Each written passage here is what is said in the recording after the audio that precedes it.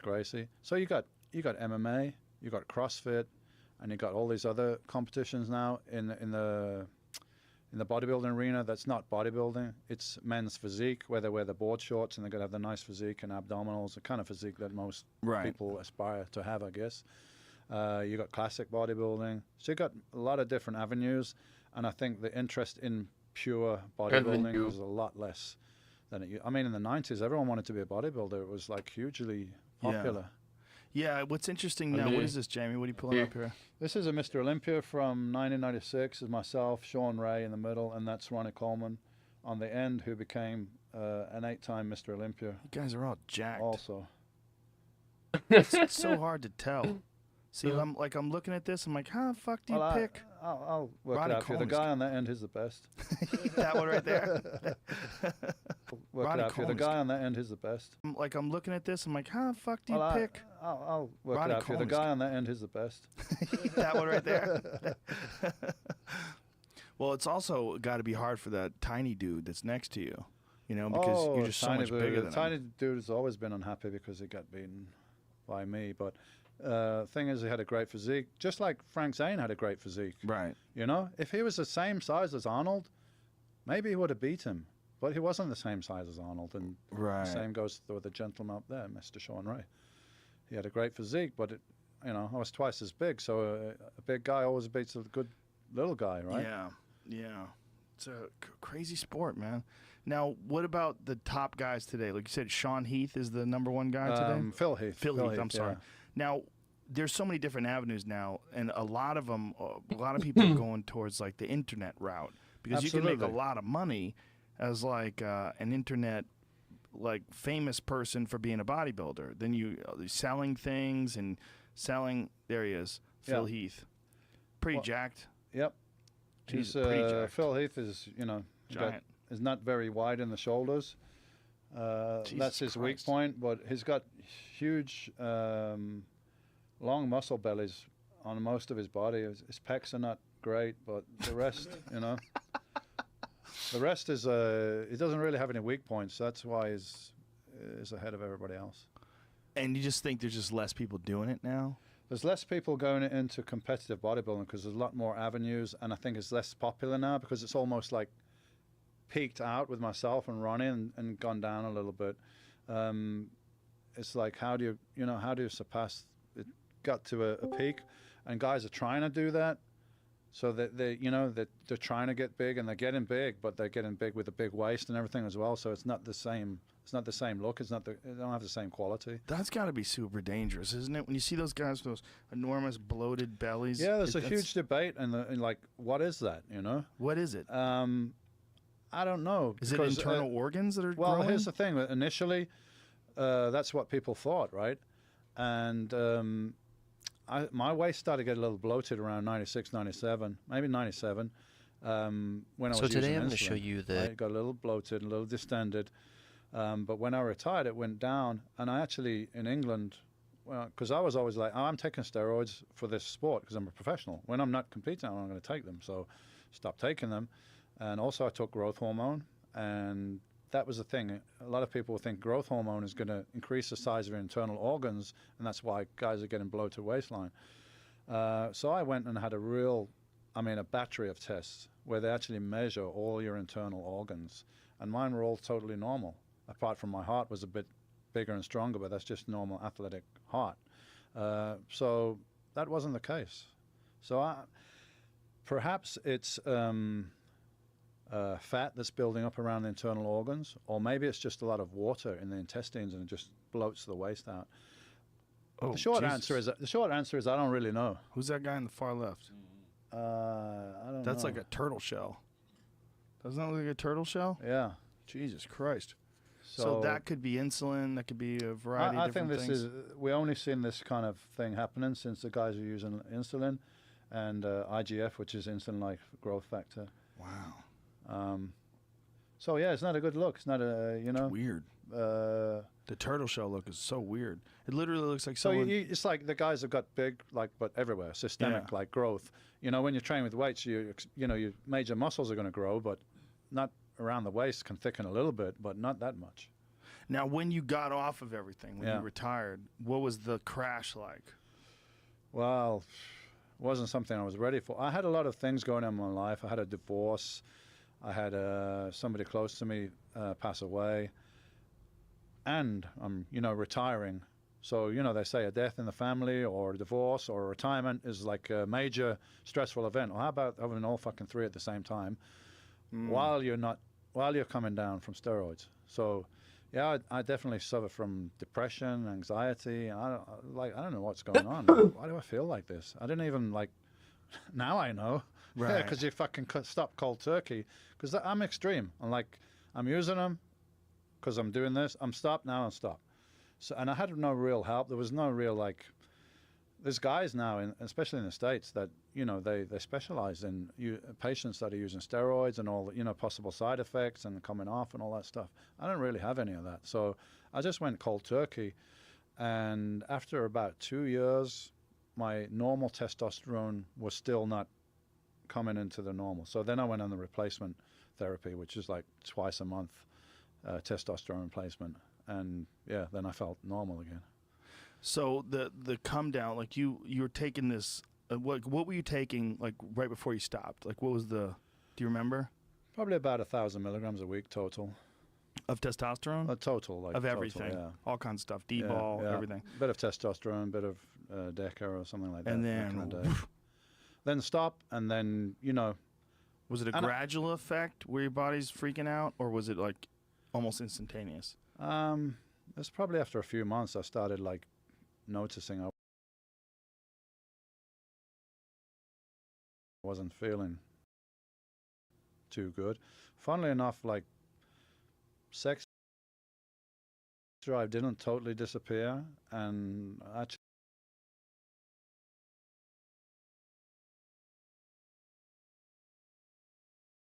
the key bindings I use talk about why the default PUBG key bindings are really bad. So this video ended up being a little bit longer than my usual videos, so I've summarized the really important key binds that you should change from the default. So jump and vault should not be the same key bind, or you will accidentally vault when you mean to just jump. Aim/ADS should not be the same key bind if you're using hold ADS, which is my preference. Default vehicle seat key binds are really bad, so I recommend using custom key binds for vehicle seats. Auto-equip attachments in your gameplay functionalities should all be on, makes looting significantly faster. Your default fire rates should all be set to full auto. Binding quick marker to left mouse will make it so that as soon as you start shooting, you can immediately let your team know what you're shooting at, which I think is super helpful. And then if your ping is bound to middle mouse, which is the default, you need to make sure that your reset zeroing is not also bound middle mouse, or your red dot will be reset to whatever the default color is every single time you go to mark something on the minimap. So that's kind of the highlights. Now I'll dive into the more extended version of all these concepts, but I just wanted to quickly get these points across. At the end of the day, the important thing to keep in mind is that everyone's key bindings is just personal preference. So I really don't think you should take any one person's opinion on this. I think you should try a couple different key bindings and see what feels best. So to start with, let's look at gameplay. So inventory character render, you might theoretically save a little bit of FPS by turning this off. Colorblind mode, this is all personal preference. I have a whole video on that. Crosshair color, again, personal preferences. I like changing it to be a slightly different color just because it's more fun that way. It helps the visibility a little bit. Weapon slot HUD, I like this on just so you can see what guns you have. Kill feed limit, you should turn it up higher than the default in my opinion, just to make it easier to see what's happening. Loot glow is what basically this is. When you hover over loot on the ground, it'll glow. It's going to be a little bit easier to see. So you can have this be a dynamic glow or a constant. I prefer the constant. I don't like the dynamic. I find it a little distracting. Whispers doesn't really matter. So free like interpolation. So basically what this means is if this is on, if you hold Alt and look around, if you let go of it, your character will snap to play. So inventory character render, you might theoretically save a little bit of FPS by turning this off. Colorblind mode, this is all personal preference. I have a whole video on that. Crosshair color, again, personal preferences. I like changing it to be a slightly different color just because it's more fun that way. It helps the visibility a little bit. Weapon slot HUD, I like this on just so you can see what guns you have. Kill feed limit, you should turn it up higher than the default in my opinion, just to make it easier to see what's happening. Loot glow is what basically this is. When you hover over loot on the ground, it'll glow. It's going to be a little bit easier to see. So you can have this be a dynamic glow or a constant. I prefer the constant. I don't like the dynamic. I find it a little distracting. Whispers doesn't really matter. So free like interpolation. So basically what this means is if this is on, play. So inventory character render, you might theoretically save a little bit of FPS by turning this off. Colorblind mode, this is all personal preference. I have a whole video on that. Crosshair color, again, personal preferences. I like changing it to be a slightly different color just because it's more fun that way. It helps the visibility a little bit. Weapon slot HUD, I like this on just so you can see what guns you have. Kill feed limit, you should turn it up higher than the default in my opinion, just to make it easier to see what's happening. Loot glow is what basically this is. When you hover over loot on the ground, it'll glow. It's going to be a little bit easier to see. So you can have this be a dynamic glow or a constant. I prefer the constant. I don't like the dynamic. I find it a little distracting. Whispers doesn't really matter. So free like interpolation. So basically what this means is if this is on, if you hold Alt and look around, if you let go of it, your character will snap to where you're looking, versus if it's off, your character will snap back, your field of view will snap back to the direction your character is actually facing. So again, just personal preference. So auto reload. This is the first one that's kind of controversial. So with this, the thing to be aware of is that auto reload being on, if say you spray all 40 bullets in your magazine and you're caught in the open, if you have auto reload on, your character will start reloading, and while you're reloading, you can't sprint. So this could slow you down a little bit getting to cover. The flip side is if you hit 0 bullets, need to reload really quickly to take the next fight, you can save a tiny bit of time if you don't have to go and press R. So personal preference, I like to have auto reload on. All of your gun firing modes should be full auto, with the exception of, in my opinion, the default firing mode for DMRs, because it basically just affects the MK that you get from crates. That's really the only gun that's going to apply to. Hide helmet, it's all personal preference. I don't care. You get slightly better FPS if you turn off live stream screens. Additional action queuing is an incredibly valuable thing to have on. So default PUBG keybinds, if you say are shooting and you fall off a slight ledge, it will force you out of the ADS animation. You won't go back into it automatically. If instead you turn on additional action queuing, you will immediately go back to ADS as soon as you can. So this is very similar to how most shooters work. 100% recommend turning on additional action queuing. I like this off just so I can see my guns. But all the auto-equiping attachments, I'm a big fan of all these. They make looting faster. Replay, basically just whether you want to save replay files or not. They use a pretty negligible amount of space on your hard drive. Deathcam, same thing. Network debug statistics, so this just lets you see the ping in the top left corner, so I like to have this on. So now we get to key bindings, which I would say is really the meat and potatoes piece. Additional action queuing, you will immediately go back to ADS as soon as you can. Default firing mode for DMRs, because it basically just affects the MK.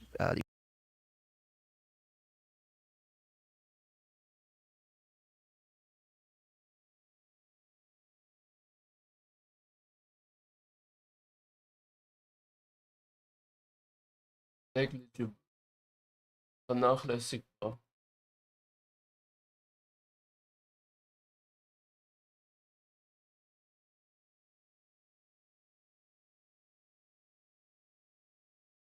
So this could slow you down a little bit getting to cover. The flip side is if you hit 0 bullets, need to reload really quickly to take the next fight, you can save a tiny bit of time if you don't have to go and press R. So personal preference, I like to have auto reload on. All of your gun firing modes should be full auto, with the exception of, in my opinion, the default firing mode for DMRs, because it basically just affects the MK that you get from crates. That's really the only gun that's going to apply to. Hide helmet, it's all personal preference. I don't care. You get slightly better FPS if you turn off live stream screens. Additional action queuing is an incredibly valuable thing to have on. So default PUBG keybinds, if you say are shooting and you fall off a slight ledge, it will force you out of the ADS animation. And you won't go back into it automatically. If instead you turn on additional action queuing, you will immediately go back into ADS as soon as you can. So this is very similar to how most shooters work. 100% recommend turning on additional action queuing. I like this off just so I can see my guns. But all the auto-equipping attachments, I'm a big fan of all these. They make looting faster. Replay, basically just whether you want to save replay files or not. They use a pretty negligible amount of space on your hard drive. Deathcam, same thing. Network debug statistics, so this just lets you see the ping in the top left corner, so I like to have this on. So now we get to key bindings, which I would say is really the meat and potatoes piece. So the first big one is jump/vault. You do not want jump and vault on the same button, because what will happen if you're trying to say bunny hop next to a wall to shoot a gun over, particularly like a shotgun, you'll start vaulting it when you mean to jump. So I 100% recommend you unbind this. So just click on it, click escape to unbind it, and then jump only, space. In my case, I like B for vault only. Crouch is just your personal preference. I like C. Prone for me is X. Interact is F. Toggle perspective is H, but this only matters if you play TPP. Auto run, again, all personal preference. Free look. The next big one is aim/ADS. So by default, PUBG has it set so that if you right-click right mouse once, you'll go into ADS. If you hold right mouse, you'll go into a sort of an enhanced hipfire aim, which they call aim. If you're going to use hold ADS, it is critical that you don't use aim/ADS as right mouse. because if you're using hold ADS and your aim / ADS is both bound to right mouse, there'll be a significant delay when you ADS. So what you want to do is set that to be 2 separate keys. So I unbind them. My aim is caps lock. My ADS is right mouse. Candid sights. Honestly, candid sights are pretty bad in my opinion. I don't really use them. I don't think there's a good reason to. This is personal preference. Some people like to disable the scroll wheel for weapon swap so they don't accidentally weapon swap if they don't mean to. I leave it on. I don't really use weapon swap with scroll wheel ever, but it's convenient every now and then. Left and right peaks, just personal preference. So holster weapons, I don't. I usually have that bound to tilde. Quick frag grenade. So here's where there's a lot of value coming up with custom binds. So some people prefer to use the grenade wheel that you get when you hold G. Some people like to select each throwable individually. It's all personal preference. All right, ADS, zoom in and out, pretty common. Zeroing, you can really set that to whatever you want. So an important keybind that I would delete is by default, middle mouse is both marker and reset zeroing. The reason this is bad is when you say you've used zeroing to change your red dot's shape to a different shape. If you press middle mouse, it'll go back to default. So say you've changed it to the green red dot instead of the red dot. If you press middle mouse to mark something, it'll go back to the red one. So I would recommend deleting that. I would recommend is binding something to be your first aid key because first aids are typically the type of meta you're going to use them the most often. All right, so looking at vehicle key bindings, here's another area that the default key bindings are pretty bad. Motorcycle, the default key binds can be a little finicky because of what keybinds I use for my tilting. I don't like ENQ. I use left mouse and right mouse because I use ENQ as seat swap keys. So tipping the motorcycle midair it doesn't work because you'll seat swap while you're trying to do it. Here's the big one to change. So this is awkward as hell to do drive-bys with these default vehicle seat binds. So I recommend Shift W, W. So what this means is when you hop into a car, you just walk into a car, press F to get into it, just immediately take off if you're holding shift space. Pretty bad. Most often, it'll go back to the red one. So I would recommend deleting that. I would recommend is binding something to be your first aid key because first aids are typically the type of meta you're going to use them the most often. All right, so looking at vehicle key bindings, here's another area that the default key bindings are pretty bad. Motorcycle, the default key binds can be a little finicky because of what keybinds I use for my tilting. I don't like ENQ.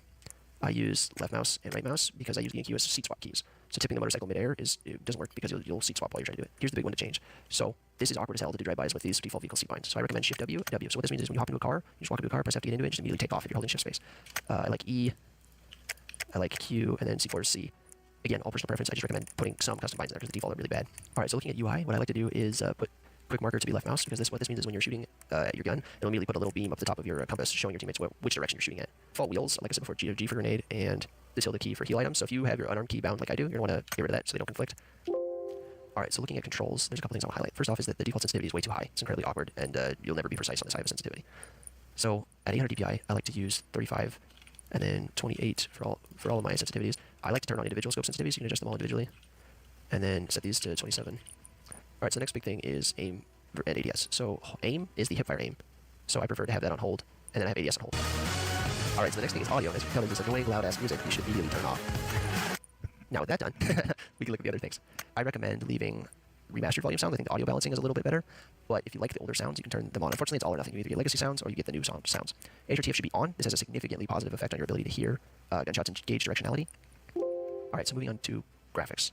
I'll show you what I use and these are what I found to give me the best FPS on my computer setup at 1440p. So again, a lot of this is personal preference. A lot of this is what you think makes you the best able to see enemies. So what I like to do is cap my FPS to 200. This has a positive effect in terms of stability, in my opinion. You notice less micro stutters. When a couple patches ago, it was particularly noticeable where your FPS would spike up to 200, 300, and then you get a little micro stutter, and it would temporarily drop to 60. And capping it can help with that. All right, render scale, I recommend 100. 120 will give you better looking graphics, but it'll make it slower. You'll get less frames. FOV is personal preference, I like 93. Anti-aliasing, post-processing, setting these very low will give you more FPS. Shadows very low will give you more FPS. Low will let you see slightly more shadows of players, so you'll see dynamic shadows a little bit more clearly, so I like low. Textures, medium, I found that to be a good balance between the game looking nice and still getting pretty good FPS. Interestingly enough, I actually got slightly worse FPS if I set them to very low. I don't know if this is because the load is migrating from your graphics card to your processor or something else. So effects, I like these very low. Better FPS, I think it helps you see through smokes and fires a little bit better. Foliage very low, view distance very low. Sharpen on or off, you'll get slightly better FPS with sharpen off. Some people find that they can see a little bit better with sharpen on. VSync, you should always have this off. VSync's terrible, same with motion blur, that should just always be off. So there's 3 DirectX versions. You have DirectX 12, DirectX 11, DirectX 11 Enhanced. DirectX 11 Enhanced gives me the best frame rate. So DirectX 12 gives me about the same, and sometimes in certain situations slightly better FPS. However, I was getting a lot of crashes with DirectX 12, so that's why I like DirectX 11. I get more FPS than DirectX 11 with DirectX 11 Enhanced, but I don't get crashes, so I use DXE 11 Enhanced. All right, so the next thing to look at is your NVIDIA control panel settings. These are the settings that I've found to be the most useful in terms of FPS and visibility. So the bulk of these are left to the default. I would recommend changing your power management mode to be maximum performance. If you're on a desktop, power management is really not a big deal anyway. VSync, you should have this off. And then the other big change I would make is go to your display and then go to adjust desktop color settings.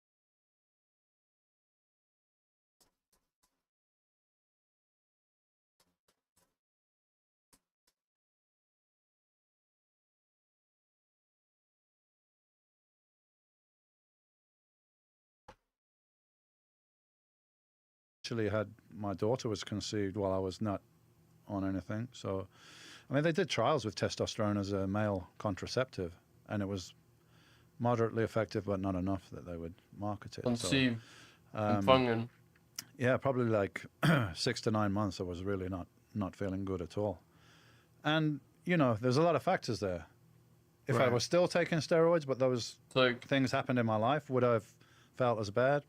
I don't know, probably not, but there was definitely a lot of traumatic stuff going on all at the same time. Now, was there any conventional wisdom in the bodybuilding community of how to slowly cycle off, or what the factors would be, and how you could mitigate them? Not at that time. Now, 20 years on, I mean, you can go on the internet and find a ton of information, but not really then. The only things guys were using was HCG, which is like helps produce your own testosterone, Clomid, and some natural stuff like that. Right. I remember going to an endocrinologist and asking him, like, you know, what shall I do? Shall I do HCG and this and that? And he's like, look at me, and he said, you know what, Dorian, you probably know more than me about this. Oh, fuck, thanks for that, man. You know, he's talking about this situation with somebody coming off steroids. He didn't know. He didn't have a clue, man. Right, it's a different thing. Yeah. But now, yeah, you got guys out there that have a whole.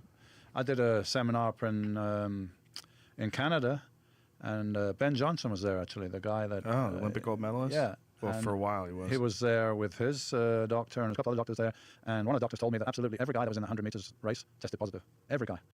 But I think it was CBS was covering the contest, and they're like, we can't fucking, you know, we can't have every guy. Like, you got to choose one and make sure he's not American. Really? Yeah, that's the story they told me. I believe that, man. There's definitely some real good evidence that they're all doing something. That was just a scapegoat. I feel bad for him. And he was like fucking demonized. I remember all the newspapers, and I remember my son went to school, and they did a whole thing at school about, you know, and he came home. He must have fucking known his dad was jacked up, like that. You know, like the guy was cheating, and he shouldn't do that, and all this stuff they told him at school. You know, like, all right, so now I'll explain to you when you're a bit older. And he also had no recourse. Like Lance Armstrong today has a podcast. He's done a bunch of interviews. He can tell his story. And now, you know, I mean, I think there was a period of time where Lance was demonized, but over time, that has greatly subsided, and people now recognize, no, he literally was in a sport where everyone was cheating. Yeah, so, but is it cheating? Well, if everyone's doing it, is it cheating? The real issue, I think, was deception and lawsuits and saying that he didn't do it and suing people who said he did. And there's a lot of stuff that wasn't exactly the smartest thing to do. But you're dealing with a cornered person who's a super competitive alpha male trying to figure his way out of this mess that he's found himself in, and this mess that exists systematically or systemically in this entire industry, the entire sport that he's involved in. So. Yeah, I remember that there was a car that got stopped in the border a few years ago in the Tour de France, going, you know, from France to somewhere across the border anyway, and it was a team car, right? And they stopped the team car, and it was just full of EPO and steroids and all this stuff, you know. So it's, you know, when was the first Tour de France? I don't know, but I know in one of the very early ones,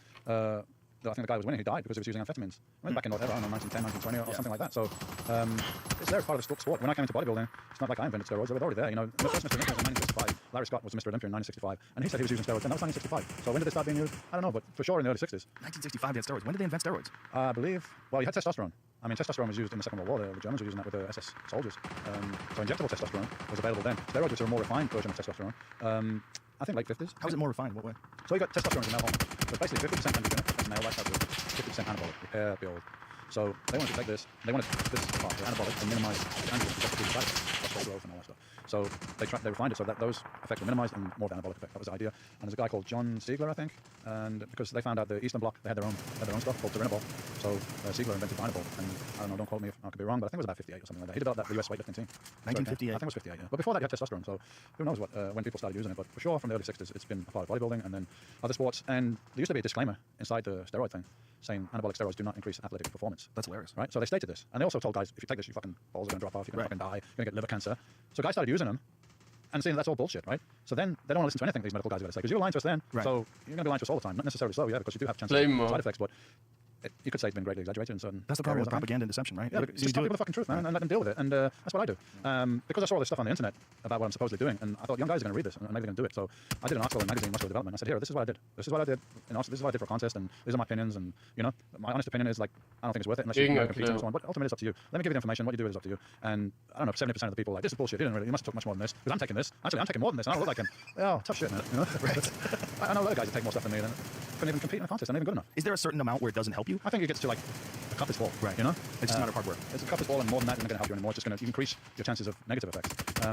So when I was an amateur, my policy was always to take as little as possible to get the maximum effect. And when that's not working, then you can go up a little bit more, you know. But if you go day one and just throwing everything in there, like your body's going to get used to that way you're going to go. Where would you get steroids?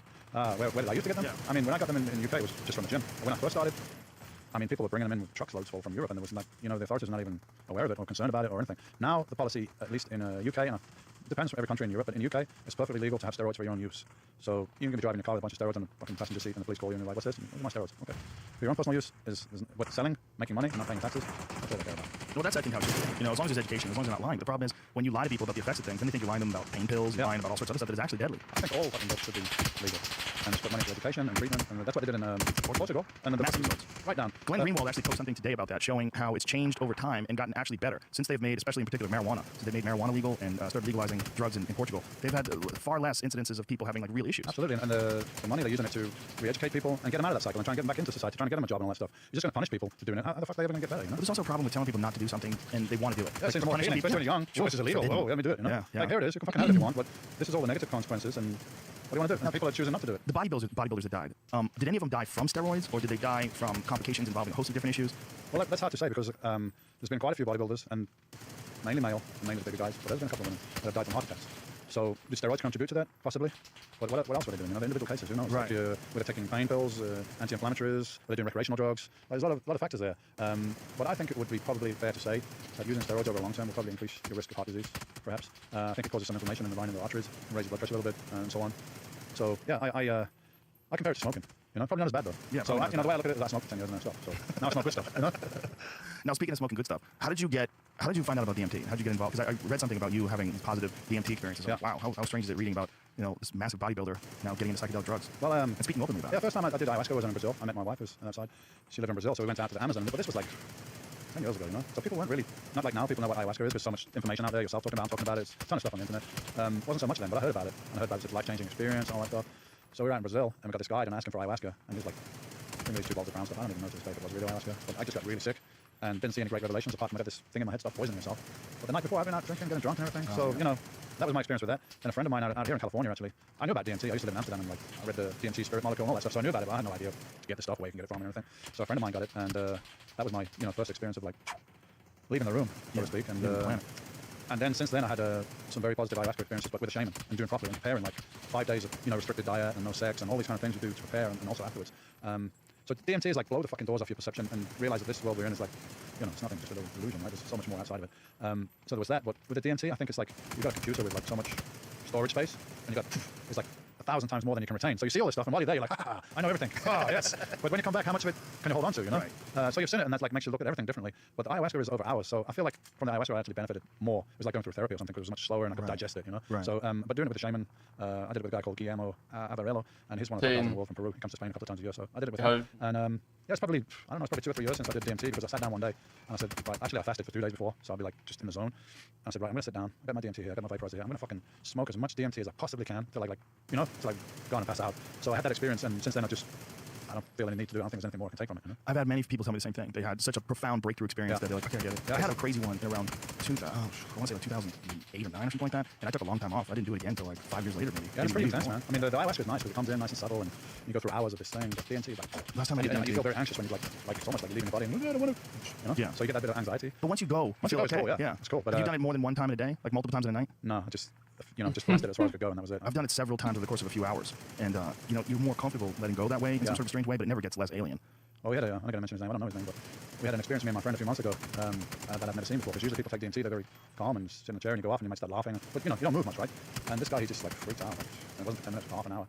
My friend was a former MMA fighter, used to fight with Shamrocks. So he knew wrestling techniques, so he had to hold this guy on the floor to stop him from hurting himself because he was probably freaking out. So I could see the guy was going through something traumatic from the past. So today I messaged him. I was like, hey, did you ever find out what the guy, what was that? You know, because he said, yeah, it was from his birth. What? It was from his birth. When he was born, he had the cord around his neck. Oh, Jesus. And he went back and he relived this. And like, so that had been in the back of his mind all his life. Subconscious has a huge effect on us, but we don't know it's there. So now you open that box and let it out, and it's gone now. You know. Wow. So it can be therapeutic. I thought this guy's like, oh, he's gonna. But when he came back, he was like, hey, I'm like, you good? He's like, yeah, I'm good. I'm like, do you know what just happened? He's like, no. I said, good thing we filmed it, man. Go home and watch this. I had a friend who freaked out too. He freaked out. He threw up. Took his shirt off. Was running around saying a bunch of crazy shit. And then after he came down, we calmed him down. It took like 10, 15 minutes. He goes, okay, well, obviously I'm a work in progress. I'll never forget that. I'll never forget that statement. Did he know what it was that was troubling him so much? No, well, he had a bad childhood for sure. Well, everything is like most of our shit is from there, right? Yeah. From the developing years. No, for sure. Yeah, I mean, and especially like real traumatic ones, abuse, being beaten by his stepdad, and a bunch of fucked up shit. It was just haunting him. But it helps you to come to terms with that.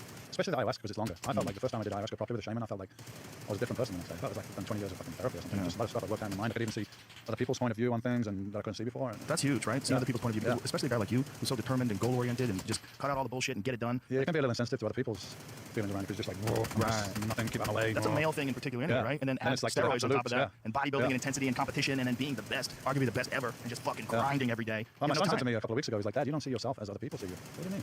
He said, like, I remember when I was a kid. First of all, the size, we're fucking huge, but it's your persona. You might have said to me something very like normal, like whatever.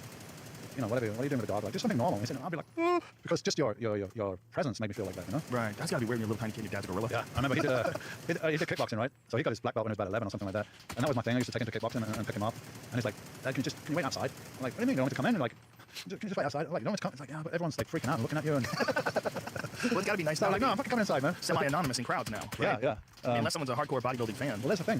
Not necessarily slow because of the interviews I did on London Real. And I talked about ayahuasca and DMT and spirituality and reality and all this stuff. I get so many people coming up to me like they're not from the gym. I get housewives, young kids. Like it's almost like you're the guy from London Real. You're the guy that So I get a whole bunch of other people that appreciate what I'm saying about spirituality, about reality and life. And they're like, "Fuck, man, what you said that really helped me." And so I get so many letters, emails, and stuff. People, like they just took something away from what I was saying. So I mean, that's really why I do these interviews. Just trying to help the whole general vibe and put it out there. And there's a whole consciousness awakening, revolution going on now. And I'm just want to push some dominoes, and like create that effect. And then if you touch one person, they touch somebody else, and it's like the butterfly wings flap here, and the other side of the world is a tsunami or something. It does seem to be working in that regard, right? It is the time, man. It's the time. There's so many people that are more aware now than like 20 years ago. Isn't it kind of like it's parallels to bodybuilding, right? That when Arnold first started doing it, there was very little information. Harley and you guys got to see what they did and build upon that, and more information came out. And now because of the internet, there's so much information. Almost too much information. People are aware more of what it's all about. Well, with psychedelics, I mean, 20, 30 years ago, there's so much ignorance. There's so little understanding and also so little understanding, especially when it comes to something as extreme as DMT. There's still a giant percentage of our population doesn't even know what it is. Yeah, I mean, they should all take it, especially the fucking politicians. I like to get those politicians, man, and fucking get them in a room and force them to take DMT and then see how they're going to behave afterwards. Yeah. How they're going to look at the world and treat people after they had that experience. I don't think you can be, so self-centered and unfeeling as most of them are after you had that experience.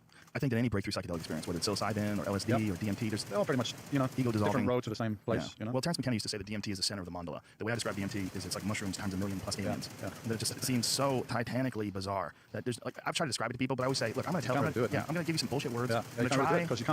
No way. You don't have the words to put it into words. You can attempt to. I went to this place. Well, it's not a place, but I don't have the word for it. The place is everywhere. Yeah, it's like, and there's colors, there's numbers, there's shapes, and people, things, and there's like everything's all one fucking thing. And what I noticed is like my breath was connected to it. I don't know how it happened, but I was in a trip and I went like that, and the whole thing moved. I was like, really? Let me try this then. And then the whole thing moved, and then there was music playing, and music was part of the thing as well. Like the thing, I don't even know what to call it. The thing, the place. I don't have a word. We played a bunch of these shaman Icaros, and the shaman. This is the last time I did it, and the shaman Icaros like literally made the DMT images dance. Yeah. Like they had figured out a way with these sounds and songs to integrate these beats into DMT trips, and as you would take these trips, these shamans had figured out the right sounds and songs and how to make the trip more intense and sort of guide it in a strange way. Well, that's what I had with the shaman with the ayahuasca. He comes around and he sings these carols, and it's like changes tone, and then it goes deeper bass in his chest, and it's like it becomes part of it, And I was even moving involuntarily. My arms going up, the body was moving, and it's like, I'm not doing this. I don't even know how it's happening. It's like somebody's picking my arms up and I'm moving. I was, started dancing around with this, becoming part of this rhythm. Wow.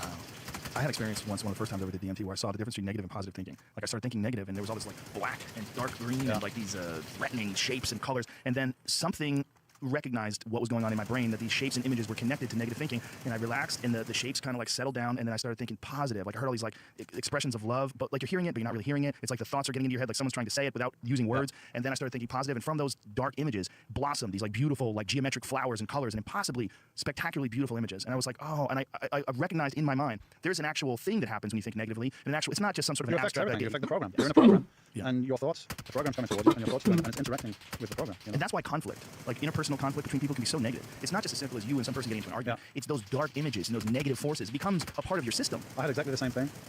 So, but it was almost like a tunnel. I was in this tunnel, and it was the same thing. It was like, like all these images around and scary and everything. And I was like, instinctively, I knew it to be very relaxed. And I started laughing, like, fuck you.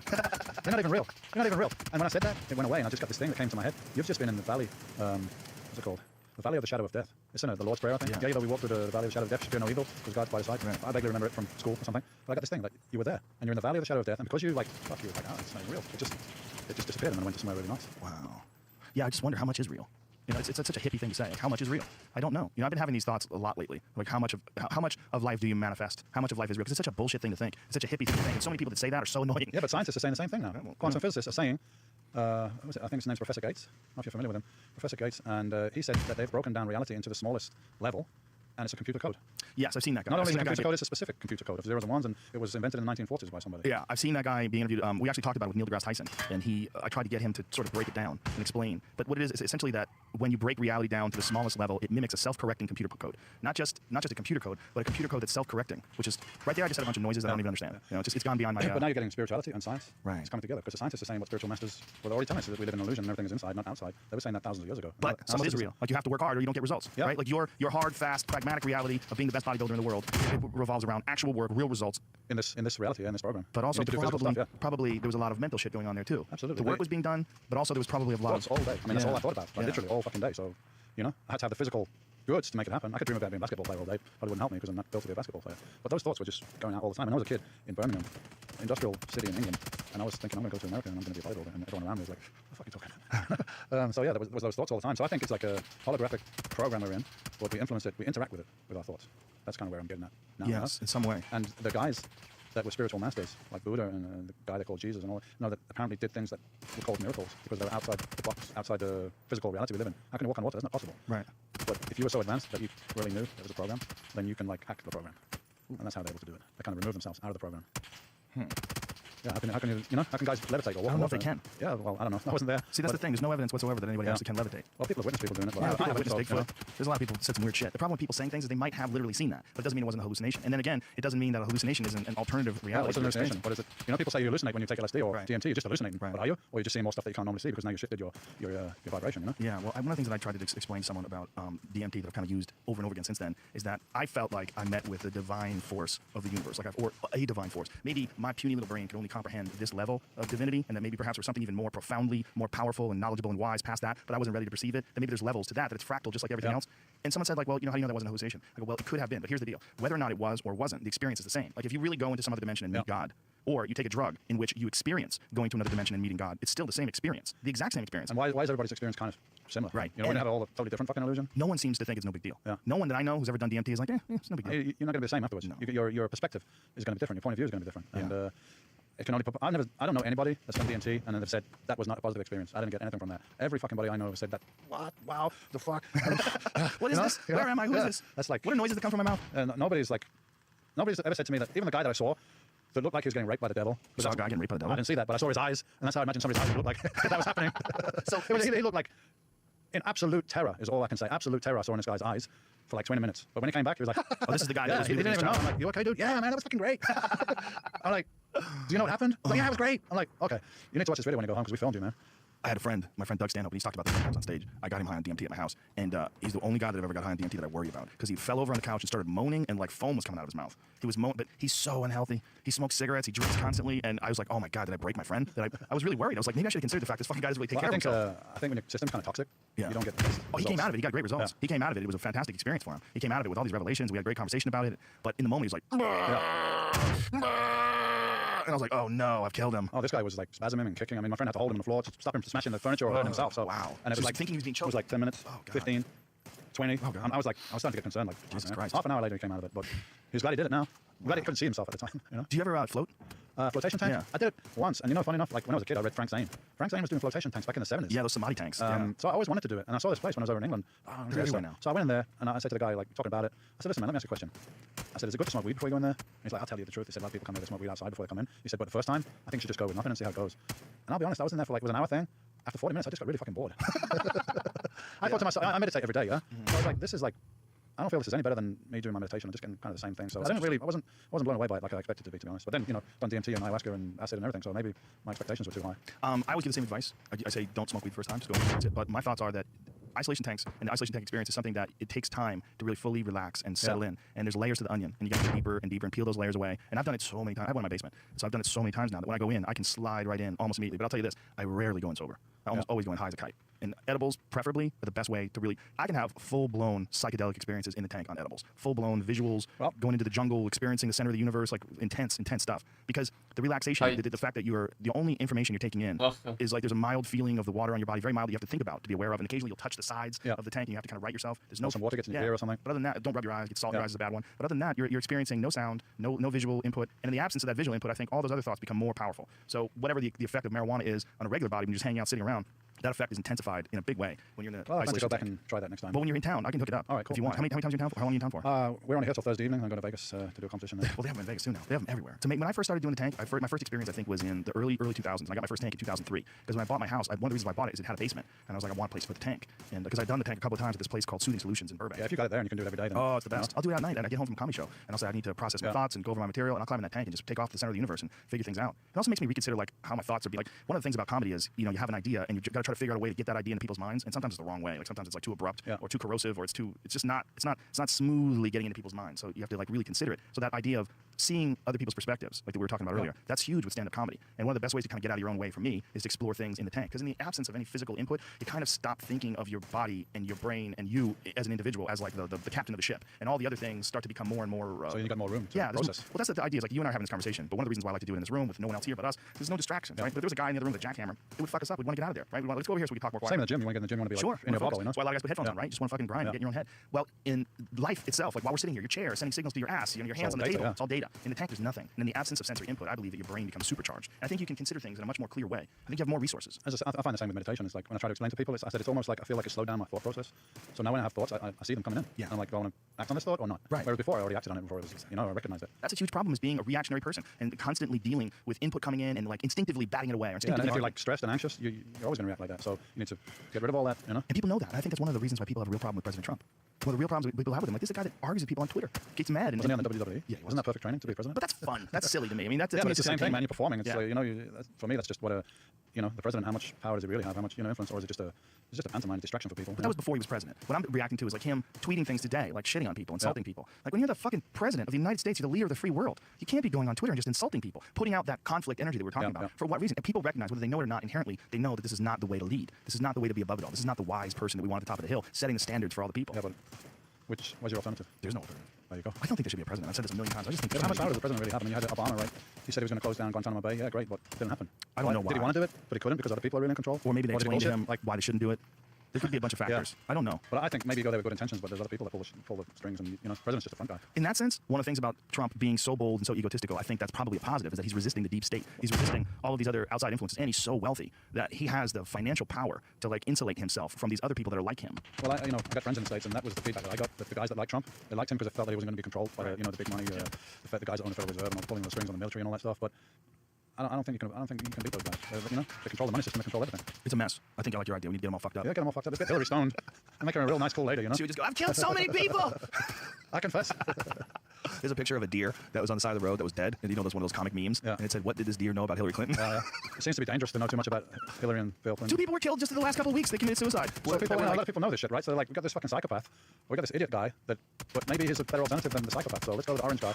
Let's go with the orange guy because he's not part of this cabal, and maybe he's gonna change things for the better. So that's why people went with him, I believe, because he was seen to be not controlled by the same forces, if you like. The Clintons, the Bushes, the fucking all these people. They're on the same club, right? Well, it just seems that change, especially change over our culture, over civilization, it happens in these these like slow ticks to the right or ticks to the left, moving in a good direction or a bad direction. So it's so slow to change. And like so when something like this comes around that is perceived to be a negative thing and is perceived to be a negative thing moving in a terrible direction and quite rapidly, it scares the shit out of people. Well, that's feedback I get now. People over here, they're concerned, you know. Yeah. Well, personally, I don't think it makes that much difference who's president. So it's just a fucking sideshow to entertain people, keep them distracted. Do you think that's on purpose? Get all emotional, like, oh, Trump is. It's like it's just bullshit. It's a pantomime. It's just to keep you distracted, you know. Keep you entertained, just like football and everything else. Like, don't look over here, look over here. It's a magician's trick, you know.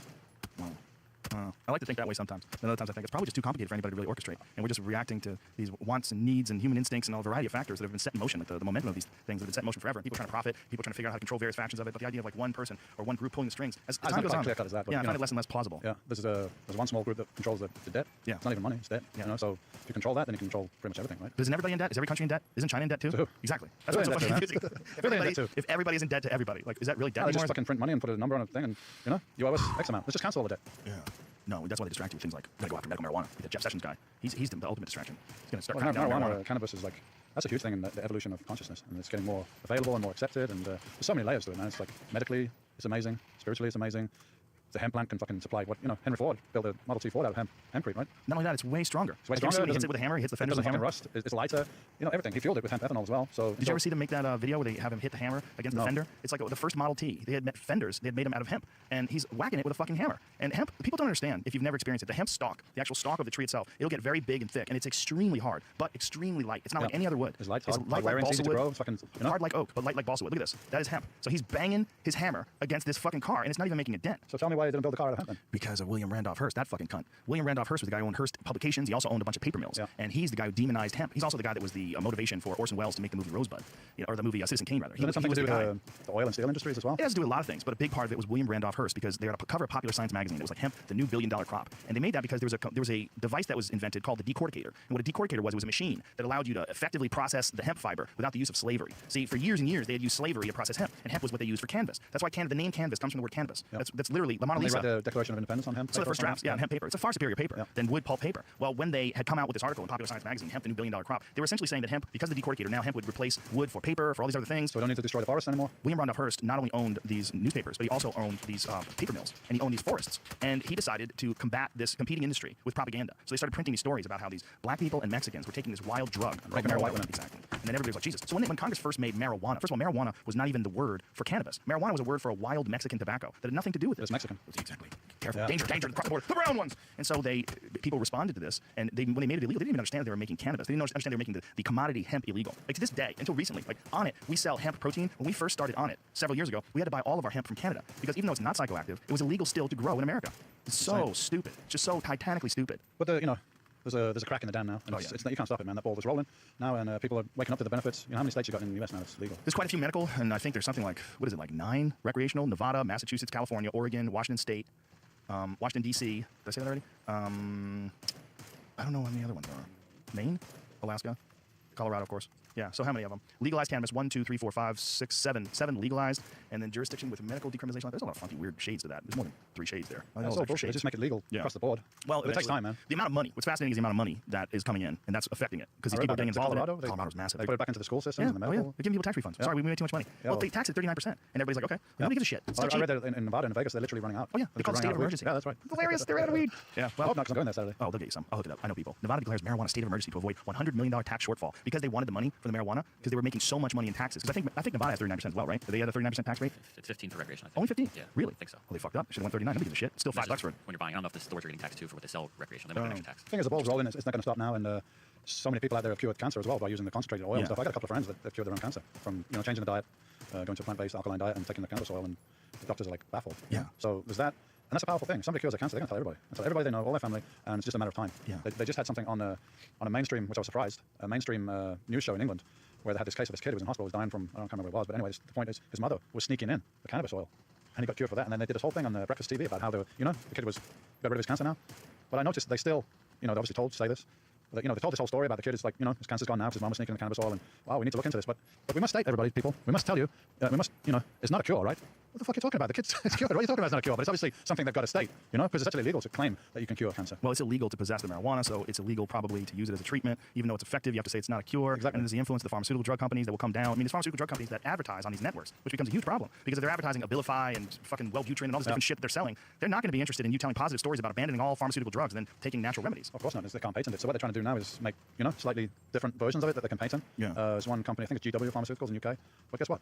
It doesn't fucking work when you do that. No. So I'm laughing at them. Waste all your fucking money. The plant is perfect as it is. It's a perfect balance. It works as it is. So But they can't trademark you it. can't trademark it. So you want to change it a little bit to create something you can trademark and make tons of profit off. But guess what, suckers? It ain't working. Yeah. Once you change it, it doesn't work the way it's supposed to work. It's all people trying to control shit. It's people that are trying to control how much agriculture you could sell. I mean, that's what it is. It's agriculture. What marijuana really is psychoactive agriculture. It's plants. Like, the idea that you tell someone they can't grow tomatoes in their backyard is fucking bananas. It's ridiculous. It's a plant that grows from the ground exactly as it is. God fucking made plant grows from the ground. How can that be illegal? Right, so if you have tomatoes in your backyard, everyone knows tomatoes have lots of vitamins, healthy for you, and you know what would say, oh, you can't do that. Like, But we're going to that's stop you from good for doing you. it. Right. Fucking Chinese have been using herbs for thousands of years. Sure. Marijuana is just the same thing. But it's the mother of all It's of them. like the fucking top. Sometimes people get confused about like, oh, you're supposed to be healthy. You're supposed to be an athlete. What are you doing smoking marijuana? I'm like, that's the fucking healthiest thing I do. Every day, I got like 40 tablets here. Yeah, I got fish oils, I got vitamin C, I got resveratrol, I got herbs, I got everything. But guess what? More powerful than all those fucking things together, although they're beneficial, is my cannabis oil. I take every day. This is like, I don't know if you're familiar with a guy called Bob Malamade, Dr. Bob Malamade. He studies free radical. He's a human biologist, I think, and he states that cannabis is the most powerful antioxidant, most powerful anti-aging substance on the planet. Period. That's it. So I consider it a health supplement. Yeah, I get high on it. It's a health supplement too. And there's also ways you can take it that are non-psychoactive. People that take CBDs, or I take this stuff, Charlotte's Web hemp oil. I take this every day. That's a high CBD. It's fantastic. It makes you feel good. It alleviates aches and pains. It's good for anxiety. It's good for mental clarity. It's just great for your body. It's an essential oil for your body. I got my left knee, the cartilage is nearly gone. The shoulders, not only the supraspinatus is gone, when I go for a scan, they're like, oh, your shoulder the arthritis is really bad. You must be in a ton of pain. I'm like, nothing. I don't have any pain. I don't know if that's down to my cannabis use, but it's definitely a factor in there, I'm sure it's a factor. Do you think also a factor is mental toughness? Because the fact that your understanding of pain is probably way different. Yeah, how you perceive pain, like...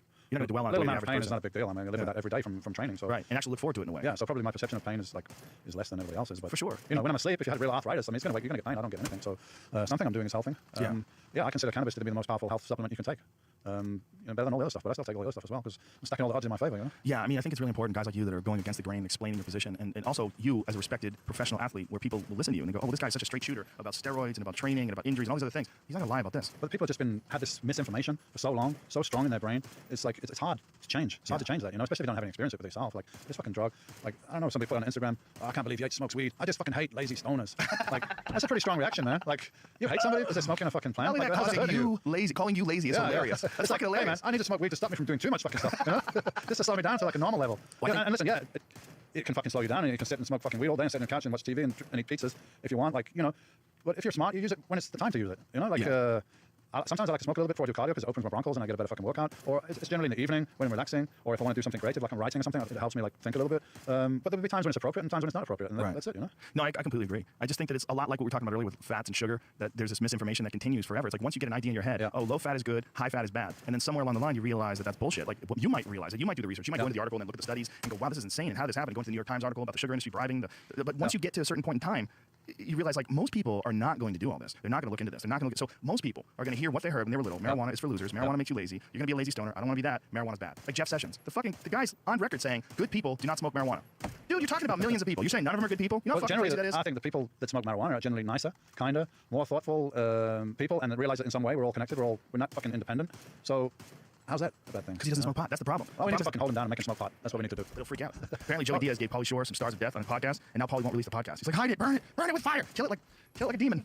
I mean, cannabis is so good that when you smoke it, which is full of fucking tar and carcinogens and everything, you smoke it into your lungs, it doesn't even damage your lungs. Yeah, I think it's supposed to be a different type of smoke though. Like the smoke that you get, it's probably harsh, but it doesn't have the same. Yeah, the properties of it don't have the same. Like the issue apparently with tobacco in particular, like just regular tobacco, if you're smoking a regular rolled cigarette of hand rolled tobacco, just pure tobacco, no other bullshit ingredients, is not as bad for you as a cigarette, but still bad for you. Cigarette's got a ton of chemicals in there. Hundreds of chemicals. By the way, approved by our government. They're like, yeah, pour it in there. Well, the government says it's good. It must be good, man. It's gonna get people addicted. Throw it in there. Governments. What? Governments. Ment is your mind. But marijuana smoke has been shown to be an expectorant. Actually, can clear the lungs of certain issues. It dilates the bronchos as opposed to tobacco is closing them up all the time. I don't know if you're familiar with the study that was done here at UCLA. I believe, a guy called Donald Tashkin. He did it over 20 years. It was a properly funded study.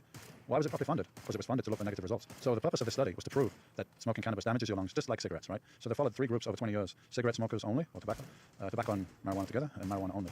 And tobacco smokers over 20 years, of course, loss of lung function, cancers, all the stuff we already know. The middle group was way less.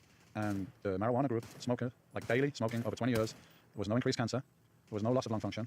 In fact, slight increase in lung function as compared to non-smokers. Oh, they're exercising, taking big tokes. Yeah, that's what he gets because you're taking it in. But not only that, because the cannabis is dilating the bronchos all the time, if you keep dilating, it's going to get more, it's going to get more functional. Well, it makes sense. I mean, it's counterintuitive to a lot of people that think that's negative, it's bad for you. So I just see it as a super health supplement. I don't see anything negative. I don't see it as a drug. It's just a plant, and yeah, you get high and you feel good. What's in your mouth? It's silly shit. Really good for you. I agree, and I think that people are starting to understand that more now than when we were kids, for sure. I used to smoke as a teenager, and in England we mix it with tobacco. That's just until I came here, and like people smoke it pure. I don't mix with tobacco now because I realize the weed is good and tobacco is bad. Before I didn't know, they're both probably bad for you. I don't give a shit, Yeah, how did that get started in England? Because every time I've been over to England, they do that too. Like, you mix your weed with tobacco. I was like, what? Yeah, I don't know, man. It was like it was always done that way. When I grew up, I grew up in Birmingham. There's a ton of Jamaicans, So the Jamaicans were the guys that brought the weed in and stuff like that. But even they used to mix it with tobacco. And a lot of people smoke hash. So hash, you got to mix it, with something, right? So people mix it with tobacco. But I think last time I smoked tobacco was probably like 8-9 years ago when I became educated. And I was like, wow, this cannabis is really good on its own. A lot of people in America, they take a cigar, they take out the tobacco, they put the weed in, and they make a blunt out of it. But you're taking in tobacco and pot too, and it gives you this weird high. Yeah, because you're getting that nicotine buzz, like head buzz. But you're also inhaling in a way that you don't do with cigars. Yeah. You don't usually inhale. You get the tobacco, it gets into your body from your mouth, but you don't really inhale deep into the lungs. I like to use the hemp papers and also a vaporized extract as well. Yeah. Like dabbing, they call it here. Right. So I do that. I find it's a bit different between smoking weed and dabbing the extract. Smoking weed I find a bit more relaxing. Dabbing the extract is like, I'll do that before I go on a bike ride or do cardio or something, and I'm like, whoa. Ready to roll, man. I don't get tired. You literally don't get tired. I know, right? Isn't it amazing? You can, whatever you're doing, running. First of all, it's dilating your bronchos so you can deliver more oxygen. But I think also it's a mental thing. They like getting that zone and perceived pain is less, discomfort is less, so you just keep going. Yeah. The guys in Brazil, like, they all smoke before they do jiu-jitsu because it helps to be relaxed, right, when you're doing that. You don't want to be all tense all the time. Not just relaxed, but also singularly focused. Yeah. That's America too. A giant percentage of people smoke pot before they do jiu-jitsu. Yeah. That's a big thing here. Yeah, bodybuilding as well. Really? I mean, I'm the only one that talks about it because all the guys are like scared, like it's going to be viewed negatively, or their sponsors are going to drop them or something like that. Yeah, well, I can tell you like half the guys on the Olympic stage, they're all stoners. Because it helps you relax after training. You can't drink, right? Because of calories, and if you drink the next day, you're not going to perform so well. I mean, you can get totally fucking high tonight, and you can go in the gym tomorrow morning. 100%. Zero negative effects. Right. Zero. Do you remember the Arnold? I'm sure you do. Arnold is numero uno. Yeah, there he is. Soaking on a little one there. I mean, people were like, what is he doing back then? Yeah. It was almost like he was getting drunk or something like that. Yeah. People didn't even think about it. And he was the only one. He wasn't like passing around other people. He was the only one on camera smoking. Yeah, the other guys were probably scared on smoking and not on camera, Yeah. Well, it's weird. But yeah, it's still viewed negatively. Like an athlete saying he smokes marijuana, he's risking maybe losing his sponsorship, and I don't give a shit. I don't have sponsors. I'm independent, so a bit more free to speak out. Well, the crazy thing to me was the NFL.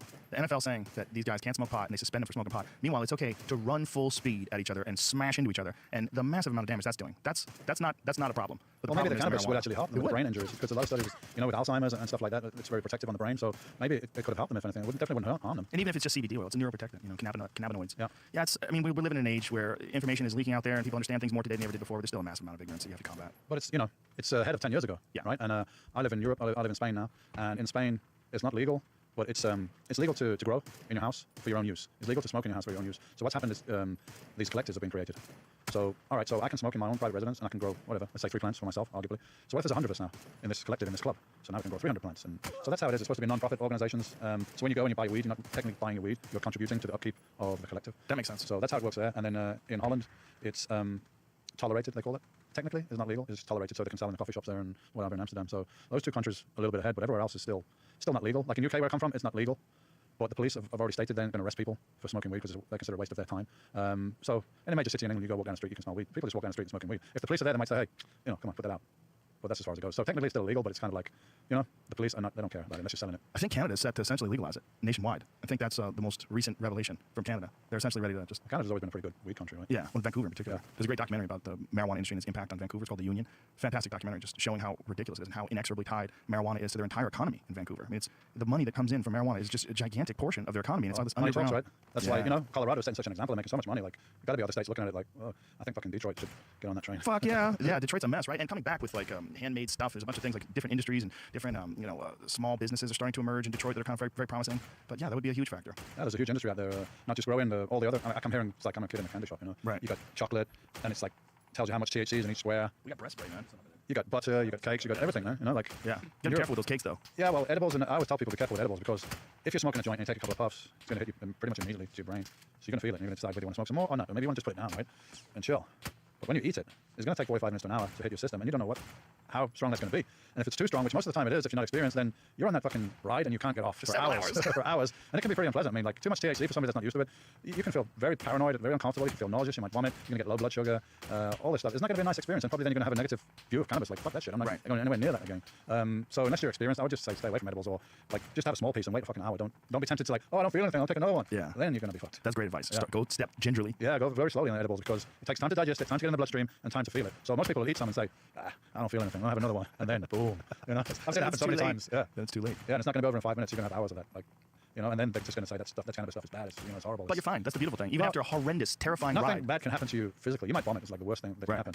But you got to be careful, because I read the other day, right, that there is a level at which cannabis can kill you. So you got to be careful that you don't smoke 628 kilos of cannabis in 15 minutes. Because if you do that, that could be toxic. That could be lethal. Someone out there's going to try to prove you wrong. Yeah, 1.5 fucking tons in 15 minutes. If you can inhale that, like, good luck to you. I think that's actually the LD50 too, which means lethal dose for 50% of the population. Yeah. And 50% of the population are most definitely pussies. So Well, you'd probably survive that anyway. I mean, I couldn't smoke a fucking, I don't know, in 15 minutes? How much could you smoke? Like 5 grams or something? Like, Yeah. I don't know, in the bong you could do more than that, but And a vaporizer, you can yeah. get pretty deep. But yeah. you're not going to get anywhere near 620. I don't know where they came with 628. That's why It's theoretical. 627 or 629, I don't know. It's theoretical anyway because no one's ever died from it. No one's ever died from it. So, like, what other substance can you not die from it? Like, even water is, like, you have too much water, you drown, right? Yeah. So, I mean, this is a pretty harmless fucking substance if there's no feasible toxic level. All right, 628 kilos, I'm taking the piss. Like, you know, I couldn't smoke that in my lifetime. How often do you smoke pot? Every day. Damn.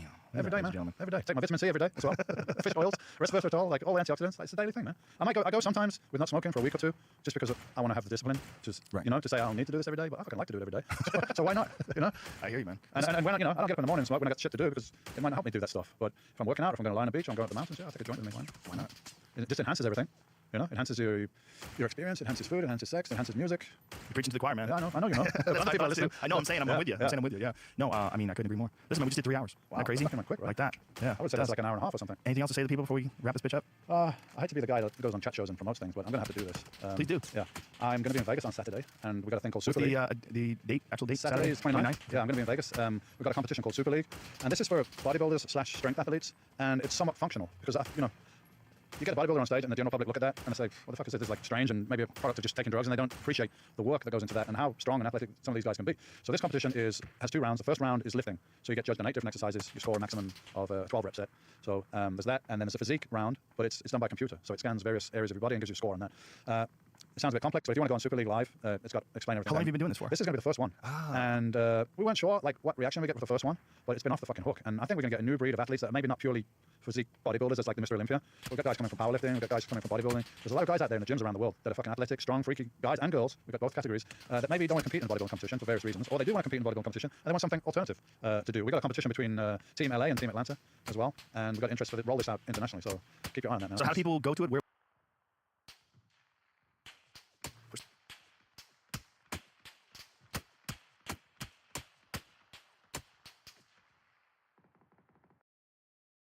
Today's guest has a 1,500-year-old secret to achieve mastery over your mind and body. You are not your thoughts. Try to calculate whatever next thought is going to come up in your mind. If you don't know what type of thoughts, it doesn't make sense to me to blindly follow whatever comes up in your mind. Born in Germany to Vietnamese refugees, his childhood was shaped by sacrifice, discipline, and the weight of his parents' expectations. Suffering has a pattern. If it's not on your mind, it doesn't bother you. You have 2 choices. Either you master the mind, or you are being enslaved by the mind. But now, after 35 years of intense training, he's become a Shaolin warrior master and one of the most recognized spiritual teachers on the planet. What are you made out of? On the one side, the Buddha face, and on the other side, the demon. Realize the strength of what you truly are means you have both sides. In this episode, we'll uncover the ancient methods he uses to control his thoughts, explore his philosophies on life and purpose, and question if the modern world is designed to distract you, what is the key to wake back up? This is the world we live in. For some, it is hell, and for some, it's heaven. I don't think it's another place. I think it's here. Master Shi Heng Yi, welcome to the Jack Hill Podcast. Thank you very much for your invitation. Yeah, I'm excited to have you here.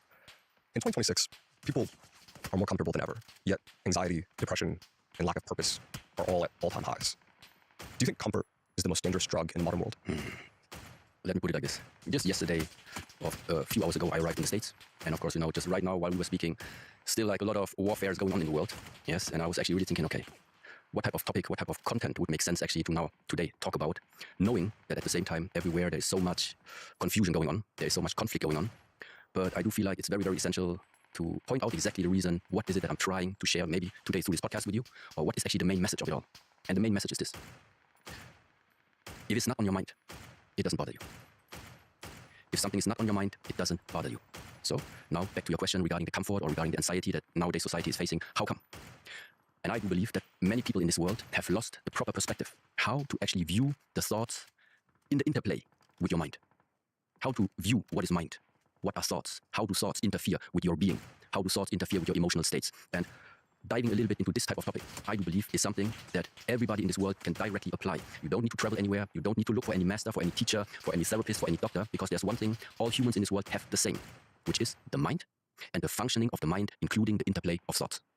So, and yeah, I hope that during this conversation, I hope a little bit of lightness and a few insights can arise for the people here.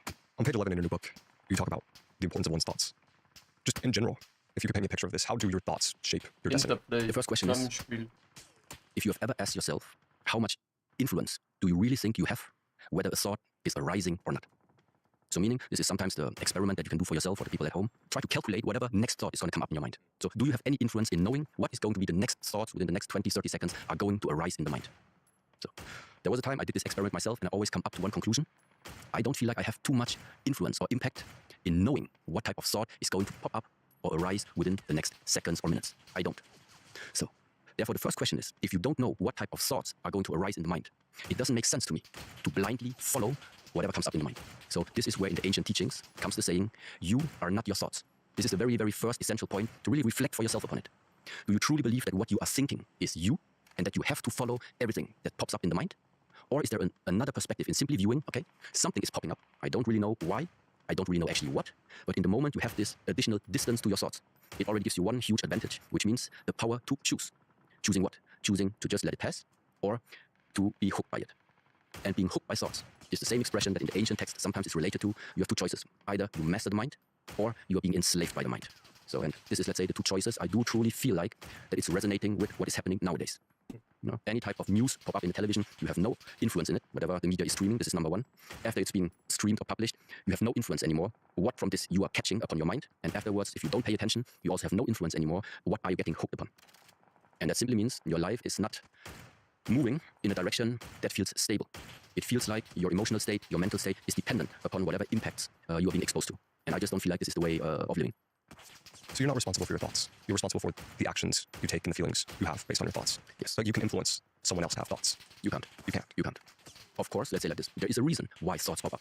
Yes. But those reasons sometimes happen on a very subconscious level we don't even know about. Let's just make it very super simple, because in Germany, we used to have these Christmas markets every Christmas. Now, on these Christmas markets, there are some specific smells, I would say, that always happen around these times. So in case you grow up going with your parents to these Christmas markets, and then for the first time inhaling these smells, it is not something that you're thinking about. But even 20 years, 30 years later, if you then walk by a Christmas market and have that one smell in your nose, something is being triggered upon you, something is being called up upon you, which then might lead to some type of thought suddenly popping up. But it's not because we chose it. It's because from our past, let's call it like this, there is something that in a way has subconsciously been programmed in the way how our mind and also our body then starts to react to different impulses. Yes, this just means sometimes something comes up, but you don't know why. You don't know where it's coming from. Yes, and this is what, again, just to really close a little bit and give the whole understanding, this is what we also relate to. This is karma. This means in the ancient traditions, karma, cause and effect. So there is an effect coming up inside of us. This effect has a cause. What is the cause? It is the place, it is the root where something has been implanted, programmed into our being. And that can mean it is the education from our parents. It is whatever we went through in this lifetime. Whatever smell you smelled throughout this whole life. All of this can cause a reaction inside of you. And the only question is, if more and more you start to become actually aware and understanding that this is not your conscious doing. The only conscious doing is if you can take the distance and then consciously take a decision, how are you going to act now upon whatever thought just popped up there. This is your responsibility. It's not your responsibility. What are people throwing towards you? What are people thinking about you? None of that. It is, what is your direct reaction to it? And there it comes again. Either you consciously take a decision what to do and what not to do, or you're simply reactive. Reactive, I would feel like, no, then you're missing out on the greatest possibility that we humans have in comparison to many other beings, let's say, which is taking conscious choice after contemplation. So what is social media, in your view, doing to people's minds? How's it influencing their thoughts? Let's see the human being, what we regard as our body, in a way as a container. Our body is a physical container. Our mind is, let's say, a mental container. This container can be filled. So what is the content that you're filling your mind with? So, and I do feel like social media has a very, very big impact nowadays in what actually is the content of your daily thoughts, of your daily mind. So whatever you're consuming, it is eventually exactly what you are going to be consumed by if you don't see it. So it's like you don't even have choice after some time anymore to not think what you have watched all the time. It influences you no matter what. There's only one possibility to literally see beyond that. And that is the question, where do all the thoughts arise from? From where are they all coming? And where are they going afterwards? Where do they come from? You tell me. Where are the thoughts coming from and where are they going? Because one thing is for sure, whatever thought right now pops up, it is guaranteed it's not going to stay eternally there. So at some point that thought disappears. But where does it disappear to? And in the first place, where did it even come from? It's a real strange question, yes? I'm unsure. I would guess it has to be spiritual, personally. It has to be frequencies or something. I don't know. You tell me what is like your initial feeling like, or let me put it very simple. This is the traditional way how, for example, in this tradition, Zen Buddhist tradition, sometimes things are being transmitted. You tell me. Where was that coming from? And where did it go? I mean, It's energy, right? No, I mean, the interesting part sometimes, and this is like, yeah, I mean, I hope we were not going to mess up your audience, but there are some things you can talk for hours and hours and hours and for months and months, and it's just talking for nothing. Okay. And there is another undeniable truth which is what sometimes is being called a very direct way of pointing to what we regard as towards your mind. And that means whether you're American, whether you have any other nationality, it doesn't matter. Whoever is right now in this room, when I do this one, it's impossible to even unhear it, to even not recognize it. So what does it mean? What does something like this mean? There's nothing more direct showing you where is your mind located. Because it's not just that you hear this, you feel this. It's hard. Yeah. You literally feel this, right? So, yeah, without making out but it's really difficult to put this into words. So you think the thoughts are basically, you get a feeling and your thoughts are trying to logically rationalize that feeling that you're getting. That is thinking. That is exactly what thinking is. Right. Yeah? Rationalizing, analyzing, dissecting, trying to understand. But there's nothing to understand. Happens, goes, done. And similar, like thoughts. Right now, you are, let's say, at peace. Why are you at peace? Yeah, because you're not thinking. Because there's nothing you're being hooked upon. You are nothing, not grasping on anything. But if a thought pops up, and then you start to hook upon it, and now the machinery starts. Yes. But then, hooking upon it, starting the machinery, this is, let's say, this is the pathway to misery. Why? Because you're trying to hold on to something that by nature is going to have the same nature just as this sound. It comes from nothing, it returns to nothing. It's only a problem if you get hooked upon something that started arising, now you hold on to it, and you don't let it go its natural course. What is its natural course? That is going to pass. And therefore, the interesting part is now, okay, if I am the one who is able to witness my thoughts that arise, and I'm also the one able to witness my thoughts disappear. You're able to witness the rise, and you're able to witness the decline. If you're able to witness it, one thing is for sure, you can't be the thought. You cannot be the rise, and you cannot be the decline. You must be something, someone that is able to witness it. So, and this is the state, this is the perception that gives you peace. This is the perception that moves beyond good and bad, beyond joy and sadness. Because those things, up and down, success and failure, living and dying, breathing in, breathing out. This is what we face in the world if you stay in these up and down cycles. This is what we call, you simply stay in the world of polarity, in the world of duality, in the world where it's always about having, not having, good, bad, positive, negative, I like, I don't like, pleasant, unpleasant, peace and war. You'll never find peace like this. The only way to, in a way, answer this question for yourself is to see what all of what I just mentioned is embedded in. And the foundation of all of this, as strange as it sounds, seems to be simply nothing. Where does your thought come from? From nowhere. It just comes. And when it leaves, where does it leave to? Nowhere. There's no place it goes. It arises and it disappears. The only problem is if you get hooked on these things. So, and now even though maybe it really sounds like completely strange and people still cannot really relate to this, but just watch yourself. Watch your own life. From the moment in the morning you wake up. What's going on? What is it you're being driven by? How come the first thing in the morning is you want to grab a coffee?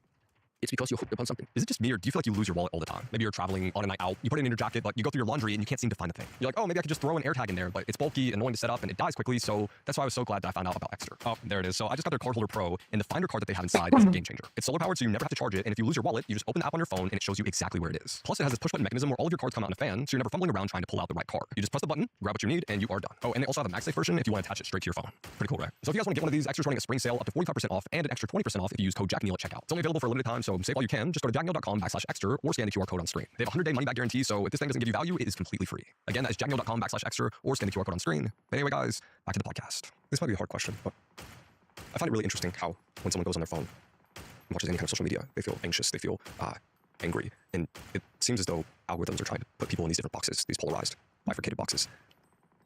What kind of man or woman wants people to be off balance? Let me give you like an interesting thought that is also probably going to answer your question. You know, these amusement parks, yes? Amusement parks, you have the roller coaster, you have the free fall tower. If you literally look at what is the roller coaster in a way standing for? It's adrenaline, it is speed. The free fall tower is like falling without like, you know. So in a way, you would actually regard that type of speed, that type of fall, you would normally regard it as actually these are dangerous things. Yeah. The only reason why still we expose ourselves on the one side to this danger is because we know, in the amusement parks at least, there's a safety backup. You have that speed, you have that adrenaline, you have that fall, but because it's an amusement park, you know there is a safety backup where you still can expose yourself to all of these rushes of emotions, but still you're safe. When you leave the amusement parks, there are still things in this world that call upon exactly the same type of things, with one difference. Now suddenly the safety nets are not there anymore. Yes. And this is where life then suddenly gets very, very serious, where it feels very serious to be exposed to that type of speed or to be exposed to that type of fall. But it still means, why are people going in these amusement parks? Because emotional shifts create tension. And tension is something that keeps people moving. It is the same like, why would you ever choose yourself to watch some horror movies? Yeah. So what is it that still makes you like watch something like this? It's because somehow when you know it's a movie, you even find enjoyment in all of it. If it starts to be real and you feel, oh, suddenly it's not like the screen anymore, you feel like you're a real actor inside the horror, no, then it doesn't feel pleasant anymore. Yes. So what is the difference? That on the one side, you clearly know it's a movie, it's a story, it's a script. Only when then you return out in this life, suddenly you take everything so serious anymore. So what's the solution? It's not so serious. And this is where, without now becoming too esoteric, but this is where so many ancient teachings tell you exactly like this. That whole life is a movie. That whole life in the modern way is this is all a simulation. This is all a matrix, no matter how you call it. No matter how you call it. If you take this persona, this piece of meat, and your thoughts, if you take this too serious, this life's gonna break you. This life's gonna break you. Do you genuinely believe that it is a simulation? I don't know what exactly is meant by simulation. Yeah, I'm not into this area. What I'm convinced for myself is there is more to what we are embedded in that meets our daily eyes. Let's put it like this. And so for me, the practical way, walking through this lifetime, always reminding myself, I'm a little part of this big one. And never take that little part too serious. That already helps anyway, to put things into perspective. Just to give people a little bit about you, you were born in Germany. You could have lived a comfortable, normal Western lifestyle. Instead, you chose the temple life. What's the most important moment from your childhood to understand who you are and why you're doing what you're doing today? So just prior of starting this podcast, we talked a little bit already. When did it actually happen that somehow, at least in the social media and in the online world, when did it start that people started recognizing me or starting to actually see that there is something?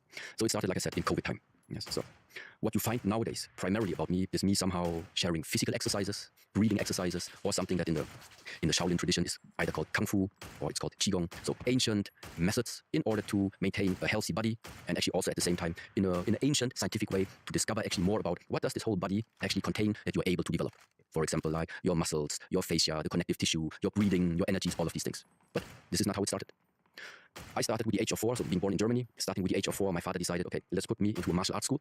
And this is where I started my Shaolin Kung Fu journey, meaning going 3 times per week into a Shaolin school, practicing martial arts, and then until the age of 18, 19, where I finished then the school system, high school, never stopped with the training. And even after high school, during the studying and university time, still continued to do some sports and do the training on myself until some point where I was finished with the studies and was now at the point in my life to actually decide, what am I going to do right now for my living, let's say.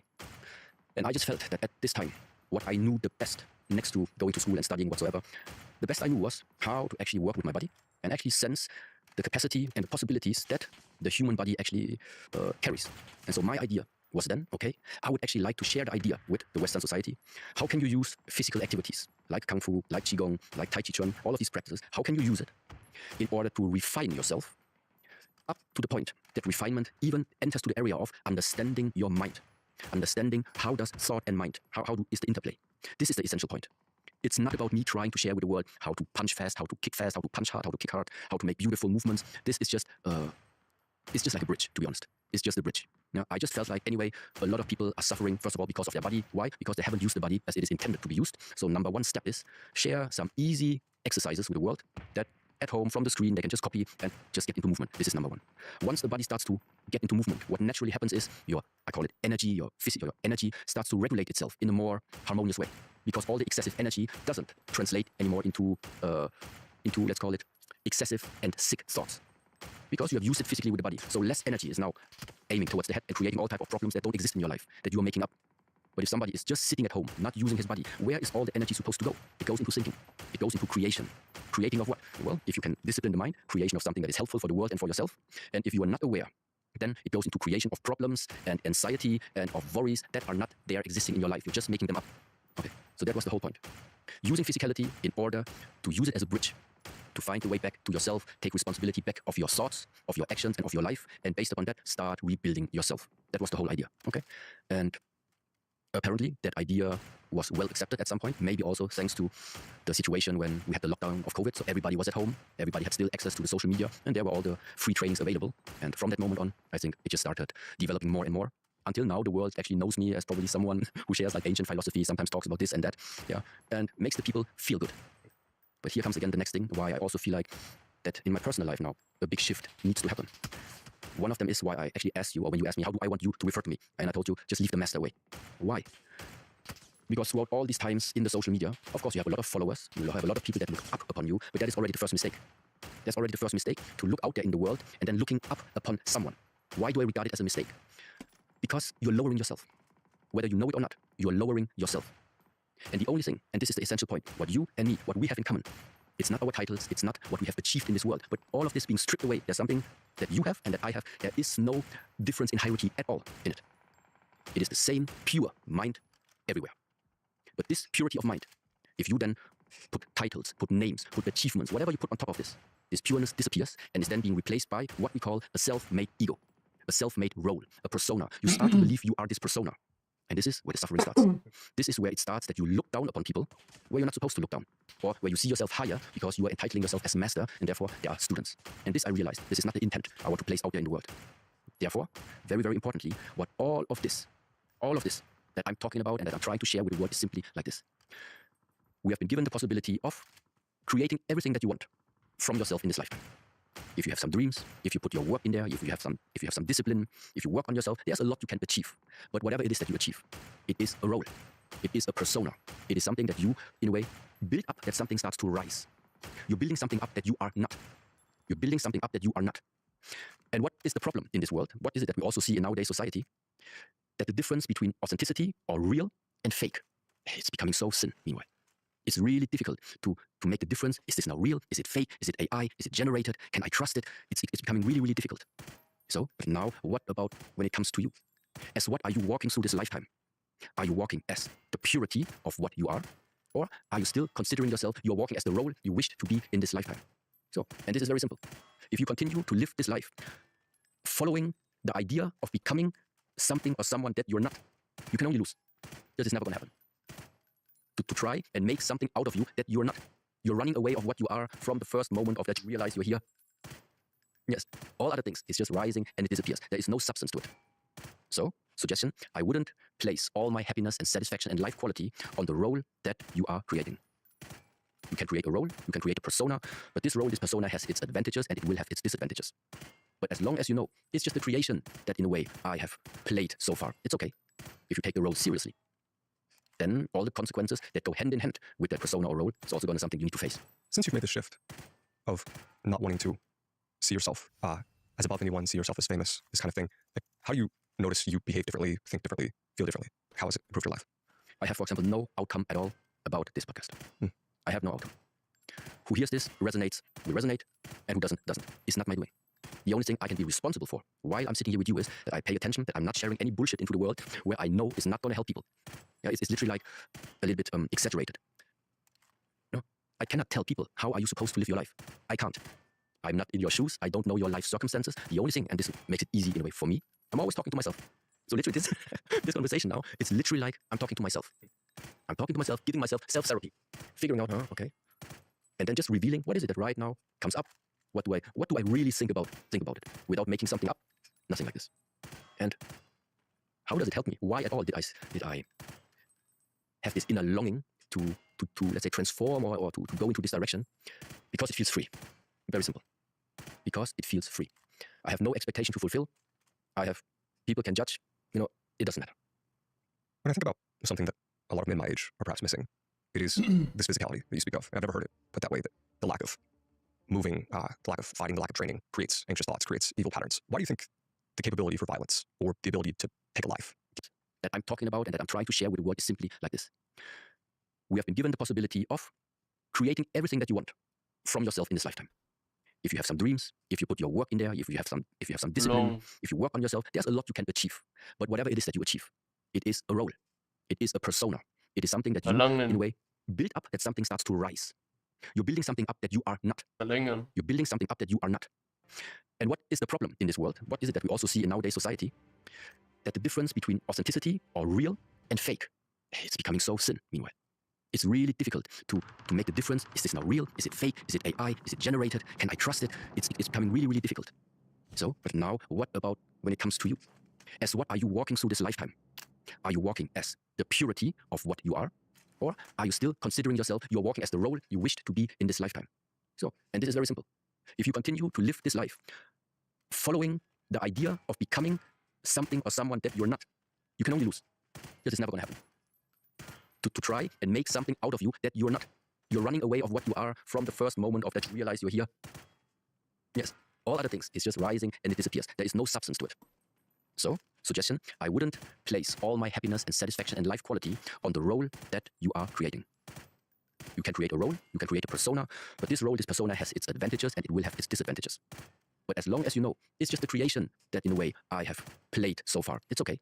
If you take the role seriously, then all the consequences that go hand in hand with that persona or role is also going to be something you need to face. Since you've made the shift of not wanting to see yourself as above anyone, see yourself as famous, this kind of thing, like how do you notice you behave differently, think differently, feel differently? How has it improved your life? I have, for example, no outcome at all about this podcast. I have no outcome. Who hears this resonates, will resonate, and who doesn't. It's not my doing. The only thing I can be responsible for while I'm sitting here with you is that I pay attention, that I'm not sharing any bullshit into the world where I know is not going to help people. Yeah, it's literally like a little bit exaggerated. No, I cannot tell people how are you supposed to live your life. I can't. I'm not in your shoes. I don't know your life circumstances. The only thing, and this makes it easy in a way for me, I'm always talking to myself. So literally this, this conversation now, it's literally like I'm talking to myself. I'm talking to myself, giving myself self-therapy, figuring out, okay. And then just revealing what is it that right now comes up. What do I really think about it without making something up? Nothing like this. And how does it help me? Why at all did I have this inner longing to let's say transform or to go into this direction? Because it feels free. Very simple. Because it feels free. I have no expectation to fulfill. People can judge. It doesn't matter.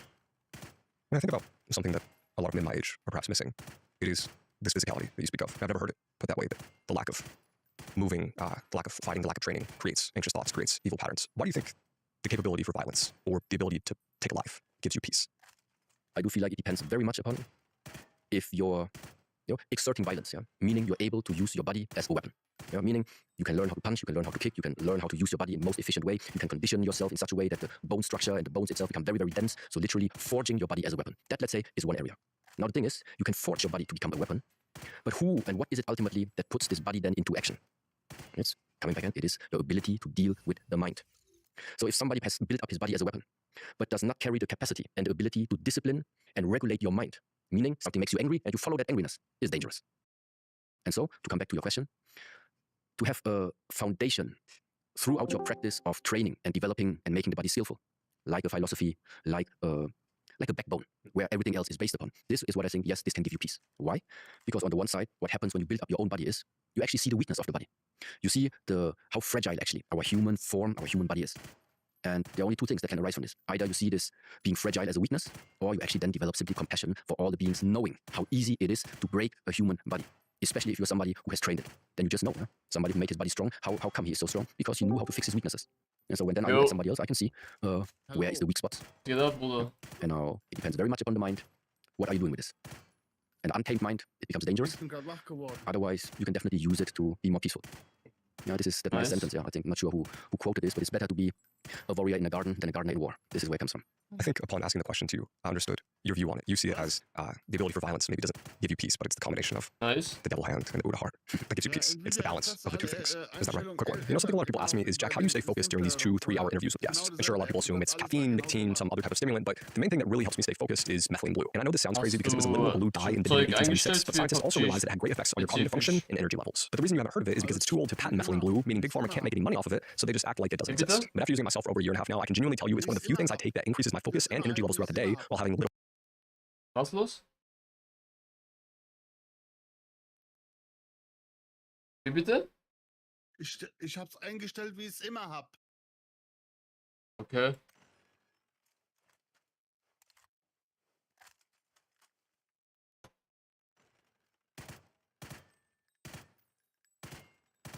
Haben wir das bei mir schon gemacht? Nee, ne? Nee, ich glaube nicht. Ich habe gerade eigentlich so ein Video geguckt über Einstellungen und die würde ich gerne ausprobieren von so einem YouTuber. Der macht PUBG-Tutorials. Ja, dann mach das. Mal. Weil wenn du nicht weißt, wie du es einstellst, kann ich dir helfen. Ja, perfekt. Morgen Case Opening, ja? Ja, okay.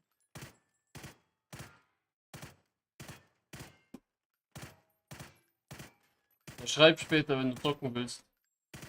Ja, mach ich. Jo, Ade. Alla, ciao.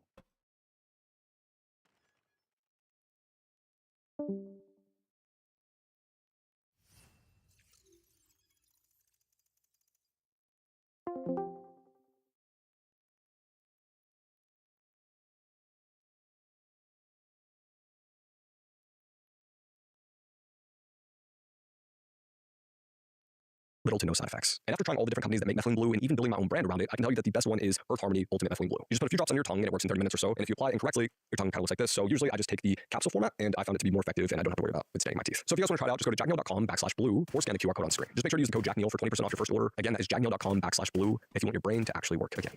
Anyway, guys, back to the podcast. What gives you peace is to really understand the interplay of those two forces. Same like in the very beginning, what gives you peace is the understanding whatever rises will decline. Once you really grasp it and understood this deeply, whatever rises will disappear. Whatever appears will disappear. So what's the conclusion? I won't put my whole being upon whatever arises, or I also won't put my whole being into whatever disappears. Because I just meanwhile have seen it. Whatever appears, disappears. The main question is, who is the one who is able to realize it? That is the stable point. That is the stable point. That is the one that doesn't come from somewhere and that doesn't go anywhere. It's there, present at all times. And this is where you stay. This is where the mind stays. And then suddenly, like everything that happens in the world, it's like you can witness it, but be free of yourself being hooked upon anything. You just see it. You just see it unfolding. What are the signs that someone is off balance? You're just unhappy with your life. You're continuously running after something. You're still searching. Maybe your emotional states are like unpredictable. Unhealthy signs of the body, pain in the body, not able to sleep at night, not able to enjoy Caffeine, nicotine, some other. Yeah. And now it depends very much upon the mind. What are you doing with this? An untamed mind, it becomes dangerous. Otherwise, you can definitely use it to be more peaceful. Yeah, this is that nice sentence. Yeah, I think I'm not sure who quoted this, but it's better to be a warrior in a garden than a gardener in war. This is where it comes from. I think upon asking the question to you, I understood your view on it. You see it as the ability for violence maybe doesn't give you peace, but it's the combination of the devil hand and the Buddha heart that gives you peace. It's the balance of the two things. Is that right? Quick one. You know, something a lot of people ask me is, Jack, how do you stay focused during these 2-3 hour interviews with guests? And sure, a lot of people assume it's caffeine, nicotine, some other type of stimulant, but the main thing that really helps me stay focused is methylene blue. And I know this sounds crazy because it was a literal blue dye invented in 1876, but scientists also realized it had great effects on your cognitive function and energy levels. But the reason you haven't heard of it is because it's too old to patent methylene blue, meaning Big Pharma can't make any money off of it, so they just act like it doesn't exist. But after using it myself for over a year and a half now, I can genuinely tell you it's one of the few things I take that increases my focus and energy levels throughout the day while having little to no side effects. And after trying all the different companies that make methylene blue and even building my own brand around it, I can tell you that the best one is Earth Harmony Ultimate Methylene Blue. You just put a few drops on your tongue and it works in 30 minutes or so. And if you apply it incorrectly, your tongue kind of looks like this. So usually I just take the capsule format and I found it to be more effective and I don't have to worry about it staining my teeth. So if you guys want to try it out, just go to jackneil.com/blue or scan the QR code on screen. Just make sure to use the code JackNeil for 20% off your first order. Again, that is jackneil.com/blue if you want your brain to actually work again. Anyway, guys, back to the podcast. What gives you peace is to really understand the interplay of those two forces. Same like in the very beginning, what gives you peace is the understanding whatever rises will decline. Once you really grasp it and understood this deeply, whatever rises will disappear. Whatever appears will disappear. G levels throughout the day while having little to no side effects. It's caffeine, nicotine, some other type of stimulant, but the main thing that really helps me stay focused is methylene blue. And there are only two things that can arise from this. Either you see this being fragile as a weakness, or you actually then develop simply compassion for all the beings, knowing how easy it is to break a human body. Especially if you're somebody who has trained it. Then you just know, yeah? Somebody who made his body strong. How come he is so strong? Because he knew how to fix his weaknesses. And so when then I look at somebody else, I can see where is the weak spots. Yeah. And now it depends very much upon the mind. What are you doing with this? An untamed mind, it becomes dangerous. Otherwise, you can definitely use it to be more peaceful. Yeah, this is that nice sentence. Yeah, I think I'm not sure who quote. You see how fragile actually our human form, our human body is. And there are only two things that can arise from this. Either you see this being fragile as a weakness, or you actually then develop simply compassion for all the beings, knowing how easy it is to break a human body. Especially if you're somebody who has trained it. Then you just know, yeah? Somebody who made his body strong. How come he is so strong? Because he knew how to fix his weaknesses. And so when then I look at somebody else, I can see where is the weak spots. Yeah. And now it depends very much upon the mind. What are you doing with this? An untamed mind, it becomes dangerous. Otherwise, you can definitely use it to be more peaceful. Now, this is that nice sentence. Yeah, I think I'm not sure who quoted this, but it's better to be a warrior in a garden than a gardener in war. This is where it comes from. I think upon asking the question to you, I understood your view on it. You see it as the ability for violence maybe doesn't give you peace, but it's the combination of the devil hand and the Buddha heart that gives you peace. It's the balance of the two things. Is that right? Quick one. You know, something a lot of people ask me is, Jack, how do you stay focused during these 2-3 hour interviews with guests? And sure, a lot of people assume it's caffeine, nicotine, some other type of stimulant, but the main thing that really helps me stay focused is methylene blue. And I know this sounds crazy because it was a literal blue dye invented in 1876, but scientists also realized it had great effects on your cognitive function and energy levels. But the reason you haven't heard of it is because it's too old to patent methylene blue, meaning Big Pharma can't make any money off of it, so they just act like it doesn't exist. But after using it myself for over a year and a half now, I can genuinely tell you it's one of the few things I take that increases my focus and energy levels throughout the day while having little to no side effects. And after trying all the different companies that make methylene blue and even building my own brand around it, I can tell you that the best one is Earth Harmony Ultimate Methylene Blue. You just put a few drops on your tongue and it works in 30 minutes or so. And if you apply it incorrectly, your tongue kind of looks like this. So usually I just take the capsule format and I found it to be more effective and I don't have to worry about it staining my teeth. So if you guys want to try it out, just go to jackneil.com/blue or scan the QR code on screen. Just make sure to use the code JackNeil for 20% off your first order. Again, that is jackneil.com/blue if you want your brain to actually work again. Anyway, guys, back to the podcast. What gives you peace is to really understand the interplay. Or scan the QR is Earth Harmony Ultimate Methylene Blue. Little to exist. But after using it myself for over a year and a half now, I can genuinely tell you it's one of the few things I take that increases my focus and energy levels throughout the day while having little to no side effects. And after trying all the different companies that make methylene blue and even building my own brand around it, I can tell you that the best one is Earth Harmony Ultimate Methylene Blue. You just put a few drops on your tongue and it works in 30 minutes or so. And if you apply it incorrectly, your tongue kind of looks like this. So usually I just take the capsule format and I found it to be more effective and I don't have to worry about it staining my teeth. So if you guys want to try it out, just go to jackneil.com/blue or scan the QR code on screen. Just make sure to use the code JackNeil for 20% off your first order. Again, that is jackneil.com/blue if you want your brain to actually work again.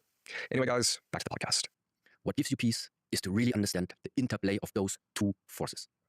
Same like in the very beginning. What gives you peace is the understanding whatever rises will decline. Once you really grasp it and understood this deeply, whatever rises will disappear. Whatever appears will disappear. So what's the conclusion? I won't put my whole being upon whatever rises, or I also won't put my whole being into whatever disappears. Because I just meanwhile have seen it. Whatever appears, disappears.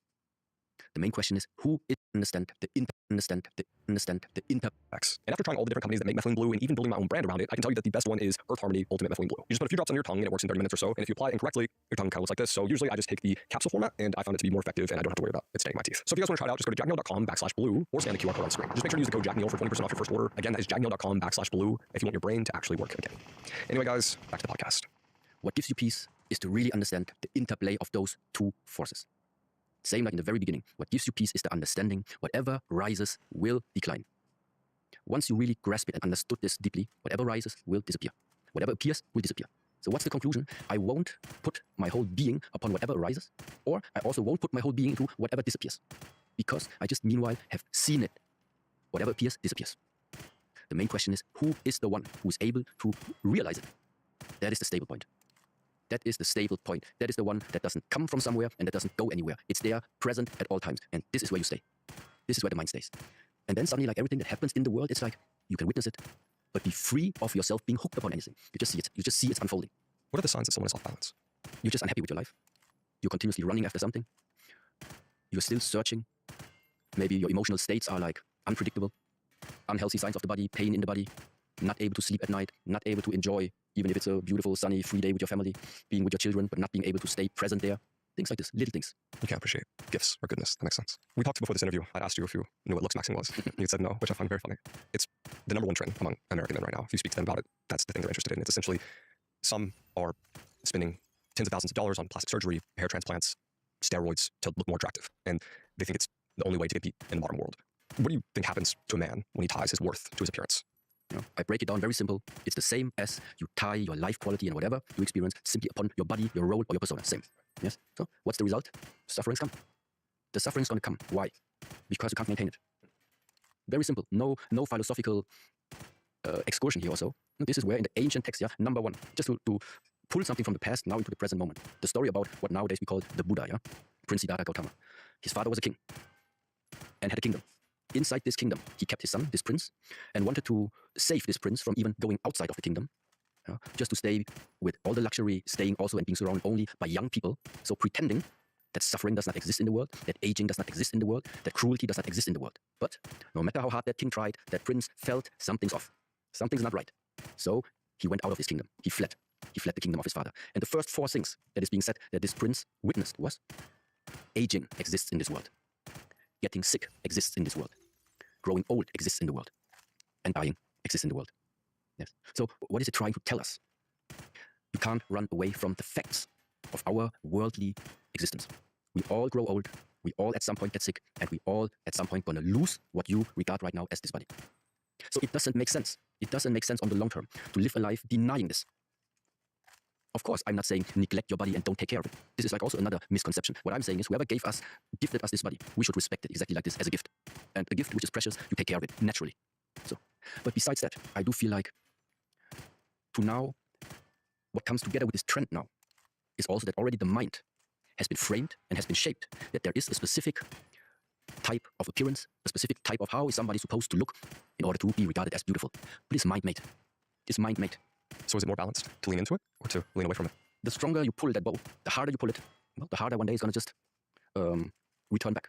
So meaning the more extreme you push it, the more extreme you're going to face consequence. There's no way to avoid this. So if you are extremely, extremely relying on your appearance, you're going to suffer because you will realize you will not be able to maintain it anymore at some point. And what you postponed to take into consideration during your time when you could, by ignoring it, you will face it at some later point, but it's going to happen. Yes. And so the simple fact is, I'm also not saying people are not supposed to do it. This is not what I'm saying. What is important is, why are you doing it? The true inner intention, what is it? And if you say, yeah, because I'm attached to my looks, then the only thing I'm saying is, attached to your looks. It is a very shallow way of life. That's what it is. And what's funny about this whole trend in general is that when the media talks about it, they don't say that it's bad to care about your appearance. They don't say people are off balance. They point out one specific part of the trend. It's called bone smashing, which is hitting your face very hard to kind of stimulate the bone for growth, like Wolf's Law. I find it really interesting that that's something that you do as well in your practice, but that's the part of it. They're like, no, men don't need stronger bones at the end of the day. So would you say that's a good thing, to make the bones in your face stronger? For the sake of looks? Just for the sake of the body, I guess. If you're intending to use it in some way, if you are exposed to an area where you regularly hit in the face, then definitely. But if there's no functional usage of like conditioning your body that it becomes denser, then I also feel like, doesn't make sense. It's the same like why I always also like look so skinny like I do, yeah? I just don't feel like I want to carry along my days weight that I just feel like I don't need. Yeah, so there's nothing that I cannot do on a regular basis with the mess that I have right now. So this is how I feel. But of course, like I said, yeah, if you go in competition, if you're in the field of where it makes functionally sense to have more mass, to have more abilities of taking impact, then of course. But that does work. For like, Yes. like hitting your face, it does make the bone stronger. You would know better than most people. Do you think there's much danger to it? If you do it in the proper way, I don't think there's any danger to it. If you expect something to happen too quickly, then this is where the danger comes from. And this is where, for example, now that we just started talking about it, so whatever skill you want to develop, it's possible to develop it, but not from one day to another. Whatever comes quick, disappears quick. So if you want something sustainable to be an integrative part of your life, then that just means consistency, day by day, little, then it really becomes an integral part of what you are, what you're standing for. But to just be attracted by something and then you want to have it as quick as possible and look for all the possibilities to make it quick, there's always a downside to it. Whatever it is. It's not, there's a downside to it. You maybe don't realize it directly, but there's nothing for free in this world. The things that are the easiest to build are often easier to break. Take me back to the time you were in Romania. You were held at gunpoint. Well, there was certainly a time in my life where I felt like, okay, I'm just about to grow, my muscles are growing, my skills are growing, my confidence is growing, and my wish to actually find out how strong are you is also growing. And this is naturally how, at some point in my lifetime, I got into some type of brawl, some type of gunfight. Yeah, there was an interesting moment, yeah. What did that moment teach you about what real strength is? It definitely teaches you to remove this illusion that you're practicing martial arts, and it increases your chance somehow to defend yourself against a gun. Because no matter how quick you are, no matter how much you have trained, no matter how strong and whatever you are, it's extremely difficult to be quicker than this movement, yeah?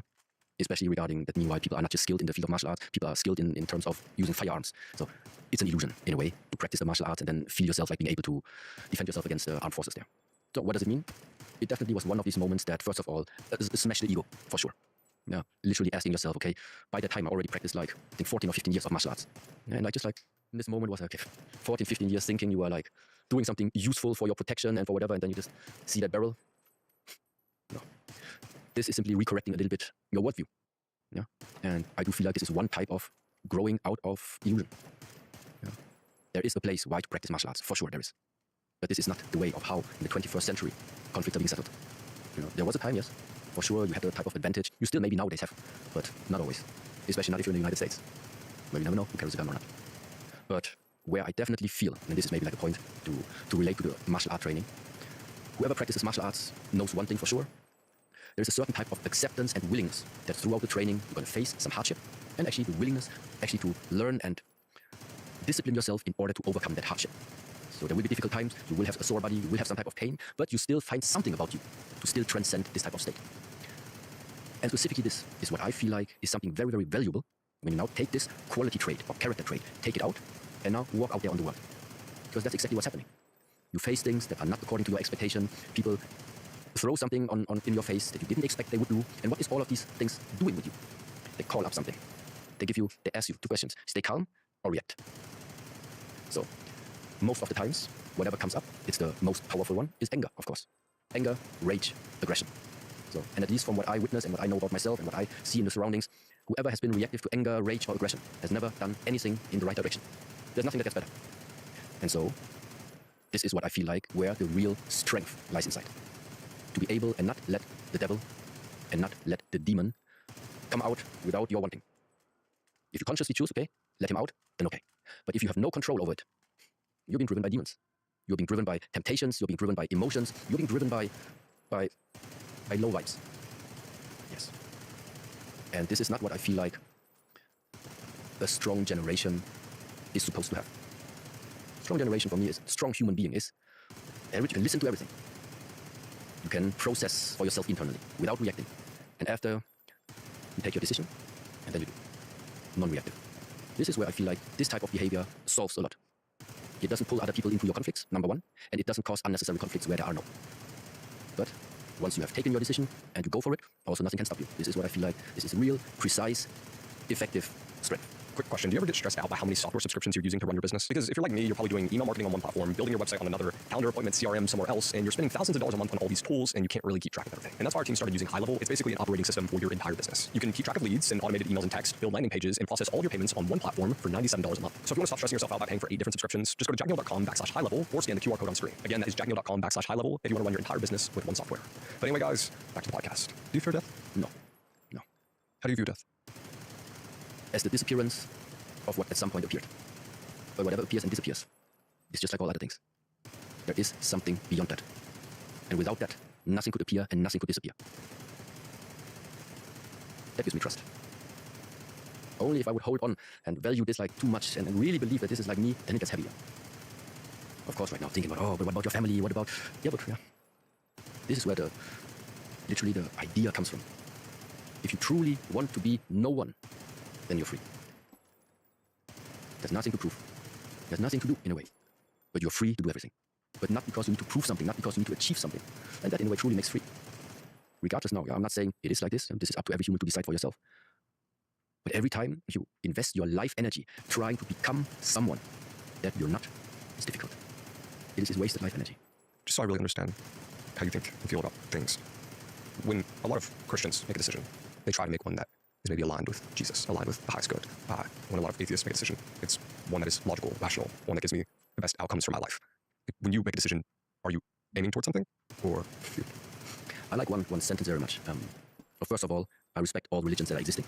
And sometimes I used to look at all these things from a perspective where, and this is important, I think it is Jesus who said, for example, the kingdom of heaven is within. I think this is one of his sentences. I like that one because it resonates very much with what all the other ancient traditions also say. Stop searching outside of yourself. Turn the view inwards. And all of these things always return back to one essential question. What am I supposed to do if I turn the view upon myself? Ask yourself, do you truly know who or what you are? Who am I? This is how it is translated. Who am I? Who are you? And just to give you this understanding, maybe it's difficult, I still try to, I'm not supposed to, I still do it. Every time when I say, this is my house, this is my car, this is my job, this is my body, these are my thoughts, these are my ideas. Every time you say my, means there must be something prior to the house. My house. So, my house, my car, my body, my thoughts. Who's the me? Who's the me? My body, my thoughts. Who is the me? Who is the owner of the body? Who is the owner of the thoughts? Because until now, we think, well, the body together with the mind, that's me. Yeah, but I just mentioned it right now. You refer to yourself sometimes. My body, my thoughts. Who is the me? Do you see this? The spirit? And we're all spirits? Or as God? We're all God? I can't put things into your mouth. It is literally something, I can't do this answer for you. Right? It is something to really, live your life how you want, yeah? If I wish something for you is, please dedicate half a day. Dedicate half a day and contemplate about this one. I think for many people it's going to change a lot. Because it moves something into the right perspective. And sometimes it makes sometimes there comes the aha moment. And then something becomes very, very clear. And when you then walk through this lifetime, you can still do the same things as before. You can still pursue the same goals like you had before. But it's still different. Something is different. Because there is such a lightness suddenly that has entered into your life. Because you realize that there is, in a way, there is nothing that this world could give you, or that you could attain in this world, or that you could buy in this world, or whatever, that could even raise your being by anything.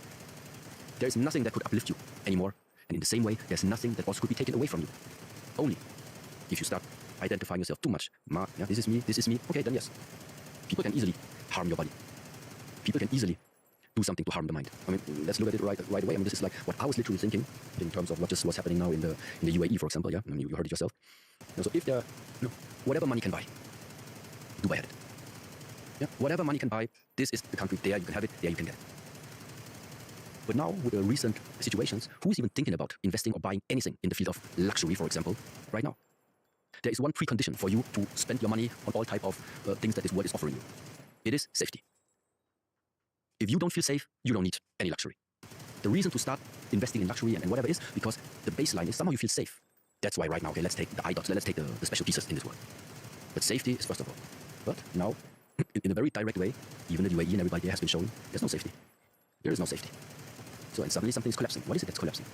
It's especially the mind. It's especially the images that people had in the mind that they've been driven by. And this is it. Every time somebody can make your mind or your body feel unsafe, life's not in your hands. And this is the reason why, just trying to share, as logical as it can sound, there's a possibility of walking through this lifetime, and whatever happens, it's okay that it happens. Because you simply start to realize, welcome, apparently, this is the world we live in. For some it is hell, and for some it's heaven. I don't think it's another place. I don't think heaven and hell is another location. I think it's here. It just depends on who is observing it and what is going on inside of you, whether you regard all of this as heaven or hell. This is now maybe in Christian language. In Buddhist language, one is called samsara, the cycle of birth and death, and the other one is called nirvana, no birth, no death, unity. Everything's connected. Nothing to add to it, nothing to take away from it. That's the way it is. What does the path to hell look like versus the path to heaven? It's by the simple question, probably, if somebody would find himself in the hell state and you ask him, is this a livable life for you? Would you like to repeat this? If the answer is no, this is probably hell. If somebody's in heaven and you ask, how do you feel? Would you like to continue in this state of being? Yes. That is probably already heaven.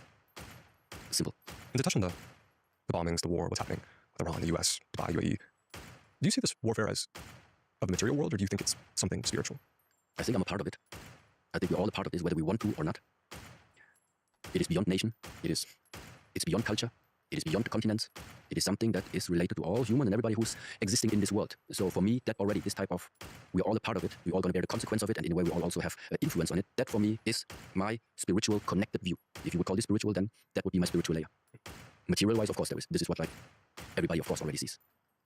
It's both. Why do some people choose evil? Because that force is strong. Because temptations are strong. And I'm not sure who said it, but when I heard it, it resonated with me. Let's call it like this. The sentence, the path to freedom is not given for free. It's earned. It is earned by what? It is earned by fighting your inner demons in not giving into temptation. In not giving into what feels easy in the beginning, but bears consequences later. It is by learning to be accountable for everything that you in your life have done, have said, have even thought that is not aligned with the, let's call it, with the idea of, if you would say, if you regard yourself as the son of God, as one son of God, as the creation of God, then you would say, okay, I do feel like there probably is a certain, let's call it quality that such a being should express. Well, then I would just say, yeah, and that's exactly it. To live up to that is sometimes not easy, because the forces to pull you down are really strong. That's why it sometimes feels like, okay, you must like do something for it, earn it. In Buddhism, advanced meditators sometimes develop or claim that they have supernatural powers, telepathy, levitation, seeing the future. Have you ever experienced anything that would feel supernatural to me while meditating? I've never experienced it that I would call supernatural. And it is one of the things that, now I'm here, now I can say anyway, people at some point already saw it anyway. Can't stop me from saying the truth. You know, sometimes there's too much dreaming and too much fantasizing about this world. I don't know how to say. Like the title before, don't call me master. Why? Because by using this title, what happens is separation. What happens is separation. And now if you continuously read mystical texts and read ancient things, and it's always about supernatural and all, whatever it is, that in a way for you feels like unachievable. Again, it is causing separation. It is not causing you to like immerse yourself more, because it even maybe is freaking you out that you can never even achieve it. You have to go to the mountains and seclude yourself for 20 years, and then you might reach this type of states. Okay, even if it would be like this, what about the 8 billion people right now in the world? Who of them is supposed to go for 20 years and meditate in a cave? It's not going to happen. So how can the whole idea of these teachings be usable right now, right here? No additional exercise, meditation, or any practice necessary. And this is what I feel like resonated so much with me when like sometimes I had conversations with my teacher, yeah? And he literally said like this. This whole search for truth, this search for the ultimate reality. Okay, we have scientists who do their research and with their studies. We have the ancient texts who talk about all of these things. But to take it now to a very, very practical and real place, when we talk about the ultimate reality, the ultimate truth, at least now from my logical understanding, it must be here, now. It must be here. If the ultimate truth, if the ultimate reality is not right now here, it can't be the ultimate reality, right? It's the same like when you say God is almighty. If God is almighty, he's here right now. If he's not here, he cannot be almighty. If he cannot be at this location right now, he's not everywhere in space. So that means he's not infinite. If he cannot be right now at this time here, that means he cannot be beyond time. But in all the teachings, when I hear about the expression of God, about the one, about the source, my understanding is he must be here right now. Okay. The next thing is, if he's here right now, how many hears are actually existing in every human's life. All the time. Every moment is a here. So in every moment that you went through this lifetime and that I went through this lifetime, in every here, God was always there. The ultimate reality was always there. You could not live this life without the background of the ultimate truth and the ultimate reality being a part of what you are. Now, what can be more real? What can be more real than this right now? But people still search for something more. But it's outside of the now. Right. And this is also where it starts. You start with the wording outside, starts already. Where there's outside, there's inside. So based on your thinking, there is an outside. You already have created a separated world. That's why, in the same way, so the reality is being found on the inside. Yes and no. Because in the moment where I say yes, then it's the acknowledgement again that I would tell you there is an inside. But inside and outside cannot be separated from each other. Because it's, how I say this, you can on the one side, right now, be on the outside, meaning realizing, let's say, what you view, what you hear, what you smell, but you can be at the same time on the inside. Both happening at the same time. There's no outside, there is no inside. It's just this. It's just this. This very moment. And what is the funny part about what you realize, experience right now? It's shifting all the time. But there's something that is witnessing all of this as a silent background. Never saying anything, just witnessing, just realizing. Feels like the sentence, the observer is the observed. Feels like this. There is no inside, there is no outside. This is it. You know, and this is like sometimes the teaching style, why people say it's called a direct transmission. It has nothing to do with learning and studying books. You cannot get this from watching YouTube videos or reading or studying anything. Because this is also really maybe something to understand. No, something to understand, yeah. Attaining knowledge and attaining information, it's like one part that this world nowadays is very much based upon. So the more books you read, what does it mean? The more information you have. But just because you have it, doesn't mean, first of all, you can apply it in your life. Doesn't mean you can apply it, and doesn't mean you do apply it. Both of them is no guarantee for it. That's why it is sometimes said all of this reading sometimes is really not helpful. It is just causing more confusion. And then how come, like now what just came up, how come sometimes like these ancient tribes, sometimes, they all have some type of spiritual quality in their tribes. They all have some type of natural connection to where they are. Yeah, why? Because they live. Their knowledge doesn't come from reading. Their knowledge comes from experiencing, and then something. Then the lights went on. And this is really two different types of things. Learning something, reading books, becoming an intellectual is you become a professor and can teach at the university. But it doesn't mean you can live a good life. You possess the knowledge, how theoretically you would do it. Yeah, but this difference, sometimes there are people, they live a really good life and guide people in a really good way and are really good human beings. But maybe there are no professors because they're simply real, not occupied in the mind too much by knowledge, but by experience.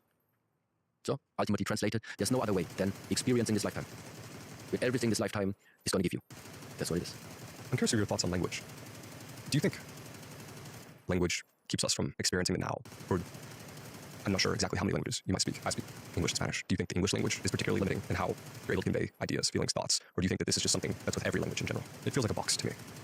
So let's put it like this. I do feel like the more languages you speak, it does something with yourself too. Yeah, that is for sure. But at the same time, I also understand there's also existing non-verbal communication, right?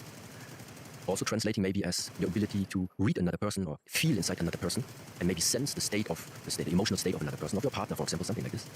And I feel that this is also a very, very, very important skill to develop between humans. Because it's not about the words that you're saying. It's about the energy you're transmitting. Sometimes if you speak true words, let's say, but you speak them in the wrong time, because the energy of the other person is in closing mode, it doesn't matter how truthful your wordings have been. The truth is, it doesn't reach the other person because the energy is closed or the heart was closed. Therefore, it doesn't matter how much you keep talking right now, it's not going to reach the person. So how to make communication, for example, now become more effective? By taking into consideration the energy field, or what is called the ability, how open is the other person? How receptive is the other person? Yes? And this is something I feel like relying too much on language takes this ability away. This is why there are traditions, for example, also Buddhist traditions, where you go into the temple there, and then it's only silence. There's no word speaking is not allowed. Yeah, just spending there like a week or 10 days there, it's just silent. But at some point you realize, actually it's possible to really communicate sometimes even just by looking and okay. Something needs to be done, okay. We should go, okay. So it's interesting. And that means, again, these are all elements that really bring out enormous capacities that we humans possess. And therefore, just to jump back, even though I said I never witnessed telepathy or anything like this, at the same time, I'm open enough to say it's also not that I don't trust it exists, yeah? It's just that I haven't witnessed it. What's something you judge people for, even though you know you shouldn't? I don't. Have you struggled with that before? Or is that something that happens to you occasionally? There is maybe something I dislike, or where I think I would do it differently. But very, very quickly, what my internal dialogue tells me then again, before I would say, or before I would go to judgment, what helps me always is to remember, I don't know what is that person or what did this person went through. What's the past of this person? What did that person experience? And sometimes the way how people behave, like I said, is not because they consciously choose. It's because they have lived a certain way of life, been exposed to different things in the past, which has shaped them. So sometimes people are the way they are, not because they wanted to, but because they subconsciously were so strong and they just slipped into this circumstance and now maybe unfortunately don't find the strength yet to come out of it. But there's nothing to judge. This is not about bad person, good person. This is just about, okay, this is how life and everything that this life involves has taken form in one being. And we have human-wise 8 billion and animal-wise way more. None is better than the other. We are all shaped by our circumstances. And this is where like this idea comes from, okay? Why the development of understanding, of compassion, sometimes is truly the key to, okay, all that. Because the other way, even though maybe it's a fantasy, but just imagine you would just be surrounded by people that are completely like blissed out all the time, yeah? Really joyful, really happy, in the full energy, really bright. If you are surrounded by such people, who would even come up with the idea of doing something naughty, of doing something bad? No, I think it wouldn't happen. All this negative source, all of this is coming up because people are not blissed out, because people are not happy with where they are. They are in an unhappy state. They don't like this unhappy state. It's really difficult to point the finger on yourself, so therefore you need somebody to blame. You need somebody to put your unhappiness upon, and it seems to be like you're the one right now in reach, so you're going to be the guilty one right now. This is how it is. Okay. Is it fair? Is it nice? No, it's not nice. It's not fair. It's the way how it is. But if you see it like this, there's some peace inside of you. You don't take things personally anymore too much, because anybody who would be in your place would have received that load of critics and negativity. People just need sometimes a valve to bring it out. But again, why? Because their baseline is unhappiness. And now the question again, always the same. Unhappiness because of what? Because they are not the ones they feel like being or they want to become. But it's again the question. How can God create a being incomplete? How come God puts you in the world and puts me here and now we have to like develop ourselves in order to become someone? I don't know. That doesn't make sense to me that God is putting something incomplete into this world. Why would he do this? And I'm sorry I said he. It could be a she too, I don't know, yeah? But why would it be like this? No, the incompleteness is not happening by nature. The incompleteness is happening with the mind that is fluctuating and grasping upon thoughts and ideas that in this world are being propagated. It's the world that tells you you're not enough. It's the media that tells you you're not enough. It is a constant comparison that makes you feel not enough. Yes? But in the same way of how this type of ideas are being propagated in the world, everything's always in balance. If the one side gets stronger, another side gets stronger as well. It is always in balance. And this is the reason why the more some part of this society is going to become more and more superficial, in the same amount you have other people at the same time rising to become very, very aware of themselves. Just balancing out everything. Has anything ever happened to you that you used to believe was unfair? Yes, absolutely. But I very quickly learned to actually look what is my doing. Okay? So every time I feel, hey, this is unfair, I'm getting in a situation where I feel like getting defensive, it's always easy, of course, to look and say, what was your part in it? But it's interesting actually to ask them, okay, where was my part in all of this? How could it even develop until this type of point that I now have to face this? So, and then certainly a few things also were revealed to myself. Yeah? And this means, for example, in the past, there were simply moments where I was not able to help or to hold my proper boundaries, let's call it like this. I wasn't able to withstand my no and stick as a no. Regardless of what reasons. My reasons in the past were because I felt somehow in a way I felt pity for the other person and felt like, come, I can handle it, so let's just make it right for the other person, even if it feels unfair to me, but I feel like I can take it better than the other person. Nevertheless, I didn't hold my boundary, and then things just started developing all over, and at some point, it was just really, I was faced with the consequences of, yeah, okay, now I see where all of this is coming from, because I should have stick to my a no is a no. Was this a relationship? You could call it like this, yes. It was more like an internal, let's call it teacher-student relationship. How do you know when the universe wants you to let go of something? Does it tell you? Your thoughts are starting to just be around a few topics over and over again. Even if you feel like you don't want to think about it, it pops up. If at some point you had the chance already to think about it, it's gentle first. If you ignore it, it comes later again. But there is something that follows you inside of you, also in your life. There's something like you're just contemplating about something all the time. Should you not? Should you not? Until at some point it really feels unbearable. You feel like something is demanding a final decision from you. So you can postpone it, but this internal dialogue becomes more strong. And then in the same way also means on the outside, things can appear that also seemingly point you towards something. As within as without.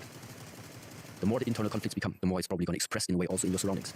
And this is also the point where I feel like this whole idea of becoming more aware, really like staying with yourself, contemplating what are you made out of? But what are you made out of especially? Not only to what you feel is like the positive things about you. What are you made out of means this is where the picture coming from. On the one side, the Buddha face, and on the other side, the demon. We all have it. We all have it. The question is only, do you know this about yourself? Do you know the dark sides of yourself? Only when you look into the dark, it becomes light. Only when the dark is being seen, light enters. There is no other way than looking into the dark. Meaning also to really, really acknowledge what people, not you in general, like, where does your shame come from? Do you carry any type of guilt inside of you? Any type of resentment, any negativity, any frustration? All of this. I think there's no way than facing all of it. It's uncomfortable. It's not nice. But once it's seen, it's not a problem anymore. Once it's seen, it is being integrated. Only when you try to hide things away, live a life in order that nobody sees it and you don't want to spend time there. So this is like you're running away from yourself. To truly realize the bandwidth and the strength of what you truly are means you have both sides. Nothing bad about it. This is the capacity we carry as human beings. Yeah? Ultimately, it is consciously navigating. You know what sides you possess, which sides do you want to bring out. But be conscious about what you have. This is what I feel like is the greatest strength that we have. But to be ignorant, it backfires. People, situations, especially partnerships, they're going to trigger this out of you. This is yes. An important part of your story to me is in your life, your father pushed you relentlessly. Nothing was ever good enough, and you spent 2 decades trying to prove yourself to him. Do you feel like you ever got the recognition you wanted from your father? And is that something that still comes up, or something you let go? Let me take you to that time now. So on the one side, with the age of 4, like I said, I started with this martial art training. Meaning, on the one side, I had the martial art master that I stayed with all these years. That's why this type of master also sometimes is referred to as Shifu. Shifu meaning teacher or father. So that means I had a martial art father. And then, of course, I had my biological father. What did both of them have in common? They were always pushing. Pushing, just like you said it, in the field of martial arts. No matter how hard I trained, it was never good enough. And for my father, it was mostly related to the education in the academic field, meaning the grades that I'm bringing home, for example, and about learning. And also there. And now the interesting part is really to acknowledge what happens with a child that from his closest caretakers, let's say, is constantly only hearing, you're not good enough. Well, at some point, what happens is, and this is what happened with me, the relationship becomes you always have to prove something. You start to create the idea that you're only worthy of receiving any type of affection or love if you deliver. And this is how somehow along this whole way, I started really to, if I started whatever project it was, I became an over-deliverer. Or what nowadays also called high achiever. Meaning, whatever you put onto your mind, you push for the best, having perfectionist-like traits. Why? Because it is so deep embedded into you that the only way for you to receive affection and love from your father, from your mother, is by proving something to them. And I cannot deny that this type of attitude is exactly what in a way brought me here. So until now I'm 43, but from 32 until 40, I would say, this time probably was like the prime time of me where I would say I was really pushing hard. So really working a lot, pushing hard, and being very, very minuscule about how I want things to be. Also translating into this idea that I am creating everything. I'm the owner of my life. I'm the creator in adjusting all of things and making things perfect. Yeah. Until somehow I also realized that, yes, I'm a high achiever and I can do all of these things, but something's still missing. Despite all of the achievements, despite all of the fame and the reputation and whatever it was, it's still inside something was like still longing for something. Still longing for something, yeah? It was not money, it was not fame, it was not more followers, it's none of that. You might call it was something like more inside. So now, after then contemplating, spending time, yes, in a way, it was the idea, or it was this feeling of arriving. I have arrived.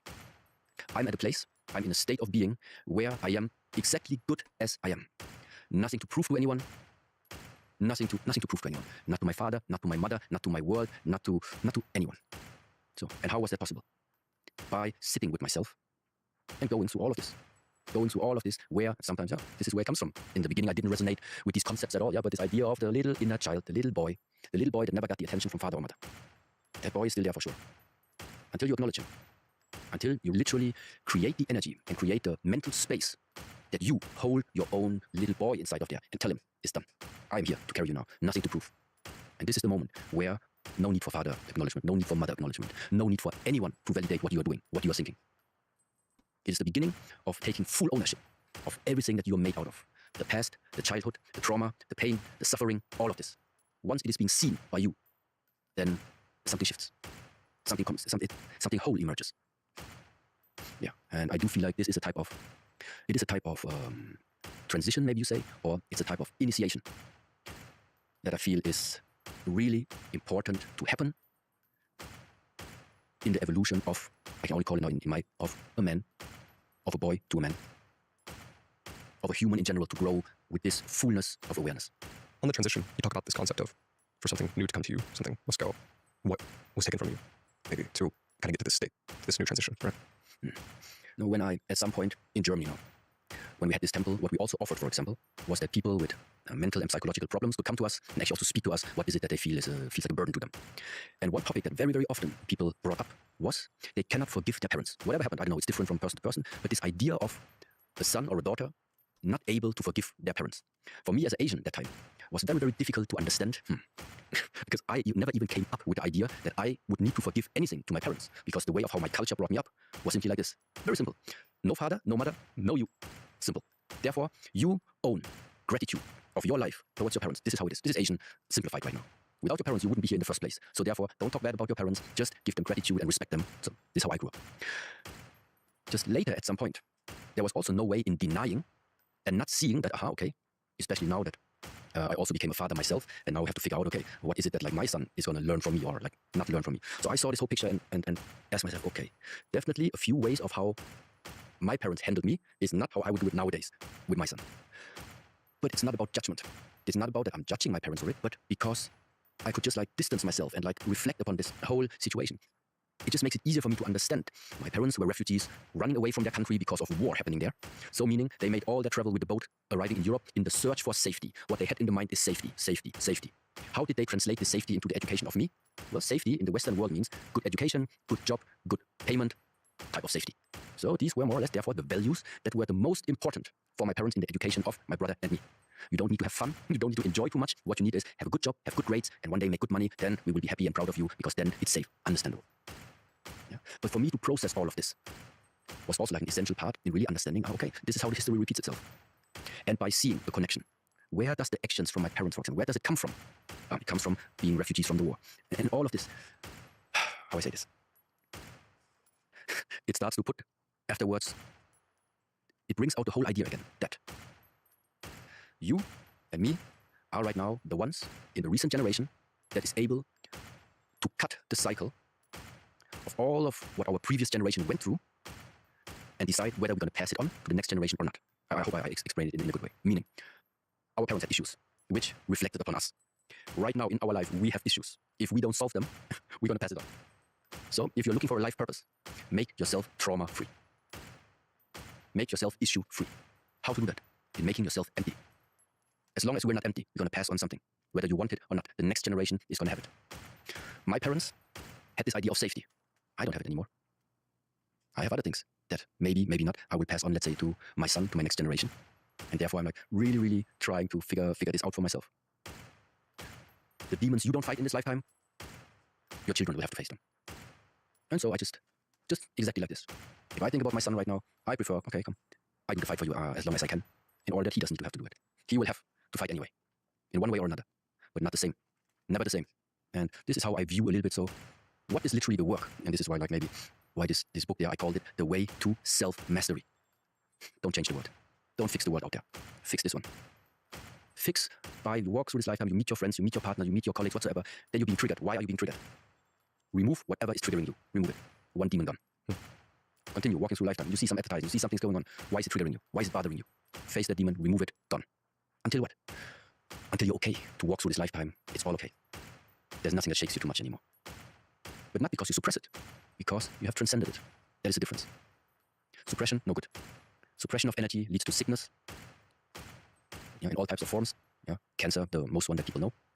Energetic, energy, stagnation. Something that should have flown naturally, coming into you and leaving somehow. But it stayed, because you haven't found a way to release it. This is how I view things. And therefore meaning, being able to sit with yourself and acknowledging, there is still some pain sitting from my previous relation. There is still something I cannot forgive this person, that person. It's all still sitting there. Times, moments, situations of the past, you don't want to like look into it anymore because it calls something up upon you, which is maybe like not really nice. This is what's in there. That's inside of you. It must come to a flow. It must come out. It must be released. This is what I mean, or what you also asked about. In order for something new to come, something old must go. These are the old ones. This is the release of the old. How? By acknowledging it fully. So you think pain has a pattern? Yeah, let's make it simple, Suffering has a pattern, Suffering has a pattern. It's, pattern meaning there is a structure. Structure meaning, what is it that we are regarding as a structure in our life? It's habits. Habits. we have habits based on, we have habits in terms of actions, something in the moment. We wake up in the morning, there's some action that we're doing habitually. This is the one side. But even our mind, in the way of how the mind is operating, even that one has habits, has patterns. And this is also like something to look into. What's one habit you want to make sure your son has? To be able to in the best ways, to directly make the distinction between thought, emotion, whenever they arise. Do not be caught upon them. Do not be hooked by thought or be hooked by emotion.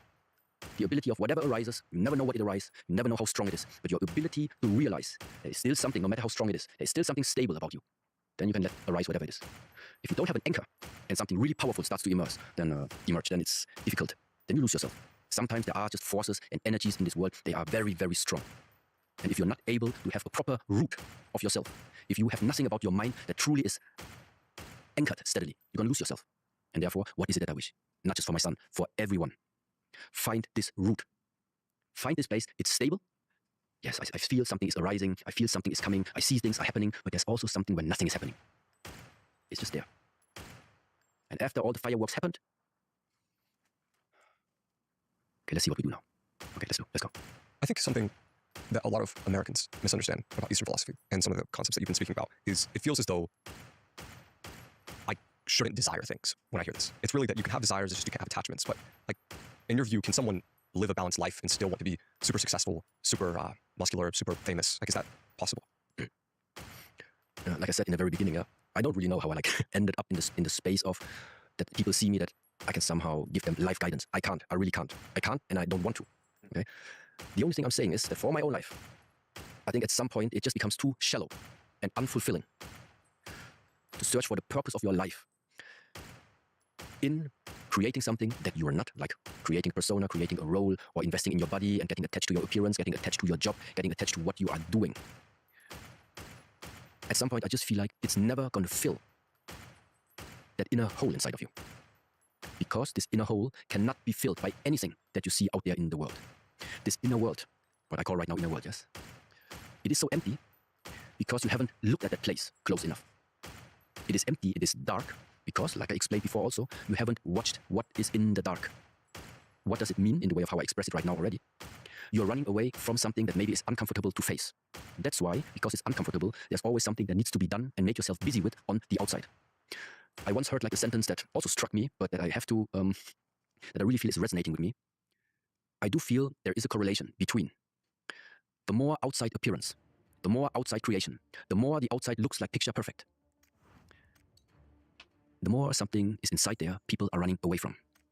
The darker it is. Not saying it's bad, just saying this is how it is. When the outside shines a lot, there is somewhere a very, very dark place to compensate this light. That's what I'm saying. Material excellence is often you're chasing something or running from something. Why chase anything? Material attainment is the one thing, but it's also like, it's whatever feeds the ego. It doesn't need to be material wealth. It can be recognition, it can be validation, it can be reputation, it can be name. Just ask yourself, would you be able to even imagine living this lifetime nameless? No need to like do anything to remain and keep your name up. And this is like the part, the world, if you Google my name, Shehang Yi, you would definitely say, but how did you get up there? For sure, there was a time, like I told you, I felt like life is in my hands. I'm the creator of it all. I am, in a way. But in the same way, I also realize it's nothing. It's nothing I can sustain. There is a rise and there is a disappearance. It appears and it disappears. And the same goes for whatever I create. That's why, for me, internally, I'm okay with this. I am very okay. Because this is just the way of how I see things. Nothing stays forever. And it's not meant in a negative way. When I speak sometimes like this, I really want to make sure that people don't see this as, so shouldn't I have any goals in my life or aim for anything that I regard as beautiful? Of course you should. This is the great part about being human and being able to create and having a lifetime to do something with this time that has been given to you. Just, at some point, don't get lost in your creation. Because at some point you still know that you're the creator. But at some point, if you don't watch it, you are getting lost in your own creation. And this is the difficult part. Don't get lost in your creation. Whatever you create, do it, but accept also that it's going to disappear at some point. But you're free to create something new again, no problem. Just don't ever forget you are able to create, but don't go down with your creation. I guess God wouldn't feel some type of pride about the humans he made, building the pyramids or building the Eiffel Tower, building the Statue of Liberty. He's not like, I did that. He's just like, this is my creation. I'm creating, right? If you could have 5 minutes with the Buddha, what would you ask him? That's a really good one, because there's literally like a saying in this whole type of teaching. They always say, when Buddha appears to you, when you see the Buddha, kill him. So, however people would like interpret this, I think there would nothing be to talk about. I think there would be either something very direct, a very direct transmission, or, but I don't even believe the Buddha could ever appear. As long as he appears, it's still something separate. If you still think the Buddha is outside of you, you still live in a separate world. Unless he appears simply in the mind, and you understand the view of where you are located in this whole interplay of mind and thought. If Buddha appears as a thought, he can appear as a thought, but it still means he appears inside of you. Sorry, very philosophical, not really helpful. No, that's actually perfect. A lot of people don't realize, because everyone feels so divided, that Buddhism talks about Jesus, right? And I think an interesting question to ask you would be, if you could have 5 minutes with Jesus, what might you ask him? If I'm not mistaken, I think there was a period where in the history of Jesus, he disappeared for some time, where it's not actually traceable where did he went. And some rumors say, I don't know, some rumors say that he might have went to Asia at some point. And maybe those two, the Buddha and Jesus, were truly exchanging something. So, I really don't know. I really truly don't know what I would even ask him, because I don't think any answer can come by words. Shihengi, you've dedicated your life to martial arts, Zen Buddhism, and helped millions of people with your teachings. Maybe not for everyone else, but for yourself. If you had to distill all your ancient wisdom down into one piece of advice, something you realized could be something for everyone as well, what's the most important piece of ancient wisdom you've learned? So ever since my master told me one thing, this has actually become, if I would say, my main driving force, yeah? So, which is, at some point, my Zen master, he told me, the greatest gift that I could ever give to my son, is if I wake up.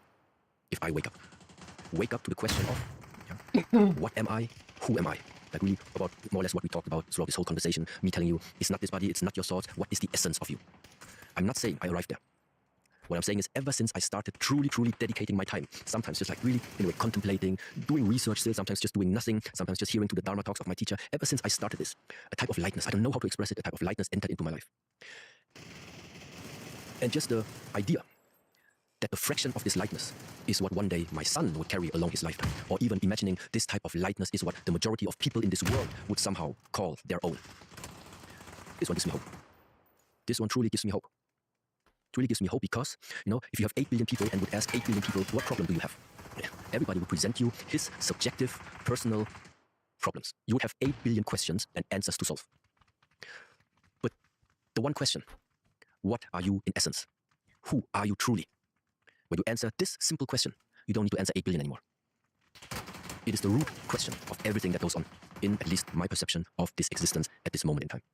So what is it I would like to pass on? What is it I wish for the whole world at some point to really look into?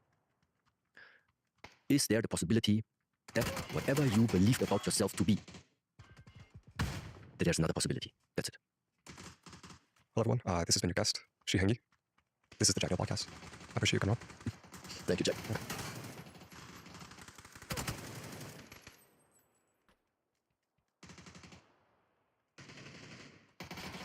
Wir starten heute rein in eine Reaction. Und zwar habe ich gesehen, Niki Monumental hat ein Video gemacht. Niki wurde ja auf TikTok gesperrt, die Leute, die es mitbekommen haben. Also der ursprüngliche Account Pleite wegen Düfte ist futsch. Und ich hoffe mal, dass Niki in diesem Video uns ein paar Insights geben wird, warum das der Fall ist und wie er sich weiter vorstellt, Content zu machen. Das Video geht relativ lange, also 54 Minuten oder 50 Minuten oder so. Ich werde hier auf jeden Fall gut ein bisschen was zusammenschneiden müssen am Ende, wenn es auf YouTube geht. Aber ich freue mich natürlich enorm, darüber da mal reden zu können, weil ich glaube, das ist auch einfach ein guter Anlass, um mal so ein paar Dinge zu sagen und über ein paar Dinge zu sprechen. Ich wollte mich an dieser Stelle übrigens auch noch bedanken, dass das Feedback von dem Graumarkt-Video, was ich gemacht habe, so enorm gut war. Also ich hätte nicht gedacht, dass die Leute sich so hart dafür interessieren, sagen wir es so. Also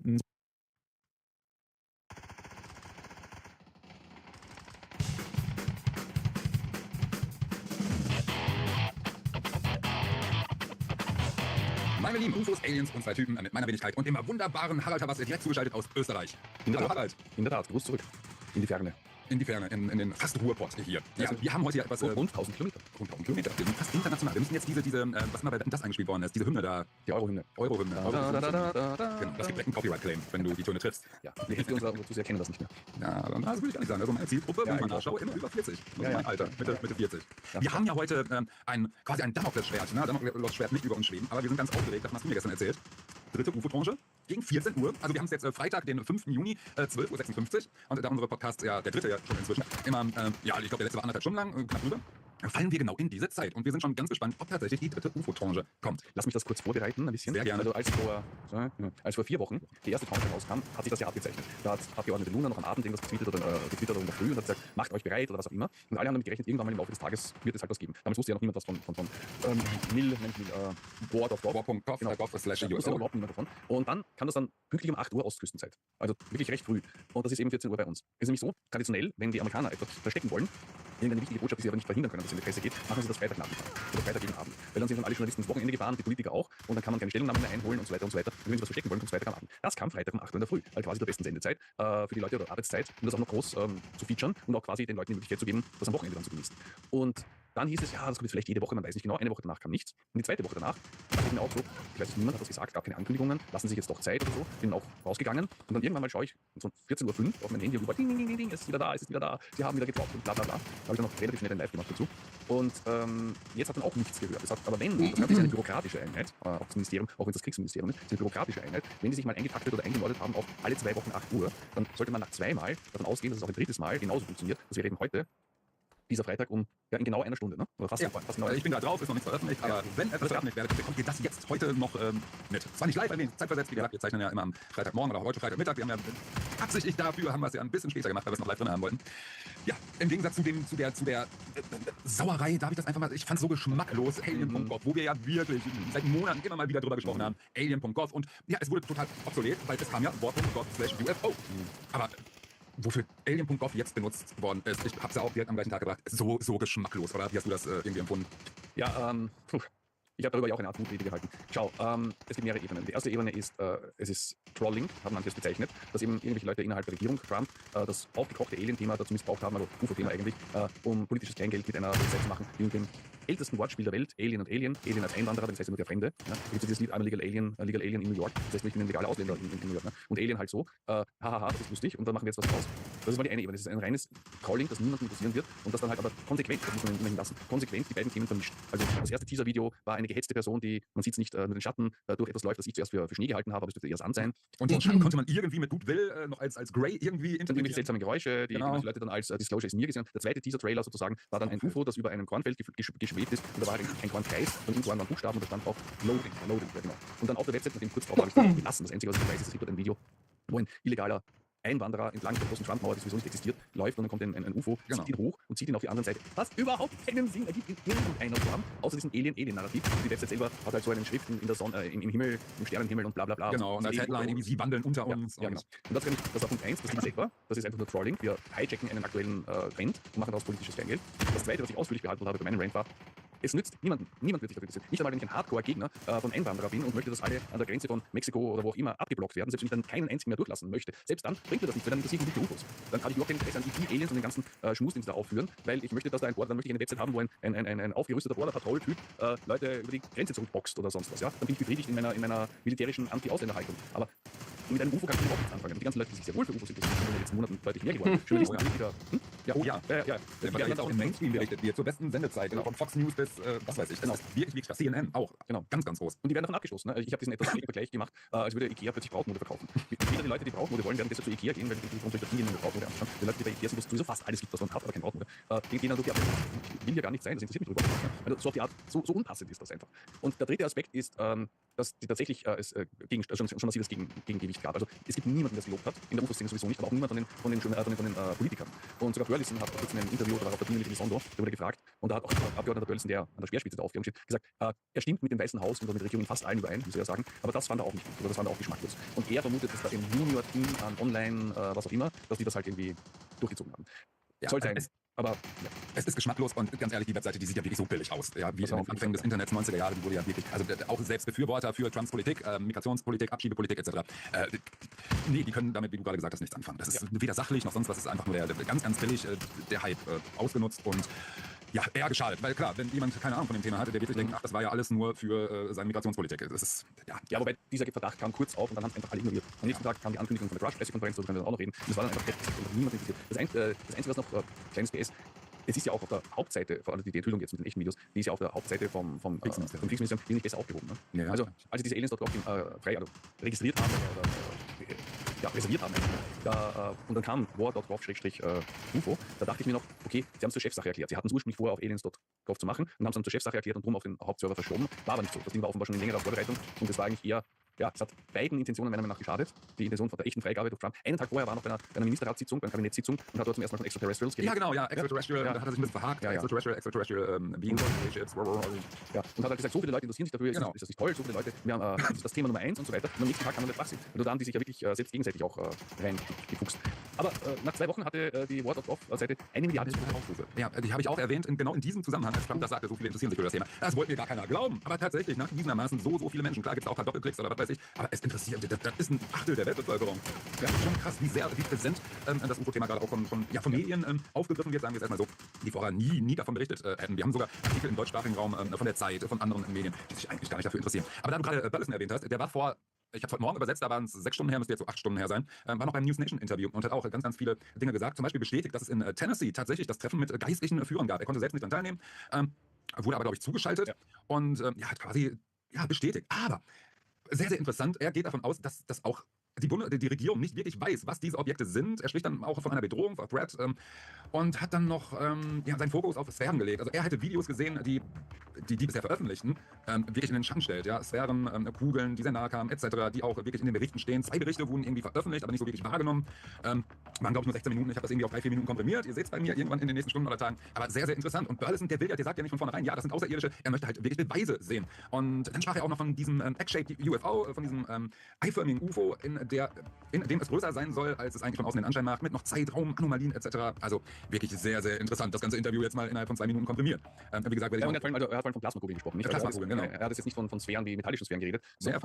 Und offenbar, also so was ich rausgehört habe, weil die Frage war, warum die noch nicht freigegeben sind. Und er hat gesagt, weil die Gegend identifiziert ist, weil es in Wohngegenden war. Also könnte es sogar sein, dass das nicht mal unbedingt militärische Aufnahmen sind, sondern möglicherweise sogar von Hauskameras. Und er will nicht, dass die Nachbarschaft dann, sind ja seine aus Missouri, kommt da, glaube ich. Dass nicht das grundsätzlich, dass die Leute dann nicht belästigt werden. Ja. Und er sagt selber, er weiß auch nicht, was es ist, dass eher die Plasma-Orte, also sowas, was Chris Bledsoe offenbar auch herausholt. Ja, also, aber er hat gesagt, das, was er gesehen hat, nichts davon, was er bisher gesehen hat, ist auch etwas, was 100% etwas Außerirdisches oder. Ja, er sagt, es würde die Leute wesentlich mehr überzeugen, dass da etwas ist. Und er wartet selber noch auf die Belege von Materialien, Fotos, Videos, die wirklich einen eindeutigen Beweis zeigen.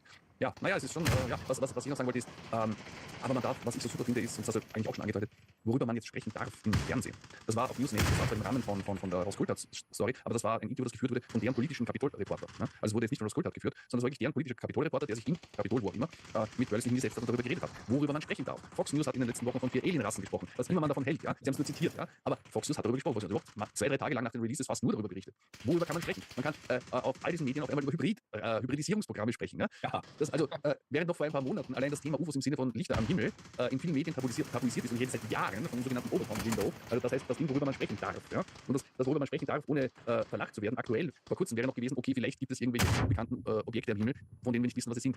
Aber in den letzten Wochen, durch die Veröffentlichungen von Pentagon und auch einige andere Sachen, Disclosure Day-Trailer von Spielberg und so weiter, hat sich dieses Erlaubnisfenster der Möglichkeiten, worüber man sprechen, so massiv verschoben, dass Mainstream-Medien, auch wenn sie es jetzt noch nicht ernst nehmen oder vielleicht auch nicht bestätigen, solche Sachen wie Alien-Rassen ist das falsche Wort, Spezies, verschiedene Alien-Spezies, unterschiedliche Herkünfte, Extraterrestrier, was weiß ich, Ultra und was weiß ich, Dimensionsdingsbums und unter dem Wasser und wie gesagt Hybridprogramme, dass sie das immerhin in den Mund nehmen. Ja? So, das hätten sie ja nur in den Mund genommen, wenn sie früher irgendjemand mal Aluhutträger diskreditieren wollten. Aber das ist jetzt ein normales Thema, alles normal. Aber es ist ein Thema, das jetzt nicht automatisch in die komplette Schwurbelecke geschoben wird.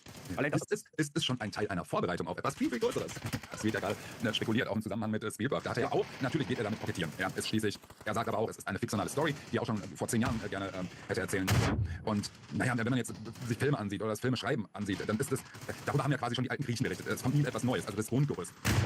Aber er sagt auch, dass er den Film mit realen aktuellen Geschehnissen aus den letzten Jahren, wie hat es ausgedrückt, so real wie möglich, so real an der derzeitigen Realität bringen wollte. Und ja, ich bin erstmal mega gespannt, kommt ja jetzt schon in ein paar Tagen, am 14. Juni, glaube ich, wie sehr sich das mit der aktuellen Lage überschneidet. Also das wird wirklich ein ganz, ganz spannender Film, der das Thema, glaube ich, noch mehr in die Öffentlichkeit bringen wird. Auf jeden Fall. Also ich habe schon ein paar Reaktionen von Leuten gesehen, gehört, die ihn schon gesehen haben. Ja, habe ich auch.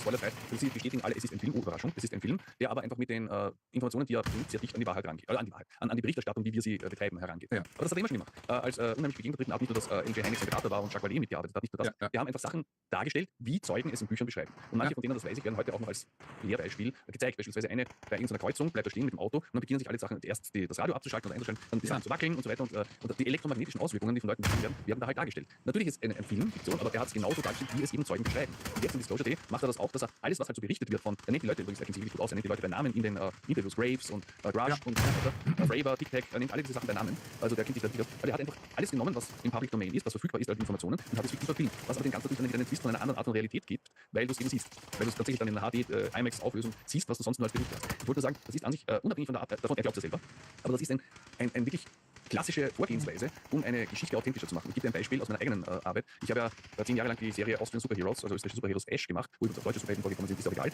Und das ist nur ein kurzer Exkurs. Als wir die gegründet haben, haben wir gesagt, in New York oder in den USA kann man sich vorstellen, dass jede Woche irgendwo ein neues Monster auftaucht und irgendein verrückter Millionär irgendwelche mechanischen Dinge erschafft oder sonst was oder irgendein Zauber auftaucht. In Österreich soll jede Woche irgendwie ein neues Monster auftauchen. Und darum habe ich meine Geschichten sehr eng angelegt an den Kalten Krieg und an die ehemaligen Konflikte zwischen Ost und West, habe mein Universum so gebaut, dass echte Gegner aus dem Osten und echte Gegner aus dem Westen sozusagen wie die Spione und andere halt als Superhelden gegeneinander arbeiten. Und habe lauter reale Geschehnisse nicht hineingearbeitet. Schon in der ersten Geschichte habe ich ein Konzert von Falco auf der Donauinsel in Wien hineingenommen, wo das war das Konzert, das muss wegen Wetterproblemen dann beendet werden. Und ich habe dann gemacht, das waren Sabotagekräfte im Hintergrund. Und ich habe alle diese Geschehnisse, nicht nur in Österreich übrigens, historische, mit hineingewoben und das macht das Ganze dann realistischer. Einmal ist uns eine große Brücke eingestürzt, die Reichsbrücke, das war bei uns dann in der Story die Schuld von einem Superhelden und so weiter. Also das heißt, in der deutschen Version kann auch ein paar Sachen vor, wie diese München-Olympiade, das Attentat haben wir hineingebaut und auch diese Entführung von diesem Flugzeug, das dann beendet wurde, also auch in der Zeit, wo das ganze Terrororganisationen sehr tätig waren. Das heißt, wir haben diese Sachen hineingewoben, um unsere Welt realistischer zu machen, als irgendwelche Typen in Kostümen hüpfen herum und bekämpfen irgendwelche Monster.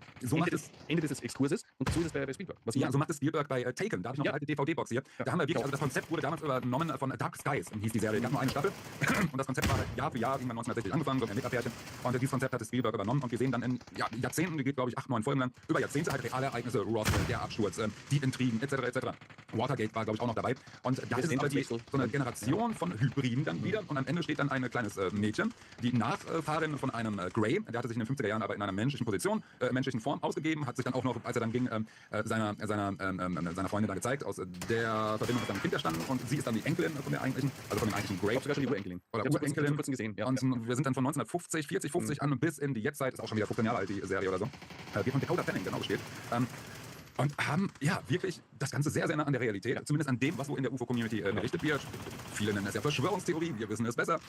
Und hat da wirklich die Realität abgebildet und dann halt mit seiner Story, also ist darüber hinausgegangen. Ne? Also noch mehr als bei unheimliche Begegnungen drin. Ja. Ich weiß, das wird selten erwähnt. Ich habe mir das extra angesehen vor Disclosure Day. Ich habe die Serie damals, wie sie ganz gelaufen ist, 1, 2 Folgen oder so gesehen. Und jetzt wollte ich sie auch seit Jahren mal ganz sehen. Und die wird ja eigentlich nirgendwo gestreamt, in das nicht im deutschsprachigen Raum in Amerika zu streamen. Sie steht aber lustigerweise unangetastet auf YouTube, warum auch immer. Aber ich habe auch die DVD-Box und ich habe sie dann auch als DVD angesehen. Und ich weiß nicht, ob es das noch ausgeht, dass ich das mache. Vielleicht mache ich es auch nach Disclosure Day. Ich hatte das Gefühl, als ich Taken gesehen habe ich den Trailer von Disclosure Day besser verstanden. Ich wollte das schon immer mal sagen, vielleicht habe ich es schon mal erwähnt bei mir, aber noch nicht ausführlich, denn die Motive wiederholen sich jetzt. Also das eine Kind in Taken wird von einem Bilderbuch, Biber oder sowas ähnliches abgebildet. Ja, genau, ja. In der ersten Entführung und dann kommen sie so in ein Baumhaus, das ebenfalls aus ein lustiges gezeichnetes Baumhaus. Stimmt, jetzt ist schon wieder Jahre her. Und das ist also klar, dass das eine Deckerinnerung ist für seine erste Entführung. Und das ist fast 1 zu 1 im Trailer von Disclosure Day, und das kleine Mädchen von den Tieren abgeholt wird und dann in diesem Fall in so eine Art Märchenvilla im Wald geführt wird, was aber auch vollkommen klar ist, dass es sich um eine Deckerinnerung handelt. Ja. Und das und ein paar andere Ähnlichkeiten, da dachte ich mir, okay, wenn man schon Spielberg, also ob das jetzt eine Absicht und Verschwörung und Zusammenarbeit mit Militär und Zusammenarbeit mit Hollywood verschwenkt oder so ist, oder einfach weil es ihn interessiert, beides ist möglich. Ich habe vor kurzem zu den möglichen Verschwörungstheorien um Spielberg bei mir was gemacht, bin ich jetzt bekannt, dass Obama am Set war. Also diese Obama, aber was ich sagen wollte ist, wenn man sein Werk betrachtet, und da gibt es sogar noch einige Sachen dazwischen, haben wir unheimliche Begegnungen der dritten Art, dann E.T., was sicher ein kleiner Kindermärchenfilm war über Familie, wie er selber sagt, aber es gab auch da Elemente wie Regierungsorganisationen, die versuchen, den Alien zu schnappen. Dann Taken, wo die ganze Entführungsgeschichte und Hybridisierung zu einem großen Thema aufgeblasen wurde. Ich glaube, so groß gibt das sonst nichts. Ich meine, X-Files und so kommt das natürlich immer wieder vor, aber halt nicht in so einer großen Geschichte. Dann vor 2 Jahren Encounters, eine Doku-Serie.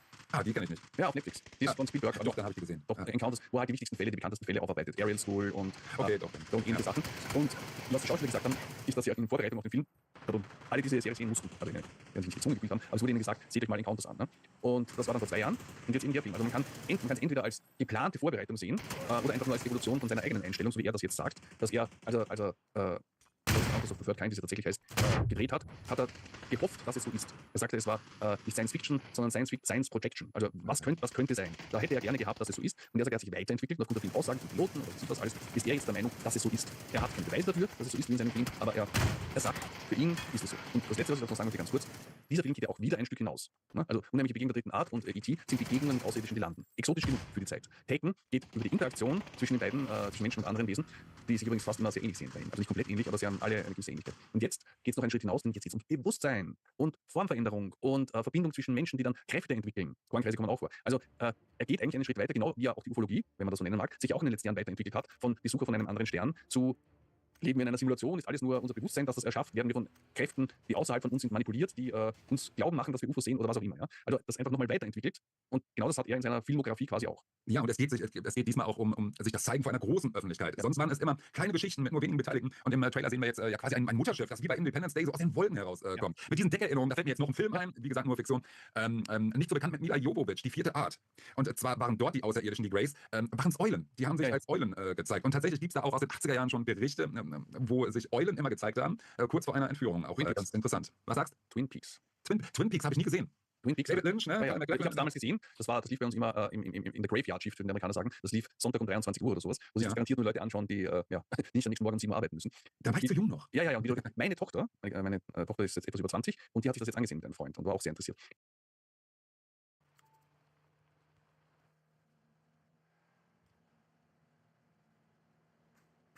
Vietnam hat das bessere Essen. Das stimmt nicht. Vietnam hat das gesündere Essen vielleicht.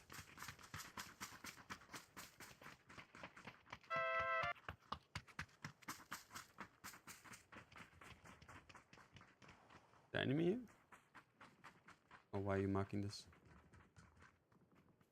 It's just got terminal. Egal was du trägst. Hauptsache Axe. Das neue Axe Marshmallow Smoke.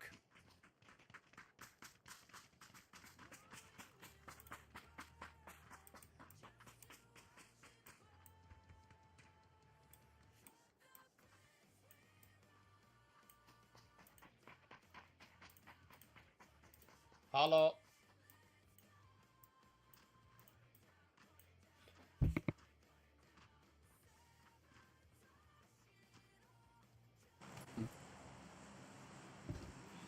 Sofort.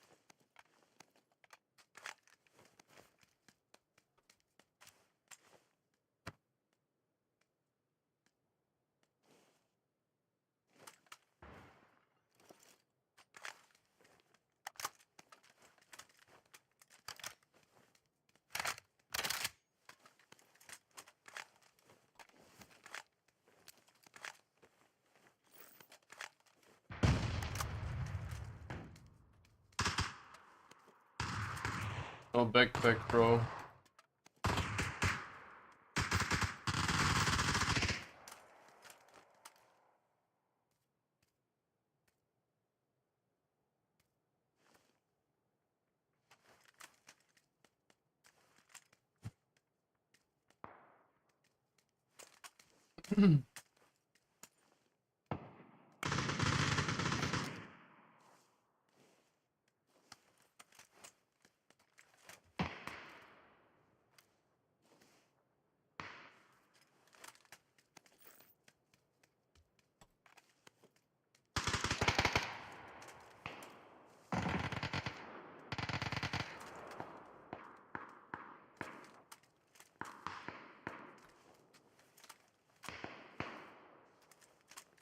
Bro, are you serious?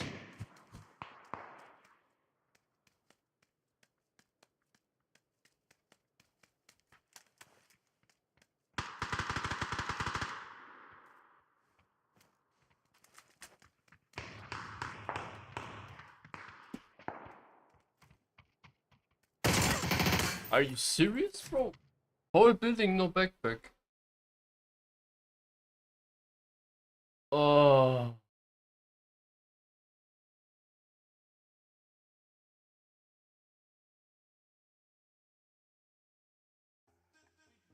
What? What did he do to my PC? Look. Look. Like, I press my button for 1 second and he just keeps running. He didn't reinstall Windows after? I had just reinstalled Windows, bro. When I got hacked. There's no way I'm doing it insta again after doing it. I got it removed fully. Same thing happened to me. I got hacked, bro, yesterday.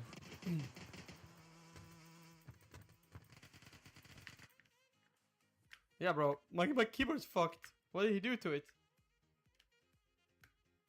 Look. I'm tapping my key. I'm tapping my keys. My character just keeps running after. What can that be? How do I fix that?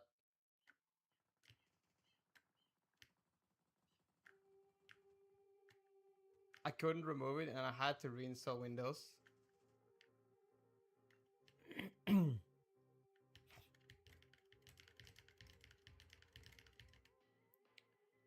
Reconnect? No, there's no way. That won't work.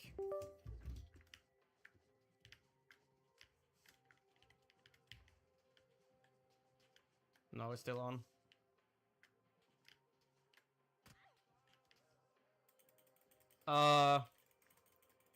Help me, chat. Help me. Alright, ChatGPT. Yesterday I got hacked by downloading cracked version of Vegas Pro. I removed it and scanned my PC. It's all good. But my keyboard is fucked with. It's fucked. When I move in PUBG, it's like I'm holding down the key when I tap it. What could it be?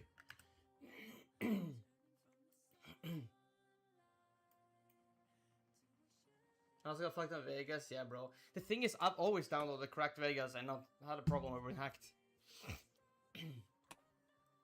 No, I wasn't hacked. I was actually just logged in on everything when I installed Vegas Pro. Sticky keys. Oh my god, it's sticky keys, right?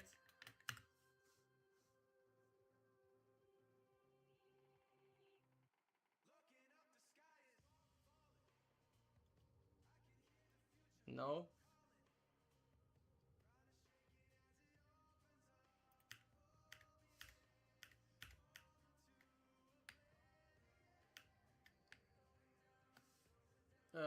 Hold W for a second and release. Yes, if I hold, it keeps typing. If I release, if I tap the key, nothing happens.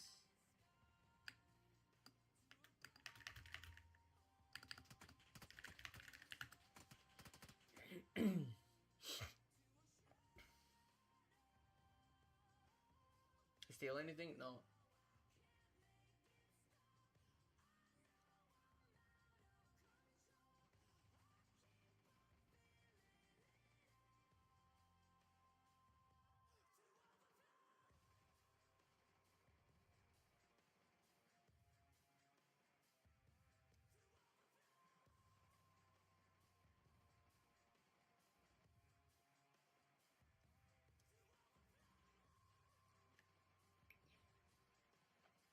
notepad.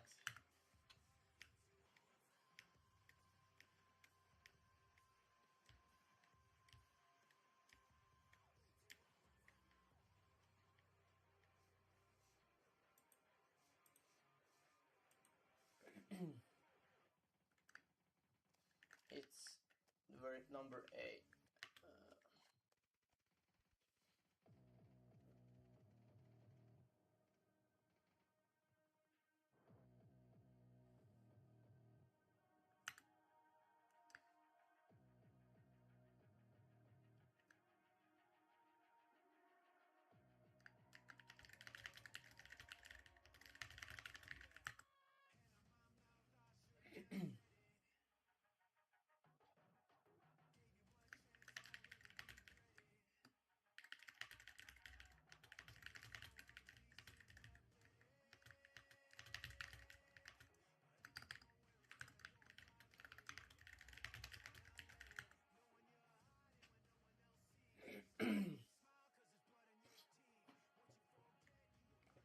Kernel driver installed by malware is interfering with keyboard. A file filter driver attached to the keyboard stack was removed.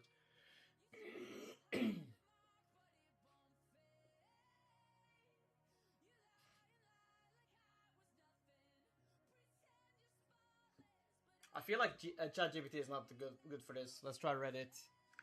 I got hacked and now my keyboard is slow. Reddit.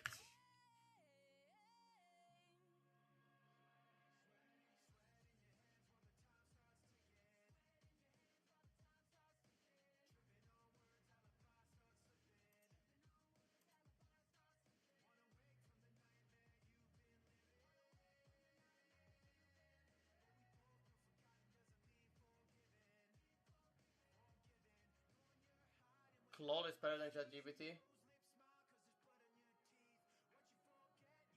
I was looking for Vegas Pro because I've used it before. I don't want Mr. Beast crypto. Fuck.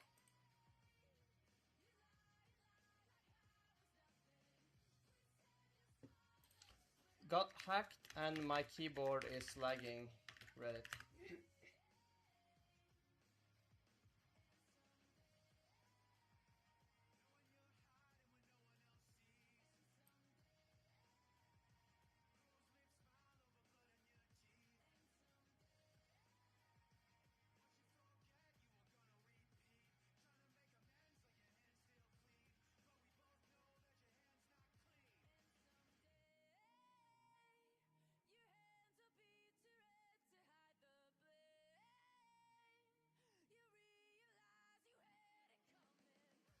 Guys, we need ideas. What can it be?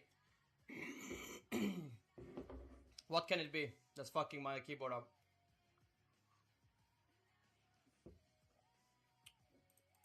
Cloud.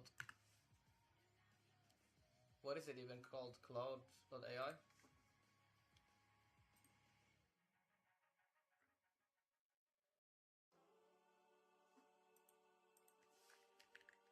Let's try Grok.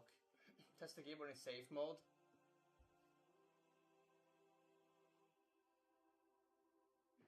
From 0? Yeah. Like, from nothing? Am I just fucked and have to do a Windows reinstall or what?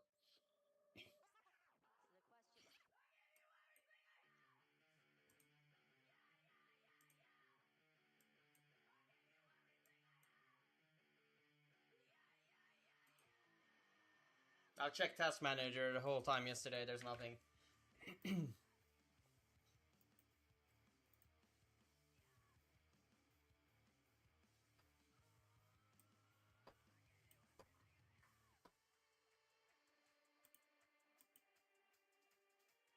Guys, help me.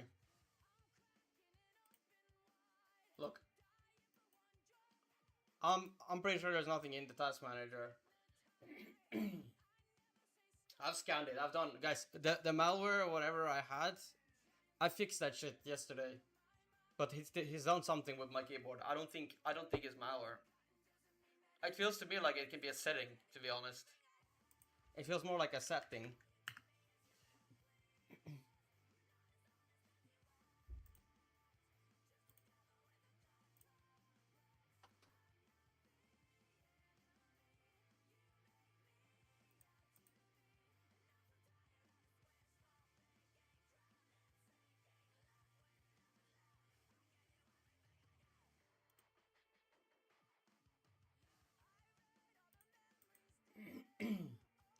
No, it's broken like...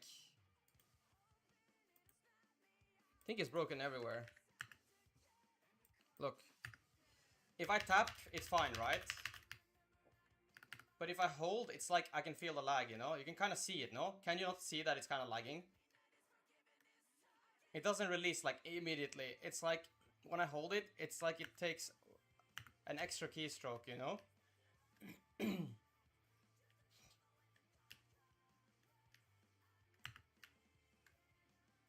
So I release... I feel like I released like... Okay. I released my key somewhere here. Before those three.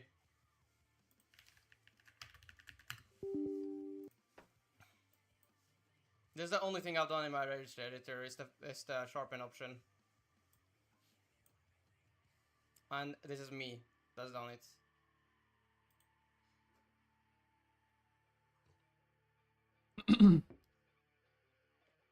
HK current user, just like.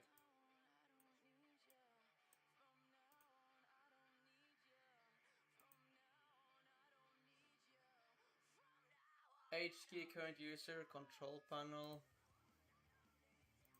keyboard. That was me, sorry. That was a mistake. Like, keyboard speed 31, keyboard delay. What is this? Accessibility.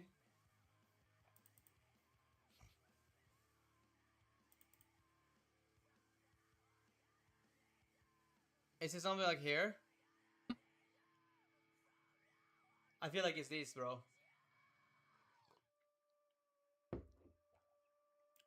Auto repeat. It's fine, okay.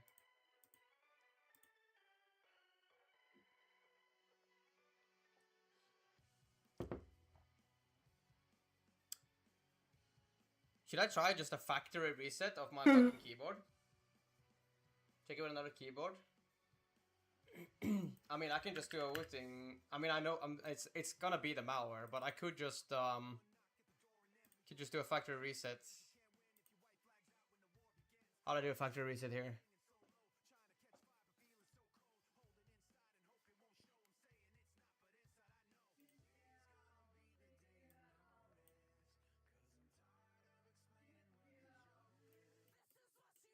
Factory settings.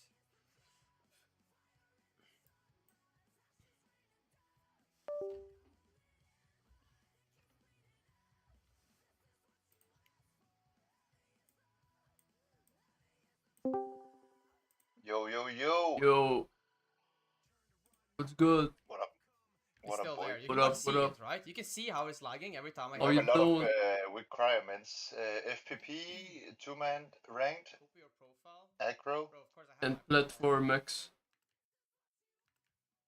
I'm not even close to gold, I think.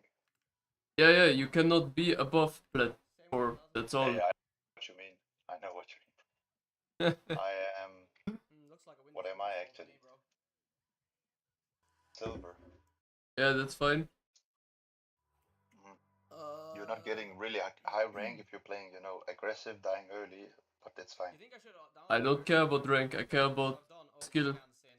Yeah, agree.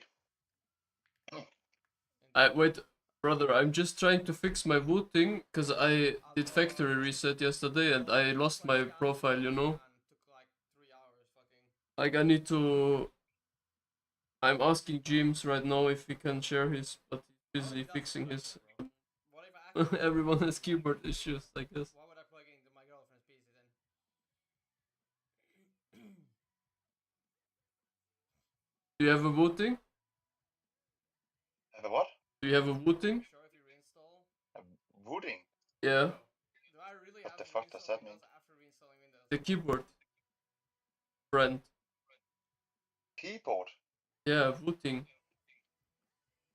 I'm not quite sure what you mean, bro. It's the best keyboards ever at the moment. Like, the best keyboards on the market are bootings, and a lot of people use them. Can you send me like the name, then I can search up what you mean? I'm a little bit, I don't understand what you mean. Just Google booting with double O. W-O-O and then T-I-N-G. yeah. Keyboard. Should that be the best one? I did download Yeah, Sony Vegas. there are I different paid for it versions, yesterday. different lengths, you know, 60%, I actually paid which for is it called yesterday. 60 HE, and 80%. I have the 80. And also some custom variants, but depending what you like, right? Yeah, I also But I've have always a used cracked 80, Vegas and not had problems. but I that's don't the know. Logitech, Unlucky. you know, Pro something.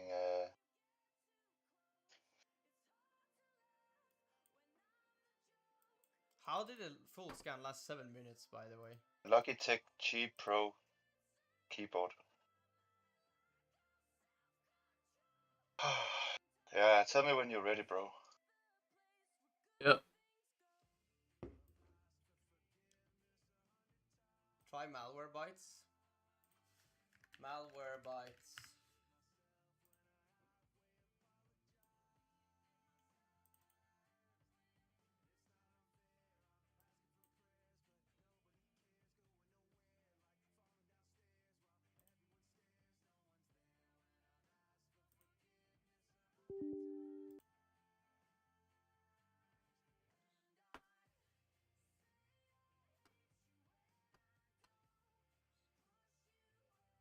I've already done a full scan. I've already done an offline scan.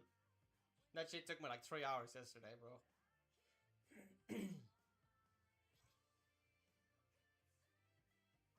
Like, it's not the keyboard problem, guys. There's some of you being like, asking if it can be the keyboard. It's not the keyboard, trust.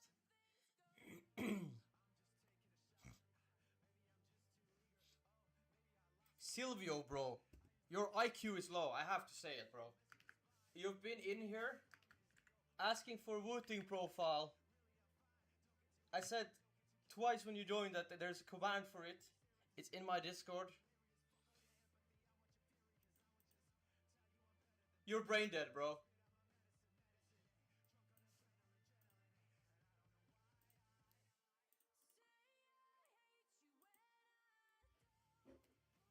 Try asking ChatGPT, yeah, but it also keeps saying that it's not malware. That was so annoying.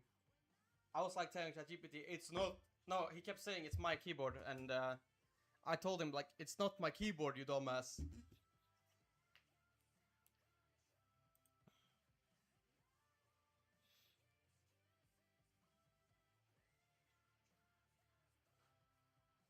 Whoop his ass. I probably have to do a Windows reinstall, to be honest.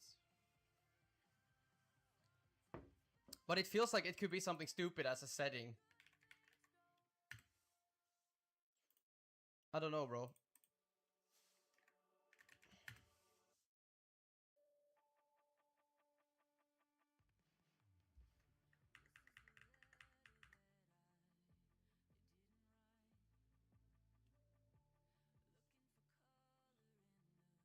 Have you restarted your PC? Yes, bro. Many times.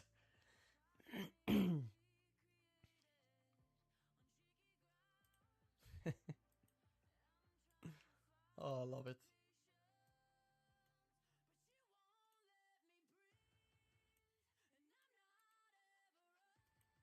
Where were we? Where the fuck is the scan?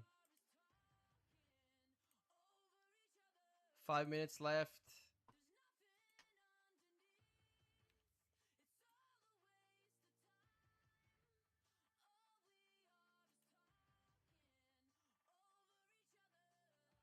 My voting profile. Fine for your first Bro, scan. I'm talking to my chat. Sorry. I I just have to enter my email address or what? I just asked like 5 people because I lost mine. What their profile is? I don't have one, bro. I lost it yesterday.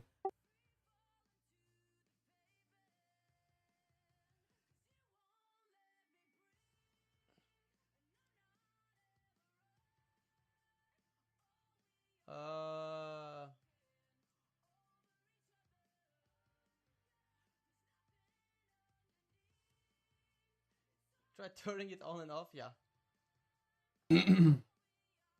Cannot see what you're doing. Why doesn't it show the program?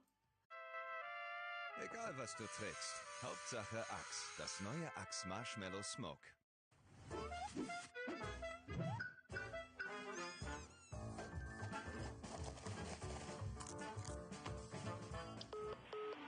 Ein neues Handy wäre schon toll, nicht das alte vom Papa.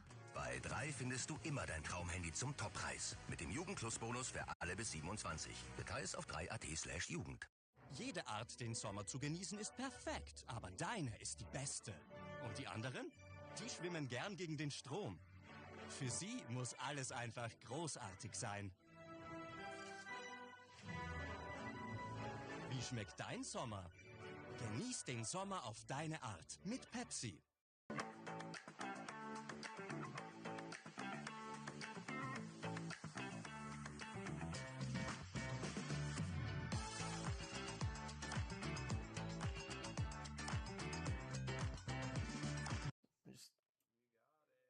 Don't want to show my email. That fucking matters, to be honest.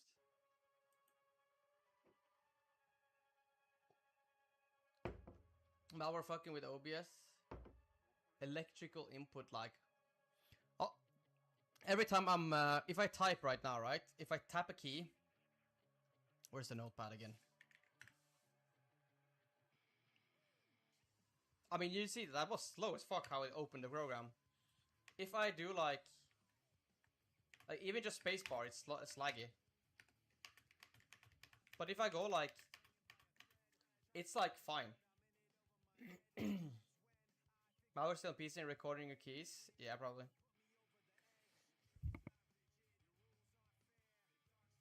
I fucking changed my password already. I need to change it again after today. Oh! 14 threats found. What did this find? Still scanning. 2 sec.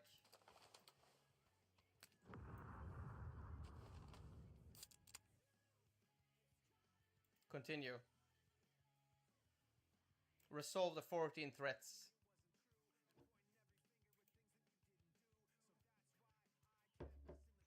Hentai?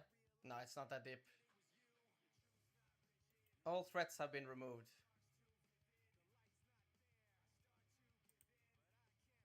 Okay. Let's see, guys.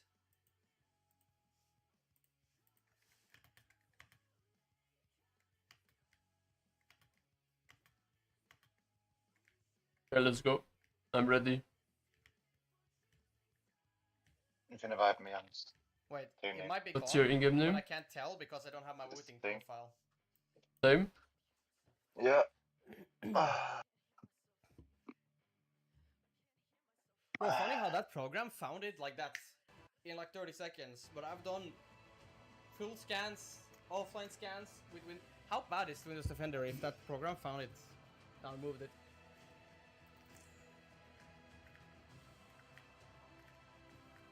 I think it's good. Yeah, it should be good. Just restarting lobby 2 seconds.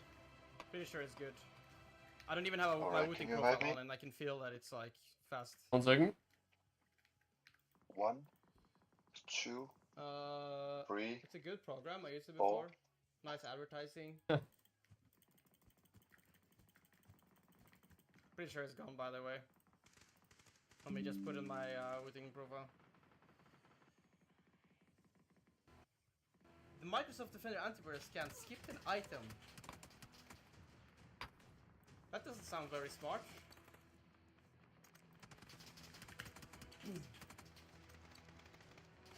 Everywhere you log now, I'm gonna change my password.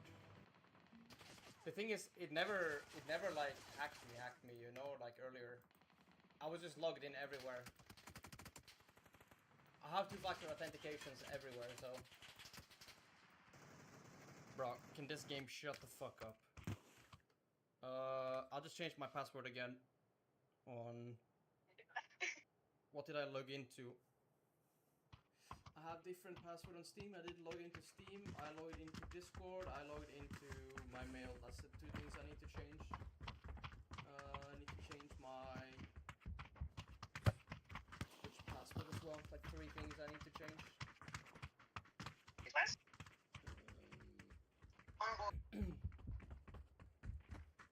This defender ain't that good. What got hacked?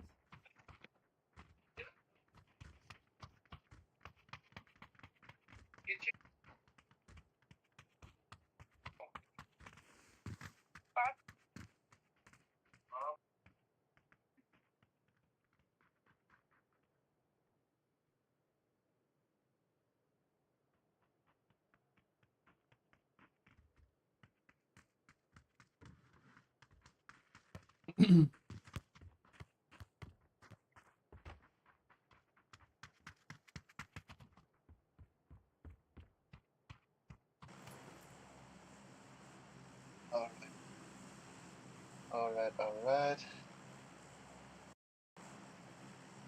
Have any preference? Chinky? Yeah, a little bit far away. For school, yeah. School. You don't want to go rush or boatyard? No. Okay, we can go school, but I will be taking the one down here maybe.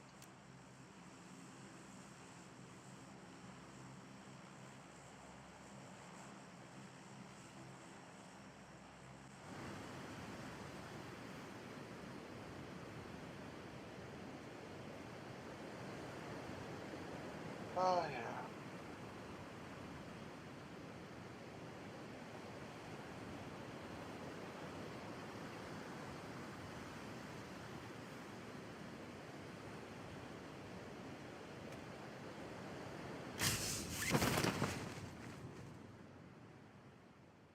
Of course, it's only one team. Yep.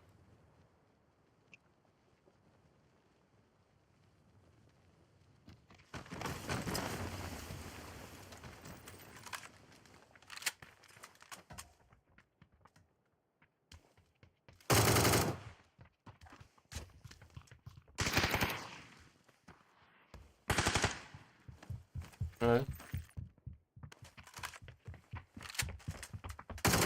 Got another one. That's the guy I was hunting. Above us. Awesome. Just need the last. Back on me. Yellow. He dropped.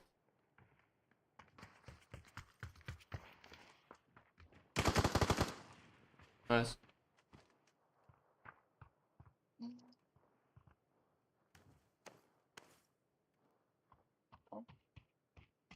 You need a first aid? Nope. I mean, how many do you have? One. Yeah. I can drop you 2 boosters, then you can boost up. Yeah, please. Alright, let's chill here, loot everything, and then we can move on. Yeah. I might be a little bit nervous, to be honest, about the people pushing from maps. I only saw one team. Yeah. And if they don't have anyone over there, they will for sure push us, so we will be fucking.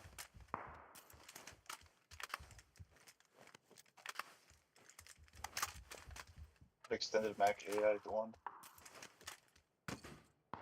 Dropping some stuff near my marker. I would need it, yeah, the back.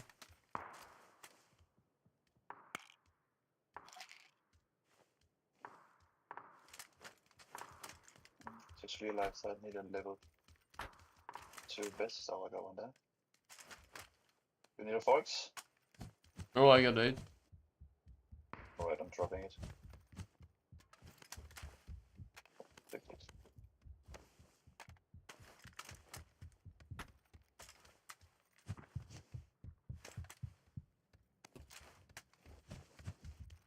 I see one guy with the parachute. Just went down. Gonna knock him. Wait. Coming here. He's coming here, bro.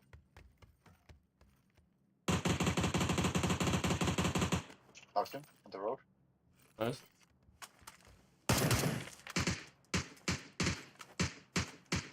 That guy is okay.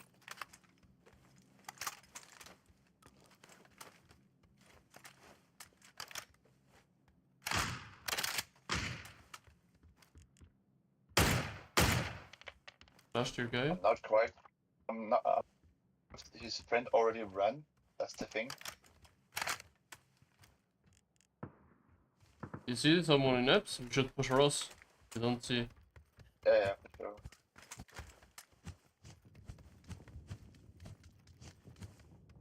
Your mic is really bad, bro. What's your mic? Oh, sorry. It's fucking still Serious Pro, but it's because I ripped off the mic. What happened? Sorry, bro. Now I'm starting, I think. It's okay. Just wanna let you know, if you don't know, you. Oh, I know for sure. Okay, let's push, I'm ready. Yeah.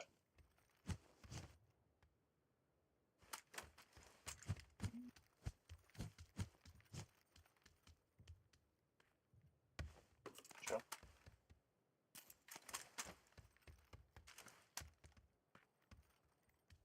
I'm going.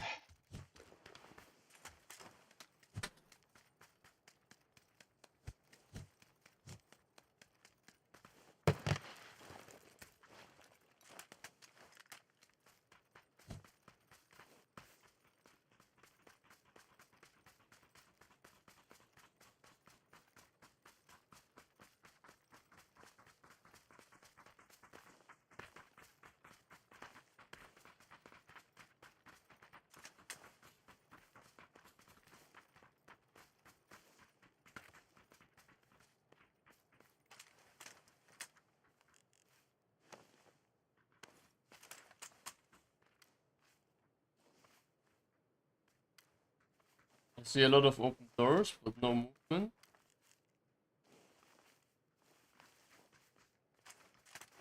don't know if they already pushed up, like on this hill.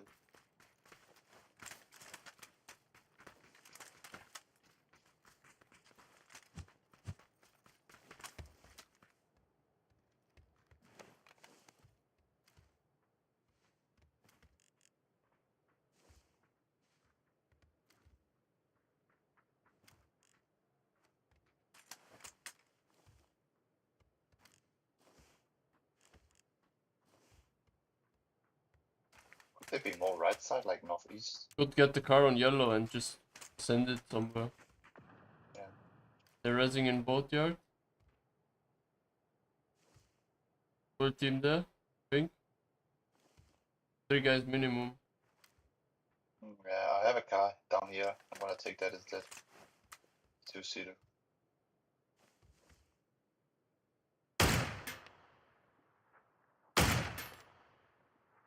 If you get knocked now, you're kind of fucked. I can push it.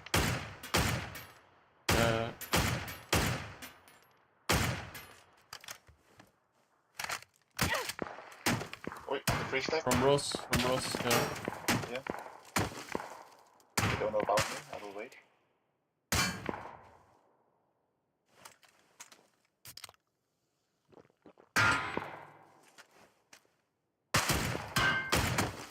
Wait, don't get knocked now. I can knock them. He's on the roof still.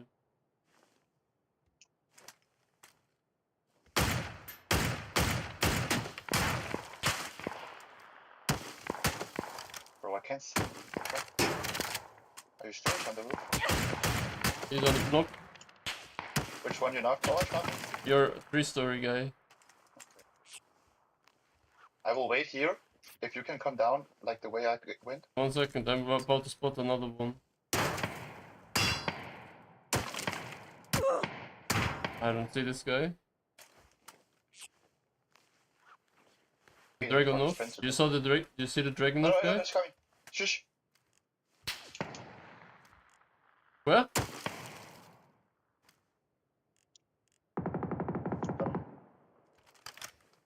Another guy on yellow. He's running to your side, towards you.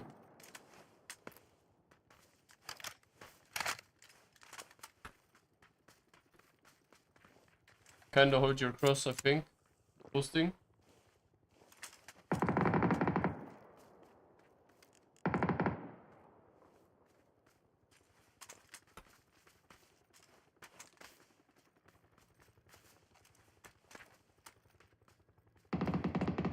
venstre. Nice.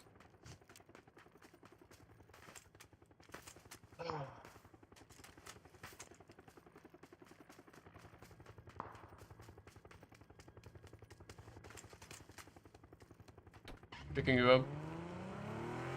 Where did you kill them? I need to loot one guy. Kill them like right here. Right here. If you mark something, always say your color, please. What do you mean? Like orange or whatever color you are.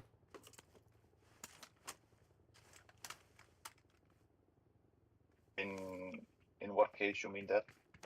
Like when you mark something. Yeah. Don't say here, say on your color, like your color is. Is he on top, like the other guy?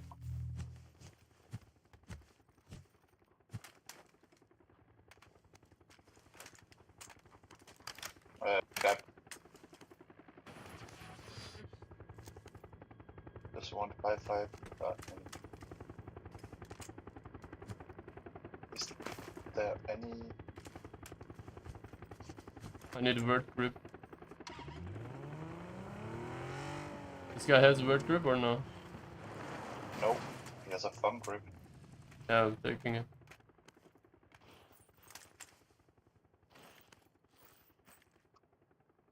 Alright, I'm good to go. Yeah, I'm just gonna be looting this last guy. I really want an MK or mini.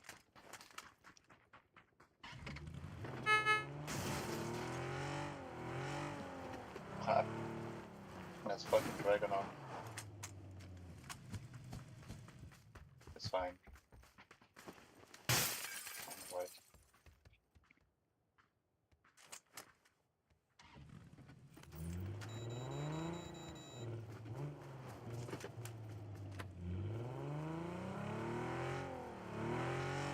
We just push into your Snider. Should be people driving around, people we can shoot inside as well. Yeah.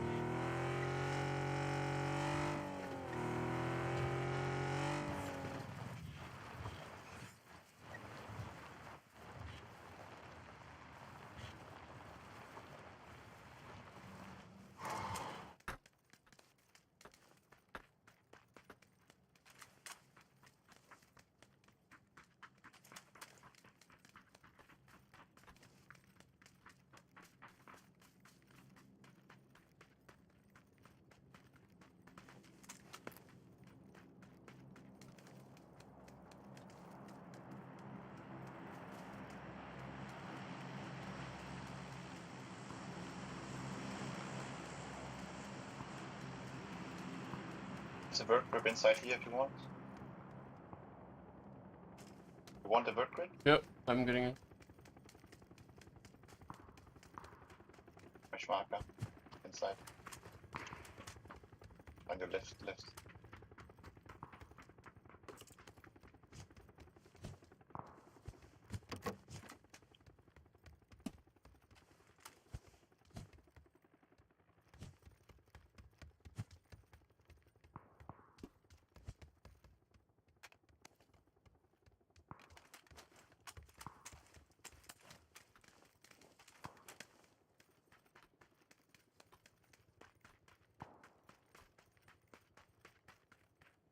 From my FPS, I have 150. So good.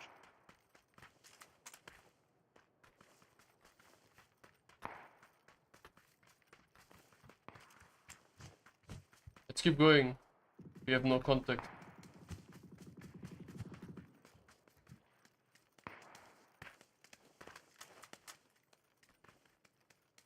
You drop here in orange. I don't see anyone on the roof on the apps. Airdrop, you said, or what? Yeah, orange. I see a lot of smokes, but that's really far away. Let's go towards Eps. Let's go towards orange.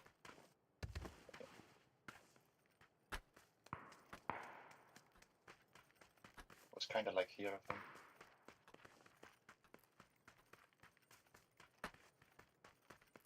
If we go on the roof on orange here, we should be able to shoot the people coming in.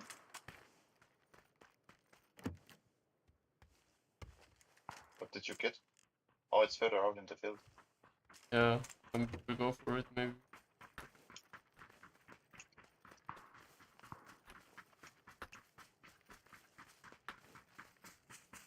Rotza. Take the gear.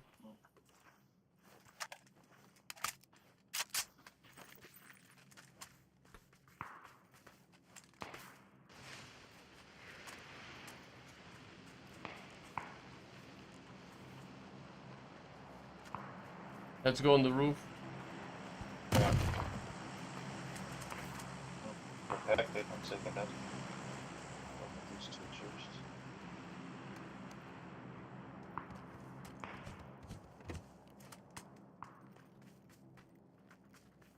I think we actually can go on top of this one.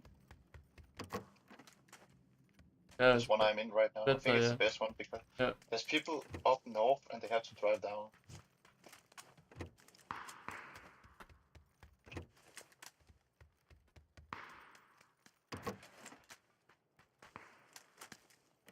Somewhere up here, orange.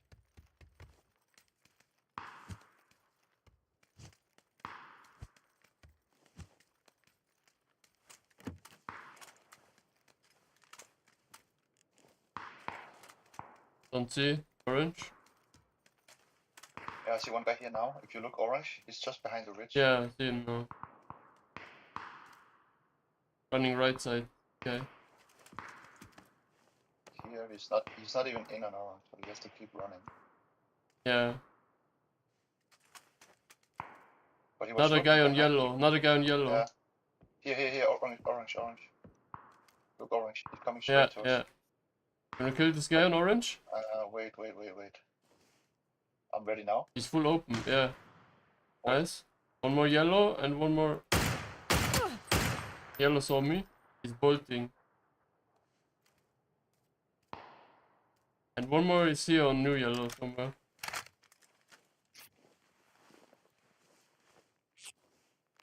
Still here for sure. Bandaging. Boosting.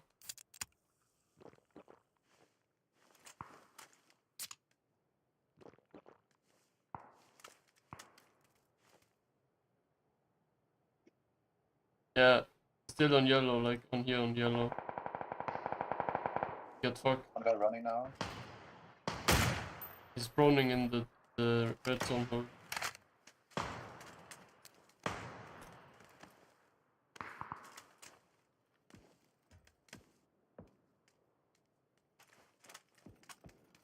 Holy shit, that was a nasty headshot on that guy running Yeah, down. nice one. Uh, Last break. people, Somewhere yellow. yeah, I think that's here maybe. Is he running here? He's still in the dip on yellow. Yeah, but he will get shot by orange every time he peeks out.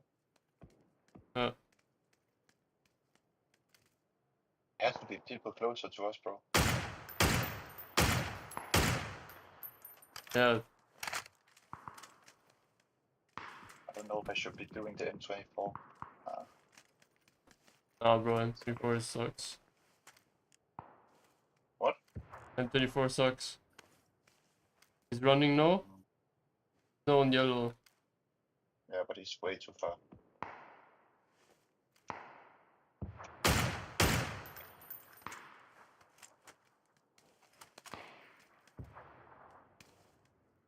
You hear something on your side? No, I was just going to watch in the city if someone is running. We're not inside there, we need to go. I'm inside here, but... Below you. Knock. Under me, Yellow. under me. Yeah, knocked him on yellow.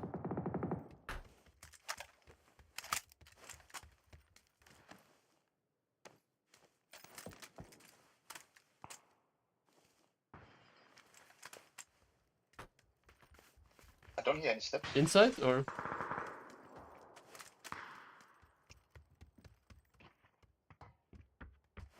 You flash Where my did you guy? let him? Outside, No. on yellow, exactly on yellow.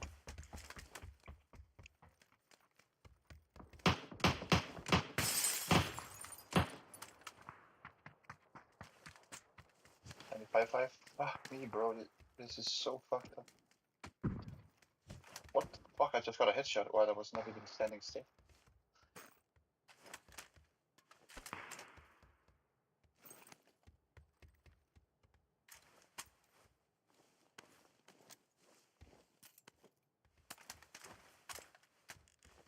Well, I have a repair kit, so I can repair I my see helmet. him. Yellow. You know.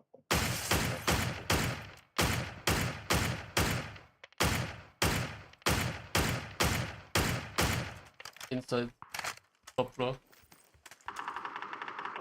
I got insta. What was Yeah, that? but we need to do like my waypoint. Yeah, we right need now. to do, yeah.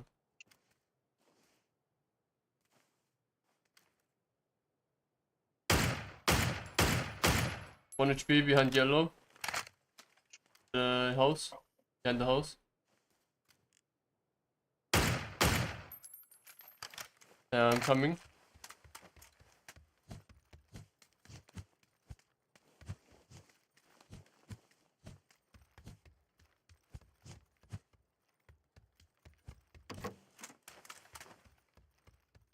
I think I hear a guy in orange.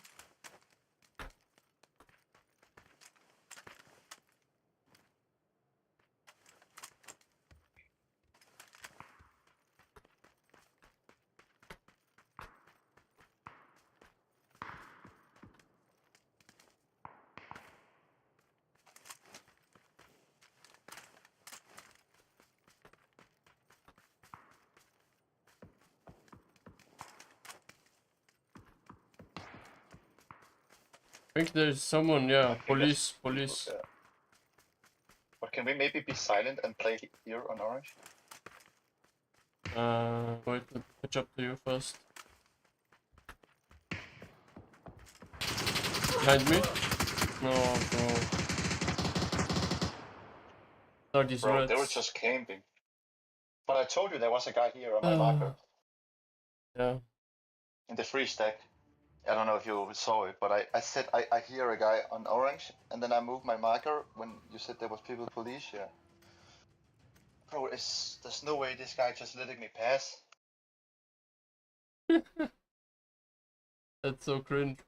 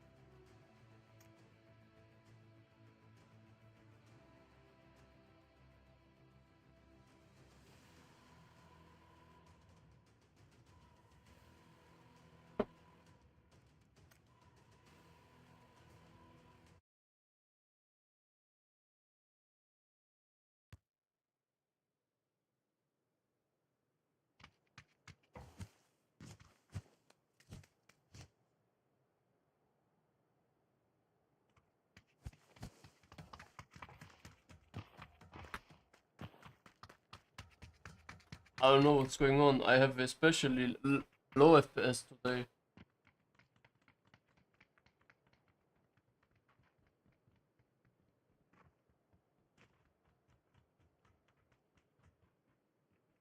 Feels terrible, you know, when I'm my mouse.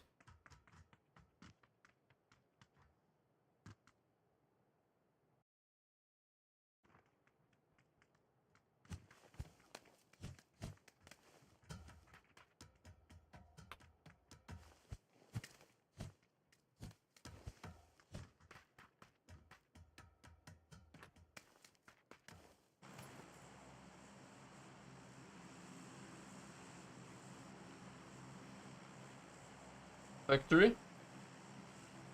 I mean, mean, it's kind of hard to go on the roof, but we can try. Let's try it, yeah. I'll be dropping here.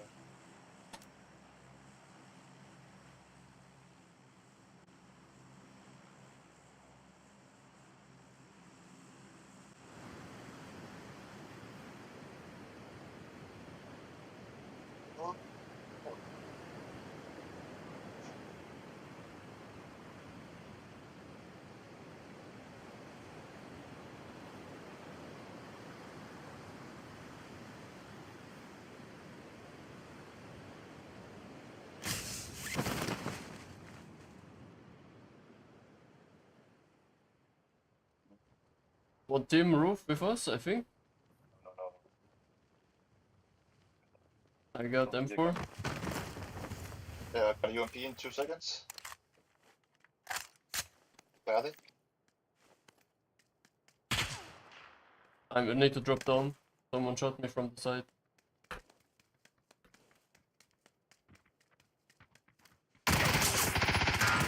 Knocked one on me. Coming.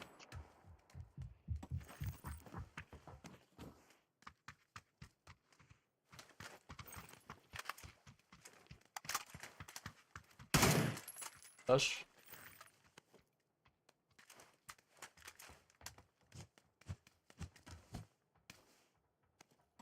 Above us. Under us.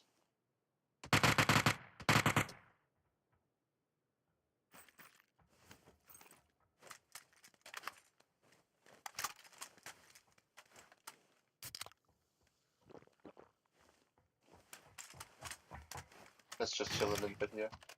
Okay, maybe we should go on the roof and then push instead of going in. There should still be. I think there might be a guy over here, bro, on my marker. Orange. Okay. I don't have a scope, nothing.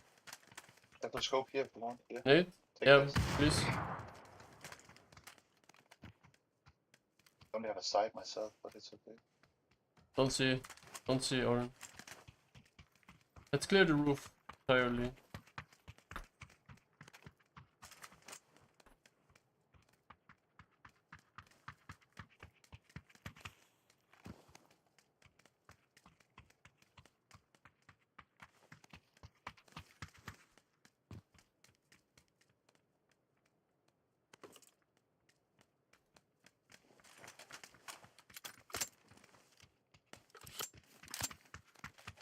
Posting.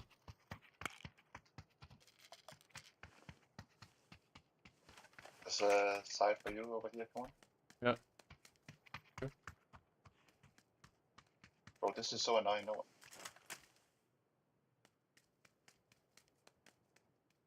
Under me?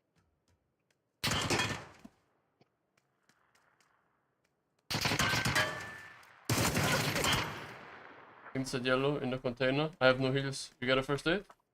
Yeah. Thank you. Okay, we don't have any heals, so if we fight and we get knocked, we can rest. Yeah, what about the guy under you?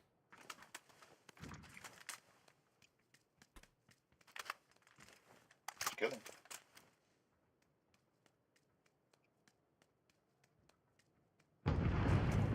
Don't see him. I'm gonna pick my guy outside. Yellow. Still inside. On you? Inside yellow, no, inside yellow. Maybe we push over here. Come. Side still. Container. Under me?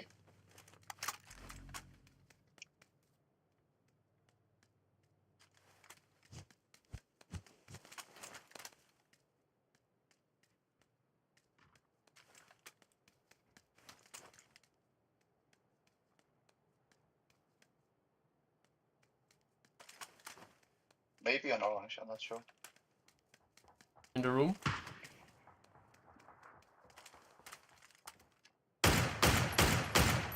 Inside yellow. Headshot.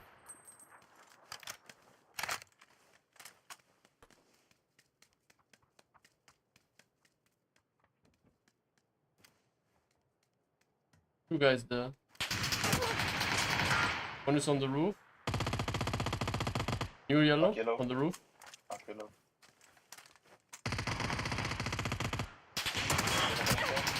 New yellow still on the roof. No, bro, what am I doing? He knocked me. I know. Should be Shouldn't safe. have peeked there. Yeah, but the thing is, I'm.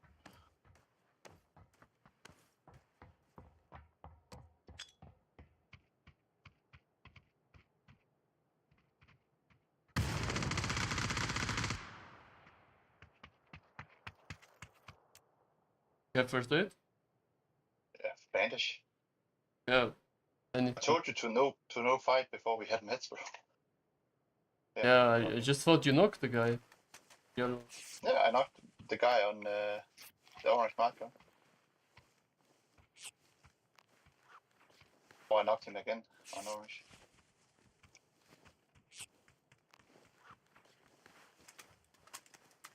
He just called in on orange.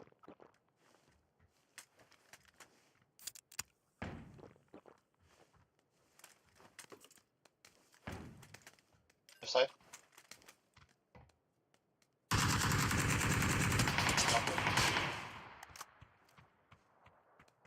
Should be holding this guy.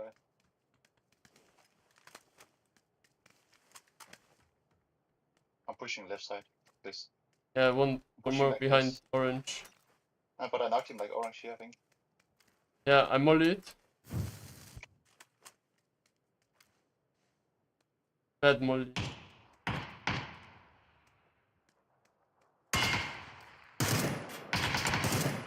Just don't get Two knocked guys down. on orange, yeah. Pay for the knock, yeah.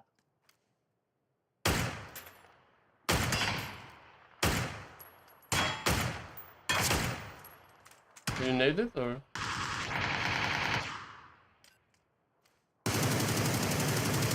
Container. Inside yellow. One is still behind here. I need to loot now. I have 0.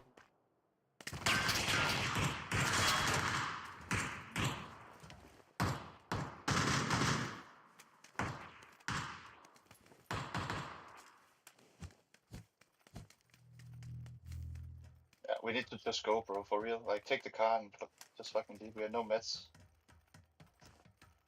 Loot something here. Doors. Oh, yeah, I'm trying.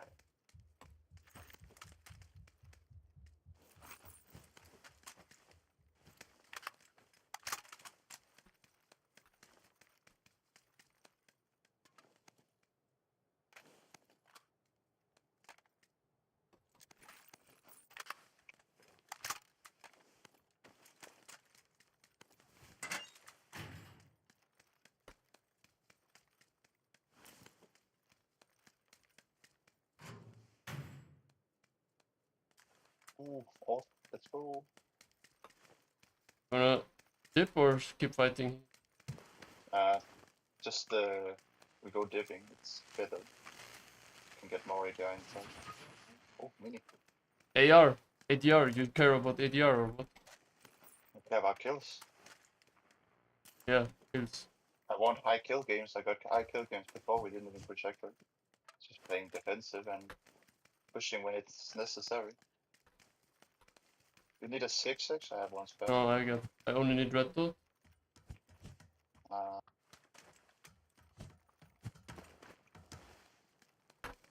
Yeah, we got car on yellow.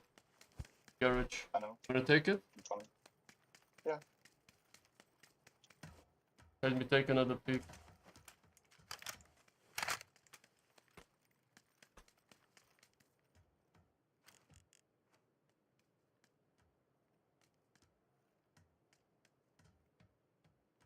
I think they dipped as well.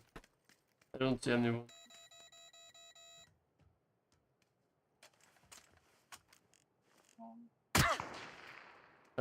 Roof. I think on orange. Not sure though.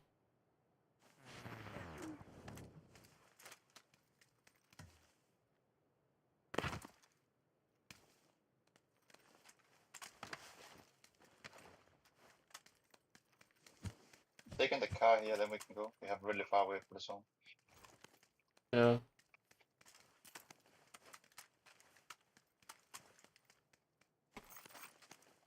Can you be close to the car so I don't get shot?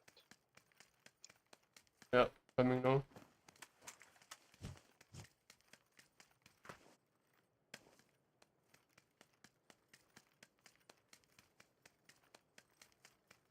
Go.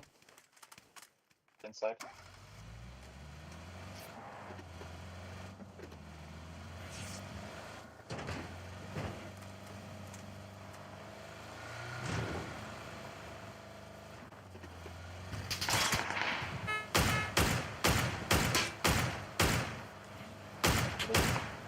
Need boosters? I knocked him on yellow. You need boost? Nope. Bandages if you have. Sometimes. I can take a car. Thank you. What is going on with the car? Bro, sometimes there's something wrong with my fucking keyboard. I'm pressing the W and then it's just stuck. I told you, bro, booting. Pull up on yellow maybe. Function. Silent. The thing is, it's when we are there, the zone is moving anyway. Bro, I got him. I got the flush. Wait, you got the kill? Yeah. Maybe they were tired by him. The zone is moving. Yeah, you're right. I just want to go all the way in. What about this yellow or this, like one of those two, like yellow line? Like For here. me, it's... Yeah, I mean, but the thing is, the next zone we have to move. So it's better to go somewhere like in here or, I don't know. Then push people shooting. Okay, crash orange, yeah, that's good.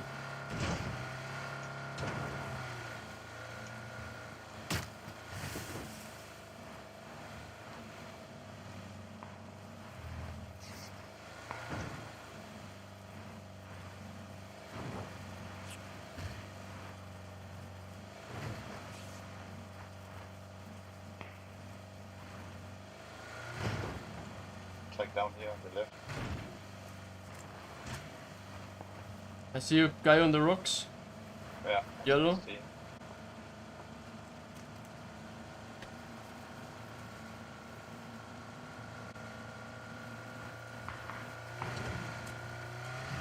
Two guys on the rocks. Yellow. What about this compound on our left? Don't see anything. Yeah, it's probably good to take it.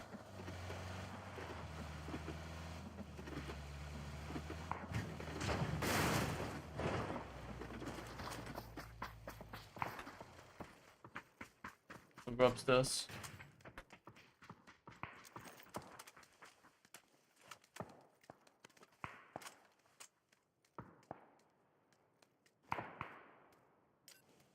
I see one guy on yellow, running left. Two guys.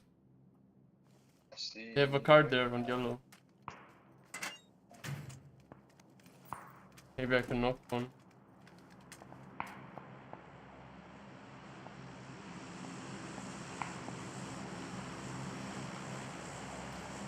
Broken on orange marker. Knock. Yellow.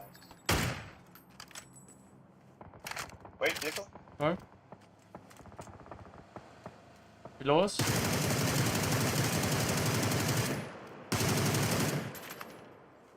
Did they keep going? Yeah, they keep going.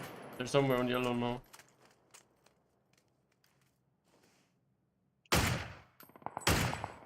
I got my flush. One more guys here on yellow. They're fighting there.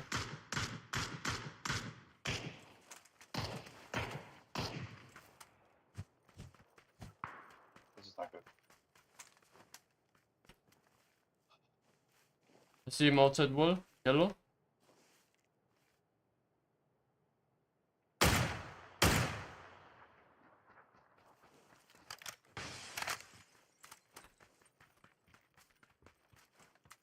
I'm gonna look for the other spot where I knocked the guy. Oh, go. Don't see. They must come to us, I think. Yeah, yeah.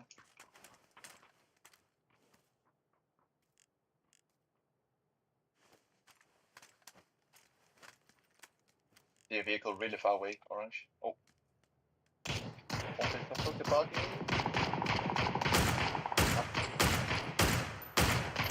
Two guys here on yellow in car.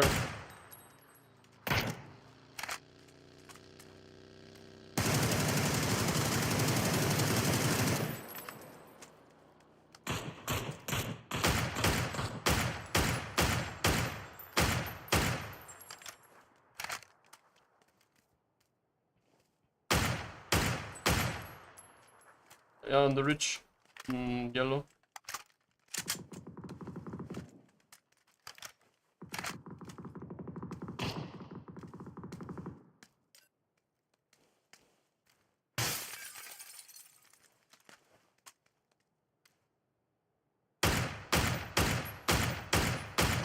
Knocked him on yellow, on orange, on the behind the ridge.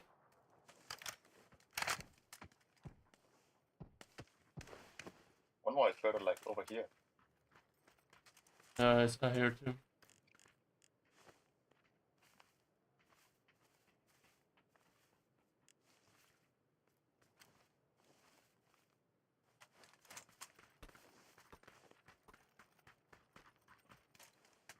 We'll go upstairs again.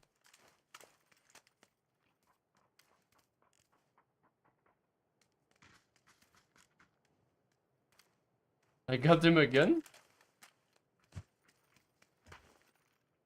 This guy's doing. He tried to zone, I guess. Almost out of ammo. What ammo you need? 7s. There was 7s in the building where you're going now. Yeah. They Oh, popped our tires. tires. Expected that to happen if you park it like that. Ah, it's only one, that's it.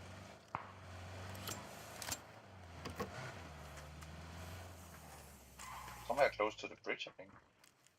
Yeah.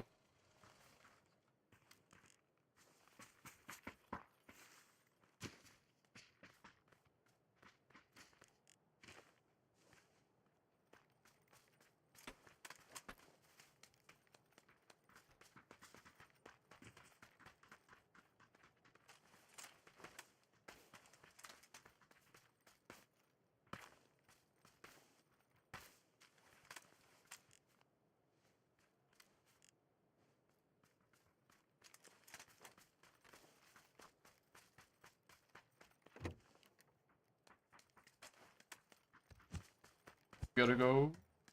Oh, I see one guy here. Orange. Moving up. Right, I will kill him. He's behind here now. He's peeking. Yeah. Gonna climb down. One more inside. Below or what? Orange. I'm moving right side, body.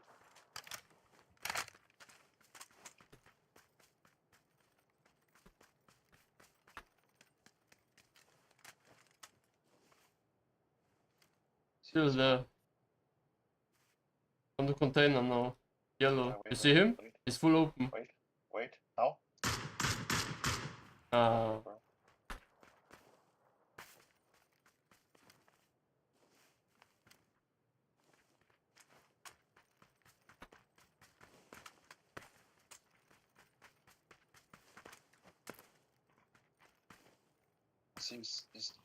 He's hung orange again. He's behind it. Need to make our way inside yellow or someone on something. In front of me. Are they shooting you? 240, yeah, something 240. Yellowish. I think you should come down, bro. Instead of going right side, you're going to the shots. Yeah. I don't see them. Oh, I see one guy on the roof here. Oh, it's not a guy, so.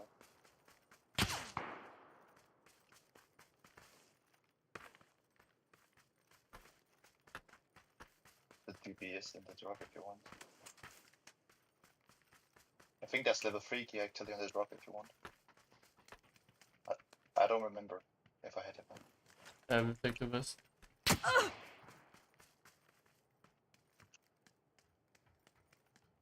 They were shooting me, by the way, on yellow. Yeah, good hit, they hit. Team. And orange.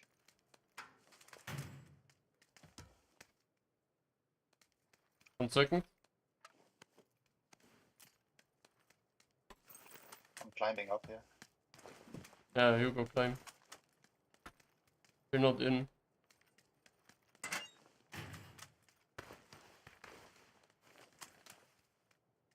On me.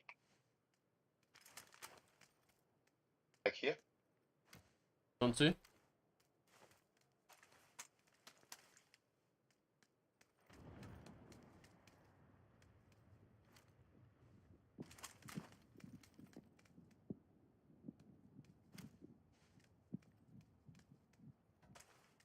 He's inside here and one guy on me. Wait, I'm trying to go around. I see him. Below you. Yellow.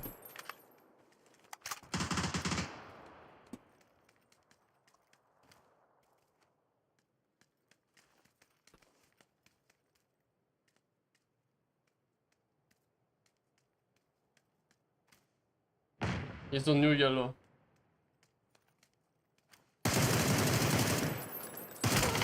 Knocked him new yellow.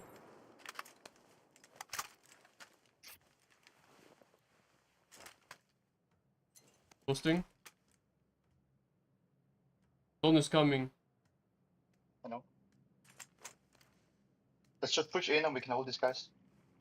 Oh, one is swimming. One is swimming, bro.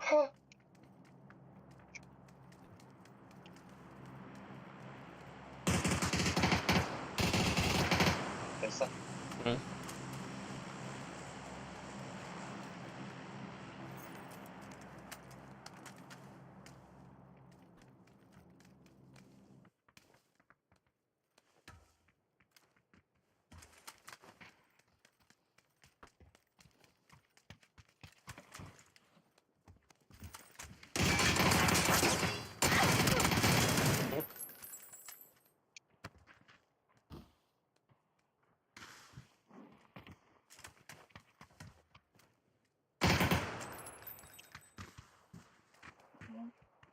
Let's just stay here.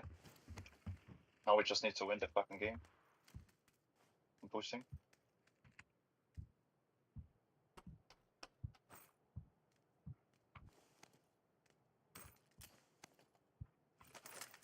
It's me throwing. What about the guys behind us? Also Insta, yeah? Mm. There's a Panzer here if you want. Oh.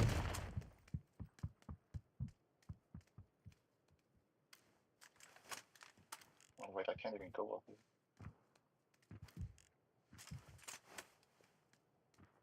Trying to scout here, I can't see anything. Should make our way a little bit farther forward.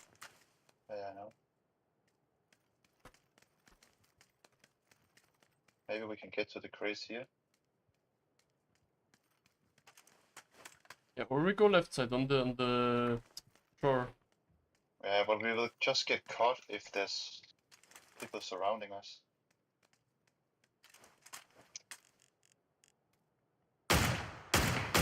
Yellow. Knock yellow.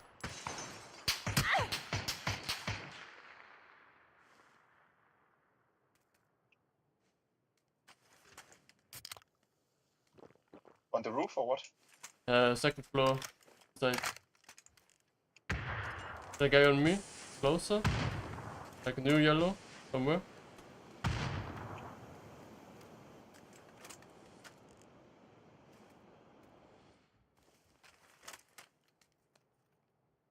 The container, I think. Yeah, in the smoke now. Pretty close to me. On the roof.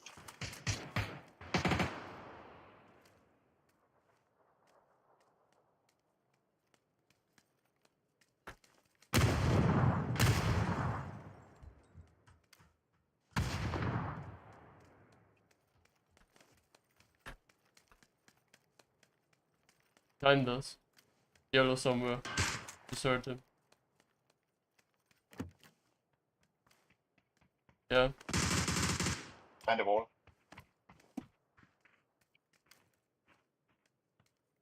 I can go flash him, but there's people shooting at us. I'm flashing. 3, 2, 1. He's I- white. Can you go push him? Oh, I'm white too. I will kill him with. Oh my god, I'm whiffing. Maybe full team.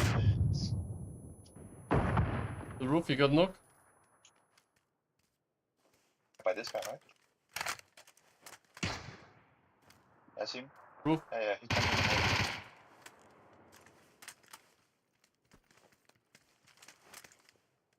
I'm nading this yellow guy.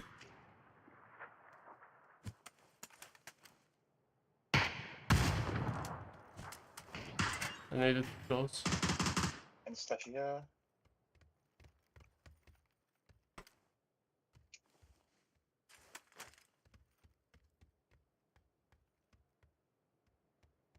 He was on yellow roof.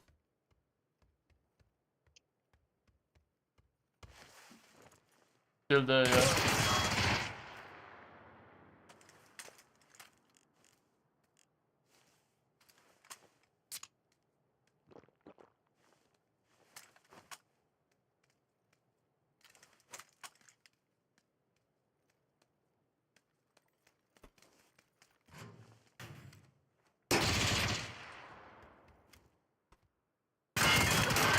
Don't get knocked, don't get knocked. If they're pushing you, I can hold you. Yeah, yeah. Still on the roof, yellow. Yeah, they're all 3 there.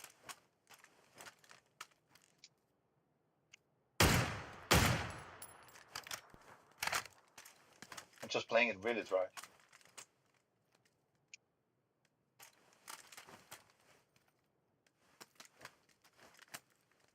And one more nade. No, bro, he knocked me while I was nading.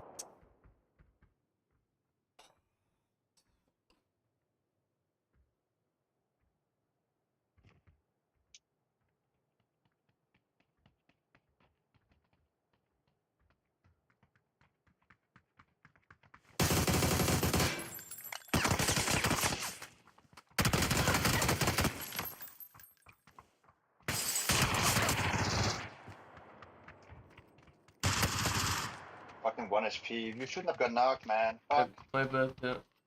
It's okay. It was a good game.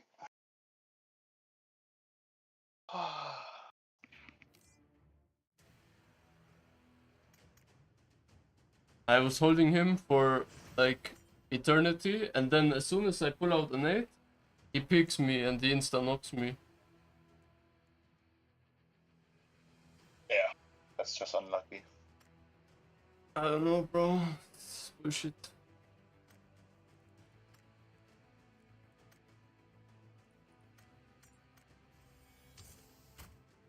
At least we had a good game. 1k.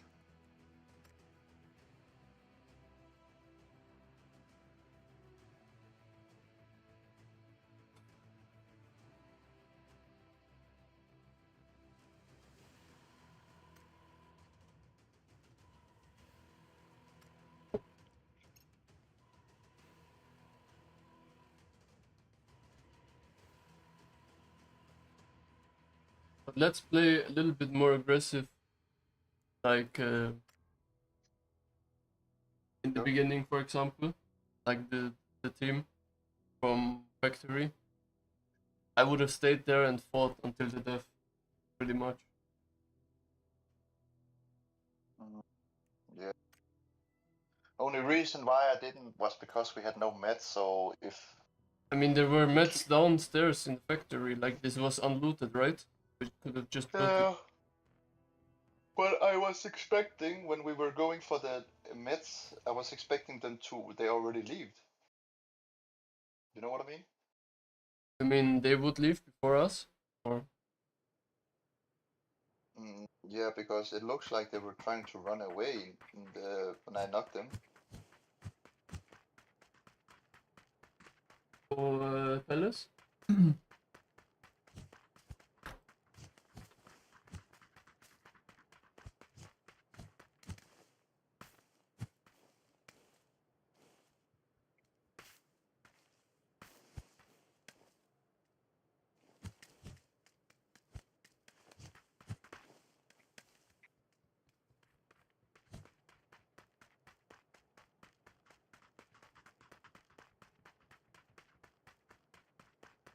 And if you don't need to say yellow mark or orange mark, just say orange. Okay, so I don't have to say marker. Yeah, it's faster, you know? Orange.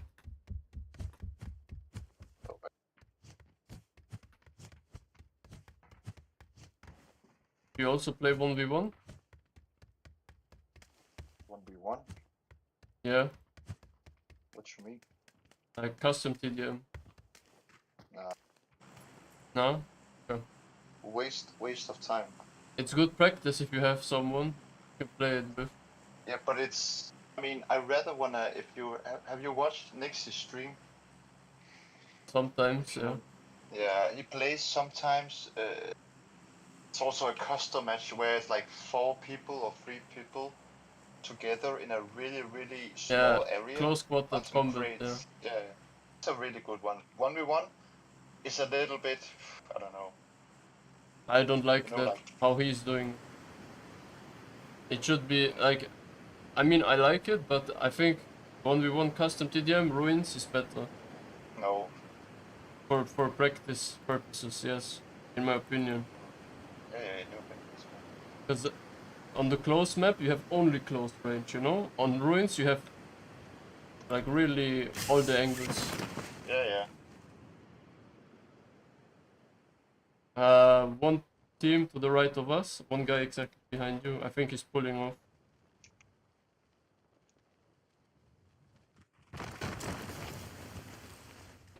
Just take roof ASAP.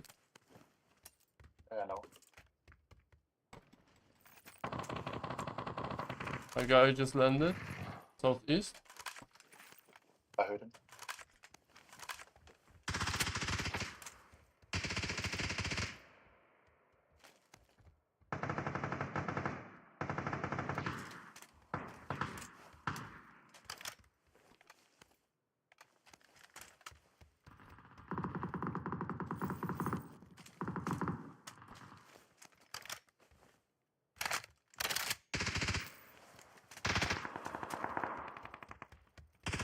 Oh, guy in front of us, south, close. 2 guys. Not one more left side, orange, inside. We should push this. Coming. Outside. Nice. I don't know if that was the guy I saw before. Not inside here.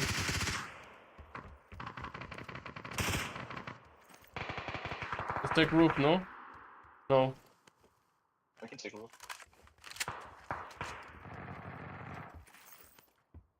Steps. Northeast.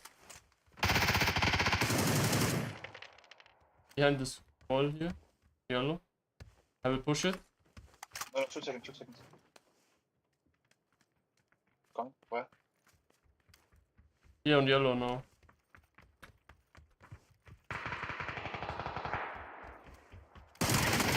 Knock on me. Where?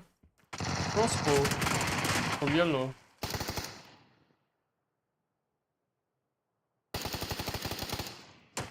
I dropped smoke.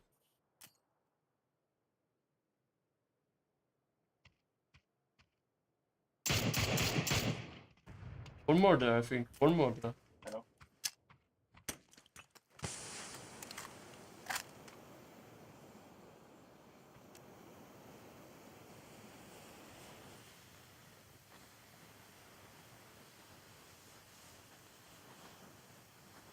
You're gonna pick the left side?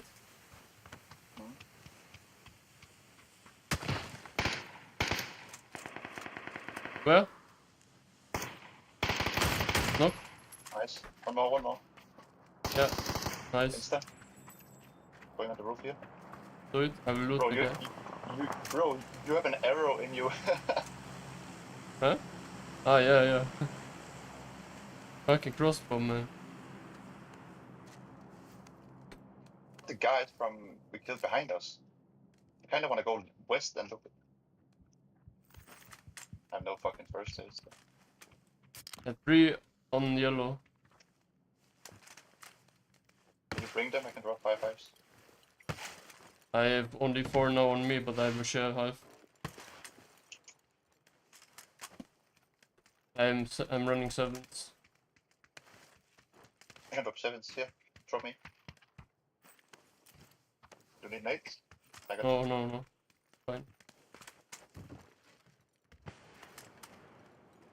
Oh. Oh, they're getting thrown from, I think on the roof actually, maybe. Southwest somewhere. Yeah. Nope. Knocked on the roof. On the roof? Yeah, yellow knock.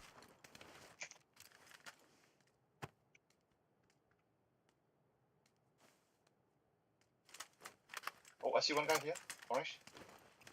What is he doing? Yeah. Knocked him. Is the roof or not? Bro. Need a fast rest. I knocked him. Is that the same? I knocked him in the open. Right here. Nice.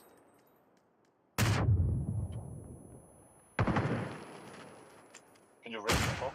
Yeah. There's one more in the smoke. Left I know. We knocked orange. two. The first guy you knocked on the roof. Should push was it the same immediate. Team 8, 5, 2 teams. Yeah, I know.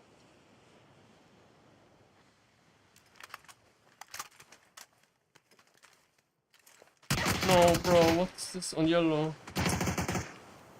Yeah, and I was meeting. The only, bro, I was about to say we need to watch our backs because we just heard shots before. Oh. That was a nice try, I guess.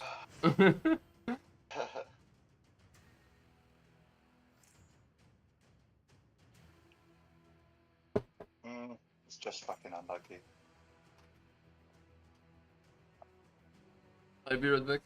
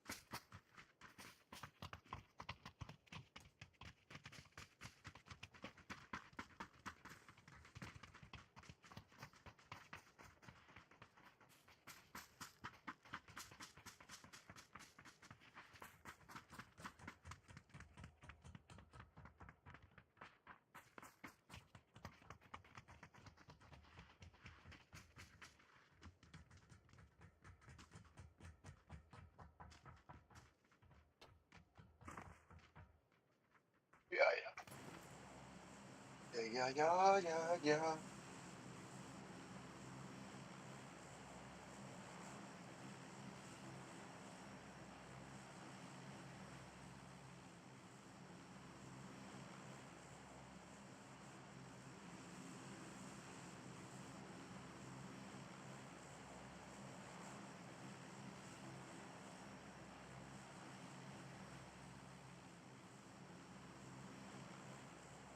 Hosan? Yeah, sure. Yeah, I didn't know when you were back, so I was just following you. Wanna go main, if we can? I always go here on yellow. Oh, sure. This main is a little bit too hot, you know, there are like 3 teams landing on the same roof always, and I get yeah. RNG'd so much. I think we should not be going there, there's too many. Yeah.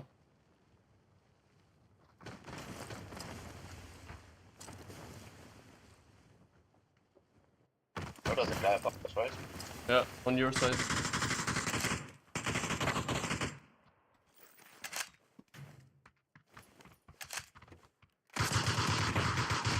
Can you help me? Knocked him.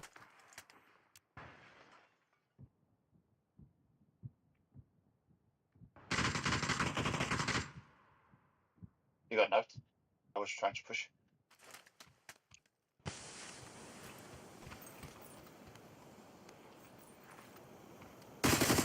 Flashed him. No, bro, this ass, man. 310 outside.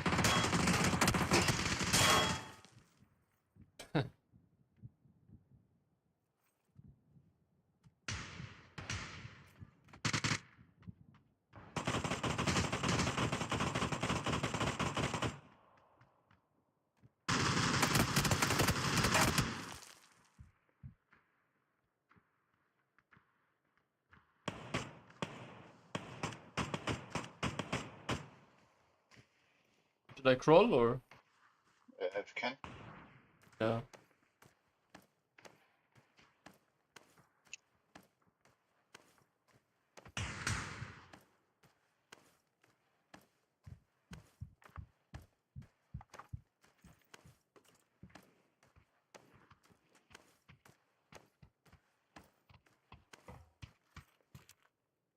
Got first aid? No bandages only. Yeah, I've also maybe in this room.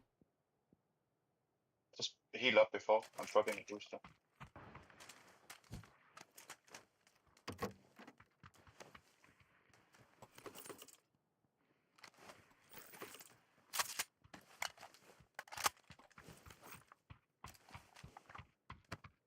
I have nothing, bro. What about the guys? You killed them all or? No, I have zero kills. What the fuck? I had no meds. I need to get some meds. Then you're getting knocked. Knocked them outside on yellow.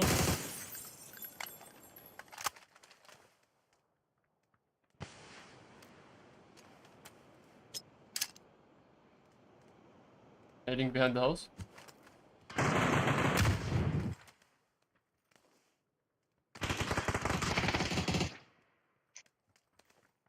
Info. On me. Bottom or what? Trying to nade me. I knocked them outside. I'm going on the roof trying to. Knocked outside.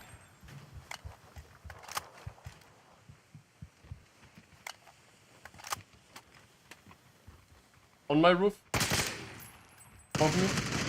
Nice. One up.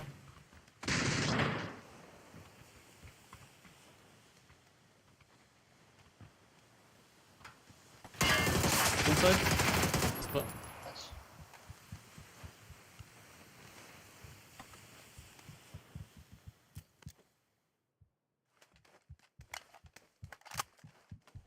Boosting. Fuck did he get on the roof? Did He jumped go from all the way? other room.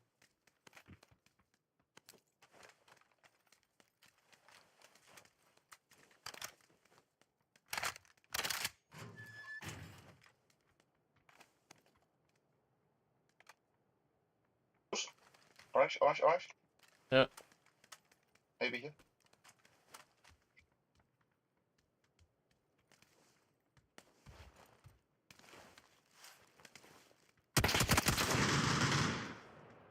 Stairs. Outside.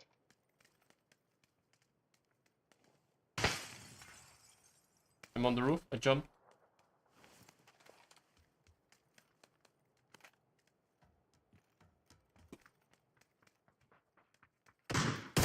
Knocked on me. Oh, on me, on me. Oh my god. Ah, this bitch. Dude. He was sitting, bro. He was like sitting there just holding the entrance. And I had my fucking S12K in case.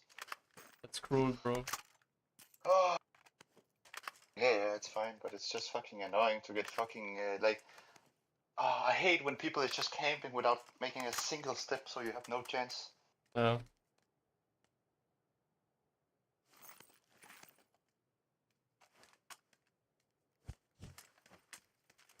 And one guy was right here.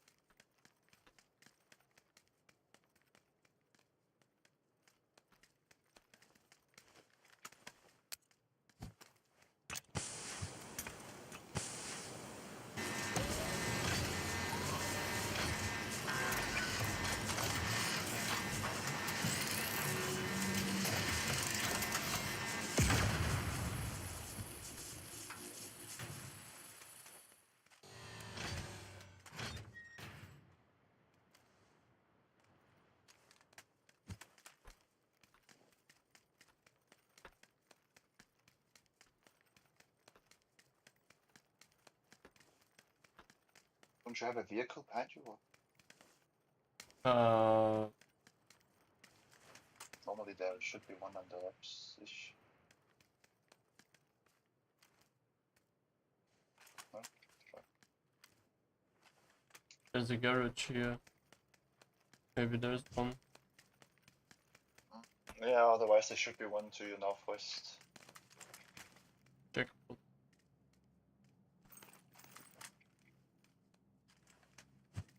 If you put your nade in the, number 5, you can have more space. Yeah. Yeah, you probably already know it, but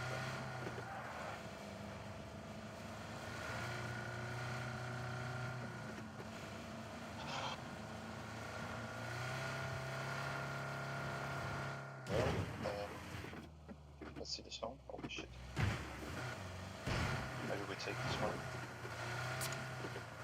I think it's taken already, no? I need fucking a gun, bro, before I can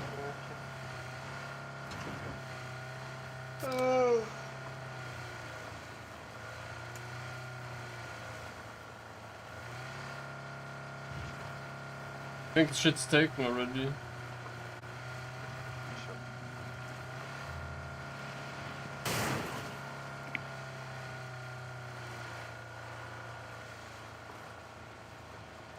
But you can try. Shit. Yeah, I'm gonna scout. I might go here.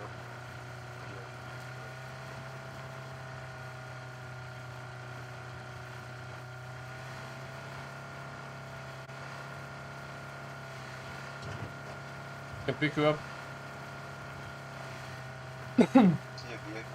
See a vehicle. Vehicle where? This one. Okay.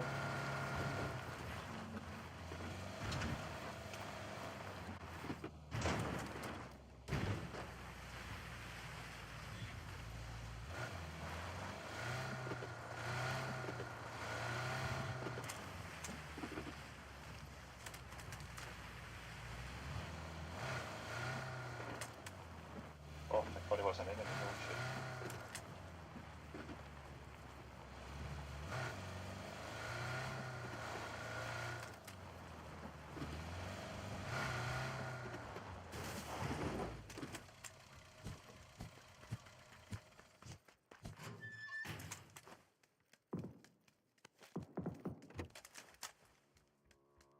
Hike.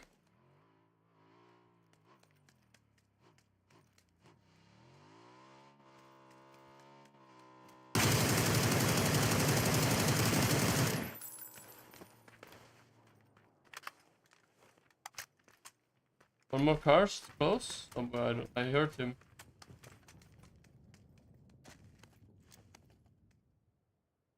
Maybe he went silence.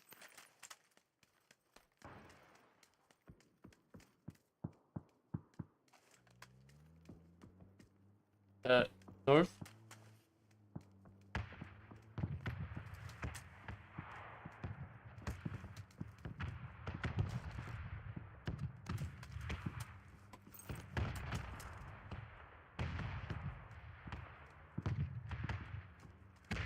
Are you ready?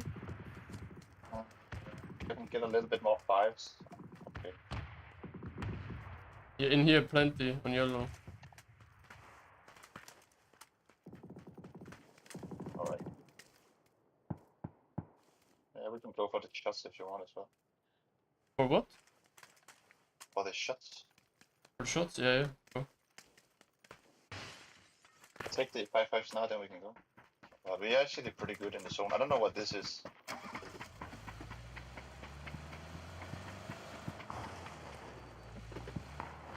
Alright, I'm good. Can I drive by? You drive? Yeah.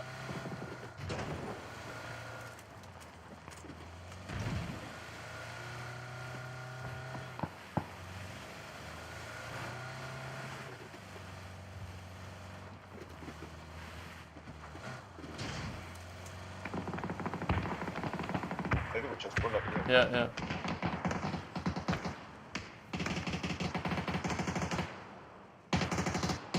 Go up, go up, yeah.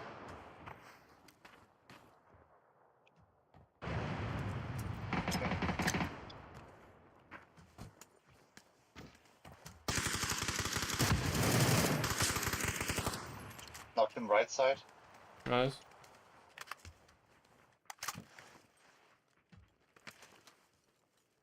One more here on yellow somewhere.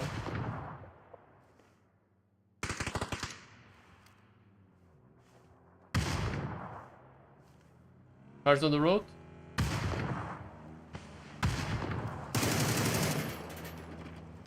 On my wall.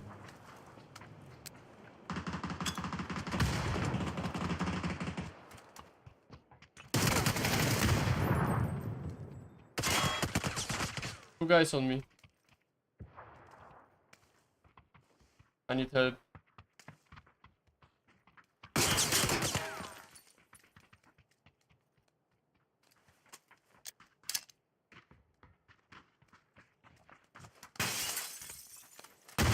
Insta.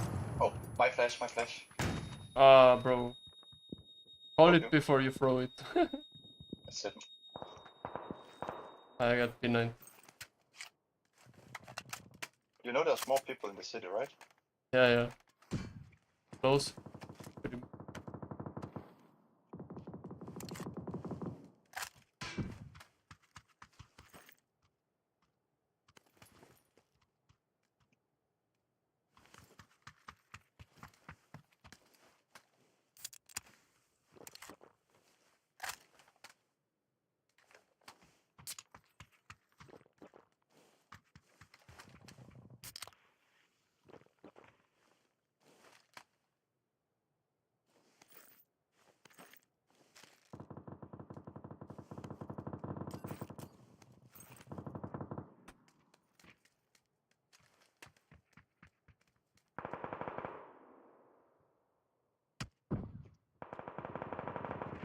What the fuck? I don't even know where I'm getting shot from.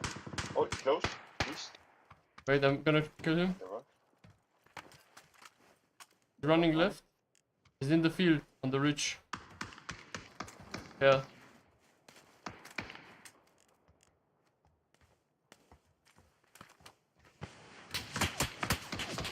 Getting out here. But it's bad. See him on yellow. Not insta. Yellow. Driving.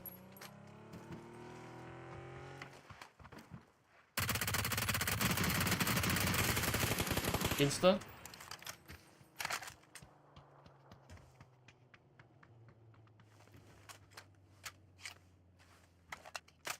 Maybe a guy on the rock here on yellow. He was shooting him, no? Or who was shooting him?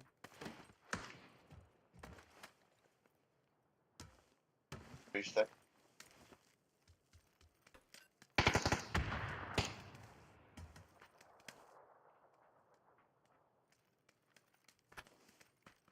Nading.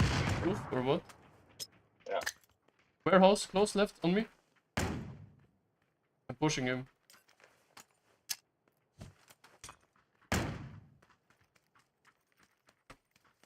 Outside warehouse, close.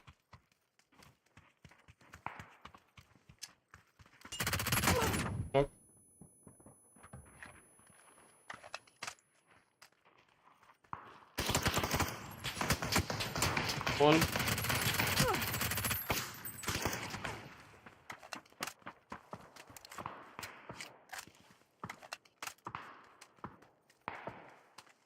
Bandaging.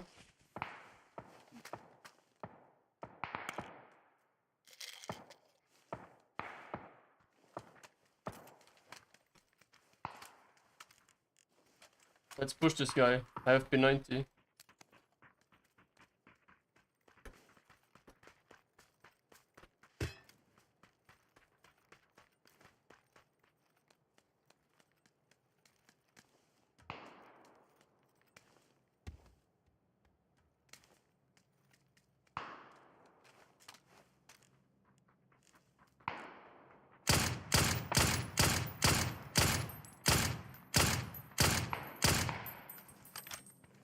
In the field.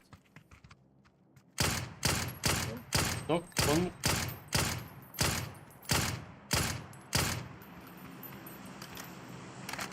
Knock on yellow. One guy just needs to be close to somewhere.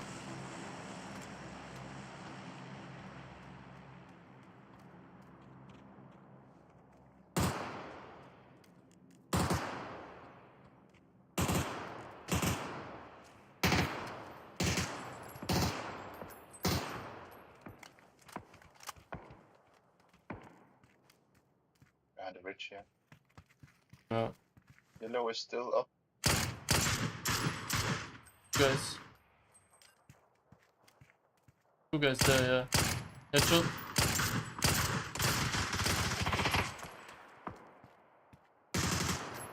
I'm nading. The orange. He's nading too. He's in the corner, tuck. He's low, he's low. One is peak. IPC. Nading behind, nading behind. That BZ.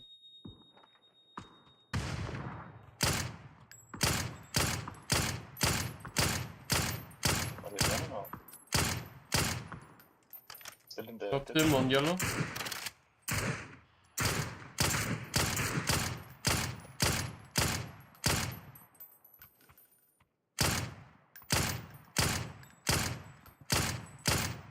Insta on orange. Oh, I see guy, 110. Yeah.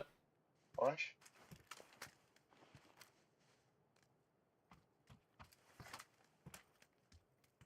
He's exactly in.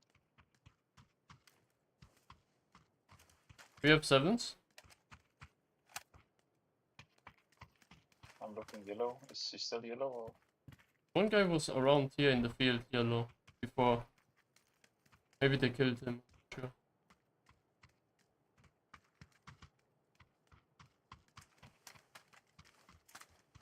Orange needs to run now. Oh, he's in. Look map. Yeah. Mark the rock and you can see it.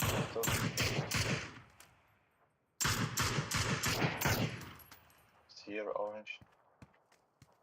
We're alive. This guy is red with us and the orange guy, no? Oh yeah, that's right, yeah. He's on shack now. Behind the ridge on yellow. Left to the shack. Alright.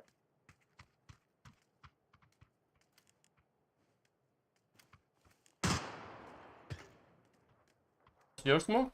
Or? No. No?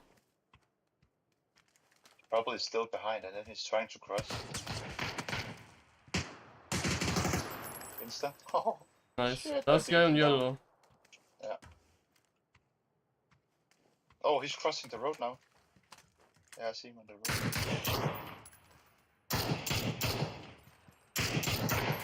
Yeah.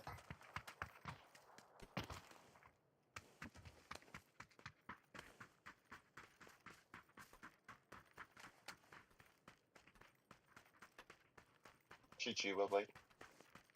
Yeah, I hope so. Behind the ridge now or what?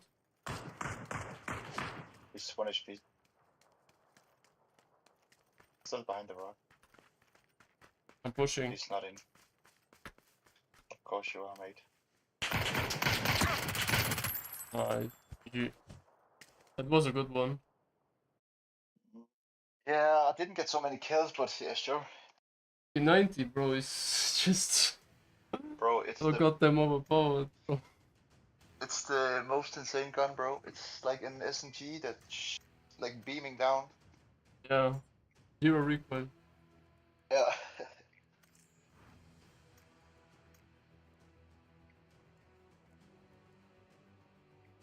I think this can go on YouTube. What do you think? I don't. Maybe. I think you just need to make, if you want to make like good videos, just make the highlights, like make a montage where you, like, let's say you play human squads and you're having some pretty nasty, like Squad wipes or kill, like yeah, something like that, or yeah, I think multi then you kills. can just you just clip them, and then it's like when you're putting them all together, it looks pretty cool. Yeah, I'm collecting for now just highlights, like I do shorts, you know. And I like this game, I would upload in total, like the whole game, you know. Easy cheesy. Why so easy? Why? Nah, bro, I still suck at this game. I'm still nowhere near I wanna be.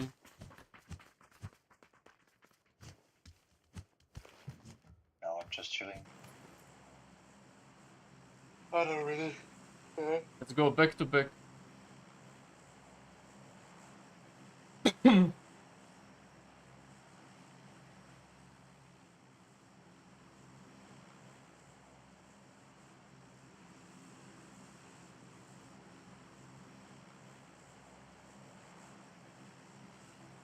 There's people on the roof on yellow. I might go bottom floor, and then I hurry up getting a gun, and then I'm going second floor, and then I'm normally just holding them, so when they're pushing down, it's easy kills. I always go roof, no matter. Yeah, but if there's two guys roof and one of them has a gun and you don't, it's kinda GG. It's way too random. It is what it is, then. Yeah, but it has nothing to do about who's good at the game and who's bad. That's true. I beat them. Yeah. No yellow. Landing.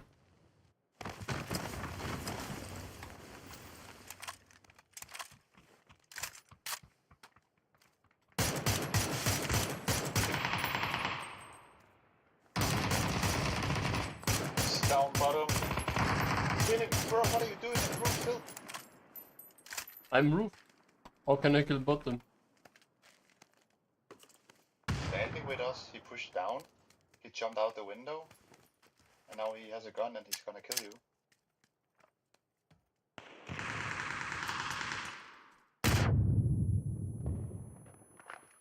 I'm gonna go for a drink, GG. Yeah.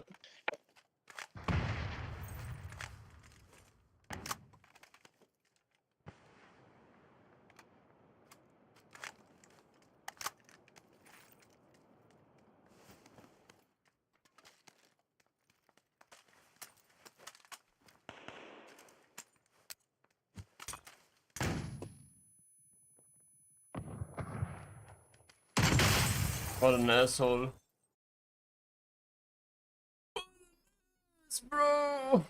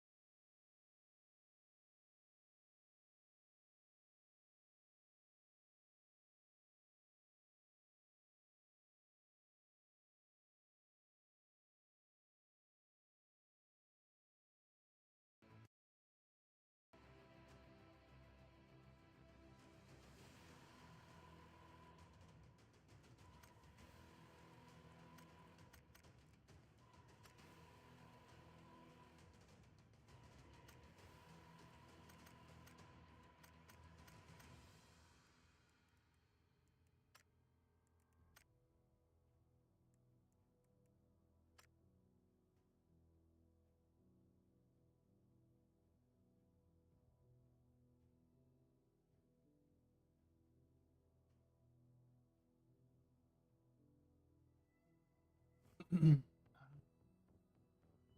ready up.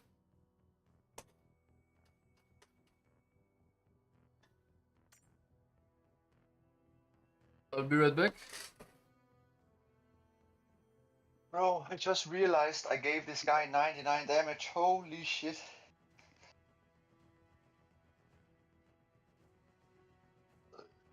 Fucked up, man.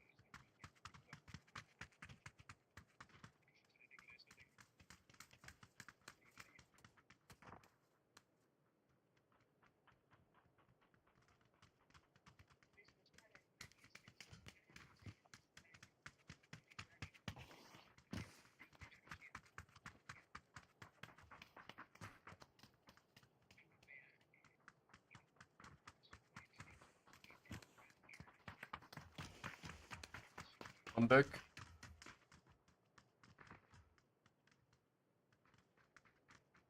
Stadium.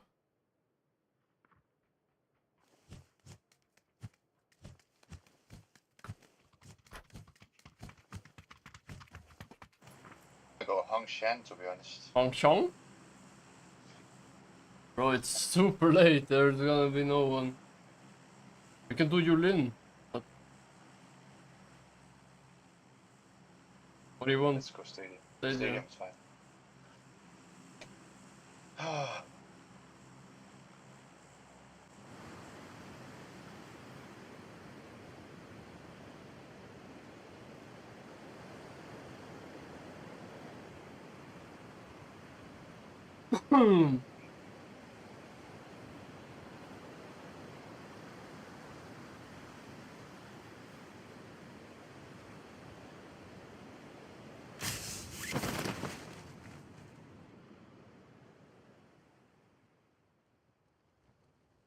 Guy left was. See. I see.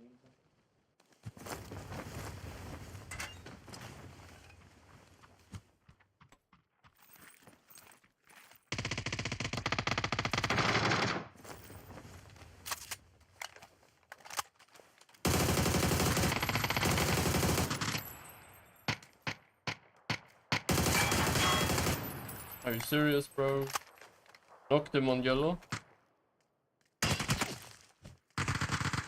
Me? What the hell?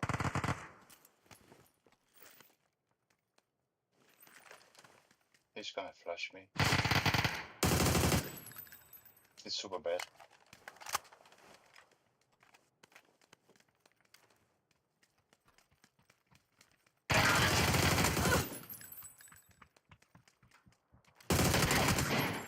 How Nice is shot, bro. bro? I At should. least one of them should have been knocked. I mean, you sprayed. Yeah, both of. You. Was kind of weird. One of them. I mean, I thought the first guy you were shooting at, he was going to get knocked. Suddenly not, and then the other guy, he should have been knocked. I don't know. Aug is just so bad. Very little gold. Yeah.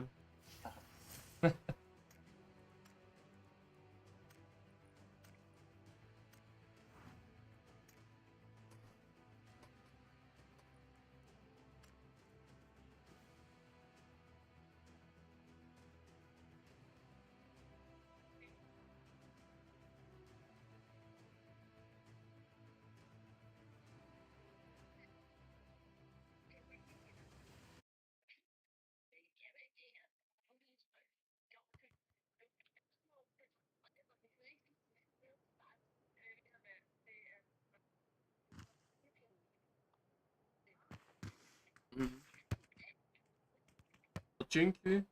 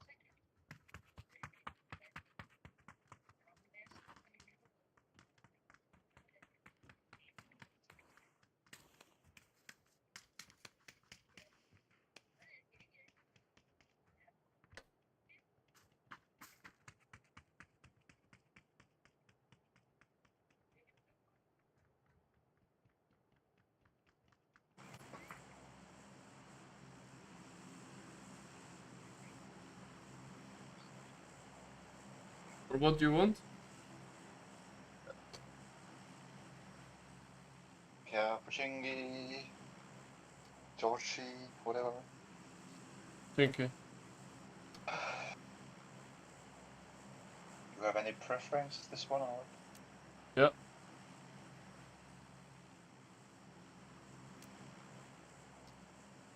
Let's do it. Let's do it, boy.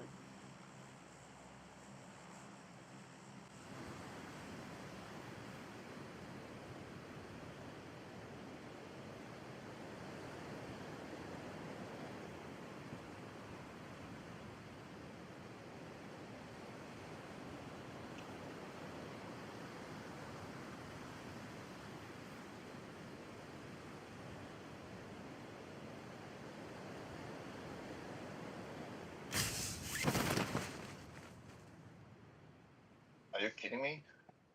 Nah, bro, we got mocked. You wanna leave? No, we play. I would leave. If I would be solo, I would leave insta.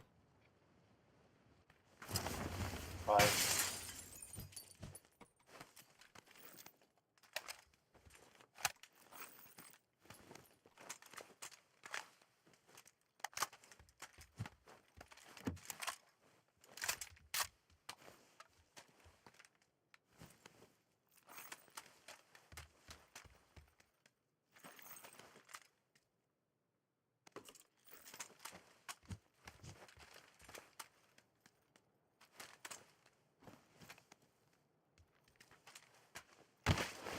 They all went charge. And melee. They all went charge, I think, and Stone is melee. Nice. We can hold bridge. Yeah, we need to hurry up if you wanna hold bridge. I don't even have a sniper, heavily assisted. Best gun in the game. Yeah, for sure.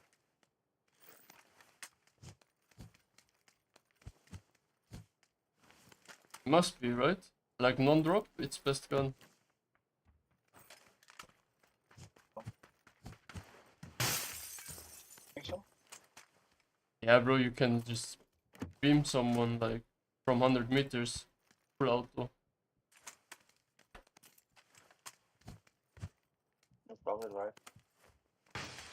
Alright, I'm going for the dash, then we can go. Yeah.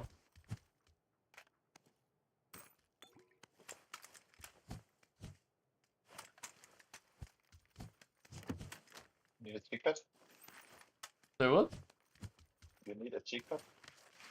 Yeah. Please.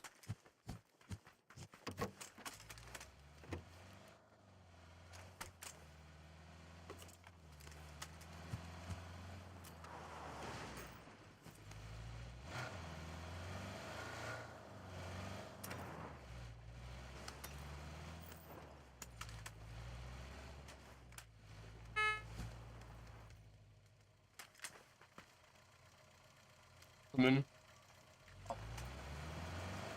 Here.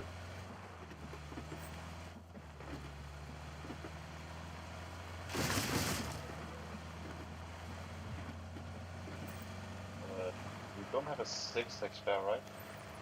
No. In the 6 I have 4 tanks on my K9.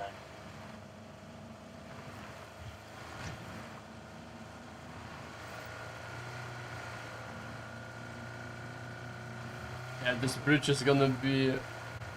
Bro. Yeah. You have 7s? There's people already there. Kill them.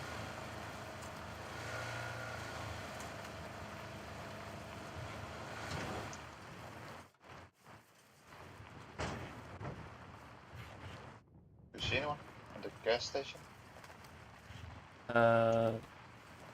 Yeah, on the shack. Hit twice. Inside check, 1 HP. No, bro, he knocked me out. Oh, what?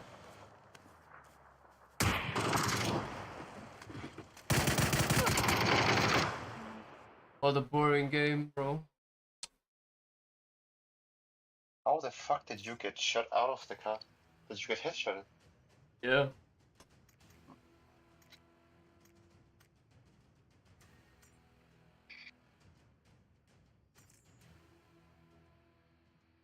I guess you're a bad peeker, XD. It's just better, exactly.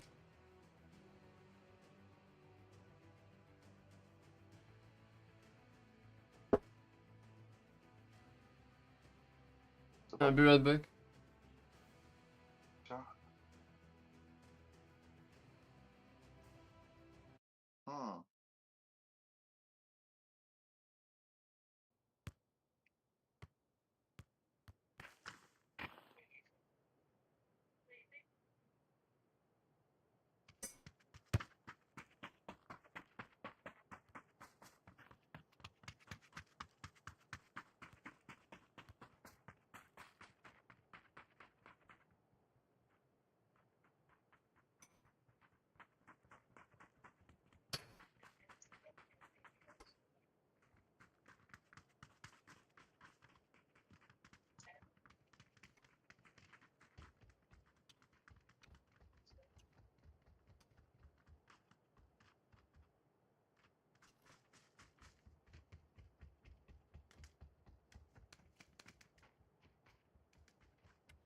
Book John? I haven't really seen Book Sun, yeah, sure.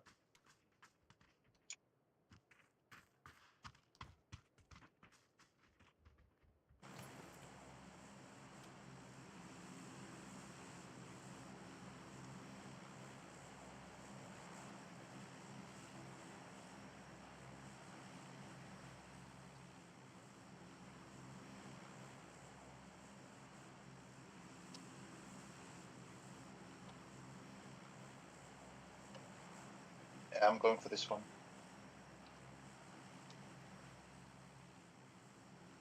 I might land behind it.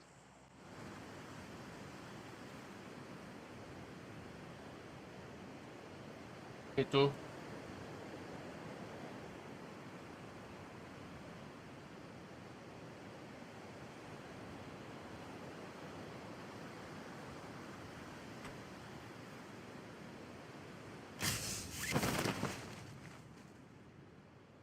There is 1, 3 teams, 4 teams. 1 team on us upwards.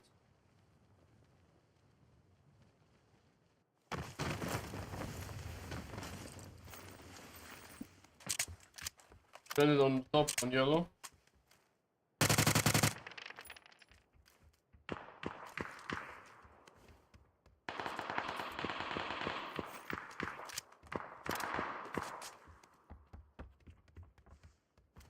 Next class.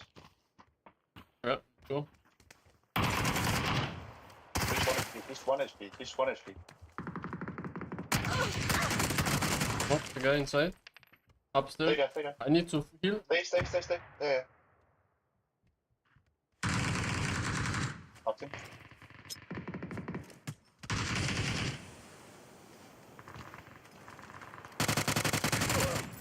Oh shit, bro. I shot you, sorry. Shit. Need first aid. Yeah, I'm bandaging. Doing the same. Oh shit, I heard someone jump and I thought it was...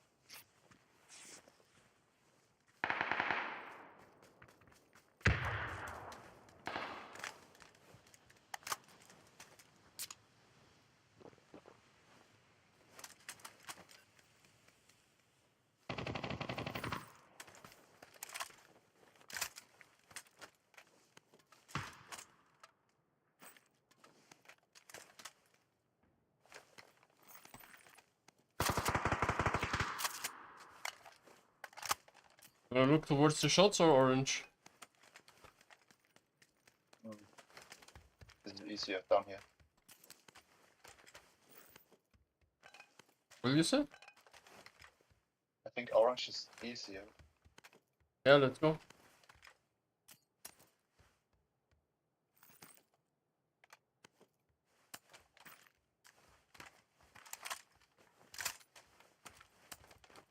One guy.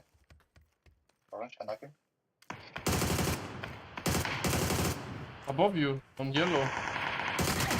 On yellow, bro. Inside. Here.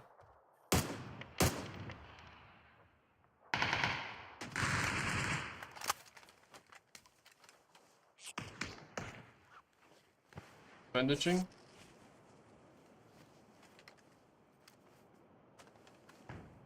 Heading.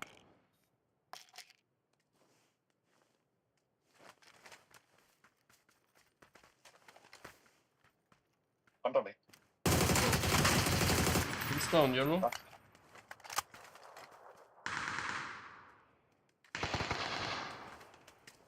You mark it?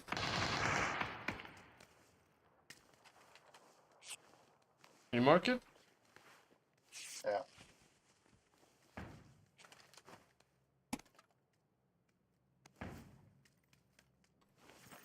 I will nade it.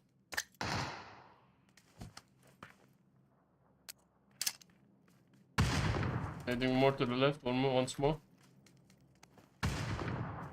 It's not really a good nade. Too short or? Just come to me, it's only one guy. It's not because I'm trapped. He was just downstairs. But he could have moved up, so it's kind of bad. Maybe waterfall wrapping around. I think he moved this one. On the tree. Yellow. Nading him. Flashing. Dead.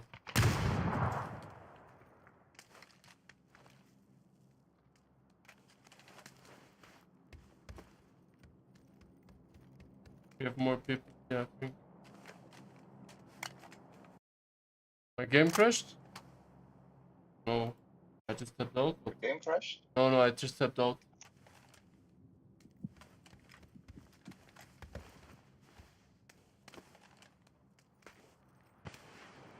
Is yours smoke?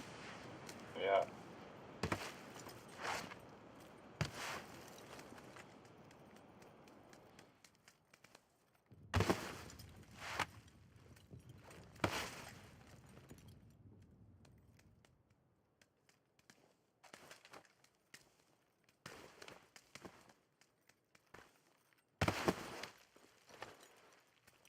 I think I can go for the blue chip. Yeah.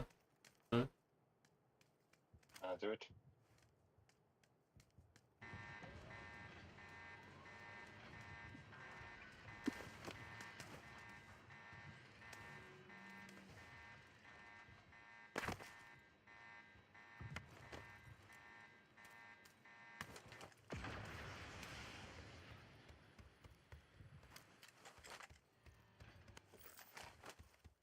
We should drive. I think it's clear here. Amen.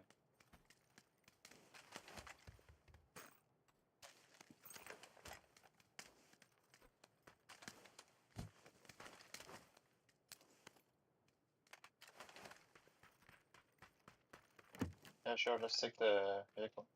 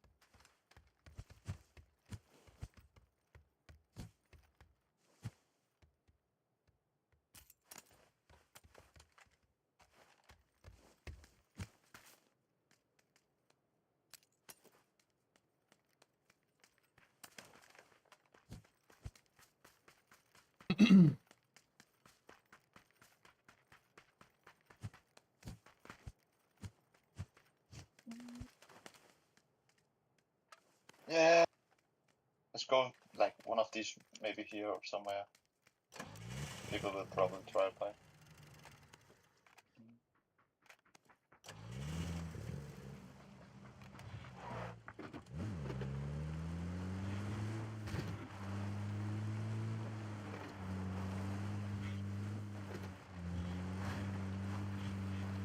Always call your utility, you know, if you throw something, and not after you throw it, but when you just short before you're about to throw it, you know. I'm flashing inside. Yeah. I'm doing this. I'm smoking you.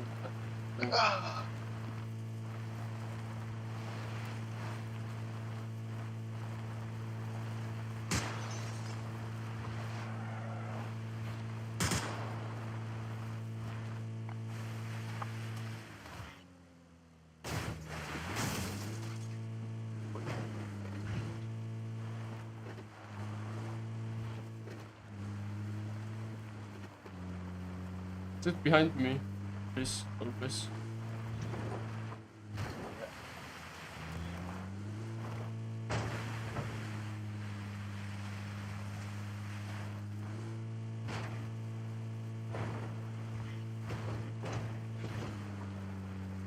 Maybe we take the hill here in orange. Just drive around until someone shoots us, no? Yeah. It's just hard if it's full team.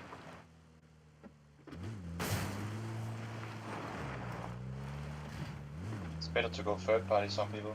Are you on the roof? In front of us on the compound? There's no one there. Oh.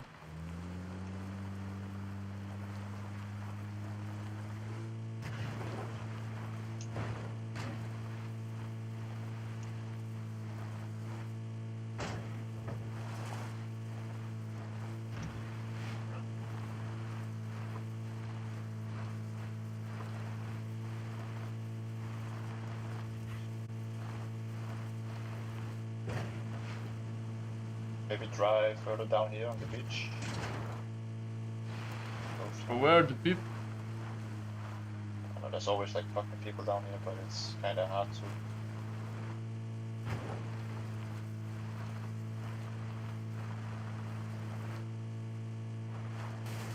Oh, watch out, man.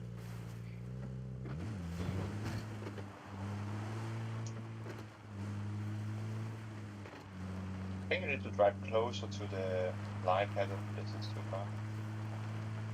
To the what? Closer to the plane. We're like 2 kilometers away from. Yeah, but still, it's center circle.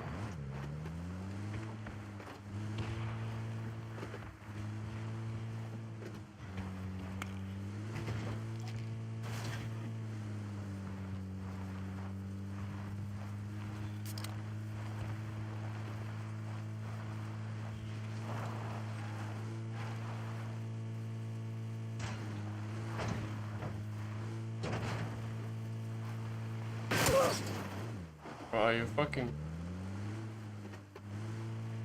I'm not fucking. Nate? Nate's on the right. That's the compound, yeah. Pretty sure. Did you go further up? Go further up. Oh, one guy on the wall here. Can I just stay here? We need to push him good. Oh, that's insta fucking. Let's drive up. Let's drive up. No, no, you can drive. I will bait. Yeah. Go my fucking direction, please. Below me. Are they shooting you? Yeah.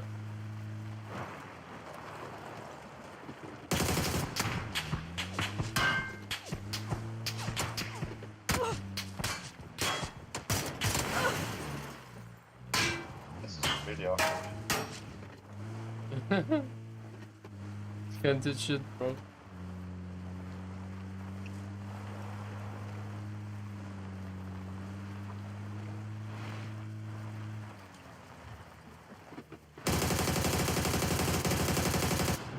on the brick building, outside corner.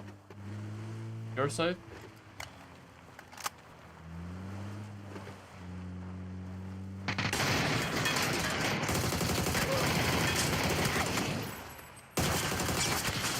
Oh god. The fucking tree. There's a guy on yellow.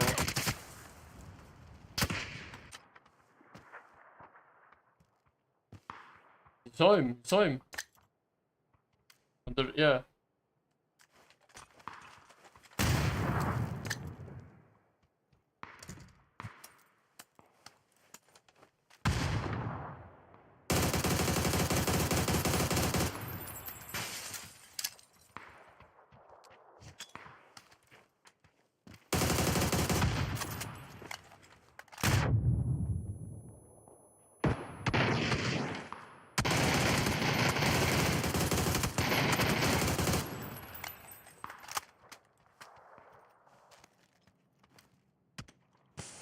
Left side on the rock, I think.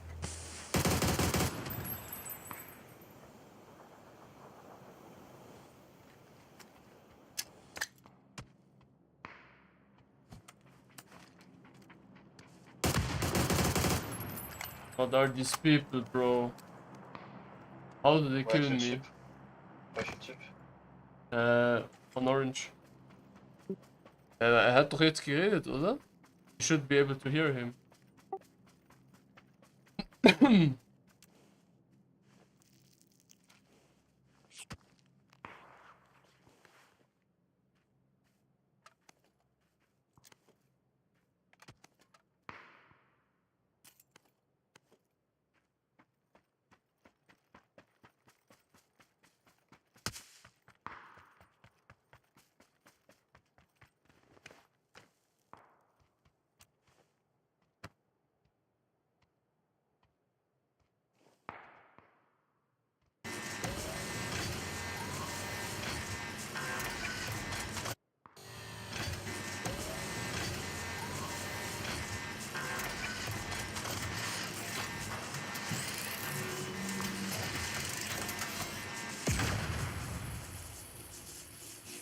It's car on yellow.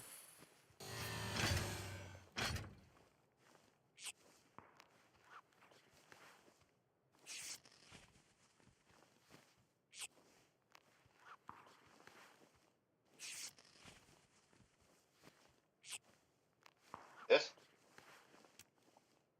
I am dead. Woo. Oh, nothing. Easy, bro.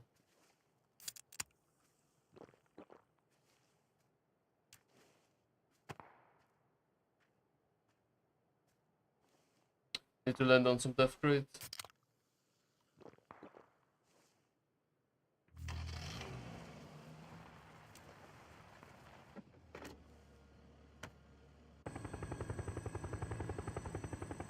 Where should I go?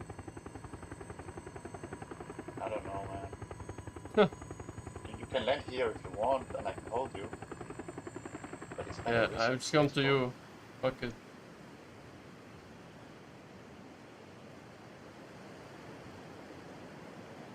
You cannot do that.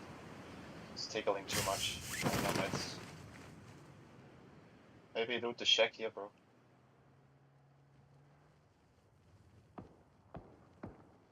Scout on yellow. Scout on yellow. There's no one there.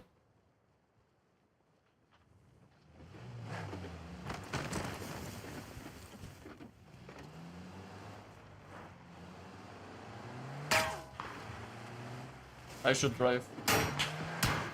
I have nothing.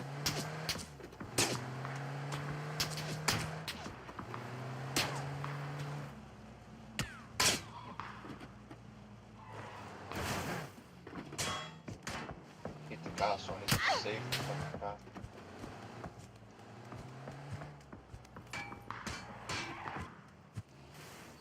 There we go.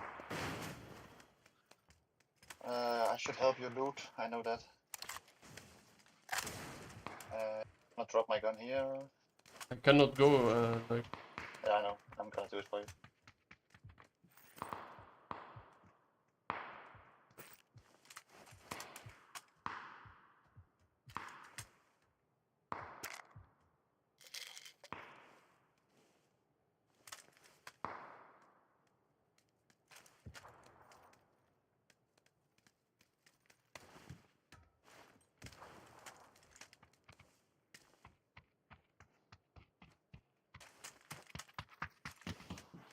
here.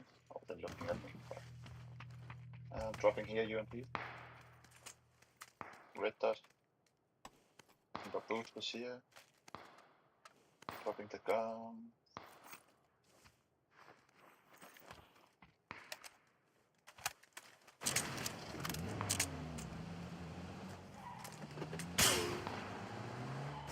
Bro, this is 1 HP, we can't even take this.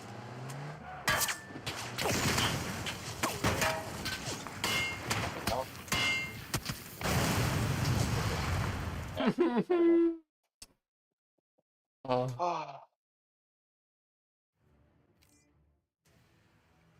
I kinda felt like when I was about to rush you, I looked at zone, I said, nah, there's no way you can actually survive this zone, so. Yeah.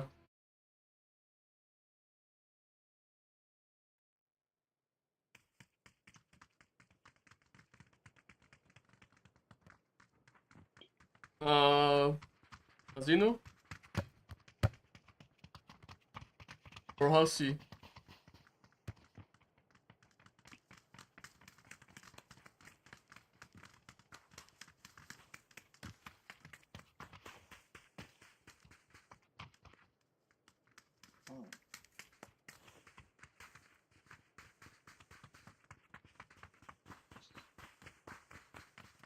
Sorry, what did you say? Casino or Hussey? Or 5 stick, San Martin? I'm confused. Hacienda, you mean? Oh. Yeah. Hacienda. Okay. Or Casino. Or 5 stick. I mean, this is taking longer, but it's probably easier. Go Hussey, maybe. Let's go balcony. Balcony, okay, let's try it.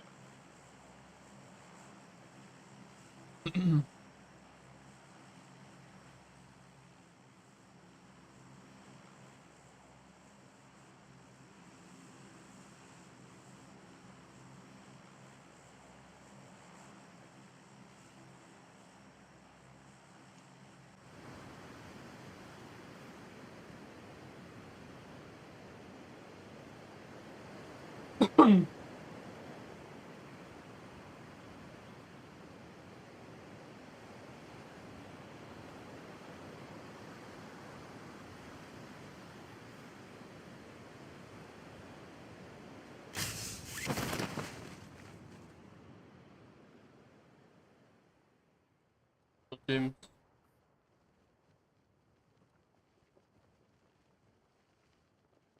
I'm not going to calculate them fucking so many.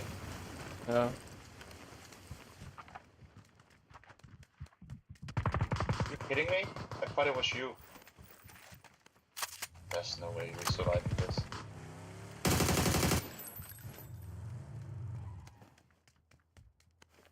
Went behind you.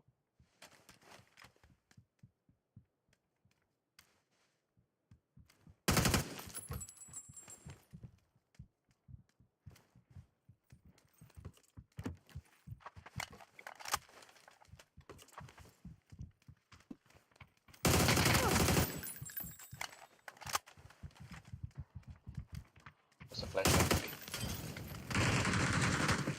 Insta.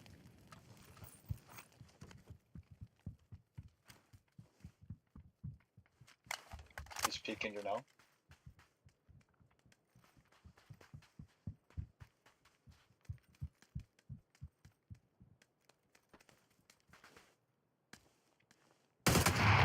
Ah, lol, I didn't see him first.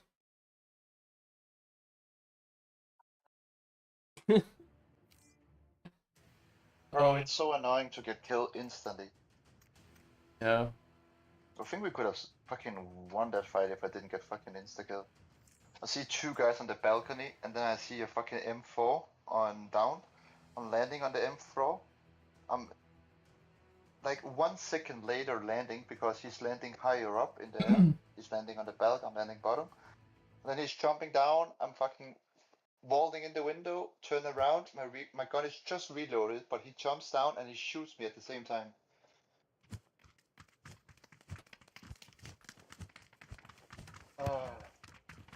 Zero fucking hits.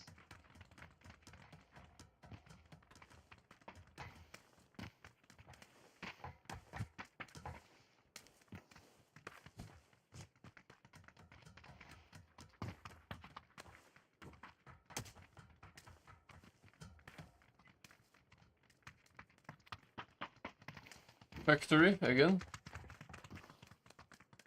Yeah, sure.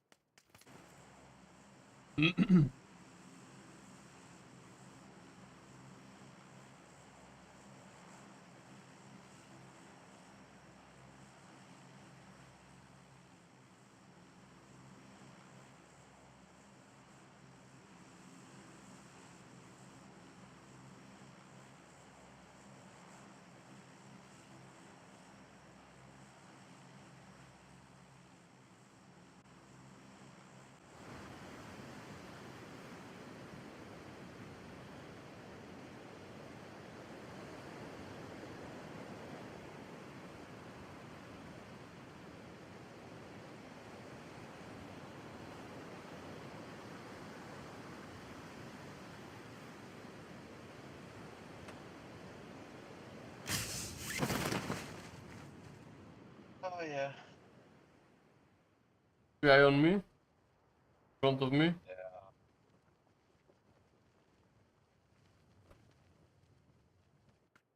See a gun, bro. Oh, gun. See a gun? I can see a gun.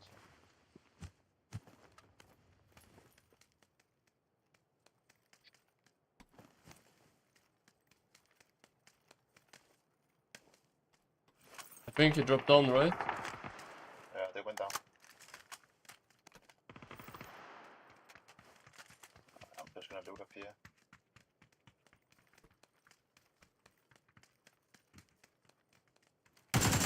Insta. Yellow.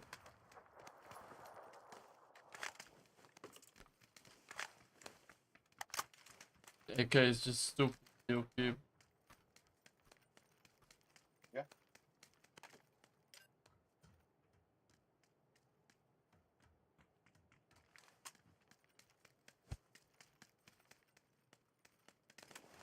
There's some more people in factory with us.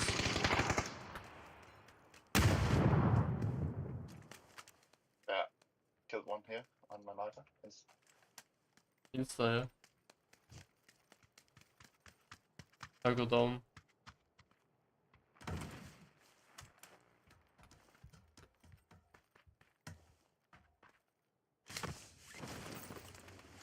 Oops.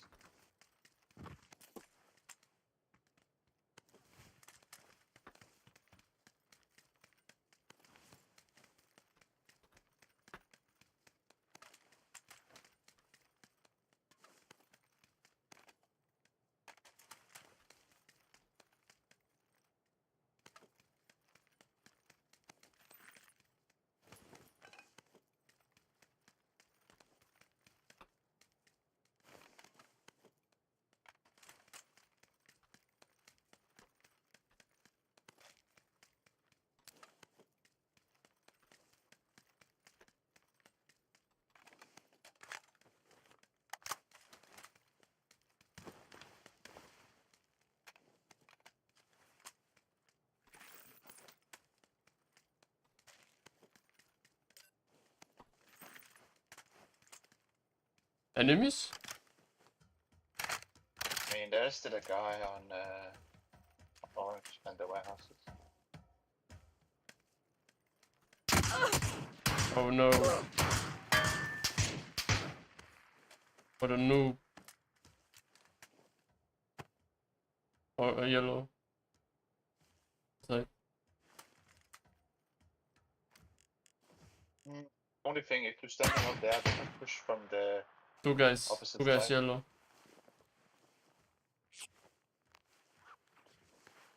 Need to watch out from the south.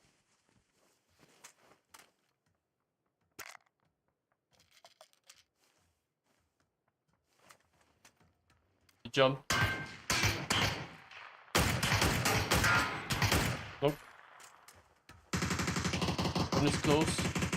What the fuck, bro? One is close. Still.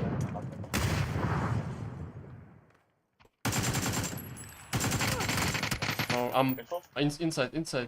1 HP. You got fucked.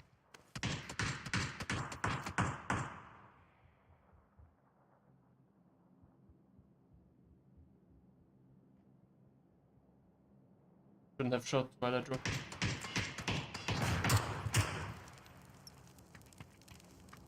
Pushing to yellow, maybe.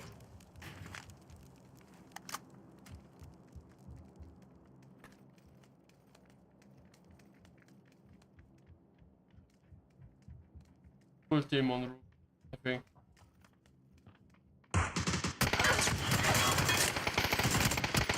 Bro, what am I getting, bro?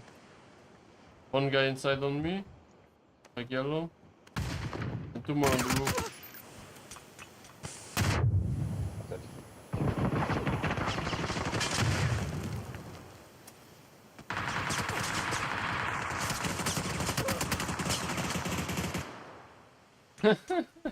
I told you we should fucking go leave. Yeah. We knew that the people from I don't remember the other city next to terminal, they would go push.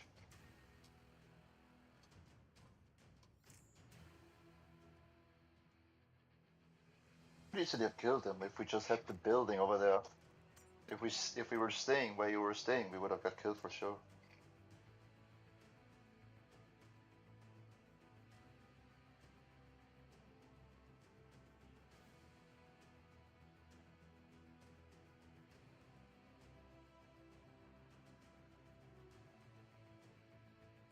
Yeah, I think so. Yeah.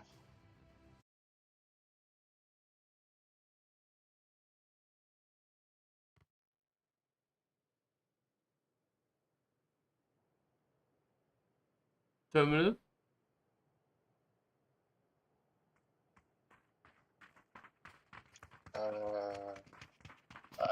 Rather want to go young, bro.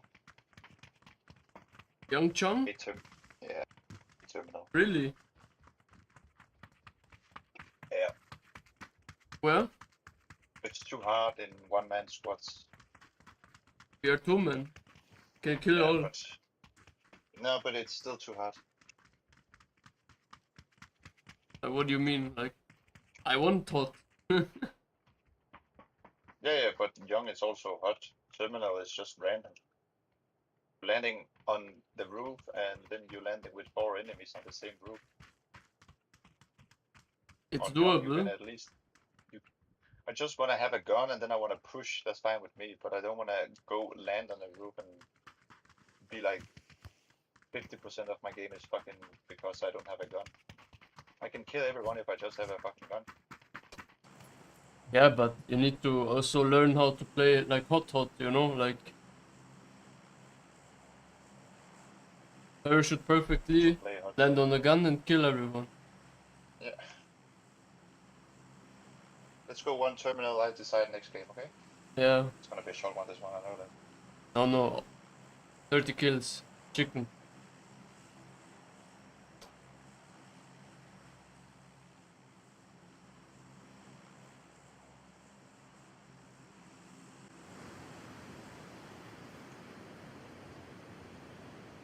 But you know, if we land safe, it's where's the thrill, you know?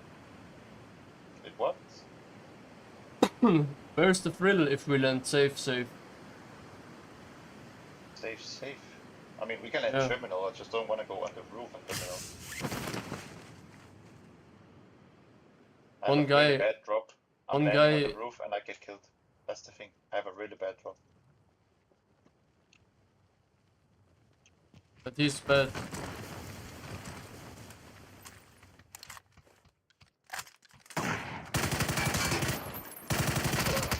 One more. No, bro. One more on yellow. He's pushing you. Yeah, he's on the other side.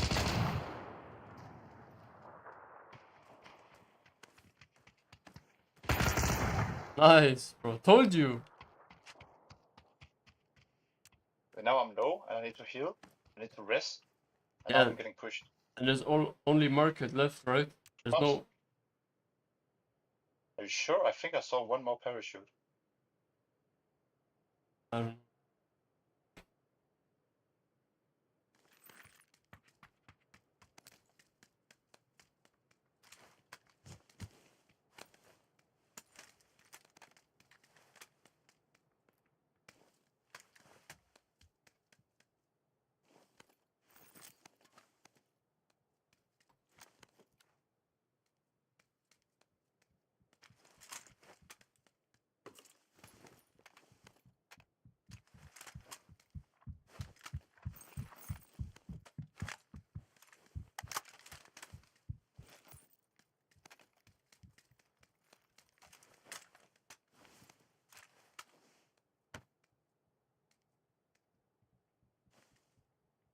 Yeah.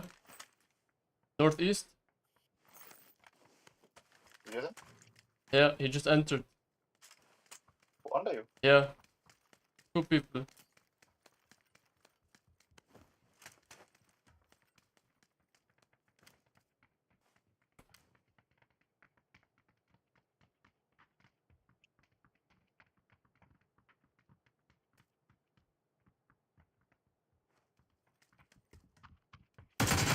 Knocked on me.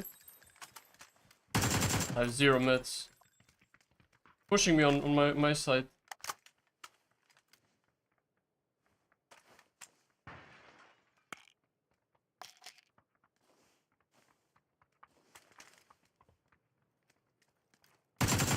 One HP on my stairs, below me.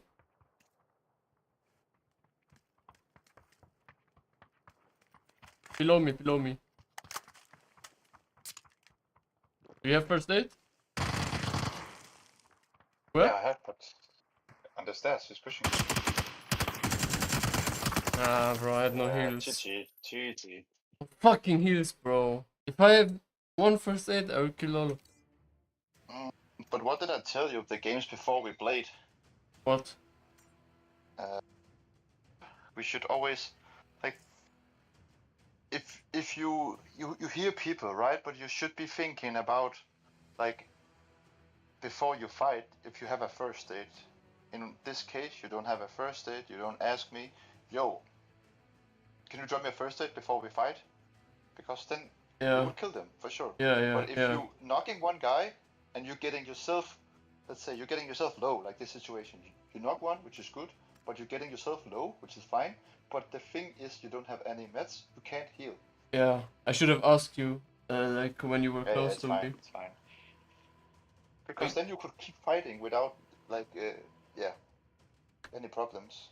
Yeah. Because it's fucking, it's like insanely hard to go fucking win a fight if you're 1 HP. Even though you're better, he just needs to hit you one time.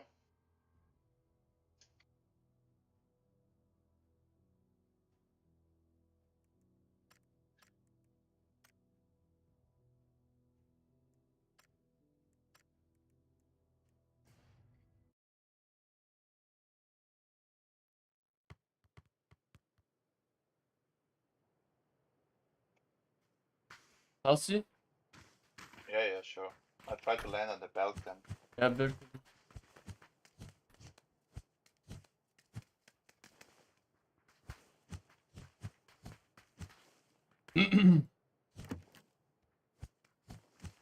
Just normally prefer, because everyone is taking the balcony up here, which is kind of stupid. I think it's better to go like this or this. There's like never people down there. Yeah, if the plane is coming from south, I always go yellow. But if it's coming from north-ish, or from the side, I always try But balcony. that's what everyone else is doing.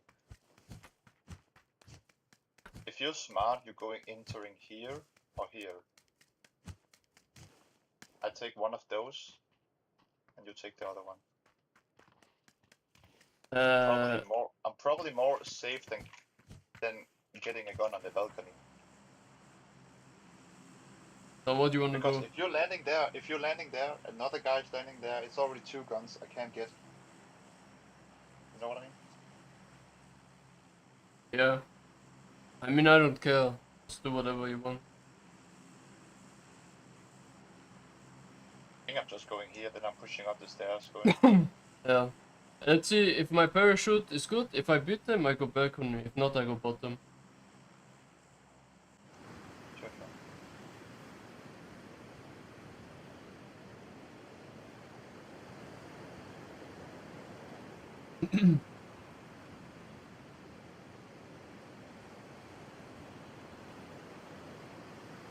Shit, I don't know where I'm going.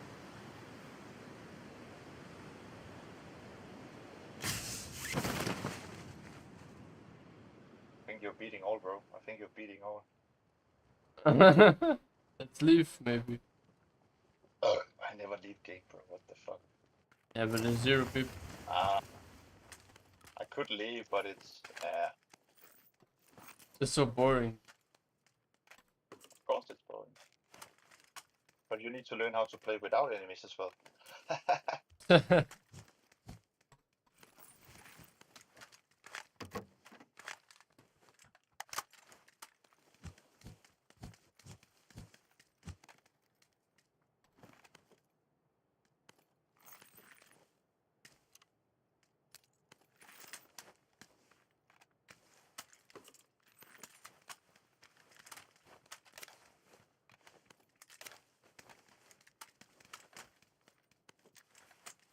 An M40 if you want, or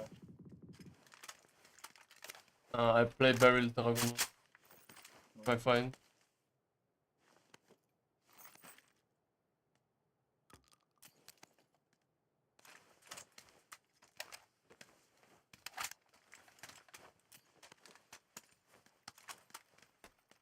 need a scope. I had a hybrid on yellow. I see it. I want now. Fine. Great.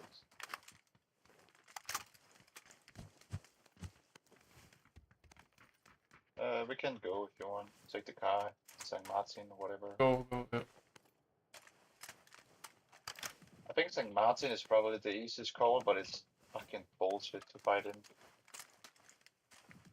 It doesn't matter, let's go St. Martin.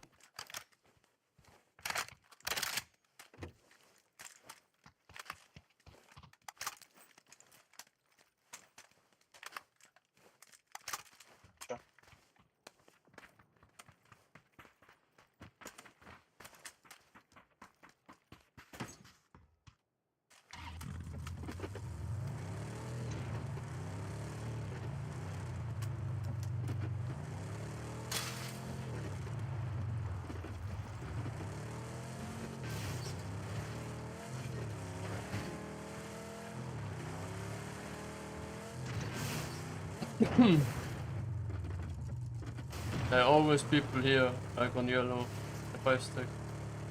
Yeah.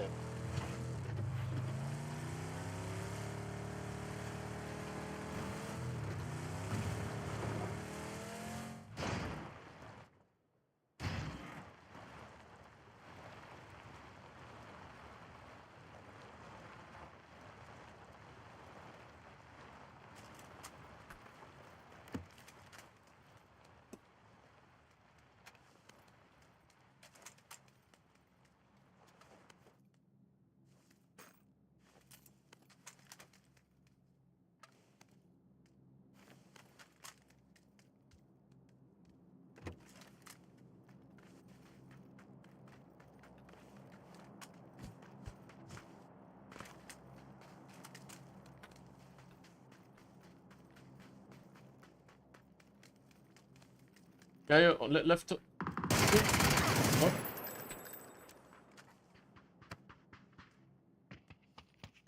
Where? Inside my, next to me, left side, yeah.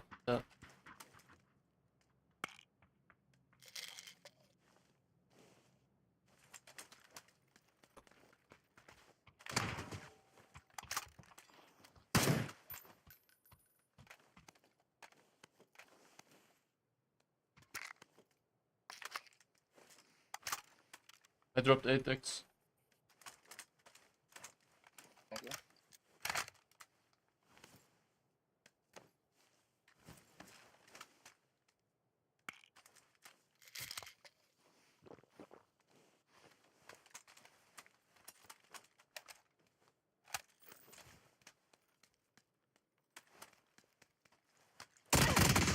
No, outside. South. South.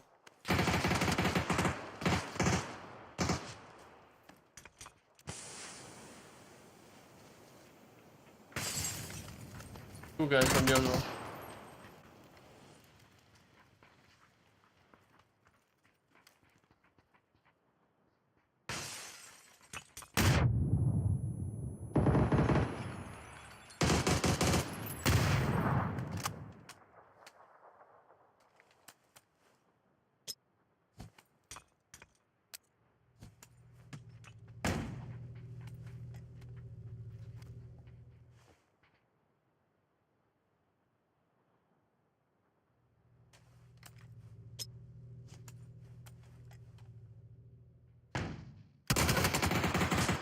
He knew it, he saw me as well. Ah, that was bad of me. No. This it was guy was bad pretty for me. I need to be aware that they can be close. Like I was just running out like a maniac. But wait, did you get knocked inside or outside? Outside. Or you ran all the way through the building on the... Okay, that was kinda... I thought you got knocked. That's why I was smoking as well, because I thought you got knocked right, like inside. But when you're running down the hall, there's like a kitchen or something on the right. I thought you were knocked inside there. I was like, what the fuck? Yeah. Does he know? Yeah.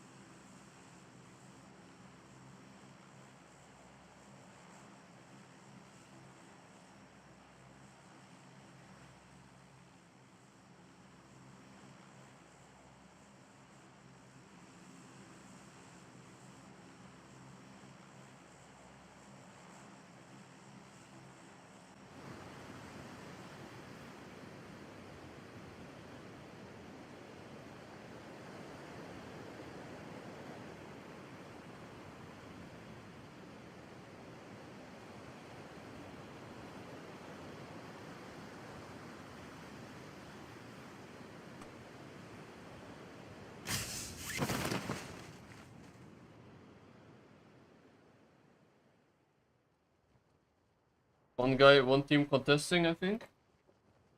I beat them though. In front of you, I take the photograph. Or you take that off me. Yeah, I stretched because it was M249. 5 stack. Knocked inside. Knocked 2 inside. Coming down.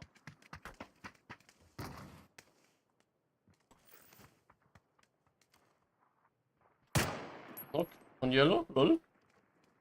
One more new yellow inside.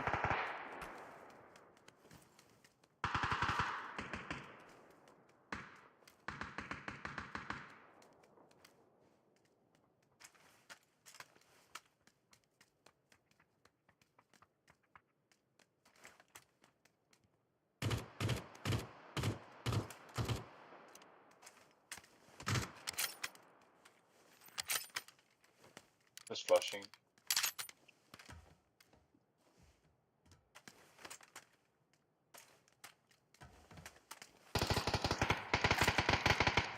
Oops. Fortuna.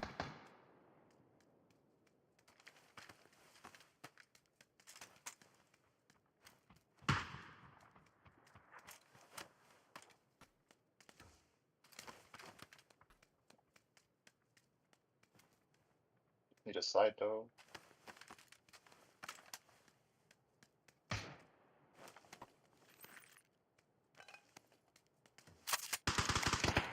Insta. That was the team. Yeah. Killed him.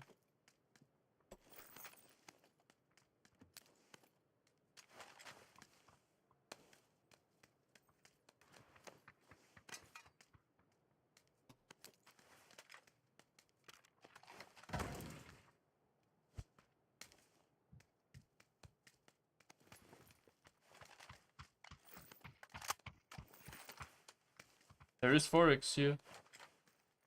Oh yeah, I have. Do you need any meds? I got 4 first aids. Yeah, I will take one. Golden one. Oh, it's from gas station. Oh, wait, he's ready. Got knocked.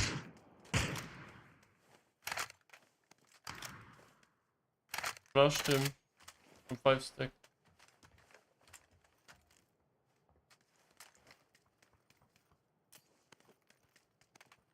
Little people for 2 now, bro. Watch out.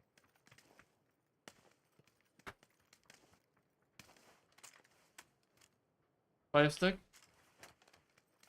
Which one? Knocked him on the wall. Thank you. One more yellow.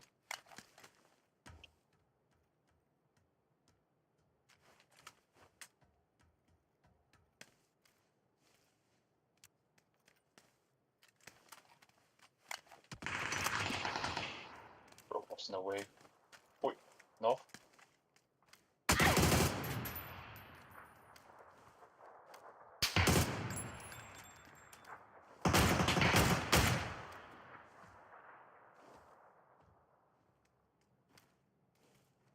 Will not pick anymore. Fortuna, I need to drop.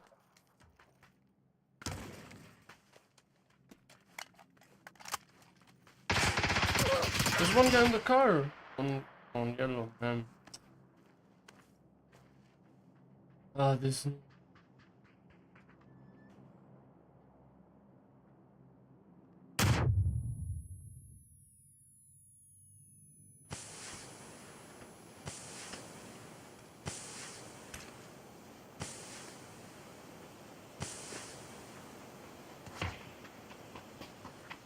Guy inside yellow. He saw you. Yeah, okay. The car left.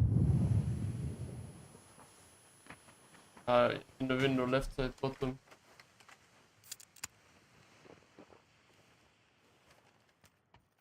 Yellow.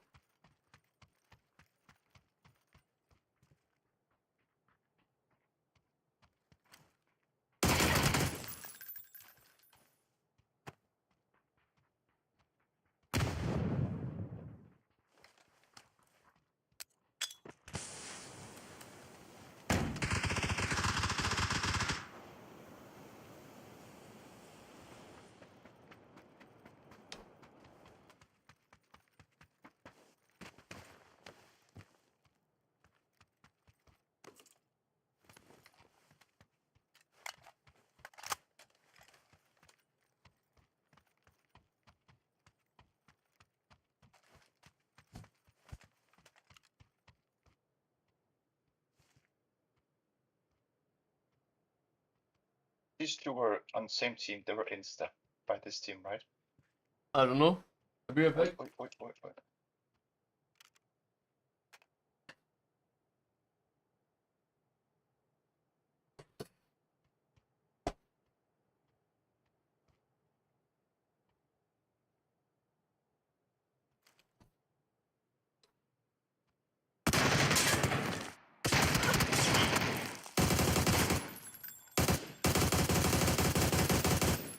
Oh my god, that's bad. What was he thinking? On the roof, no cover, bro.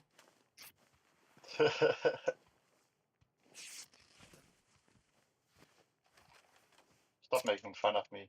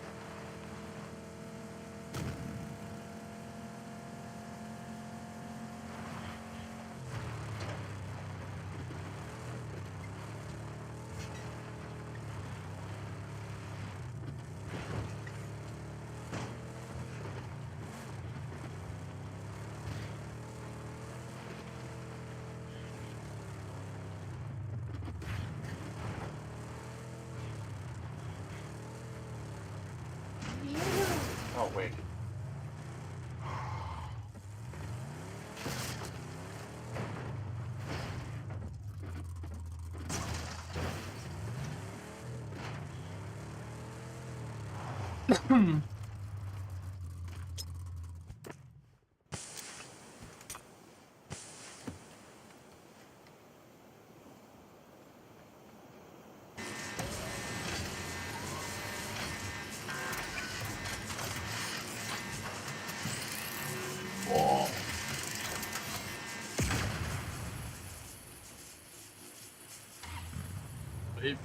Maybe meet me in St. Martin? What? Maybe go St. Martin? But if you're coming in 50 seconds, the song will probably change away.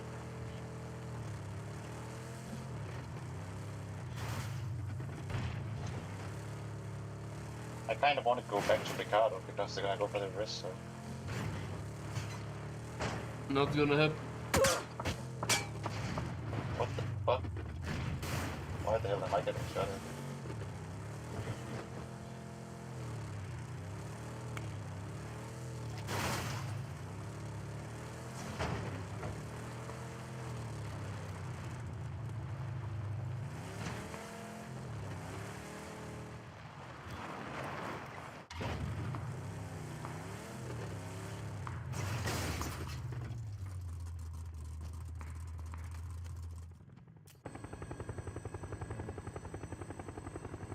Yeah, I'm coming to you. There's an MK on me if you want.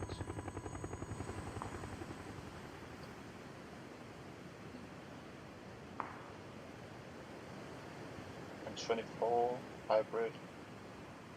I can bring up some.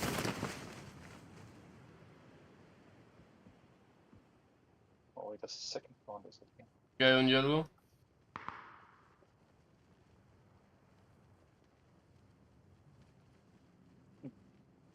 VSS if you want. Hell no.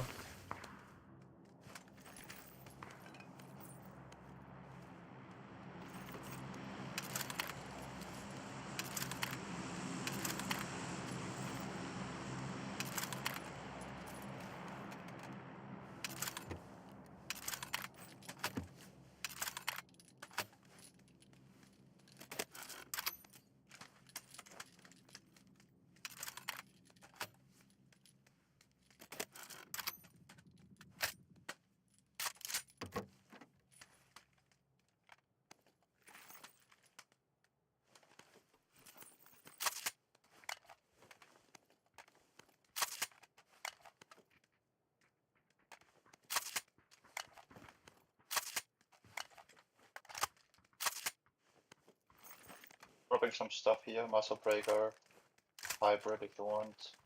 Dropping a first aid, dropping boosters. Thank you. And a smoke. I'm good to go. Yeah, just take the things under, we can go. Potato Just and don't know meat where to under. go. Stairs.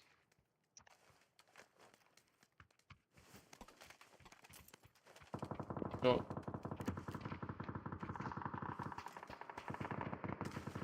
Pretty close.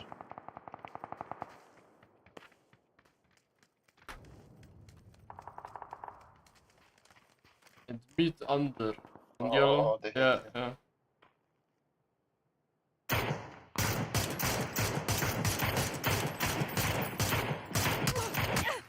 Getting shot from somewhere else. No. Shot. Bro, he's 1 HP.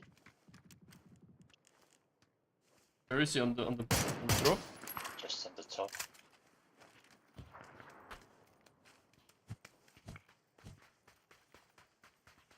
Yeah, I'm coming. They drove away.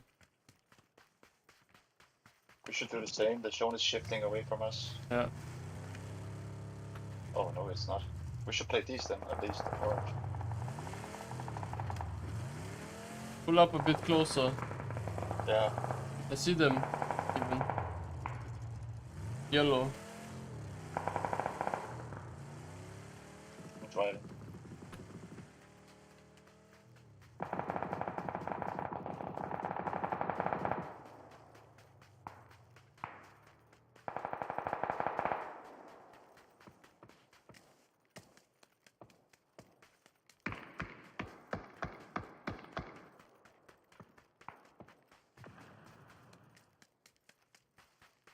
I should have knocked this guy. Holy shit, that was bad. Info? Just on your marker. And she's right here now as well. One guy behind yellow.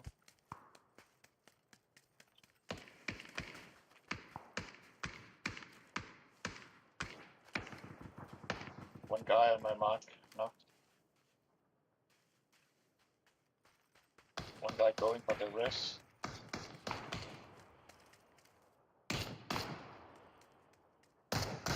Knocked as well in the compound. I'm driving. One guy is on orange resting, right? I'll drive He by is him. rest. He is rest. He is rest. Orange is rest.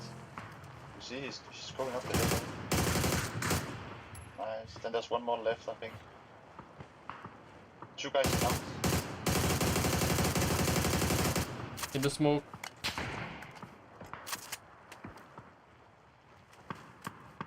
Got my kills. Right side, right side.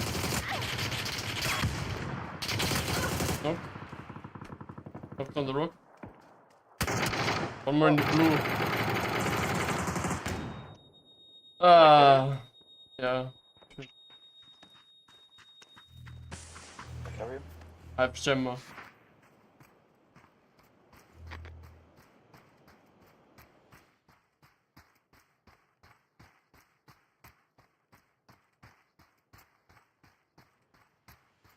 Kind of fucked up our car, bro.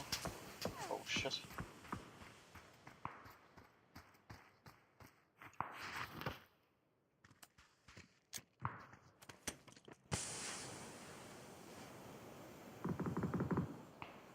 I need a new vest. I'm gonna bandage up. I only have 2 first aid left.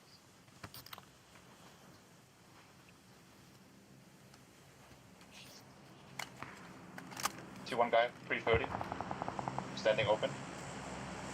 2 guys standing open on yellow. 3 guys.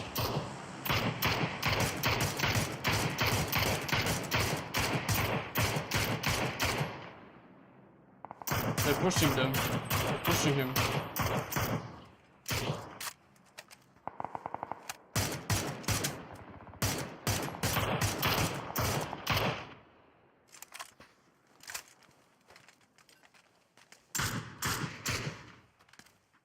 We should just be running. Yeah. I don't know if we can. It's just too risky to play this hill, bro. We can hold them out. You want farmers? Or Yeah, I'll take it. Fine.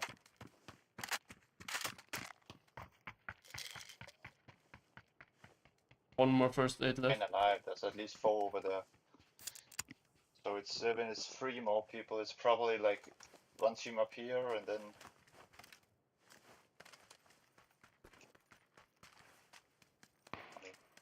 Yeah, I think. Up here. And they're coming in from the blue now.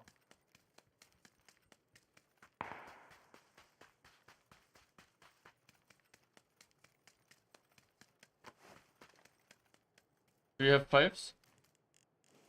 One on the roof, here on yellow, you see him? Yeah, fuck that, bro. These guys are coming in.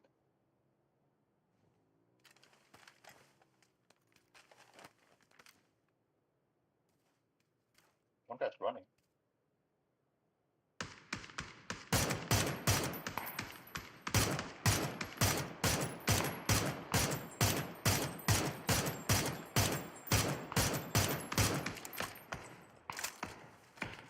I need 5s immediately.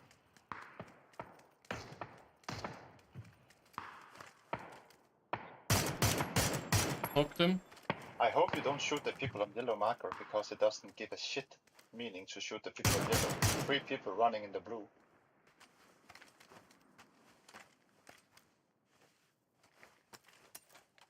Two more.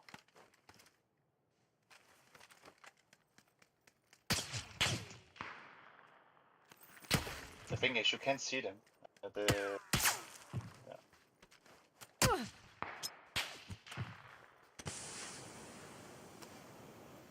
Probably do this so you can see them when they're orange.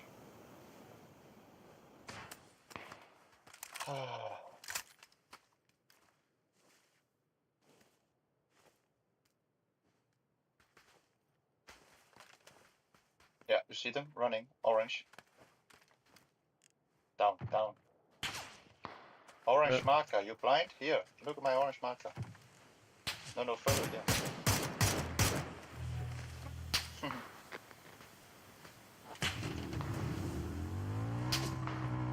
And take orange.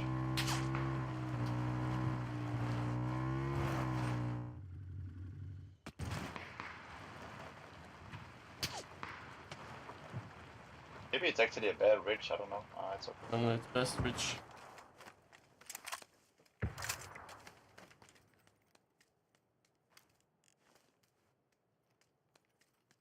See him on the rock, up, yeah. Here? Left rock, yeah. They're not in zone, so you can hold them. Yeah.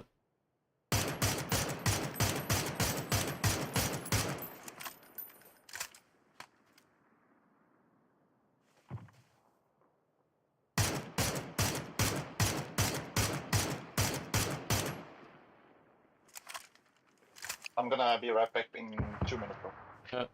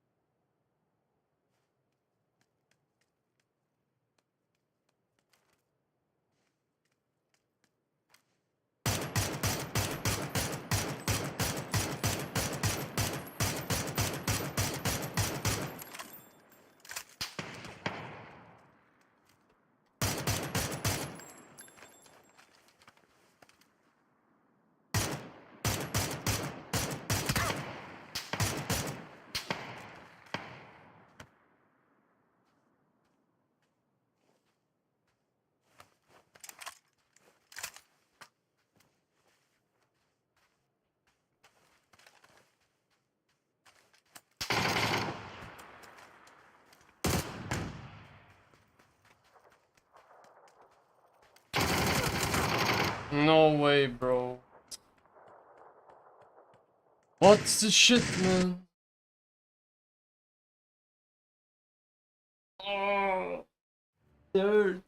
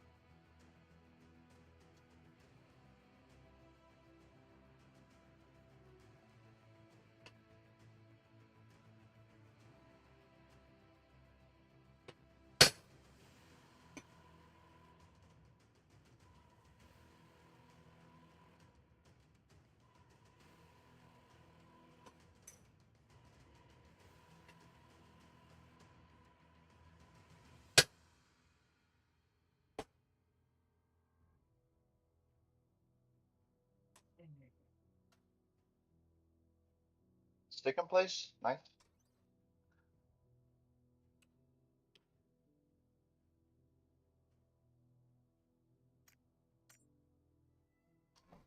It was so unlucky, man.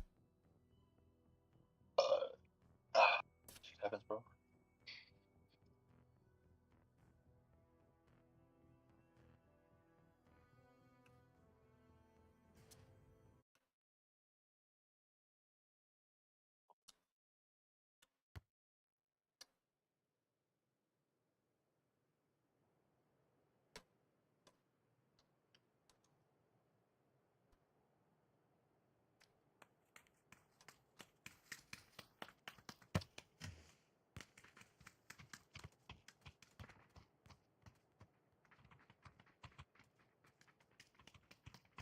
Stadium?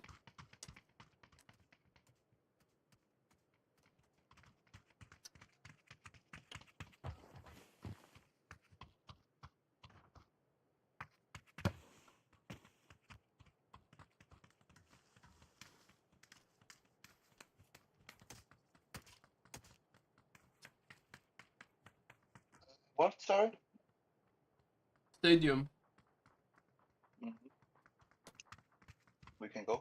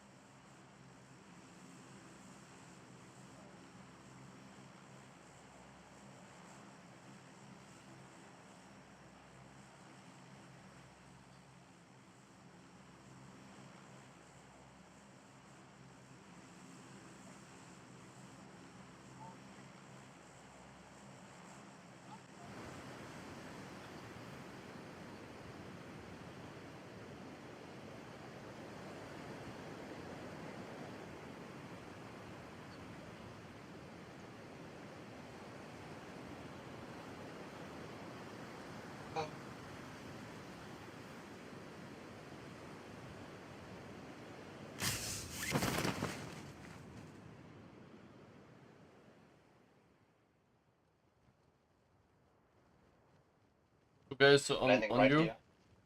Right side on you.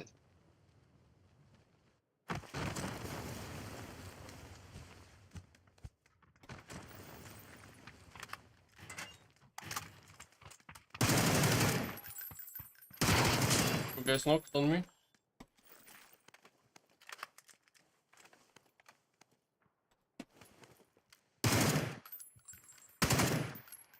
Flash.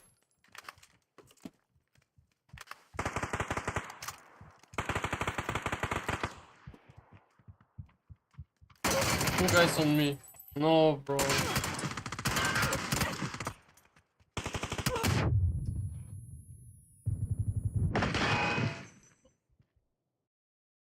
So noobs, bro.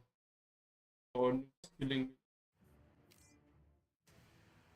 I don't know. I don't like stadium. It's too messy. You can kill a lot of people there. Like if you are a little bit lucky, kill A everyone. little bit. If you're really lucky, you kill everyone. Yeah. But it's not about like. If you're only thinking about if you want many kills, it's not about where you're landing. It's about how you play it. Yeah, but if you can get a lot of kills in hot drop already, you're gonna get even more kills in the end, you know? That's how I think. But it's, I don't know, it's that's not how I feel it.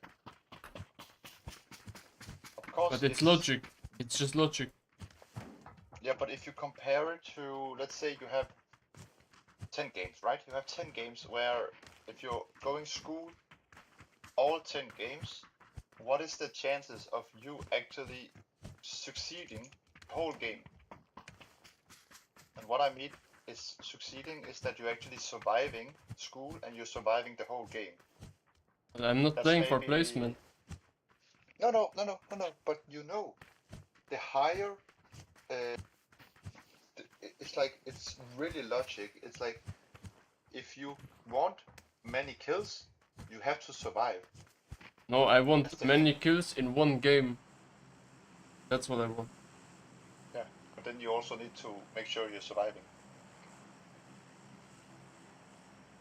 Yeah, but I'm still too bad. I would rather have, let's say, 10 games where I get maybe, let's say, 8 kills in each game instead of having one game with 20 kills. Fellas? Yeah. Yeah, You know what I mean? Like 10 games with 8 kills, because then I know it's all good games, and instead of having one game with 20 kills. I just want one game with maximum kills. Doesn't matter the other games, you know? For me.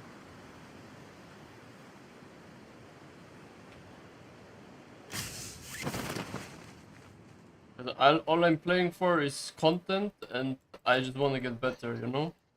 If you want to get better and playing for content, you should always think of you surviving as well. Your orange is contested.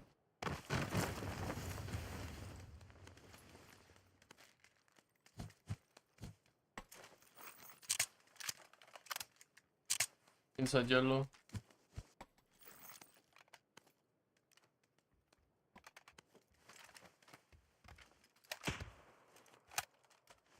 It's only one team, you don't need to stress.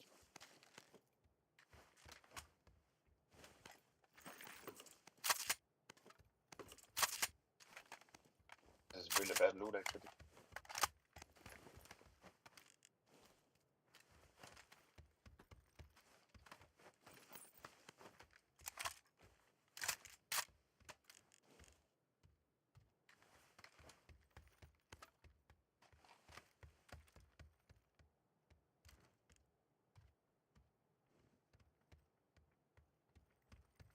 Close on yellow.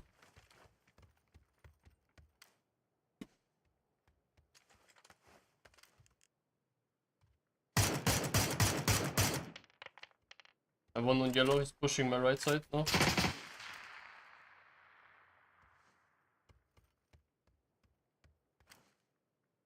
And orange.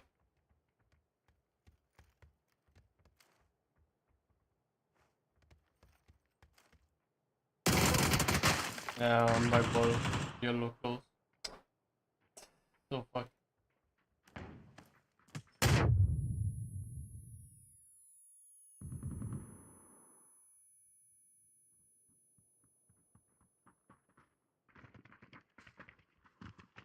Two guys inside on.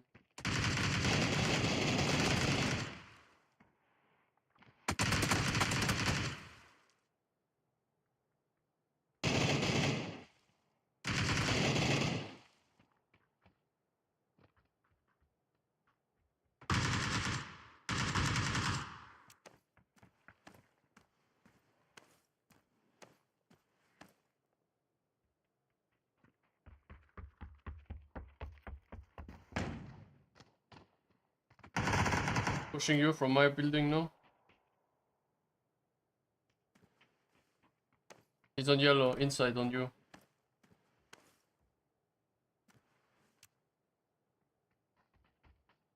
Taking you outside. Nice. Touch me, touch me, touch me, touch me. I got you, bro. Oh my god, goat.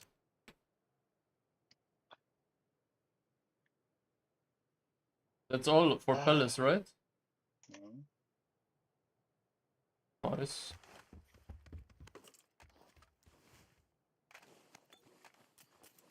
I'm gonna play the orc.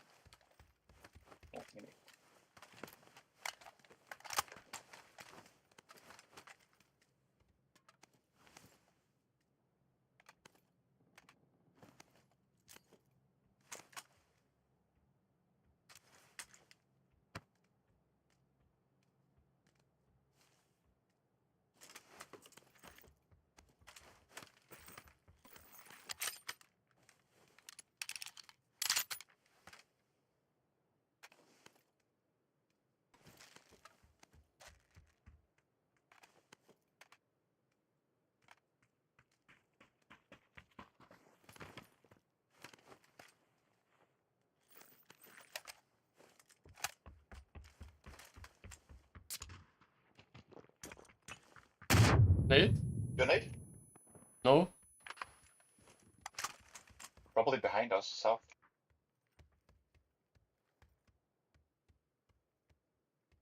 Could also be on top.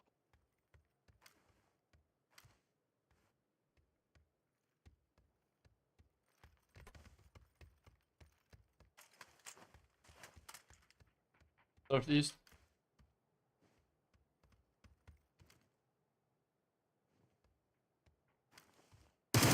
Yeah, northeast. On yellow now. Push. He's 1 HP, he's 1 HP. Yeah, that's a good nade.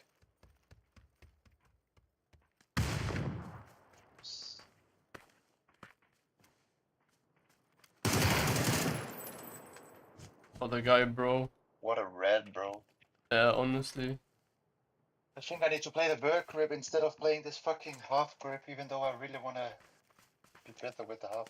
Nah, half is inferior to word, if you ask me. What? Inferior to the word.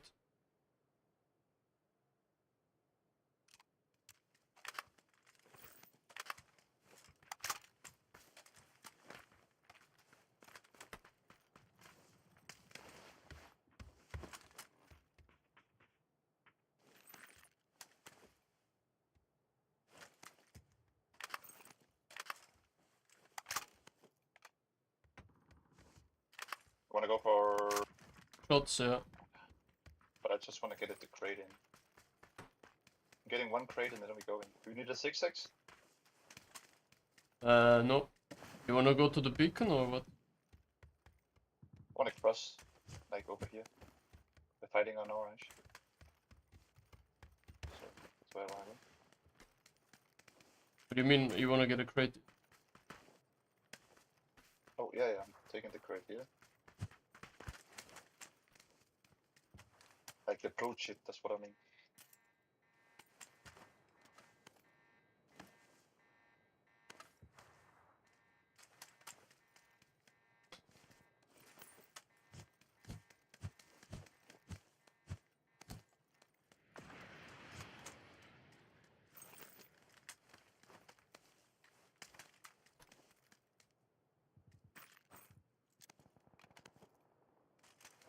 AVM if you want. Hell yeah, I want. How do you get it? A blue chip. How many blue chips do you need for the big one? 2. Then you go over to the blue chip station and then you just press H. Then you're all good.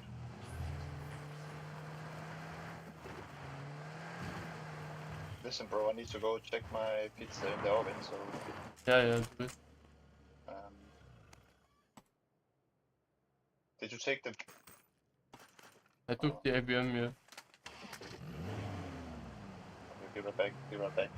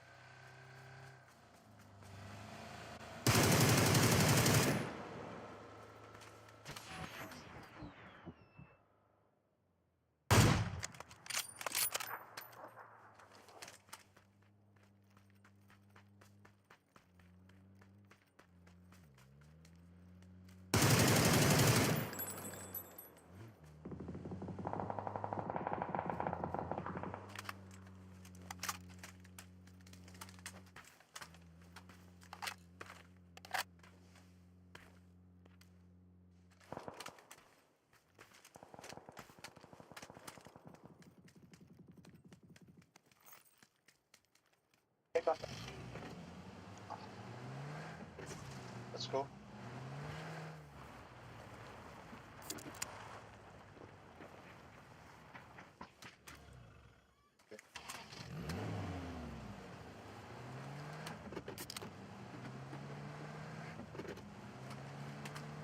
Two cars drove by while you were away.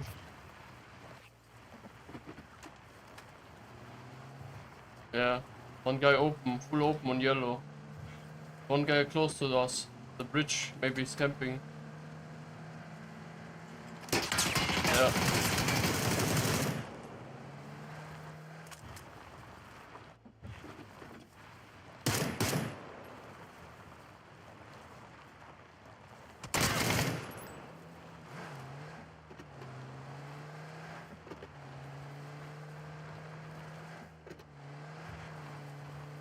Need to rest me again.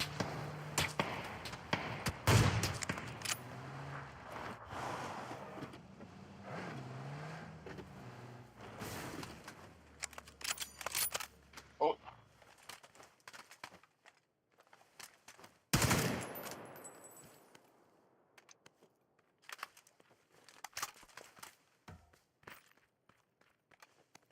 Maybe first aid? Yeah.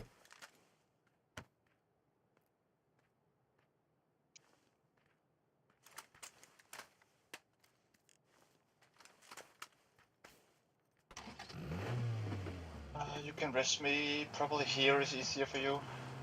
My waypoint. Bro, fuck this game. I'm getting insta shot out by the car. On orange or where?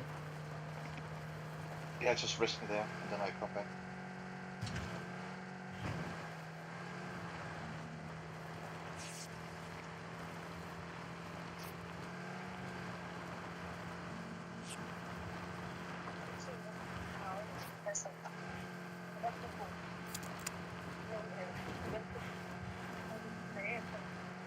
Bro, not in the swamp.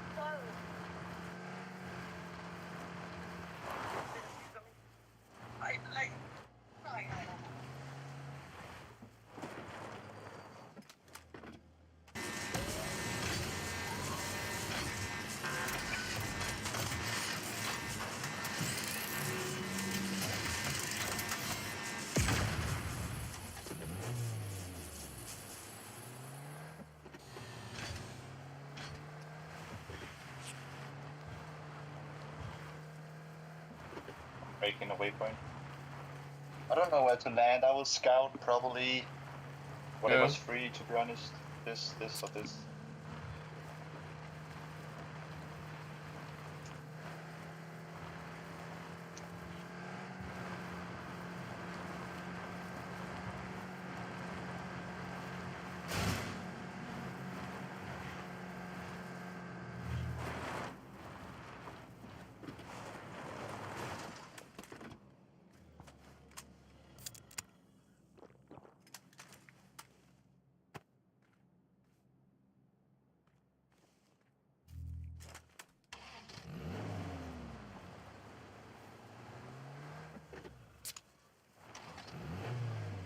fuck are you doing? I don't know, it's fucking up. It's okay. Oi, oi, oi, oi.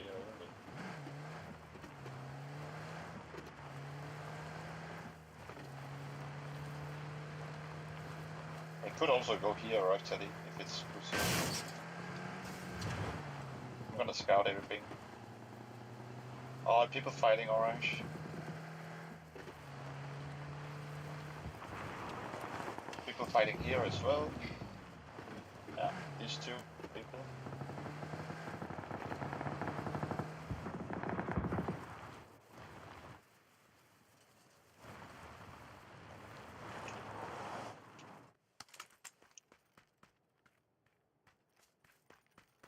I'll try to get a gun and then we can... Yeah. Oh, I see guns, I see guns, I see guns. Watch out, this is looted. It is looted, but I didn't grab everything, so it's pretty good. What? Where? Kidding me? Upstairs still, upstairs still. Bro, what the fuck? I don't know if you can... Okay, bro, let's... Bro, these guys were not doing a single step or anything. Just said... I thought the guys who might have looted this compound was the people who were pushing up on the other building, like where I said there was shots up.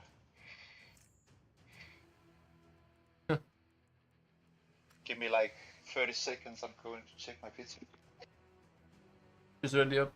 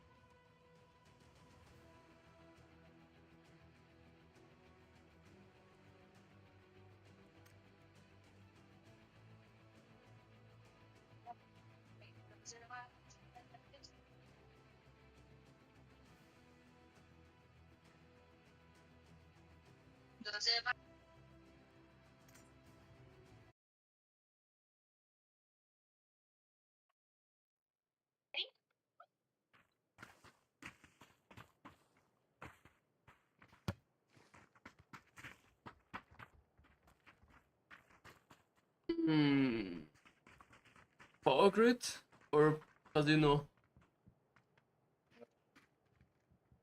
Huh? We can try power if you want. I mean, sure. Yeah. But I feel like power grid is pretty cold these days, no? We can go casino if you want, Adam. Let's try power grid. Yeah. Lowered.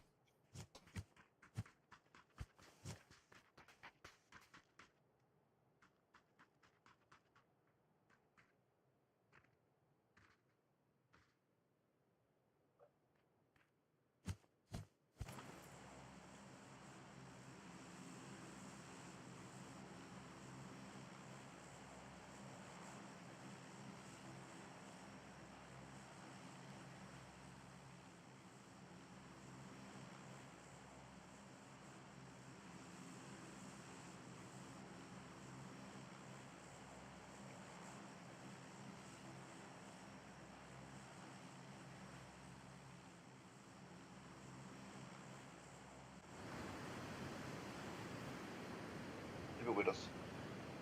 Huh? How many? I don't know, 1, 2.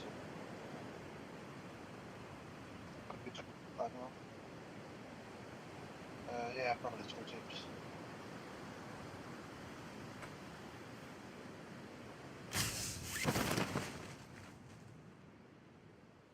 Everyone is going for the fuck. No one is going for this one though. 2 teams, yeah. Yeah. One guy on me. This one. He's beating me. He has a gun.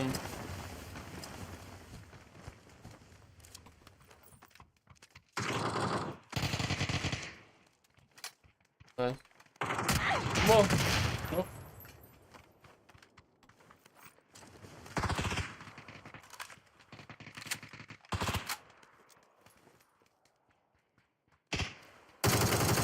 Insta. I have 0 heals. Oh my god. Yeah, me too.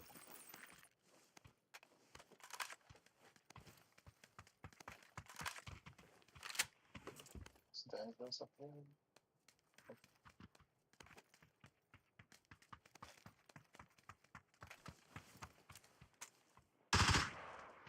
Yep. I drop boosts. Missing. I have 0. I only bandage. We need to push this guy together. Outside Just left. wait. Who's outside left?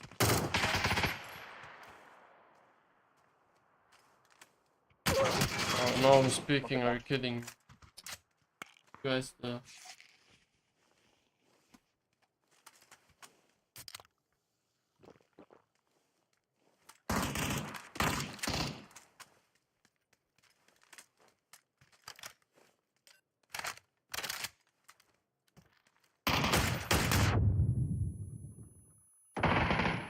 Nice. Going outside left. Outside on yellow. One more behind orange. Bro, no heals. Nothing. Yeah. That's sometimes the worst thing when you don't have any heals. Yeah. I made a mistake. I could have been full HP. But it's okay. I'll be right back. Yeah.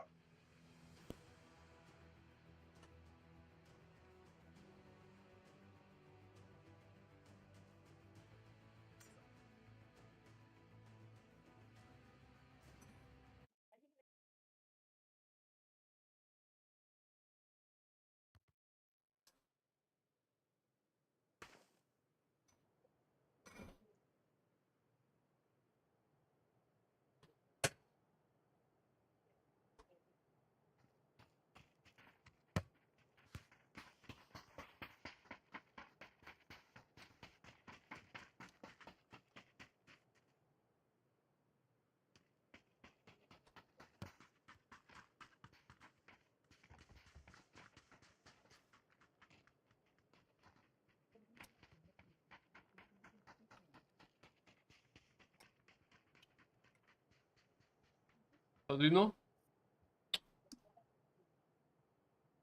Yeah.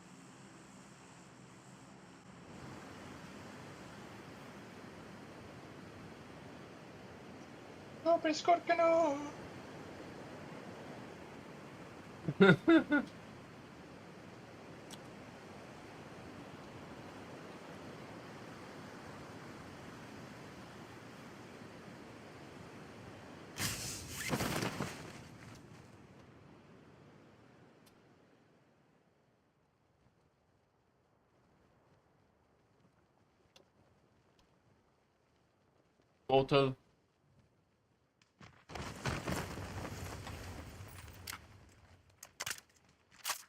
Oh, what no, Panzer. Ah.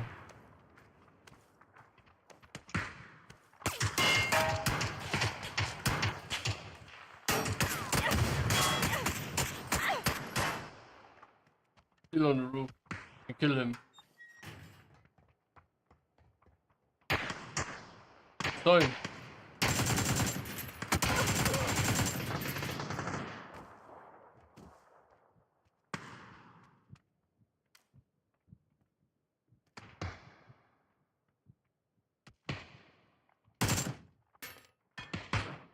That's enough, guy.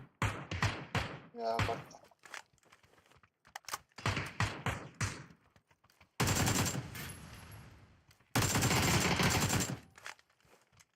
What are they doing? Oh. no. NPCs. Time I seen two guys having a gun before me and I saw one of them had a Panzer. I was like, fuck it, I need to fucking survive, then I can kill them after.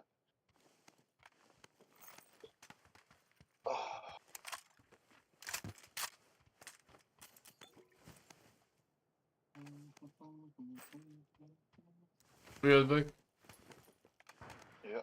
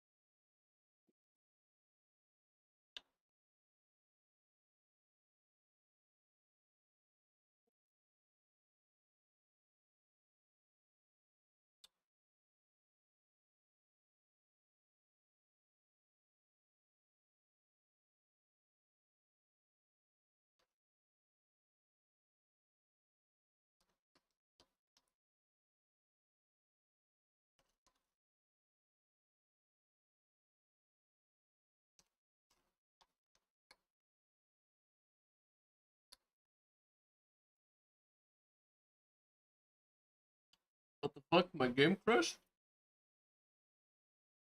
Very cheap.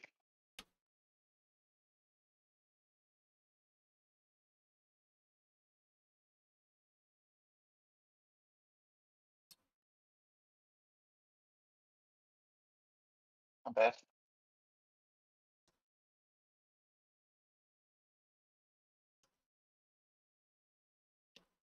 Yeah, I mean,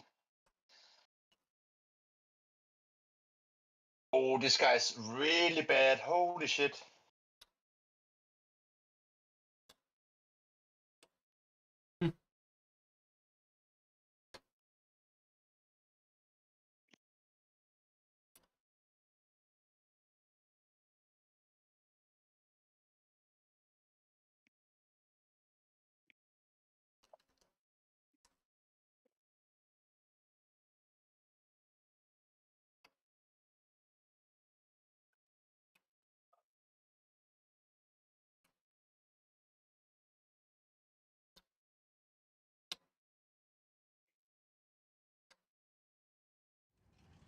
Be right back. Going for a drink.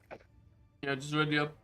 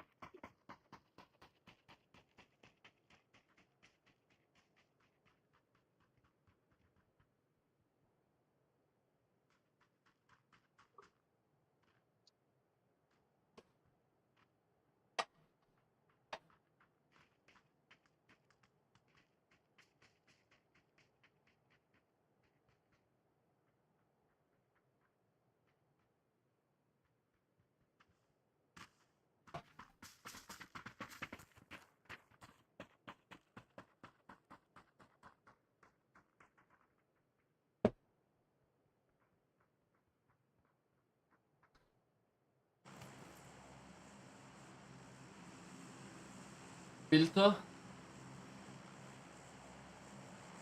Because Pachinki was dead last time. What? Filter. Yeah, sure. I don't care. Let's do it! Another chicken incoming.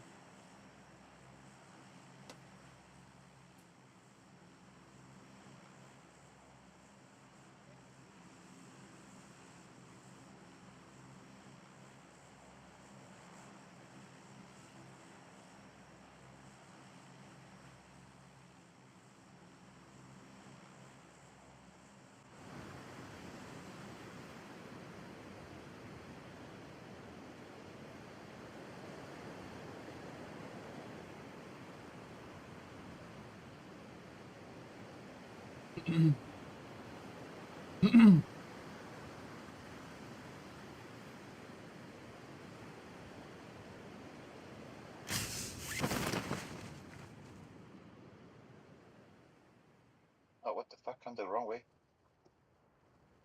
So Tim. I might just go here actually. People here.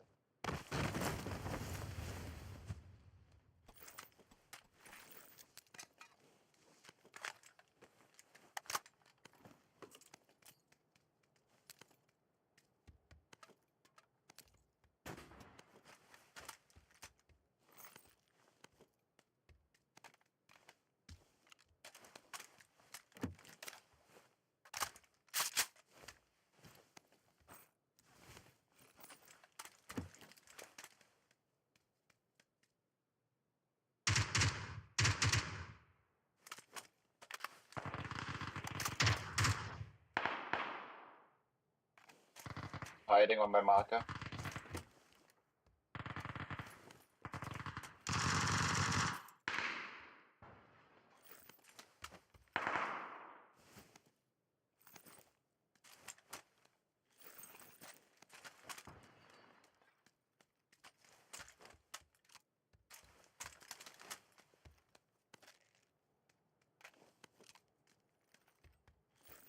Yeah, just give me the fucking out.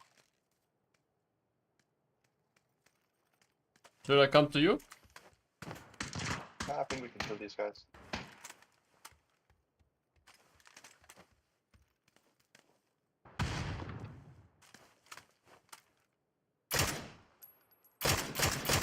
Knocked him on yellow. Warehouse.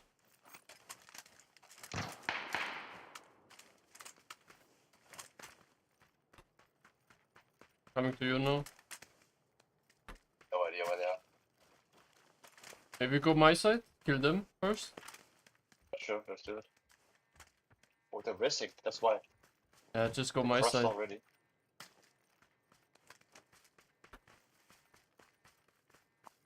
Coming to you. Need a level 2 helmet. Nope. Yellow. Mars right side here. Somewhere. Across the street.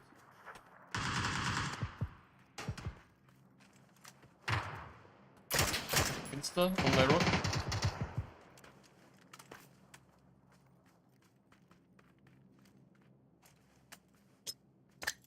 The wall.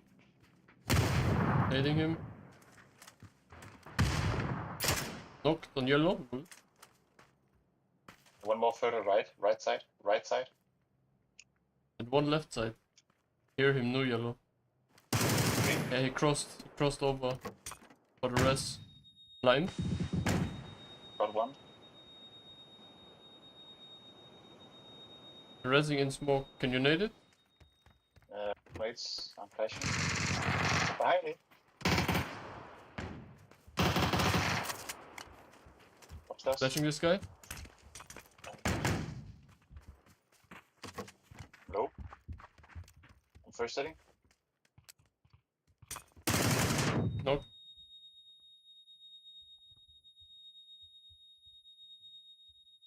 Crossing. Flash mine.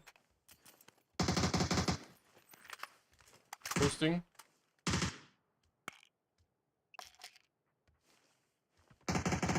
Are you kidding me? In the fucking window. Just 1 HP. Yeah. He's on the bodies.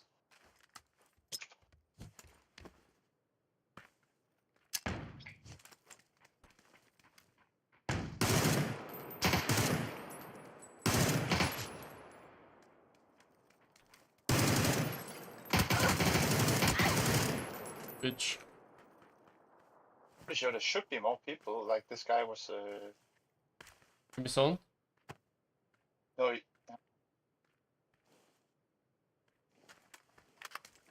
How cheap is orange?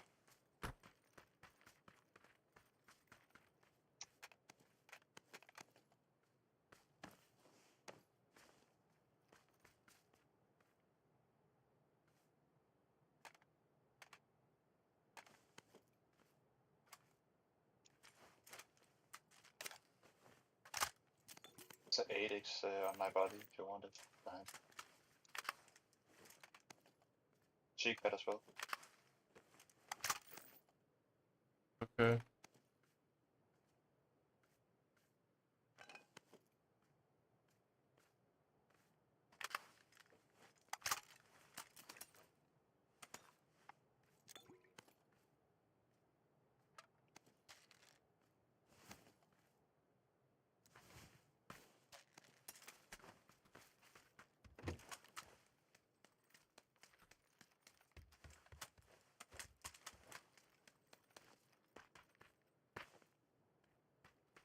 The guys who rest early, right?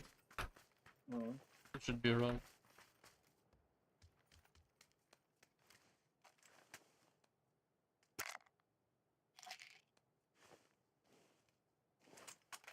As long as you can rest me before the time, that would be nice. How much time do I got? You press M, then you can see it. 130. I think they went back to Barnes. I think they leave. Yeah, or they left.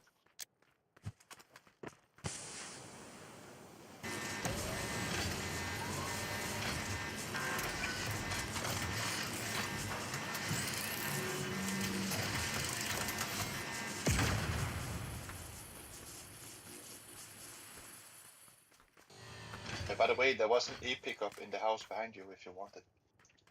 In the mansion. Okay.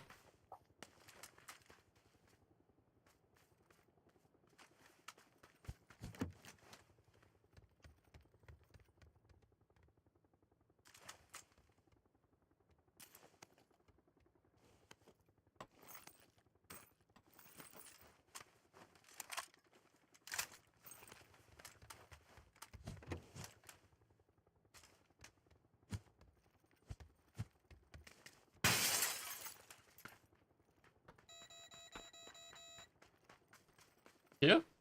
Or here? Yellow, yeah, right. Yeah.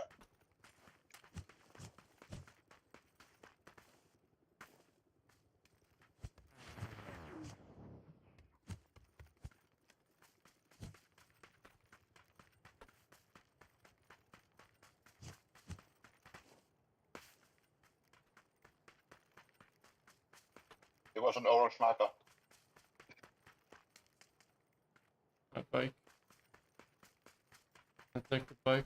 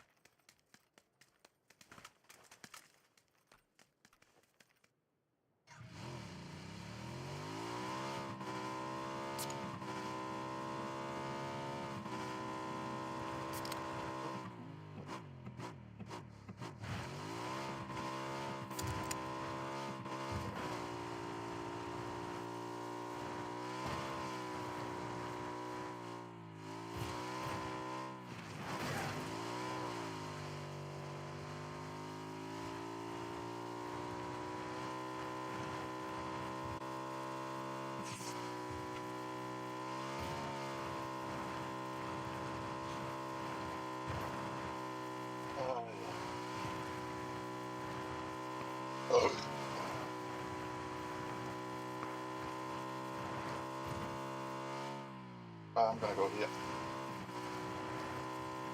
Yeah.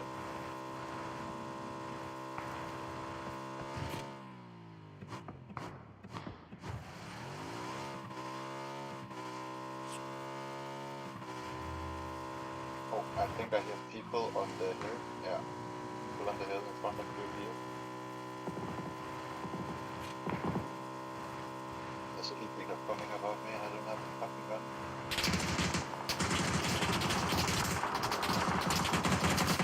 I just went through 5 people, bro.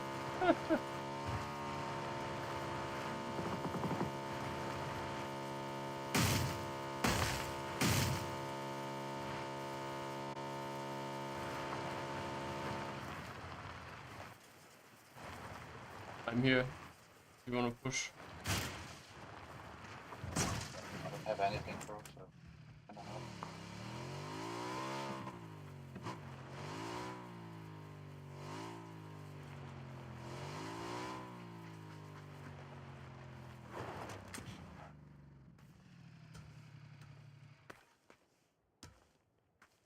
Need a level 2 vest and automatic AR. It's M4 in here. Yellow You check? before X, yeah. Okay, I take that. Now I just need a sniper or something if I can get. This should be it.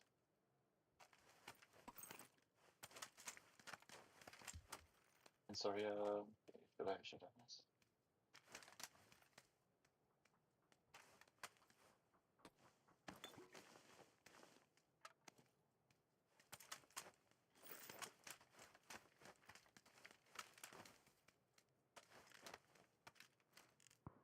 Pull up top hill, maybe.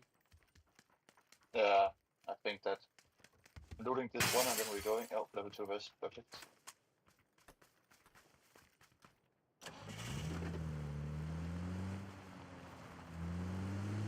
Sniper as well, that's good.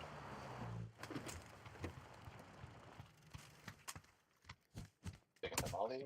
Oi. What the fuck, bro? You alright? I'm sorry. Let's go. Wanna go up here? Yep. Oh, it's free driving.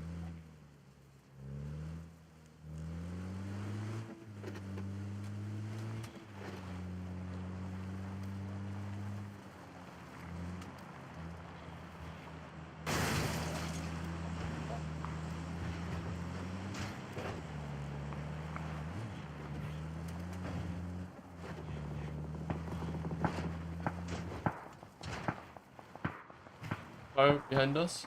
No, no, people shooting orange.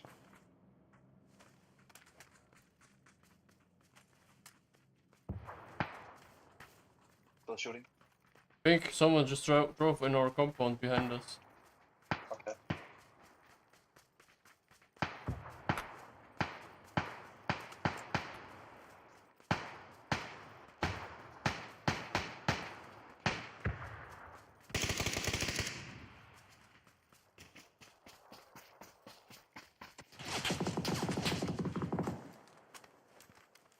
Yellow. Smokes.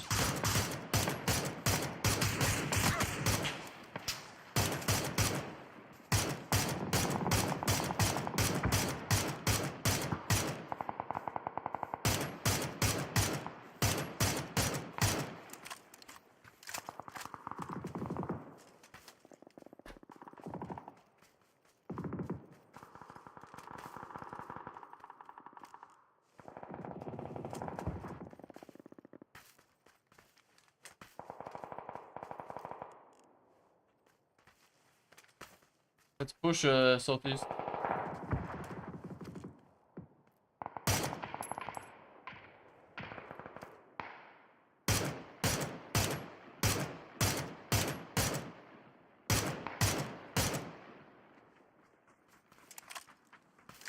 Let's push.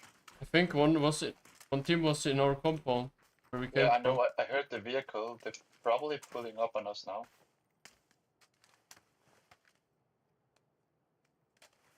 Yeah, fuck them. Let's go southeast. I don't know, bro.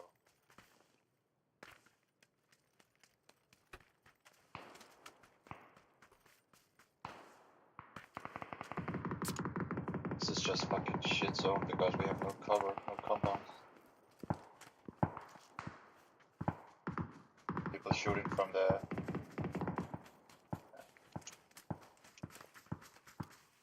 People here. On the roof. Fuck that, bro. Bro, fuck that. There's people in front of us. Yeah, I see. Yellow.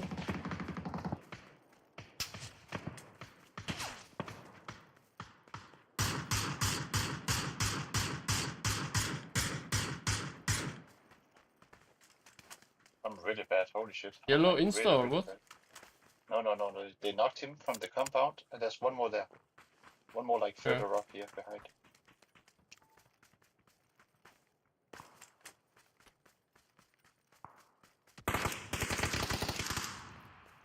Okay.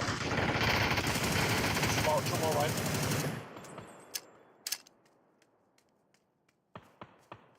Will you flush behind you? Flush behind you. Nice.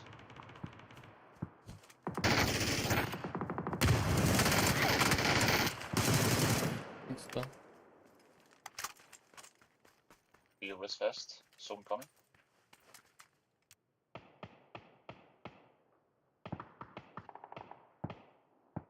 Need a 6x or something. I'm using a medkit and I need... Fuck, my vest is broken, that's why.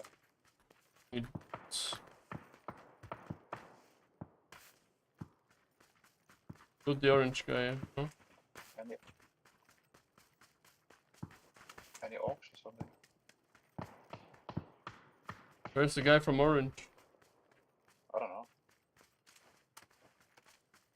I want death criteria on yellow. Gonna leave some boosts for you. Oh, I can't take it now. You don't need anything, or? Nah, I'm okay. Boosting. I need to play over here. Knocked on a compound, yellow. Outside? Outside knock, yeah. One more there. Knocked as well. That one. We should push, yeah.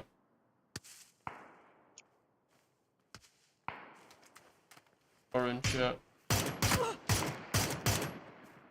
Running, I need to heal.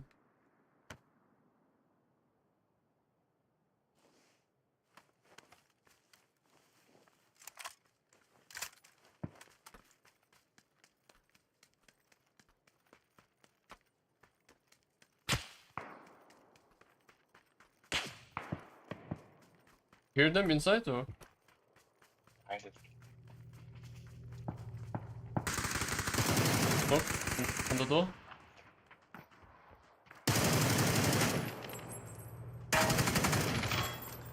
You guys inside are DPS, bro, are you serious? You pushed inside or? I was in the first little room, you know? Like I lit one guy up. Then there was a second. I normally never push inside because it just makes no sense. You have so many different corners you should be looking at. If you're outside, it's easier for you to just hold the angles. If you know what I mean. Yeah, it was probably a bad idea. Because if you push inside, you maybe knock one, and then there's one more shooting you, like this time. Yeah, you're right. If you like, I was just waiting for them because no matter what, we had the best position. They were inside, they were trapped. We could take the vehicles that was at the compound if the zone was pushing us, and then we could just hold them from the mountain because then they would have to go run, and there was easy kills as well. Yep. If you're pushing inside and the zone is pushing, I need to be like right behind you to instantly trade, and if I'm not close enough, yeah, we get punished. Yeah. I'll be right back.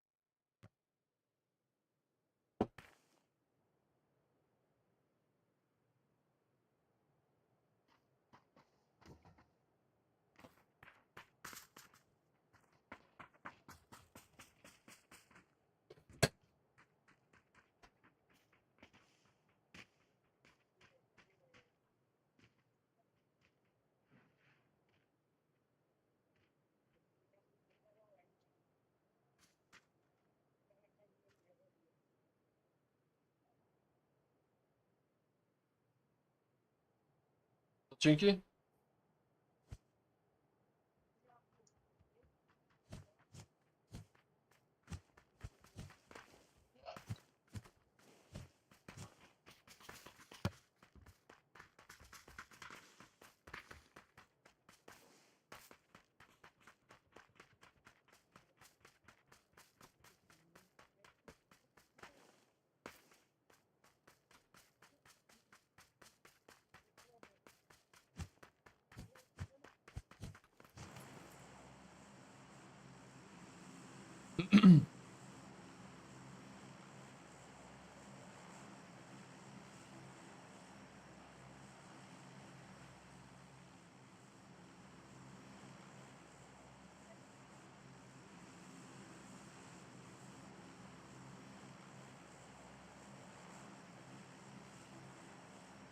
Maybe we should take these and kill people that's close here. Whatever you want.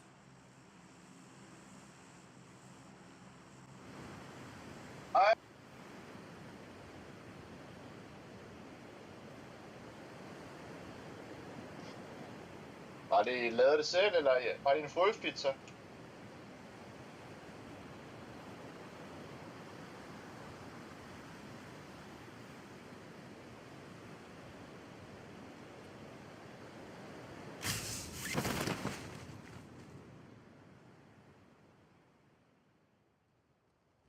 No one is contesting us out. One guy on me. I think, yeah, one at him. You take that one, I take the... Yeah.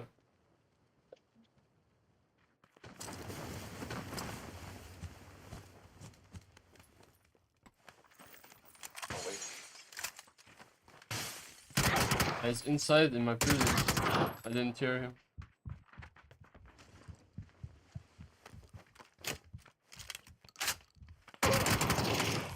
Bro, come on.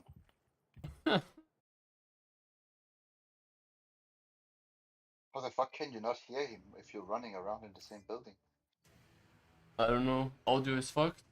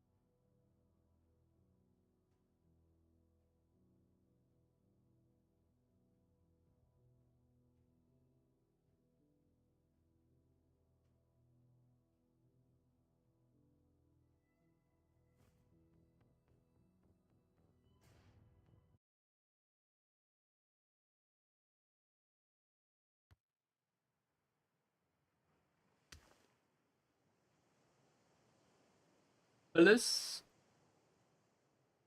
On yellow?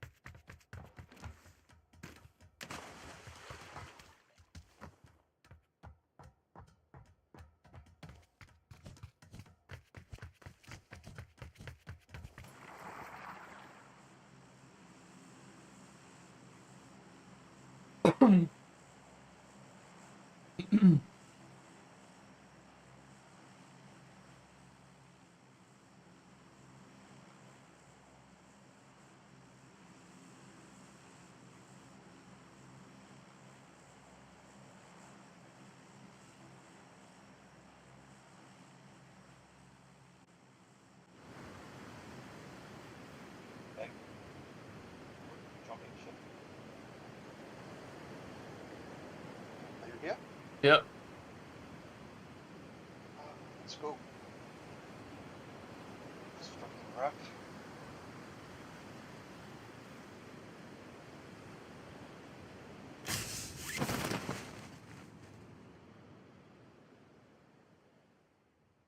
One team contesting. Yellow.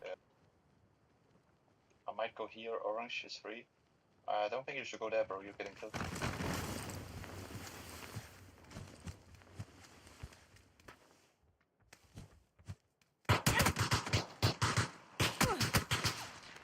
Of course, bro. Pistol. Knocked me from yellow.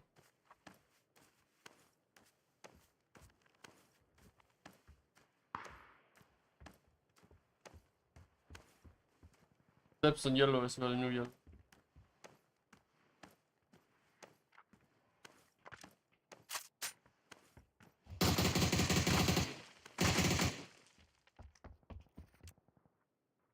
You got first aid? Yeah. You want me to drop your atomic gun? Yeah. Please. Drop this. Extend the mag here. And ammo? Don't have or? Oh, ammo. Oh, sorry. Yeah. One more yellow, like across.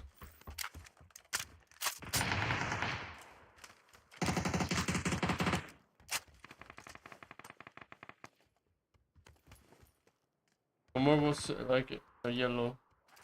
Behind it. You want the side? Behind the building. Oh shit. You need to flush the guy. I thought I reload. Try not to get knocked.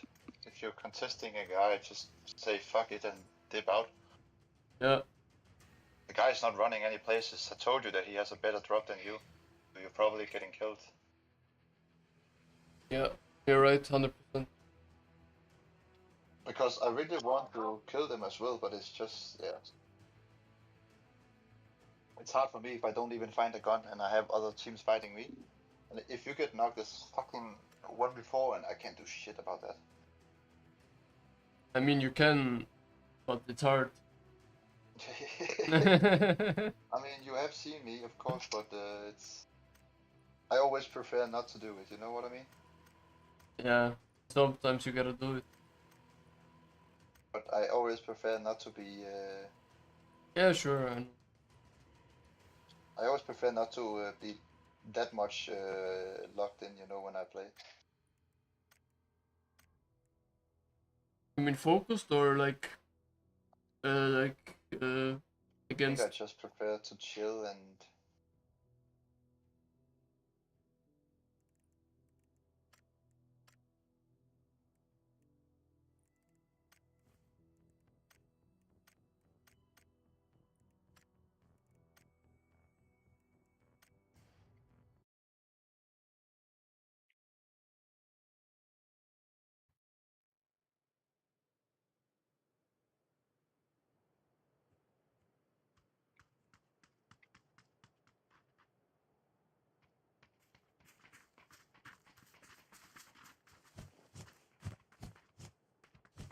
But if you just wanna chill, you shouldn't probably play with me. I want like full tryhard, you know.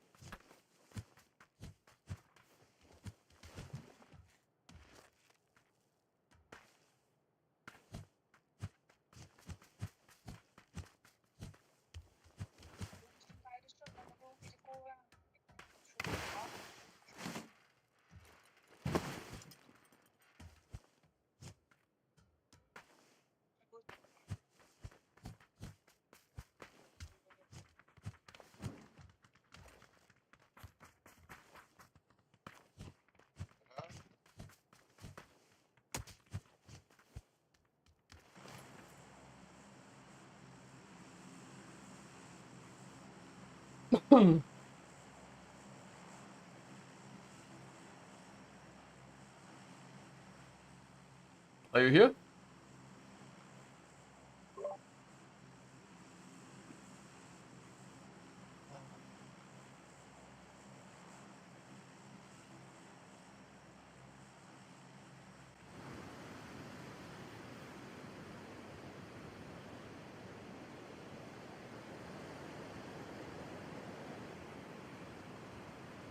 Did you hear me? Yes, I can hear you. If you wanna play chill, you shouldn't play with me. Because I wanna play full tryhard, you know? Yeah, I know.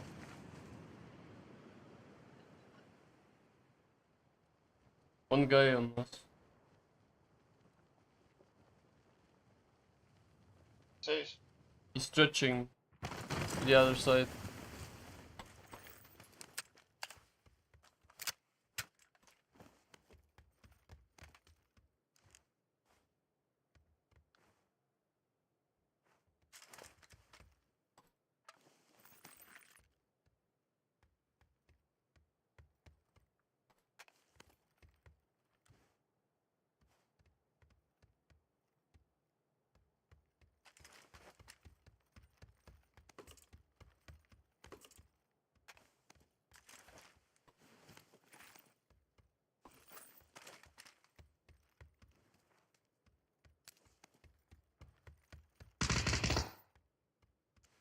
He knocked someone. Let's push him.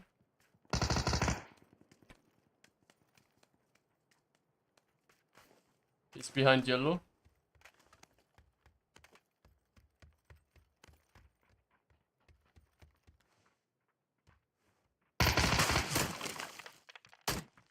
Outside wall.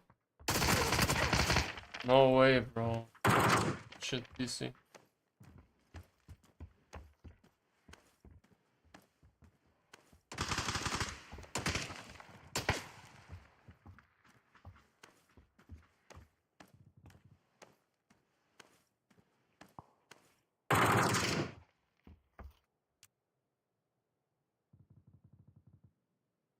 People here. Your first hits? Yeah, I have. From you too, if you need.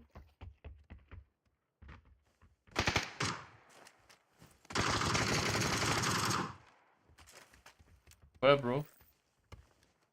Huh? Where, bro? My marker. I marked it before I even said it to you. One more guy outside wall, yellow.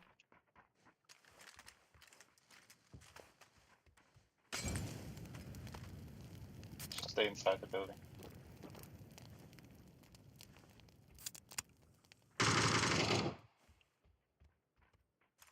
Window.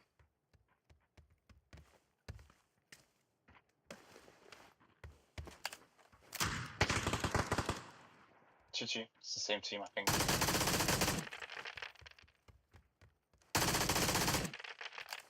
Insta. The guy who knocked you.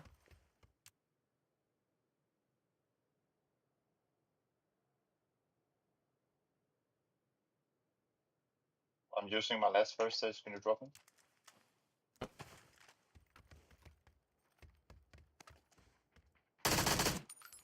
Still outside wall. Yeah, I'm boosting. Wait.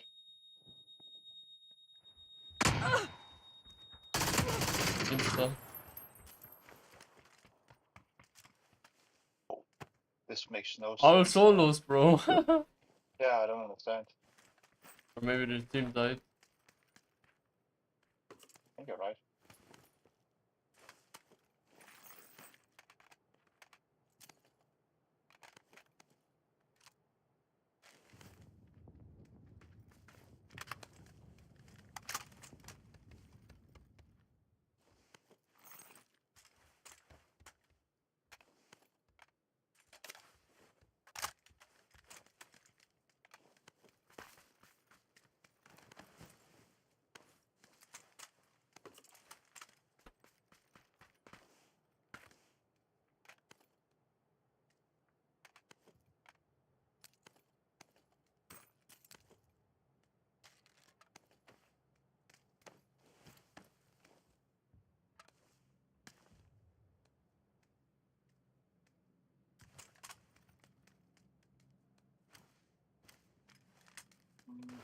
could use a 6x.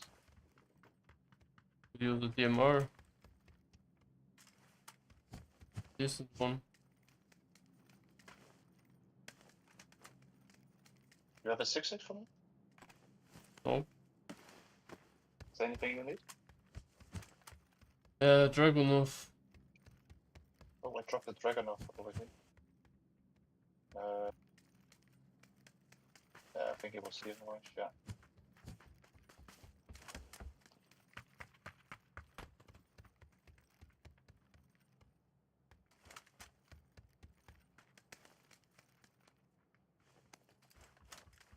Headphones? Yeah. Just checking this guy. Oh, this guy had nothing. Holy shit. I have a vehicle here as well.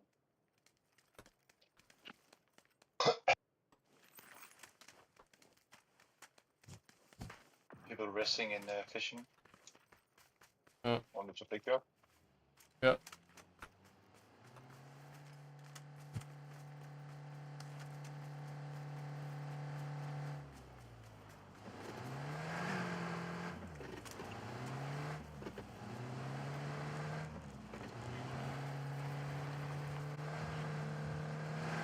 I killed him. Yeah.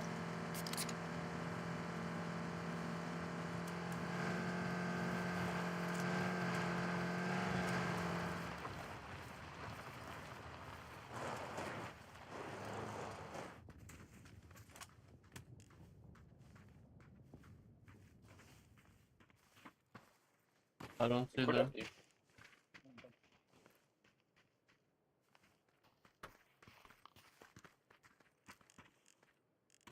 Let's drive guy maybe. coming in? Parachute. One just came in with parachute. Yeah. He's here on orange. Let's go kill him. I think maybe he's his teammates. Yeah. I don't see this guy on the rock, on the tree. I mean, bro, there's a guy in front of us. There was a guy here. There was a guy here. Wait. The tree, bro. Bro.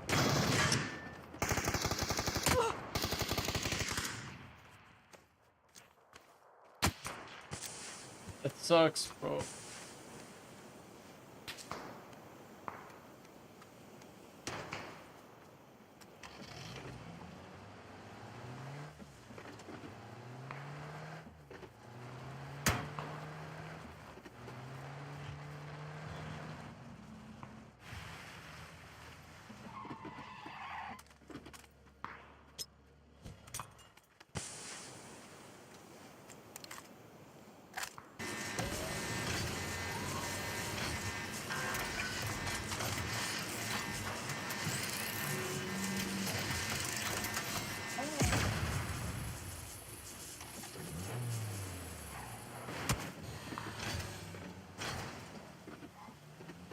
You lock down the death crate. The guy who killed. You killed on my body.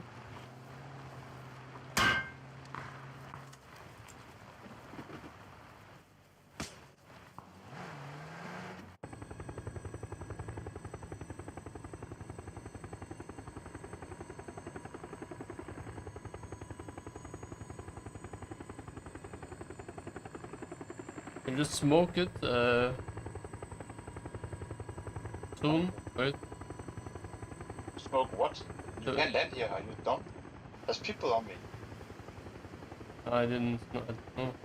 You didn't know, like they were shooting at us the whole time, like, and you got killed there, and you think I killed them without? No, I didn't. You can come to me over here.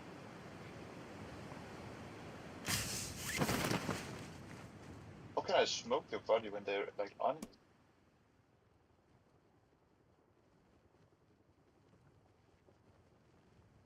Alright, this is shit actually. Maybe go land here on orange. There's nothing here for you. Nothing here for you. It's not worth it.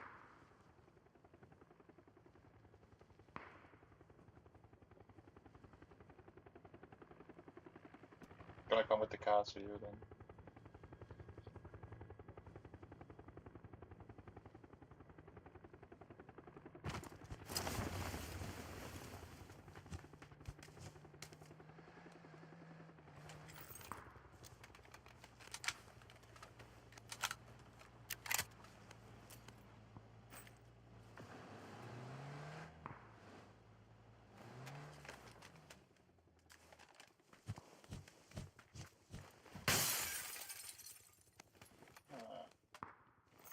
lot of boosters in here.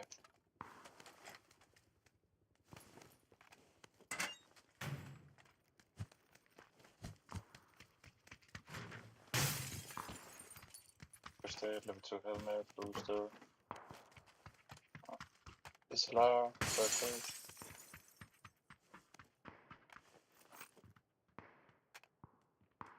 Level 2 helmet, backpack, my marker, outside.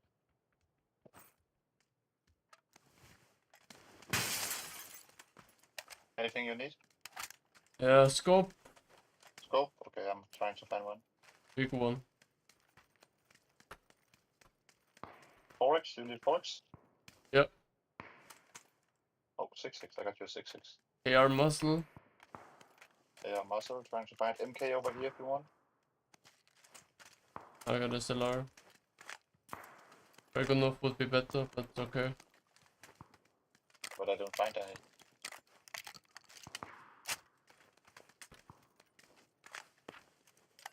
People up here. Oh, they're going for a drop.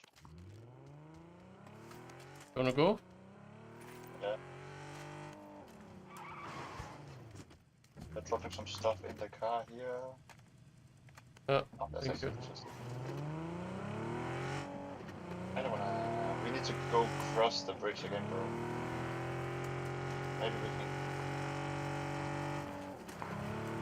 You need boosters? First aids? Yeah, one first aid. Can you take 2 of them? Give me 3. Give me 3.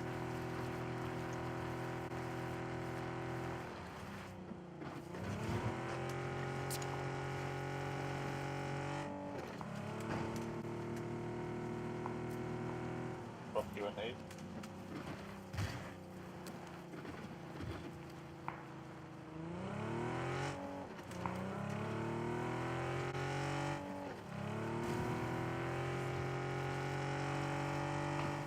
Compound. Front of. Going for the ridge here.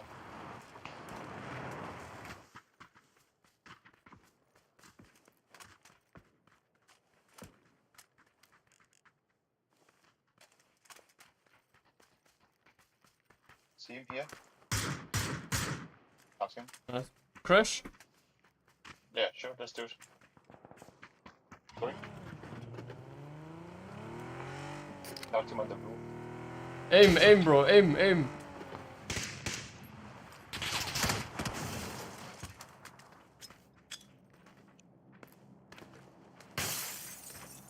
Nailing roof.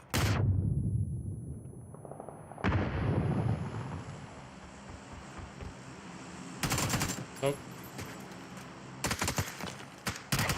On my stairs.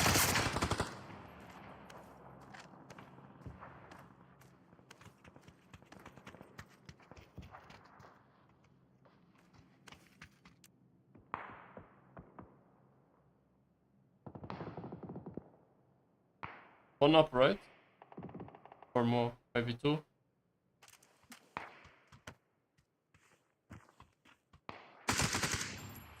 Rush.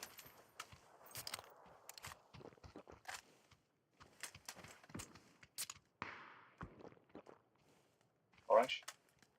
I think so.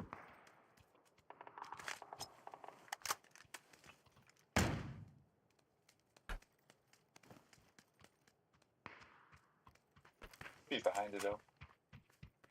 I'm chilling.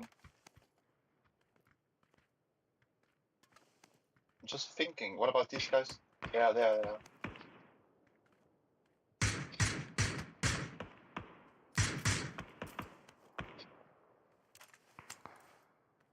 The coast somewhere in orange, I think.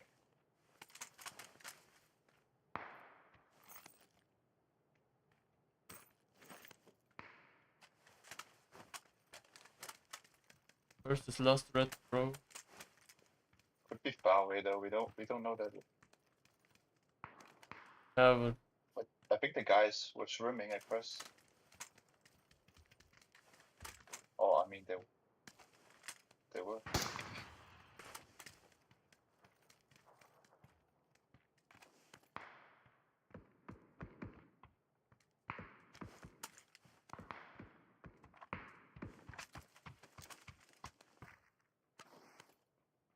Steps.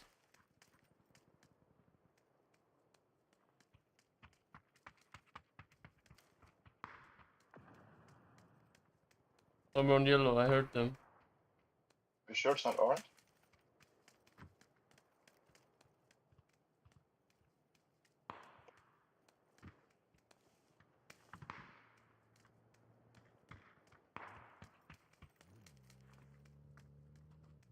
Sure.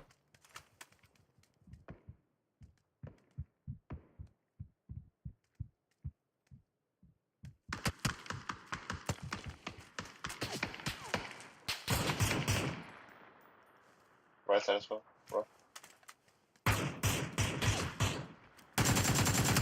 Insta on the wall. Yeah, nice. I told you it was a wall. On the rock. I don't know, can you hold that? I'm gonna try to nade it. Yeah, I'm holding. He's smoking himself out. I got knocked from shore. I told you there's still one there, bro. Come on. Yeah, but how can I hold you? What other way is there?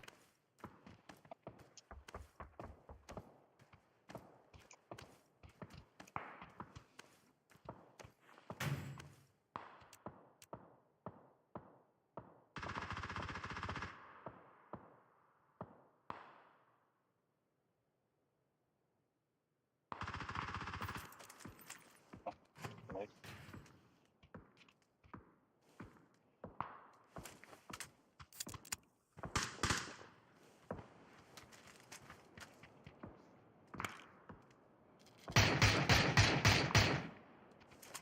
Thanks.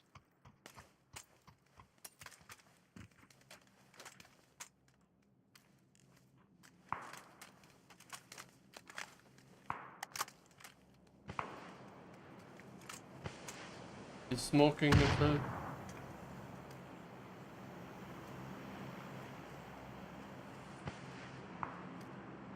He's still there, exactly on yellow marker, behind it.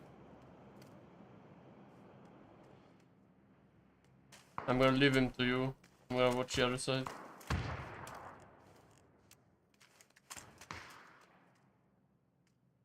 Glass break in our compound.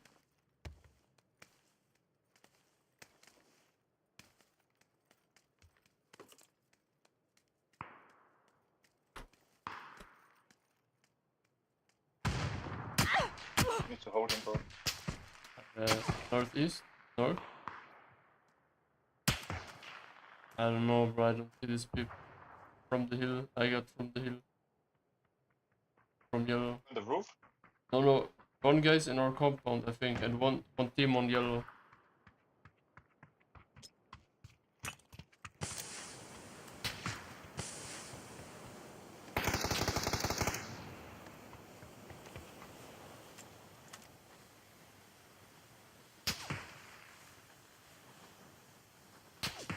Need to drive.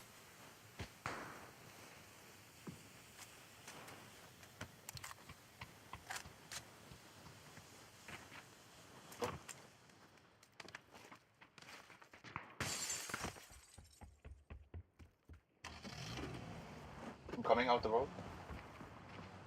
Oh. That's not the road, bro. Oh. Yeah, let's go. Go more right if you can.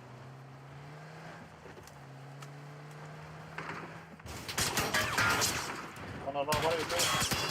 What are you doing? Bro, what can I do? Drive, not in a tree. You drove like 2 meters, you're already driving into a tree.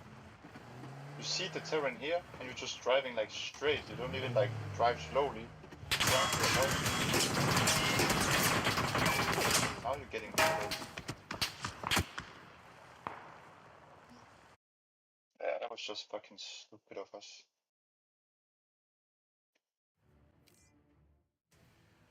Needed to go earlier, man. But we can't go earlier. You're getting knocked 2 times. I have to rush you 2 times. Yeah, after you rest me, should have gone insta. Yeah, we did that.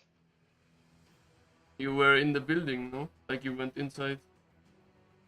Yeah, and do you know why? Because I thought we parked the car behind it. I don't think that was our car. No, it wasn't. Yeah. Enemy car. And I haven't seen the car there. That's what I meant.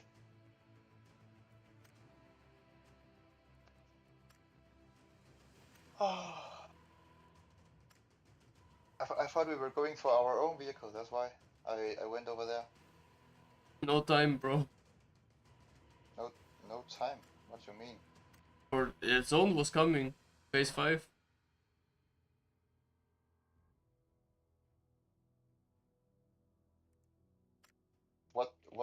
What does no time has to do with I can't go to the vehicle? I didn't see the vehicle, so I was expecting you to go with me on the vehicle we drive with. Yeah.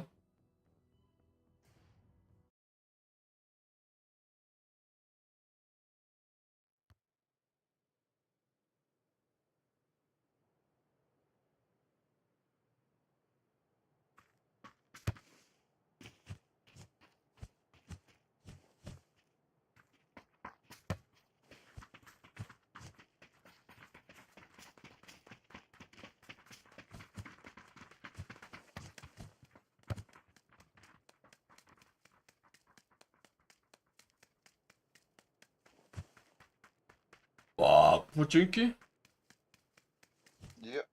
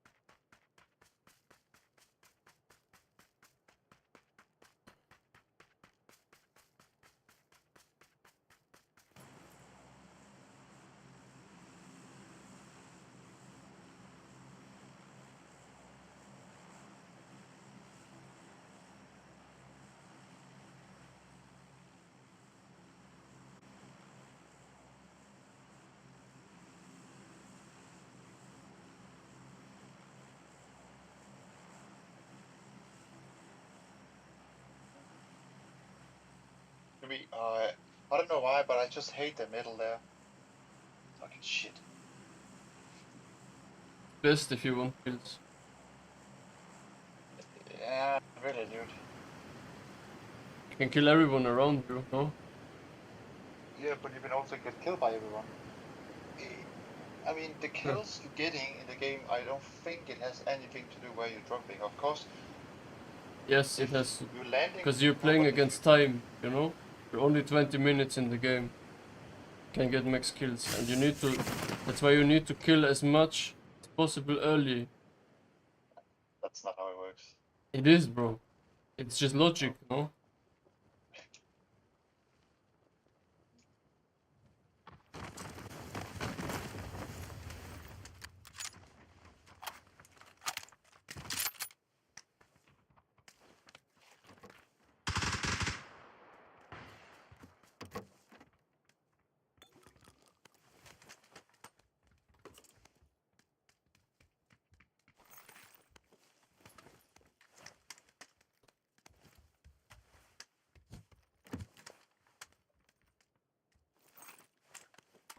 There's a guy in the other free stack.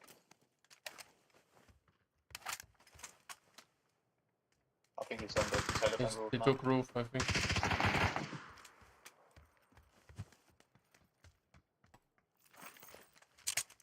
I got no vest.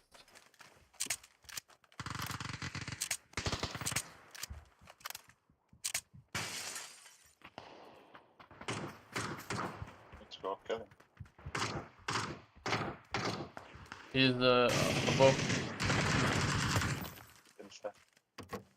Nice.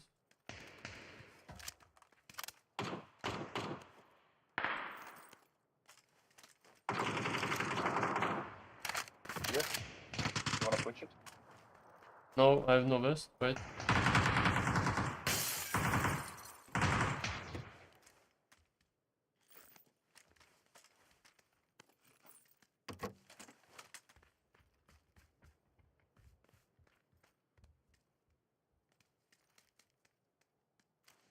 Inside yellow.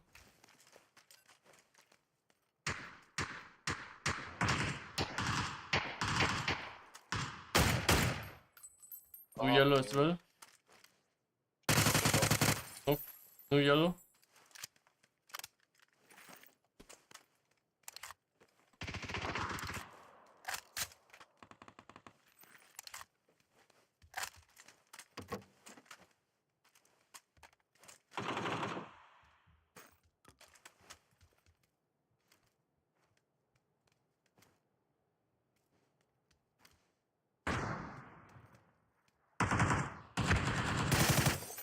One more guy is pushing yellow.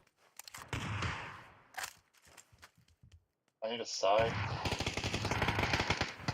I'm pushing yellow. One more.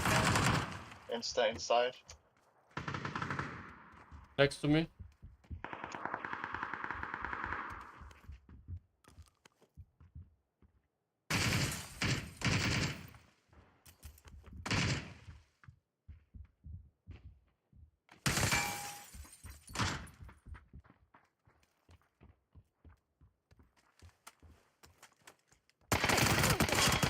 Oh, upstairs.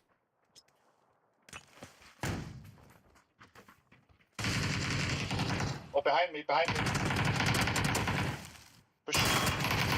Ah, fucking angle. That's another guy. I knocked the guy as well there. No way, there are 3 people in the same building. In this one. It was a fucking party in there. This guy's bad, bro. Bro can't hear that there's a fuck.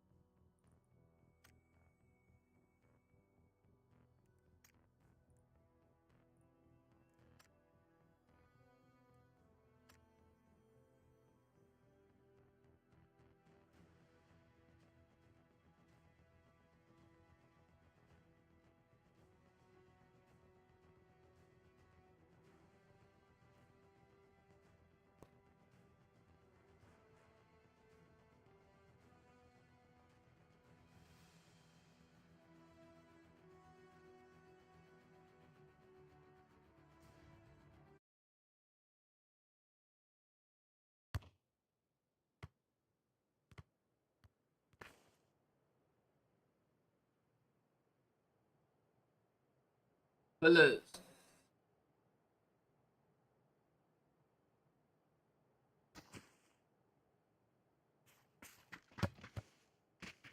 Is Palace the place where you can get most kills, or? Yeah, on this plane path, yes, I think.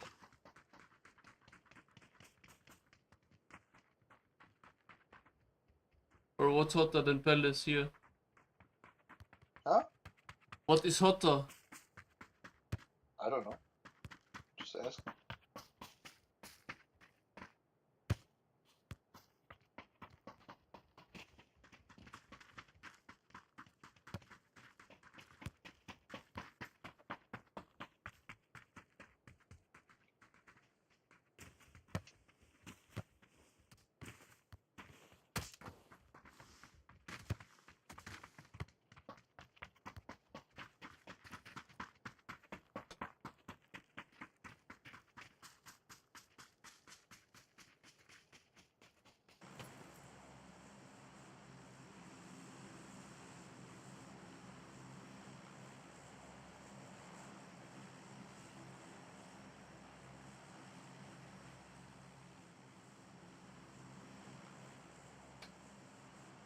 I'm gonna go for the exact building here.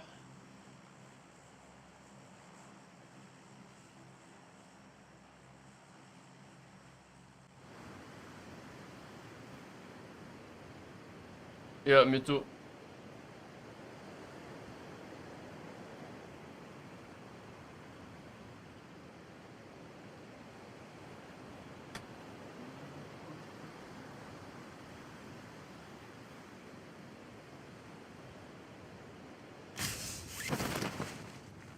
Holy shit, bro. What I'm saying. One guy orange.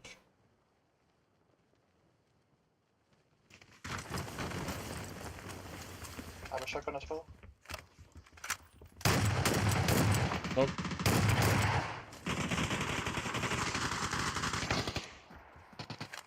One guy. Nice.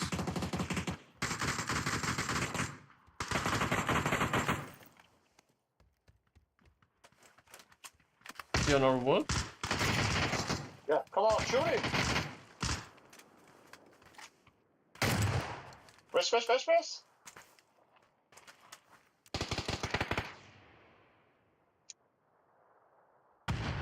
I'm going back in, bro. I'm going back in. Yeah, I'm gonna pick the outside. What way? No Yeah, way, bro. Oh my god. You owe me a fucking rest now.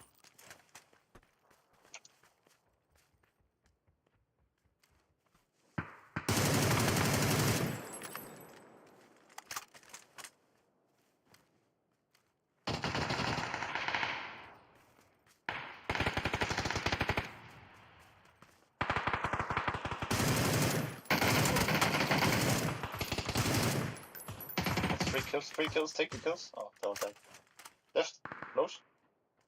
In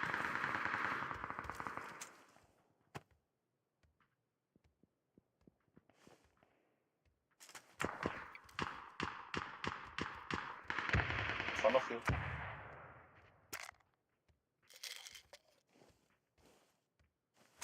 Don't know.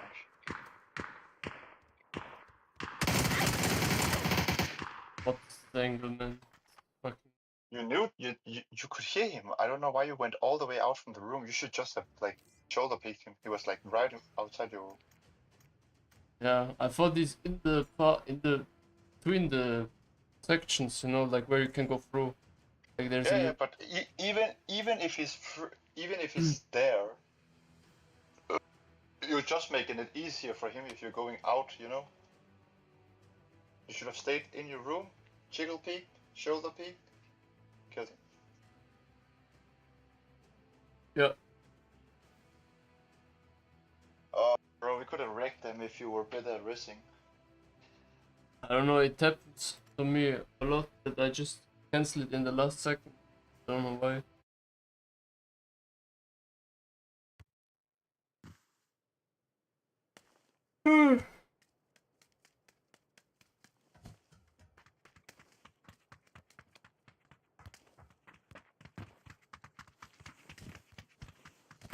No, Pachinki will be hot, I think. Really hot.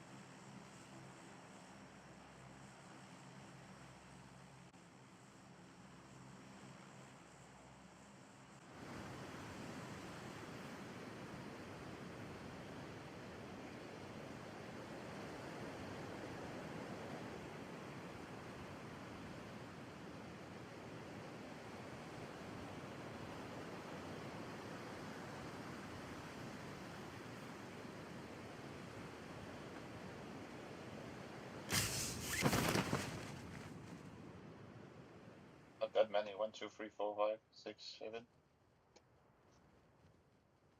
They're all on northwest.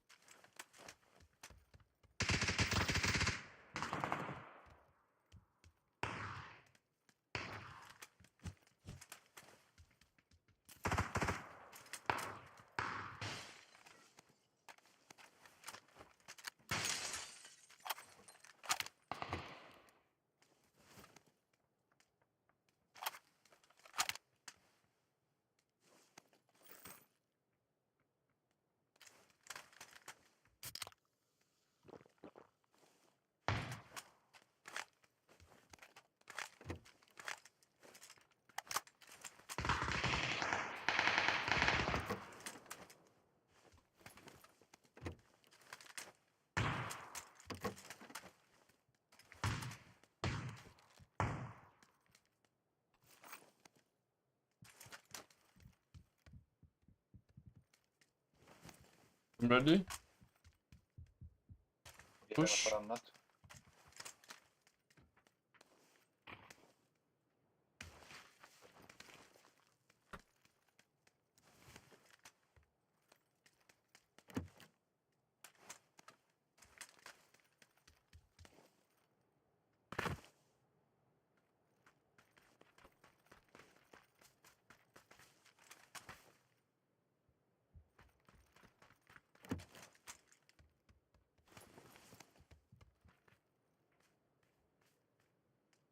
One guy here.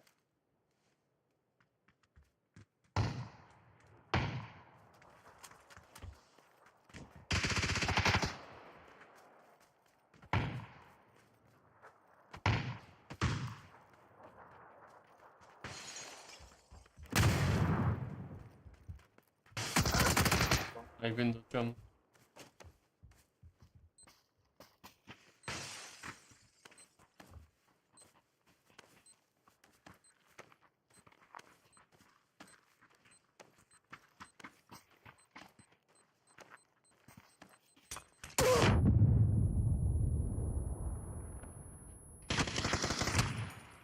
I don't know why we getting knocked too fast.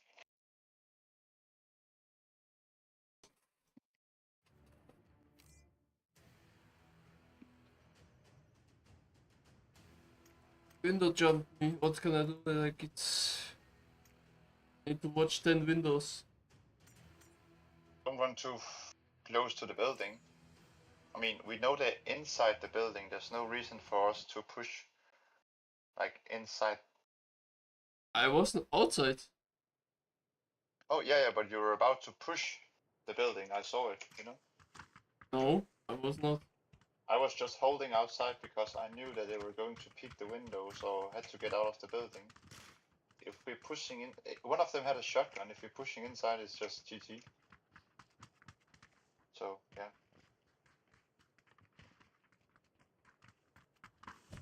I don't know, man.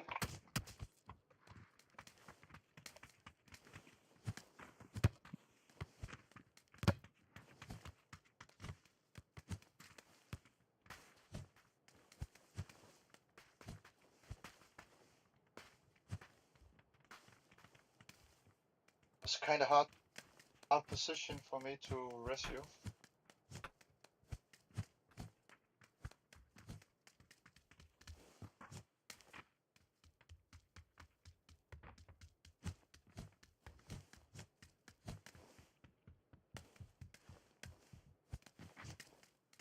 Casino?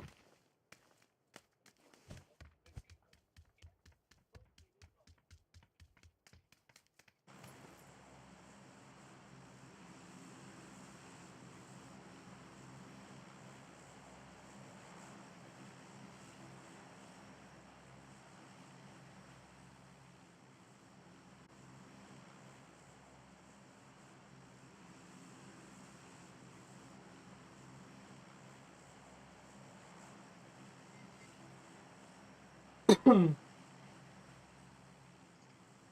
what the fuck is going on with my fucking...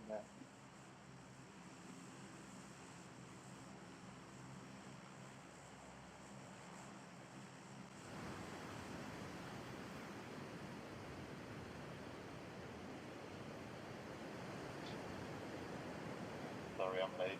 Need to switch my fucking battery on my headphone.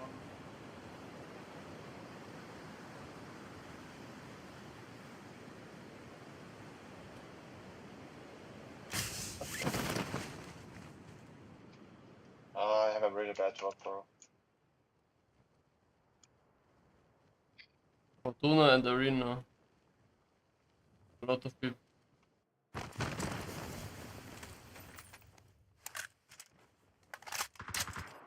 People here as well.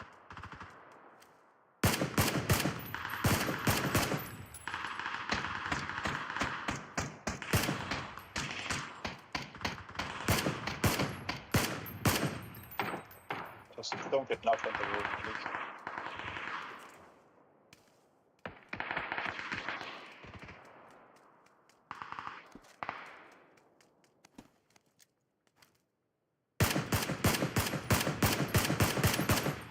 Behind the sign motel. 1 HP. But even if we knock him, we can like rush him. Knock 5 stack. On the outside stairs.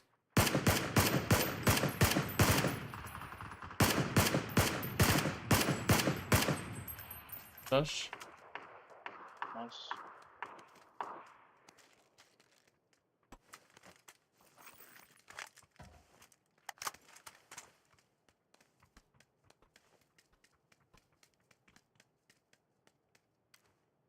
That yellow, Fortuna.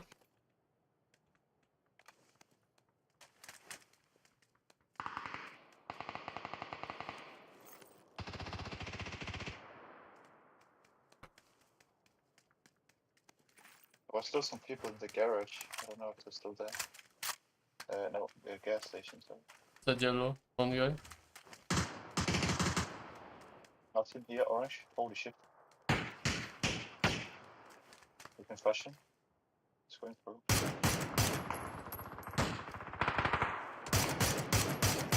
Knock one more. One more on yellow. Top floor.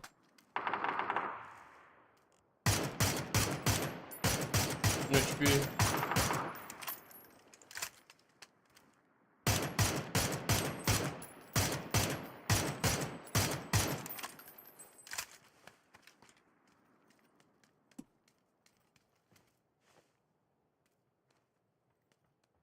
They will rest now.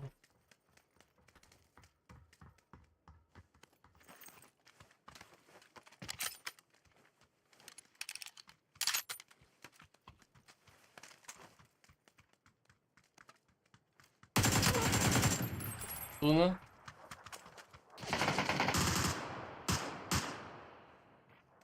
Going back. Yeah. Bandages? Yeah. You want? Yeah. Yeah. Thank you.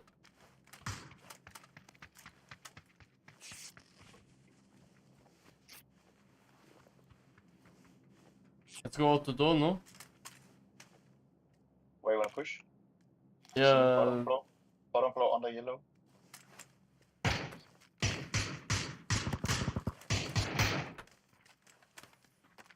It's not worth it.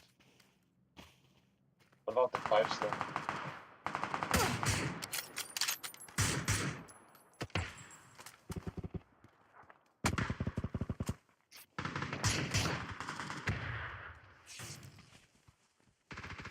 How many first stage you have? 2. I have the same.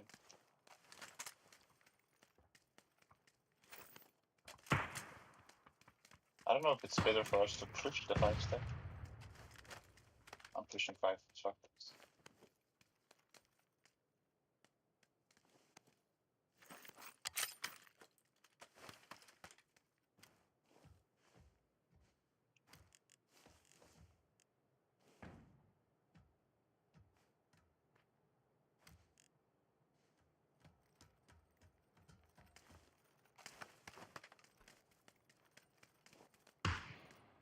Up here.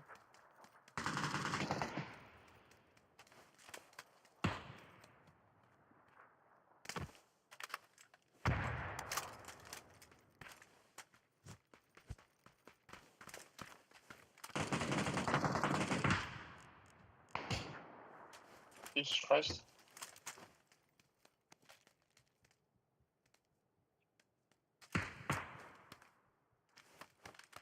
Yellow, Fortuna, top, fifth floor. One guy is orange. Top floor. Knocked him on the wall outside yellow.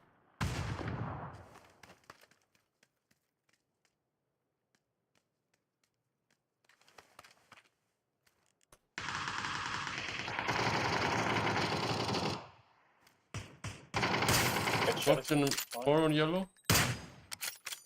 On bottom for Fortuna.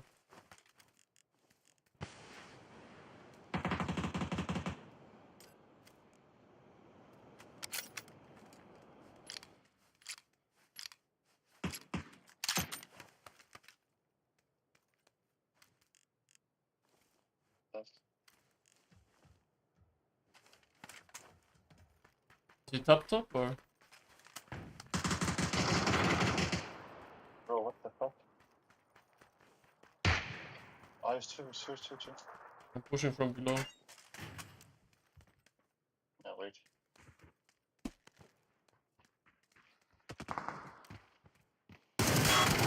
Top, bottom.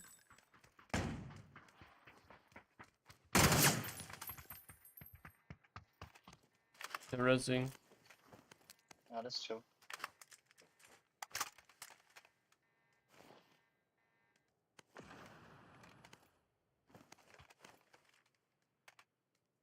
One more upstairs, right? You can Yeah. trade him out maybe. Do you have a shotgun or something? I got a flash.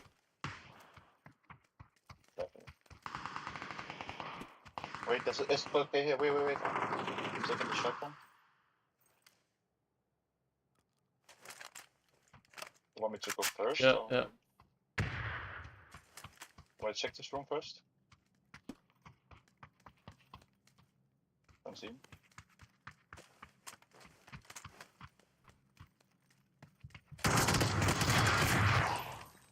Okay, you can do him. I'm switching my gun. Nice.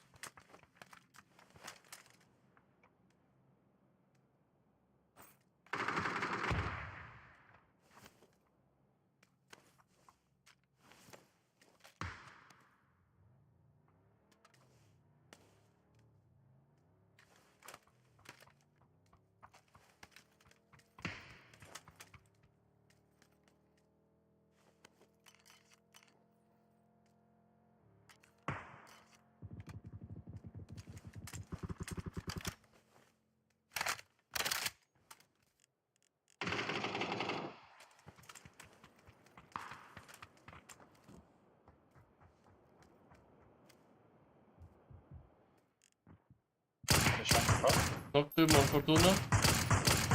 Flash. Who's shooting at someone? I don't know. I got the car.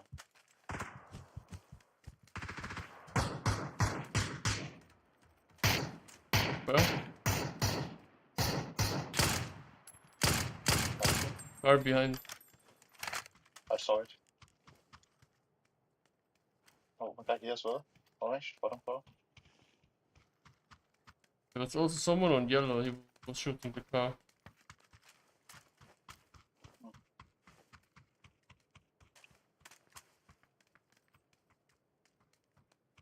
And the motor guys who rest also alive if they die.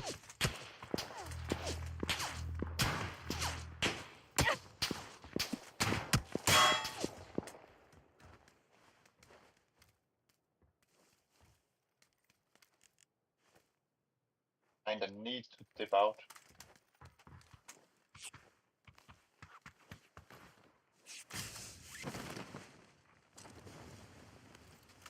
I'm pushing left around. What the fuck, dude? Fortuna.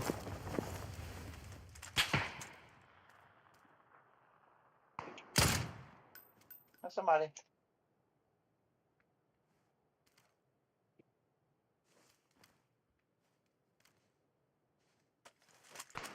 close to you or what? No. Oh, that's the hill behind.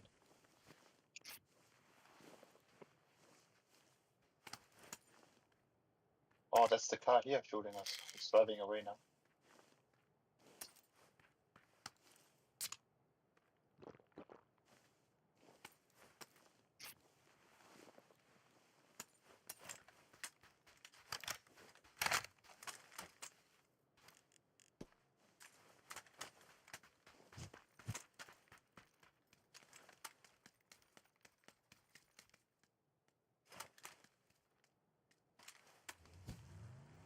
Gonna...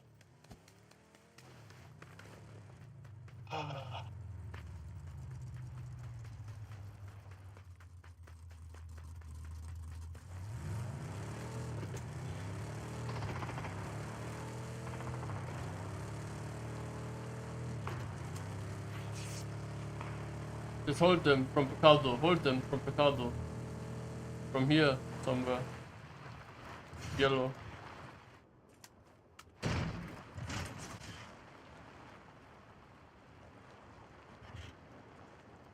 What's on orange? Wanted to go orange. Why? Still have people in Picado. There's like 3 people left. It's one team. Yeah, but there's no one on orange. No, but it's pretty much good for fighting the teams here. Yeah, we can go there later. Just go Picado, like hold them from But the edge. the thing is, where is the vehicle? I didn't see any more vehicles on. Yeah, that's my why side. I can farm them easy. Like, what are we doing now here? We should go hunt people if they're shooting. Yeah, come. But you wanna camp out. Yeah, camp them from Picado. But where? Picado, here, from yellow. New yellow. We have to. It's moving. What the fuck is zone? Wanna go outside zone again and hold them?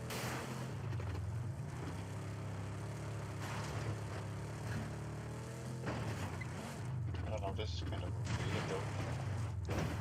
We can stay here. We are outside. What do you mean? But inside on yellow, you can't see shit, bro. If they're taking a vehicle on the road here in orange, we can't do shit.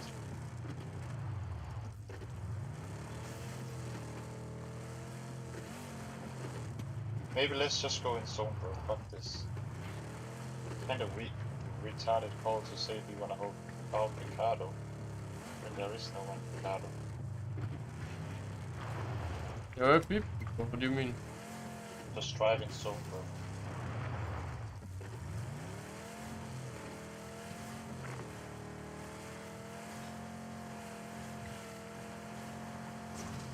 They must be on our right somewhere. If I was you, I would just drive in zone. Go here an orange marker, shoot people around. Wait.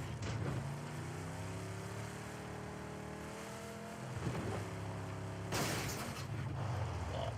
It's a best driver, to be honest. No one here. No, they are going for a vehicle, that's what. Yeah, go my marker, please, and let's win.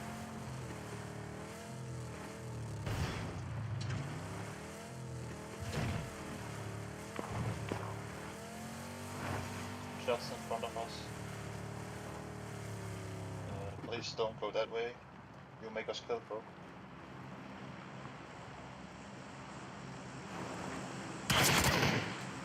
Yeah, the car, inside the car. Come, let's chase him. You go. I think he already stopped, that's why. Yeah, stop. Yeah, on yellow.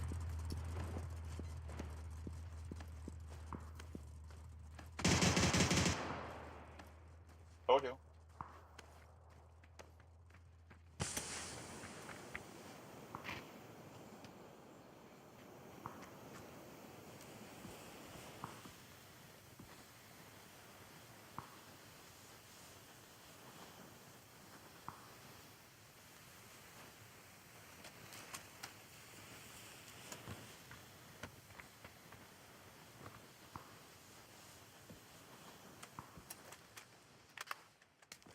Where'd you kill him?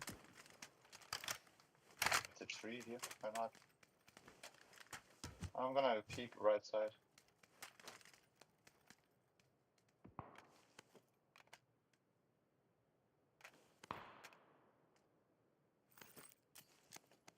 See people open down here, full team.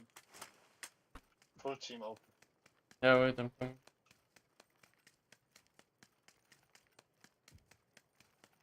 Oh, I can knock one.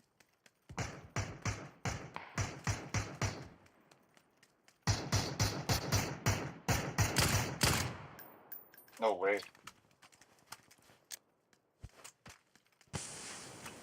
Need a smoke though. I can drop it. Oh yeah. Wait, I'm going in the diff here. Yeah. This one is alright. But yeah, full team there. I got knocked from my waypoint, so it was pretty far away. I need to care our backs though. There was people shooting on the hill behind it. So.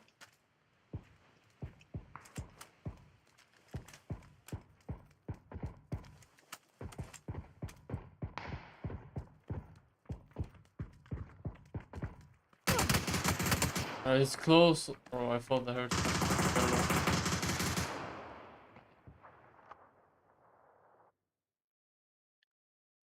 Thought I heard a step there. Fuck. He was 1 HP. I had my fucking DMR out. That was so fucked up.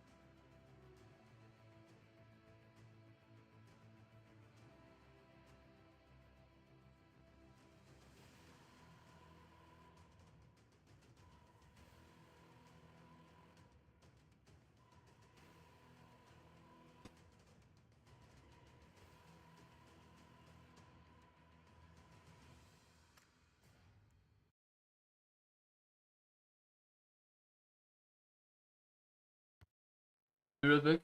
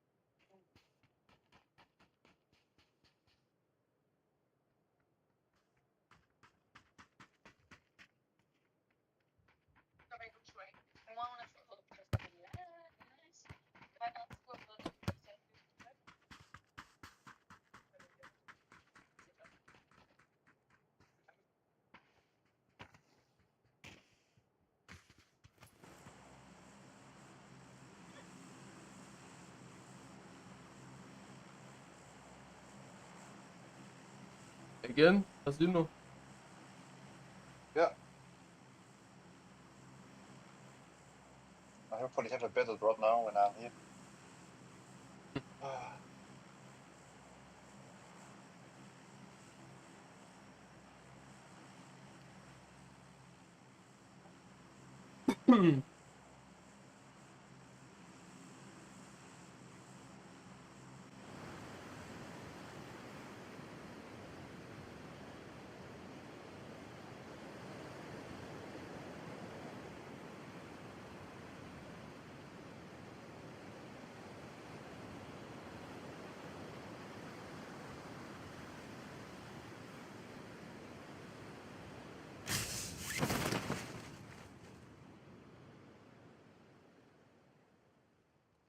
One team is trying to contest, but I beat them.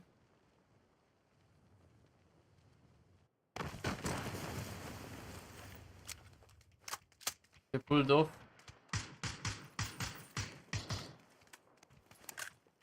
Five stack. Okay.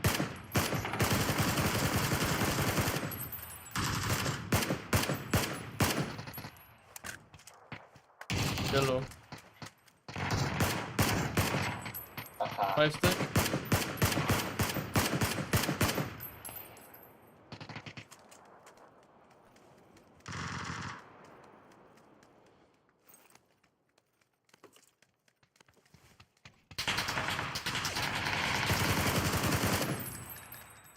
Balcony. I'm going back, I'm going back.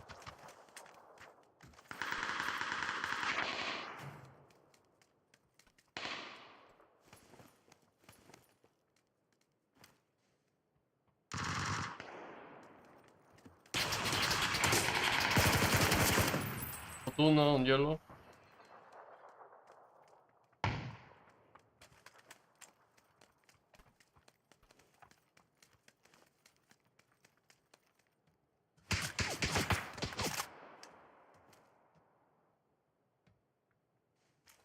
At least two guys Fortuna. Yeah.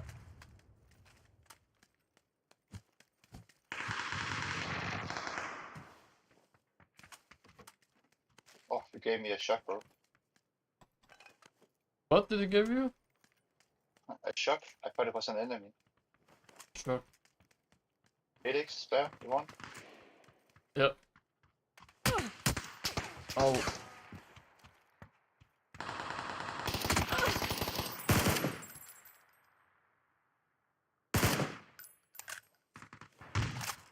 Where is it? Oh, here.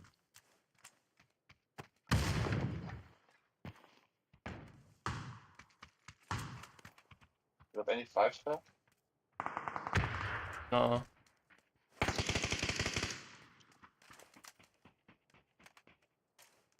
Where did you knock him?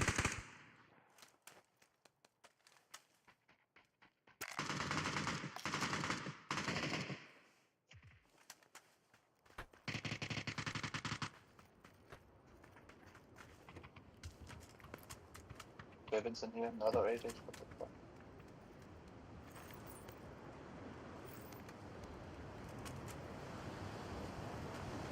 Only 5s, dude.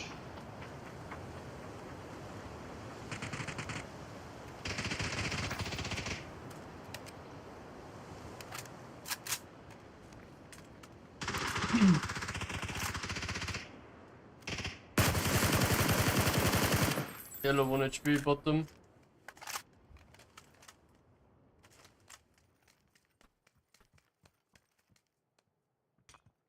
I fucking made it.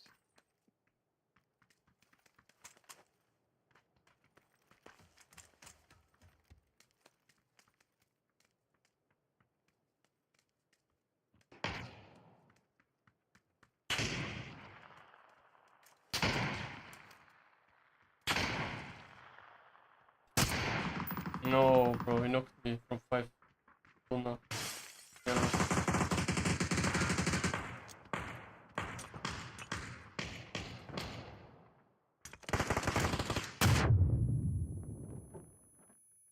I'm white, I'm white.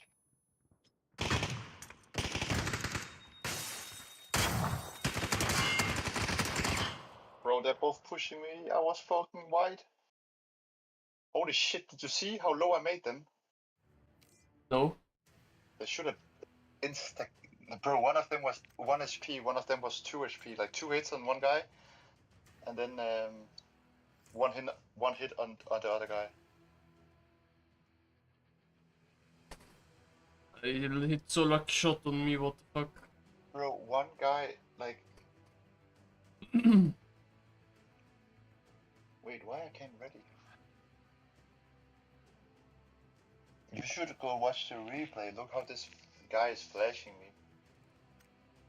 I never seen such a good flash. But it's probably just a lucky flash.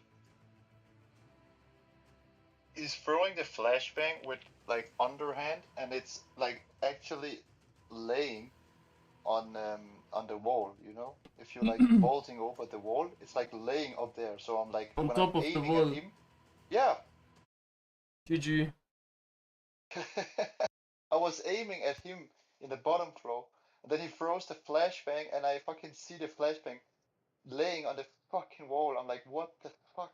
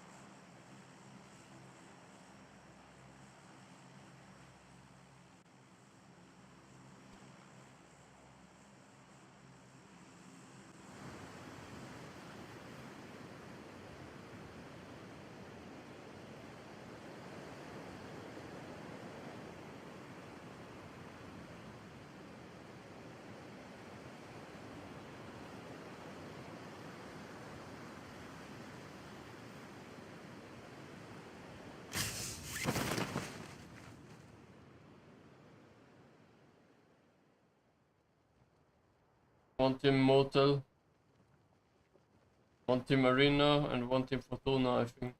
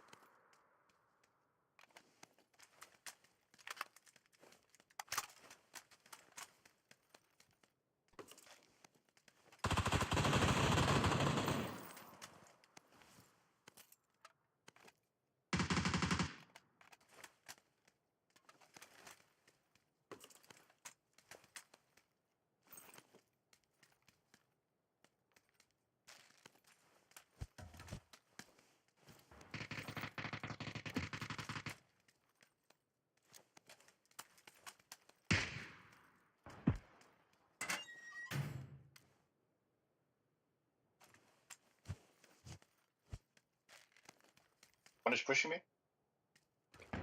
Coming. Inside my like next building.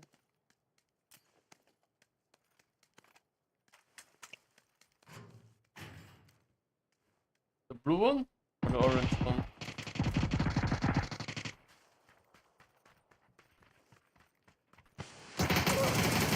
Knocked him. One more Next inside, to one more inside.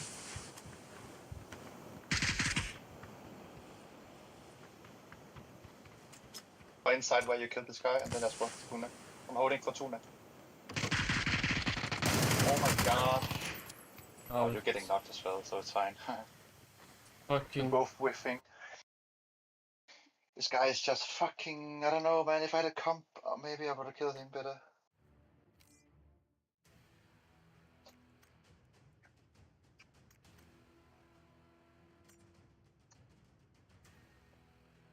Boobies.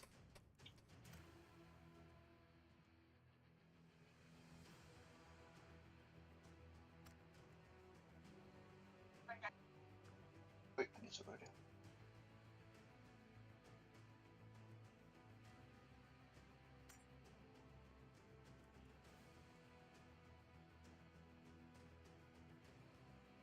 Psychopath, but yeah.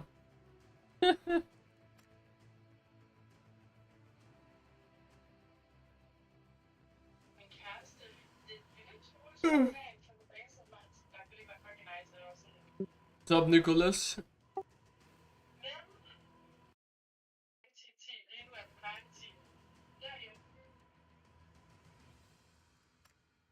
Can you turn off your background noise somehow?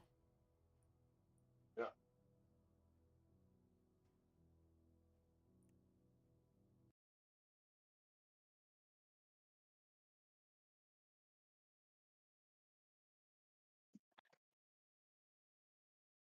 From what anime is your picture?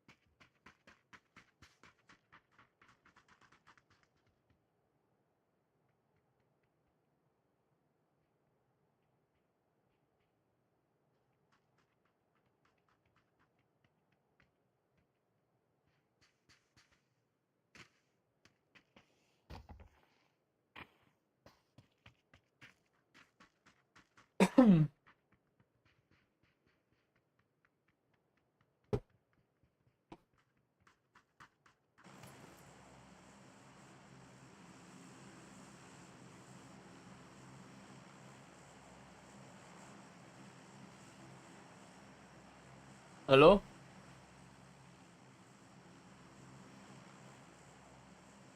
I'm ready. From what anime is your picture? What anime? It's not really anime. I think it's more like for some kind of song. I don't know, Brazilian funk, something like that. If you know what I mean. Yeah. You don't watch anime or? Watch Naruto, but no, nothing else. I'm watching it right now. Nice. Yeah. It's good. You watched all of it? No, not all of it. It's hard to explain. You know, Shippuden. Yeah, almost finished with that one, but I watched the one before too. it's taking like fucking done every time. Actually.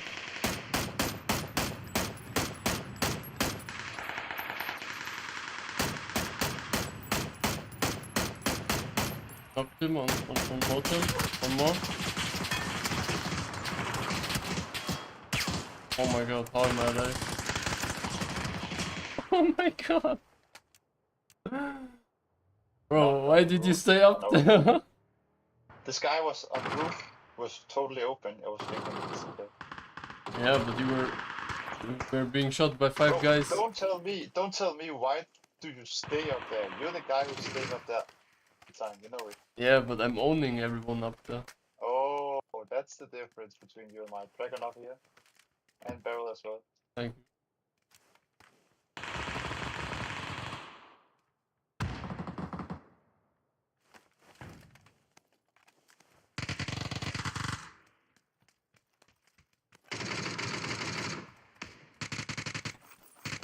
have a vertical if you want. I found one Just already. let's go.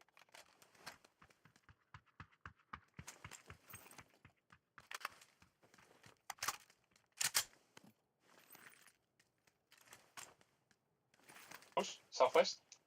Outside. Yeah. Next to us, yeah. Next to us.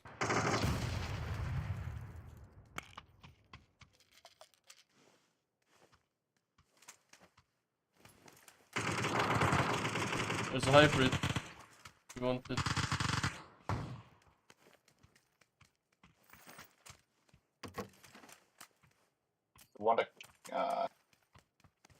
Want a muscle break?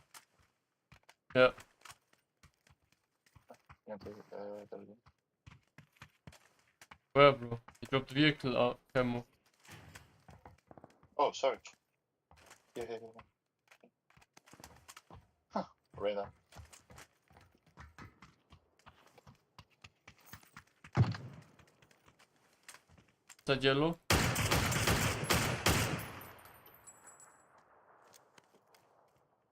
Motor running over the roof. Behind it here.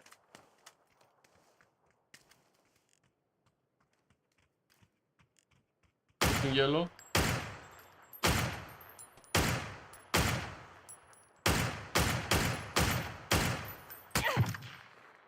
Need to go down. Nothing.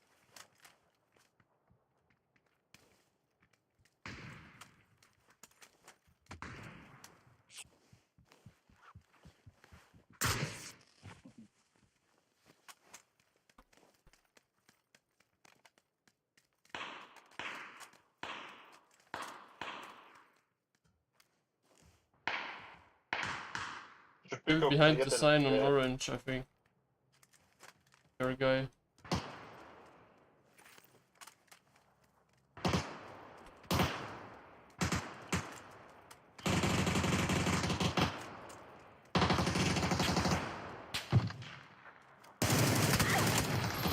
I almost knocked the guy close to you. I got knocked from Fortuna. I almost knocked yellow, like. Bro, you're dead now. Why are you staying up on the roof? Because I had an angle on everyone, basically, but didn't know it was pressed already.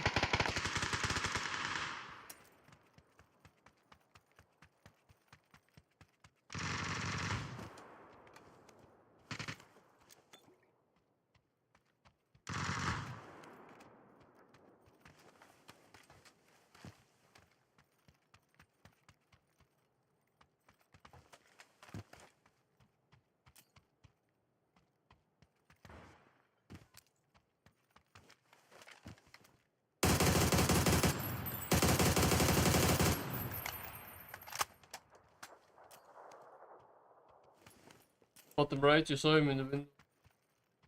The orange building on yellow. Top floor. Yeah, there.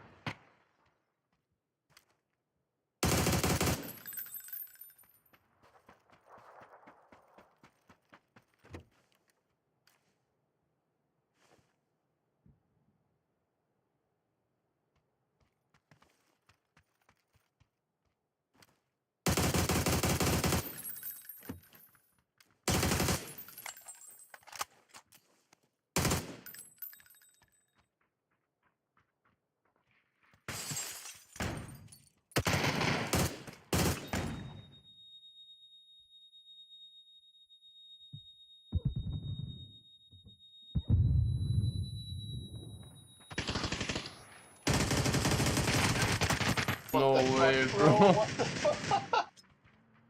You didn't know they were already inside your building? Yeah, I could hear it, but I heard them already pushing. But I was so afraid from all the nades and all that kind of stuff. You saw the nade inside the room, right? Yeah. And it's hard because I went out, the nade exploded. I could have went back in and healed. I couldn't have stayed on the stairs. I would have got shot by this guy on the apps, and they were already under me. If I went back in the room, they probably just would have pulled out a molly or nade as well. Bro, look, 1 kill, almost 900 damage. What the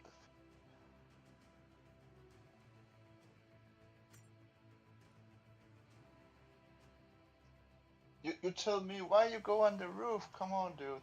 And I'm like, why you go on the roof and you're getting killed? Yeah, but it was late, like super late. I didn't think they were like that locked in on the roof. No? I mean, we knew that there was people on the motel and the Fortuna. I knocked the guy on the Fortuna and there were still people on the motel, so we were kind of fucking fucked up. Yeah, but you knocked one for Luna. I didn't think I it knocked would. one on I got Fortuna, picked so fast. No, but then it's like, okay, he knocked one on Fortuna, he probably have teammates pretty close to him, so we need to watch our backs if we're peeking something. Yeah.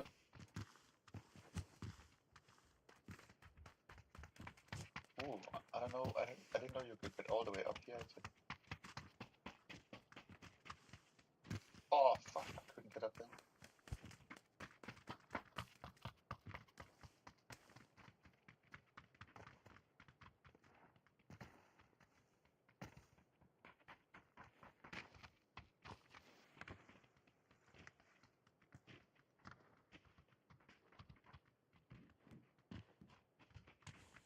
You cannot get out on the roof there, it's impossible. I don't know if it's better for us to go here actually instead of yellow, because then we can also push down maybe. Yeah, we can also push yellow line later, but we will see. Like whatever, if we are contested, we pull away.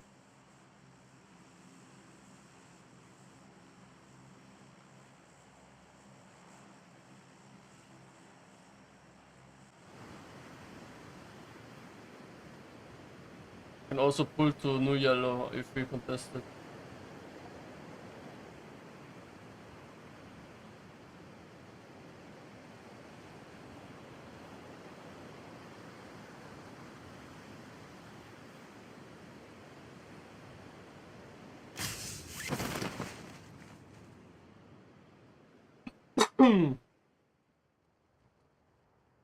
Well, two guys contesting, you wanna fight? Yeah, just going here. Hopefully there's a gun here for me. Got an AK.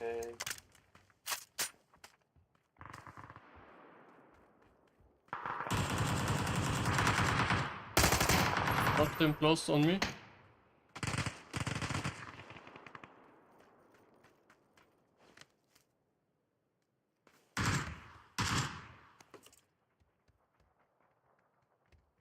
Behind here, yellow.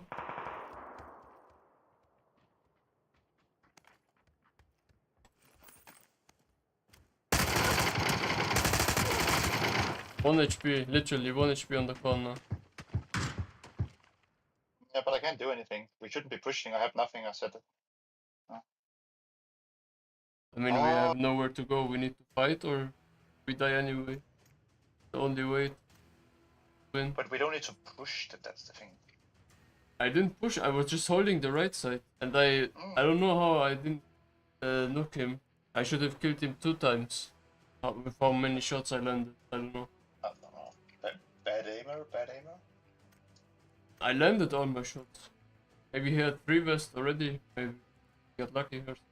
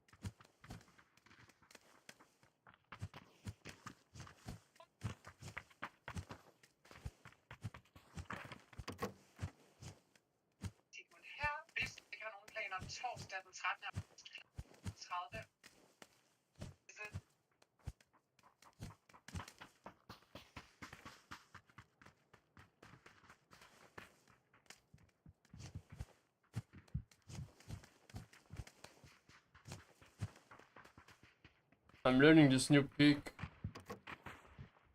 Like since few days, it's a little bit tricky. You're learning a new peak? Yeah. Oh, that one. It's tricky a little bit, but I will get the hang of it. You just need to play a lot of TDM.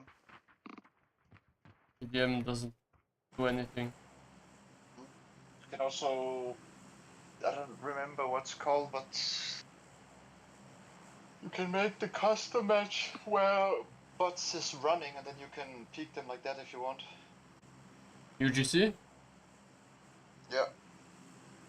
Yeah, I play it every day. I have it. Yeah. But, You have it, bro. Of course you have it. You're the goat, man.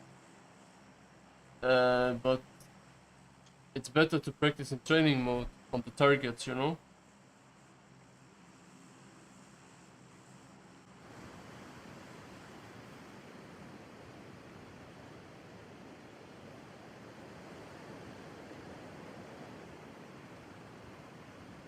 I don't know. It's the same as CSGO. People always do bots flicking.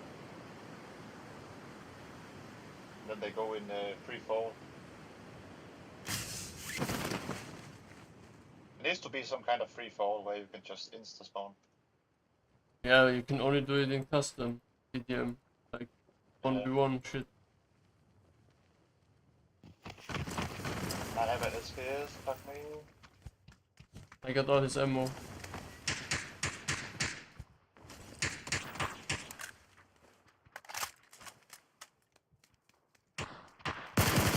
Insta on me.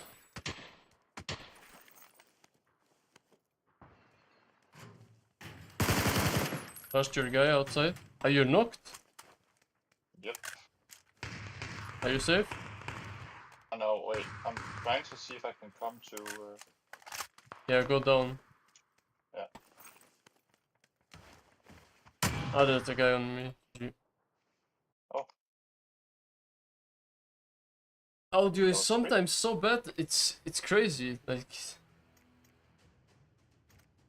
What? Audio is sometimes so bad, it's crazy. Oh, what? Audio. The audio is so bad. Yeah. Sometimes it's so weird. I don't know. Maybe you need to have a new headset. Yes, I think so. I need. I will buy new IMs.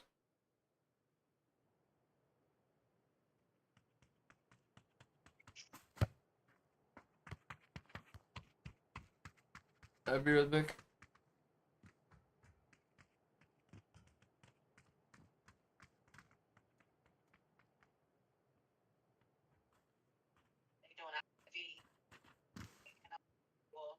Don't know what's going on with me once I leave the hospital. Yeah, I'm at the hospital. Malle, du har et pink i panden. Og når jeg skal gå med planen nu. Det var mig håret falder af.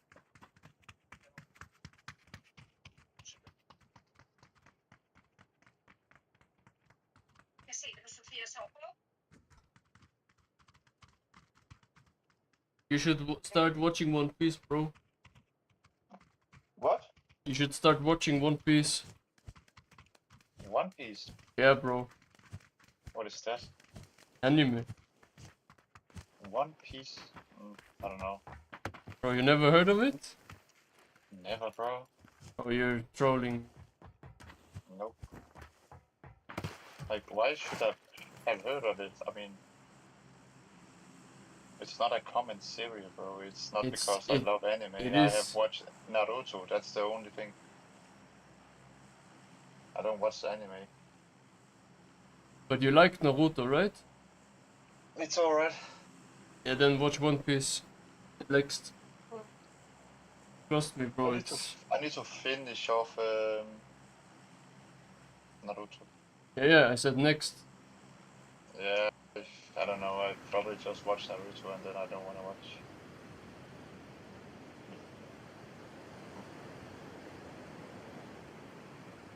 You only watched Shippuden, no? Like you didn't watch the classic? Classic and Shippuden. Yeah, and then Boruto. It's not the best. People say it.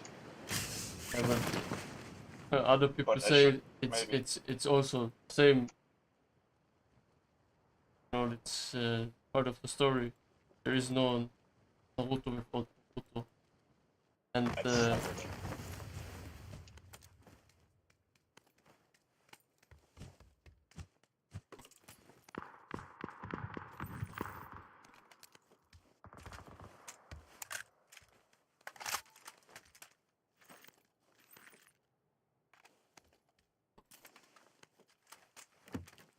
did you pay attention where people landed? Yeah, I think people might be here, 2 guys, and then the rest is unknown. I'm on yellow.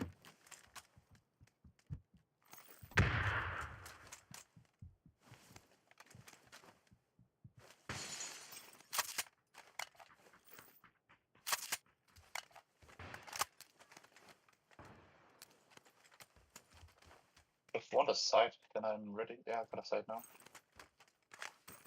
You wanna go quick? I need a big scope. But yeah, I can. You can drop your 4x. Yeah, 4x, yeah. You want 4x? Yeah. That's good.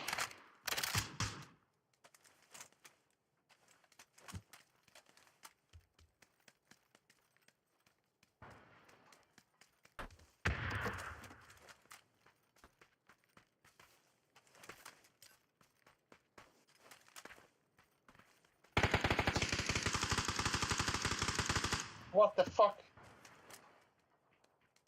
One guy in the wall here.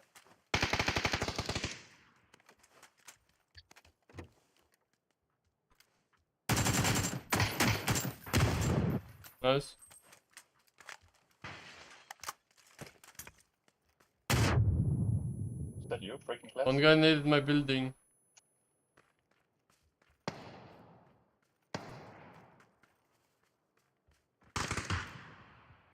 Inside yellow.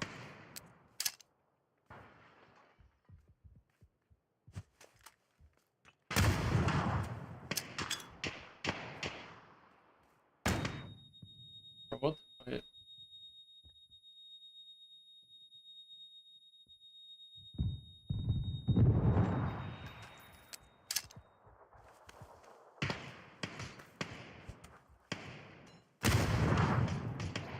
Still inside yellow. Top floor.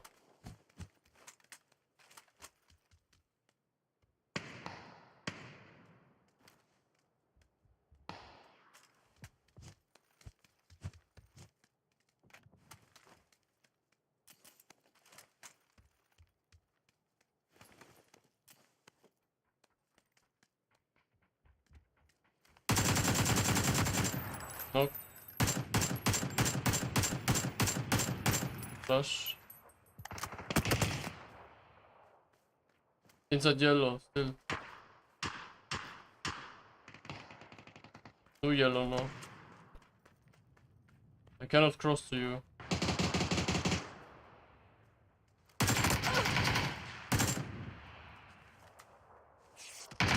Left side, yellow. Left building.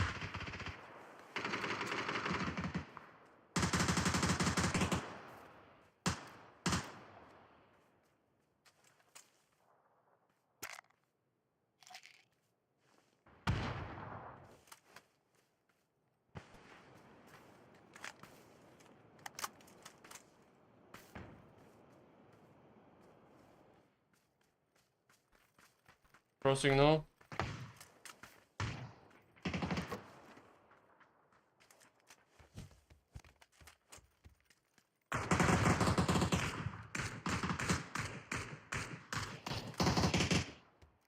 Where?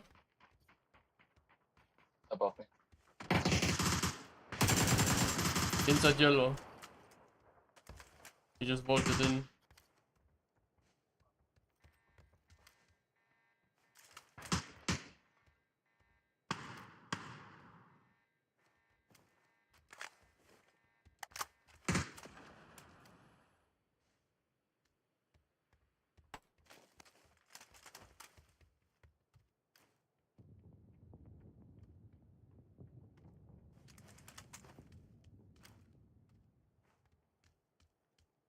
What's my guy doing, bro?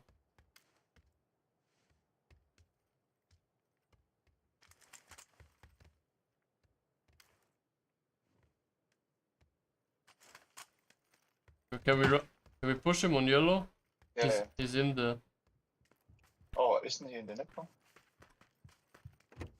Great. Upstairs. Moving. I'm getting shot from.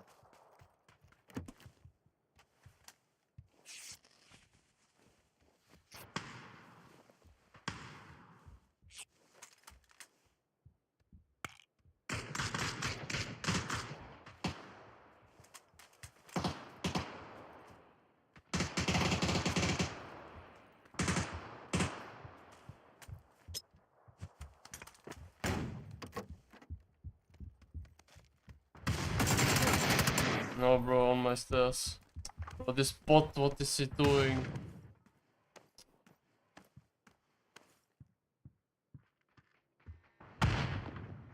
Info? On me.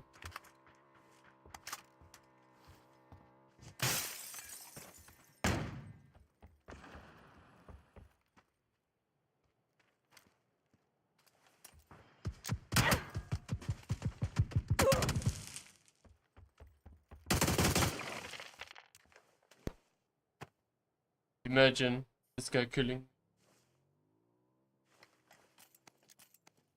I should have been dead there.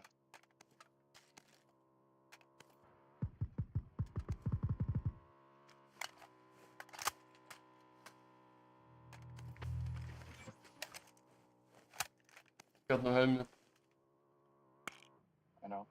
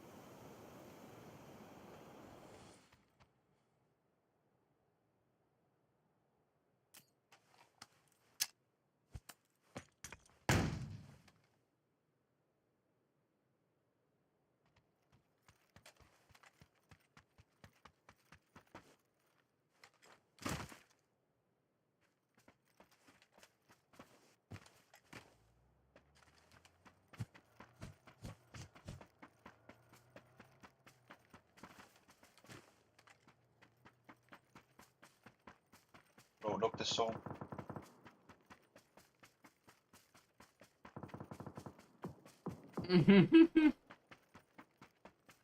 Nice. You gotta go far and fast, boy.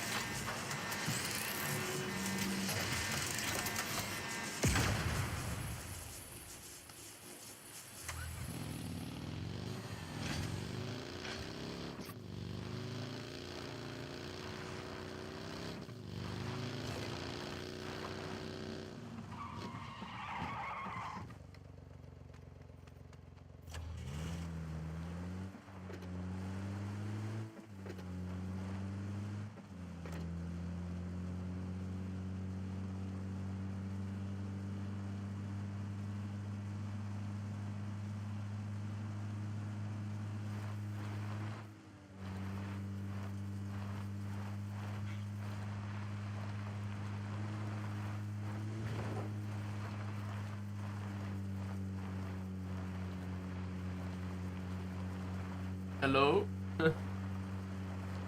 Hello there?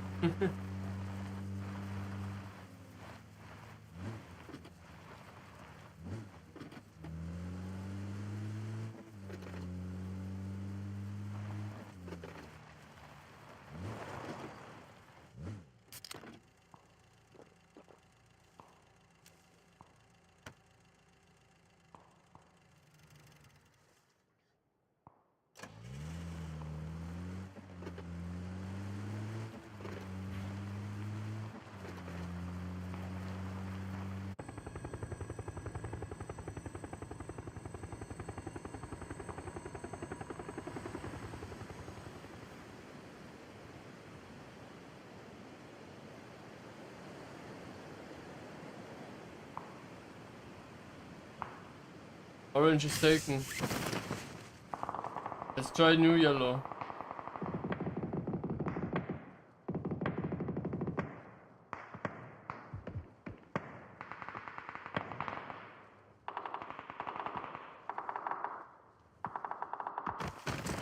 On yellow also, you can see them maybe on yellow, bro. But there's a guy inside on me. Lol.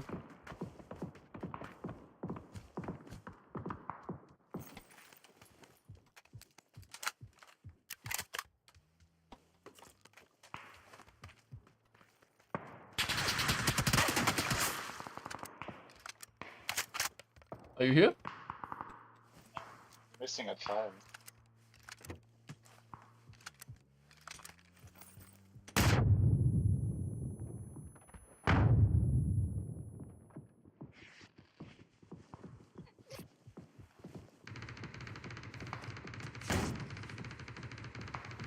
What the fuck?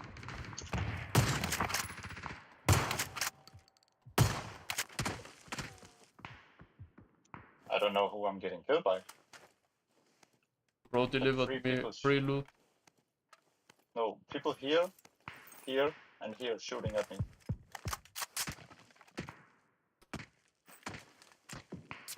You have a dip, you can play an orange if you wanna play. Yeah. Pick some more sevens under you, bro. Behind you. Yeah. Yeah.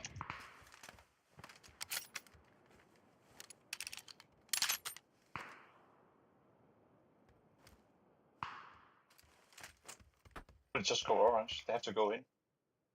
Maybe take the dragon up here.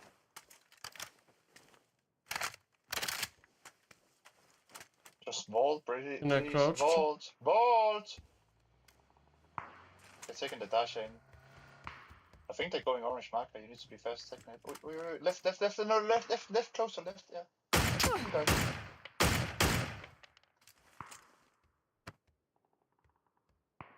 If I was you, I would go like this. My waypoint. Yeah, run. You can hold it on the tree.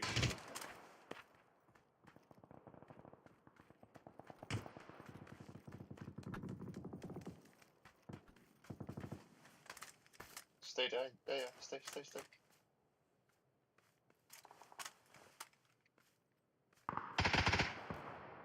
right side.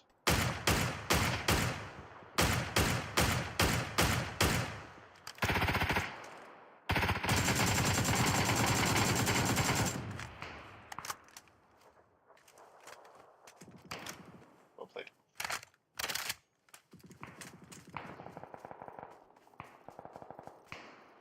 You need to move again, so you probably just need to run. Yeah.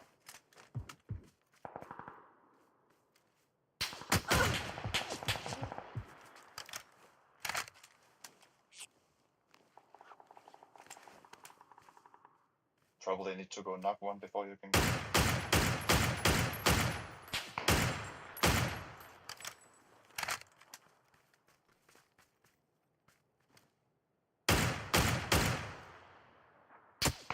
Oh! These guys are fucking dry, Oh! Huh? bro. I'm saying they're fucking dry, you know, they're just sitting there. Mm-hmm.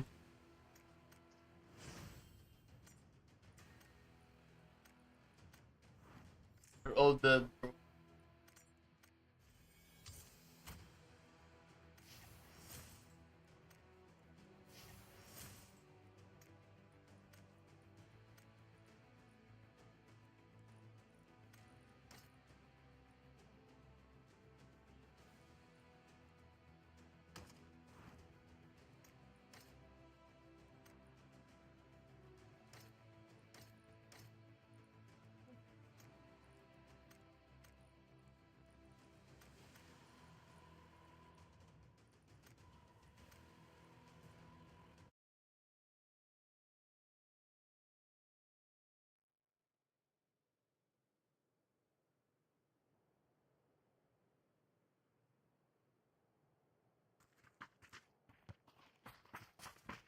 Cool.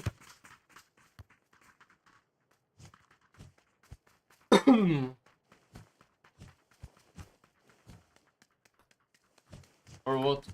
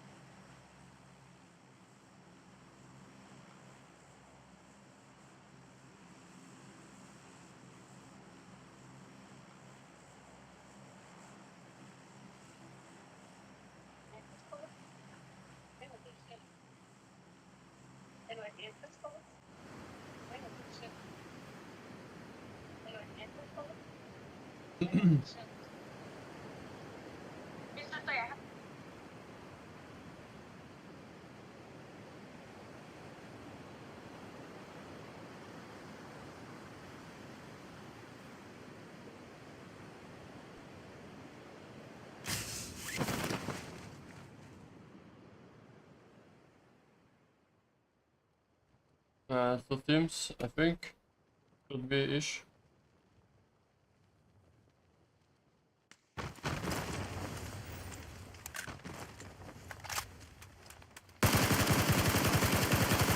Top 2 on me.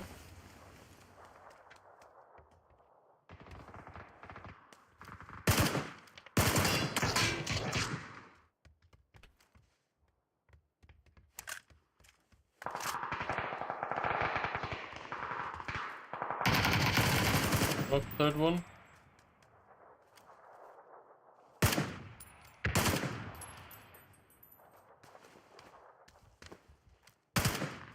Flashed one. Are you muted? Hello? Yeah, what?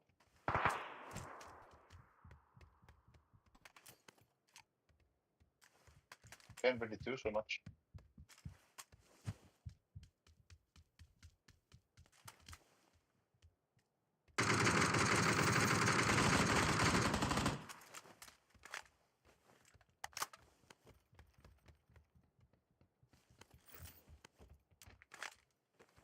Close here on the bottom. Terminate him.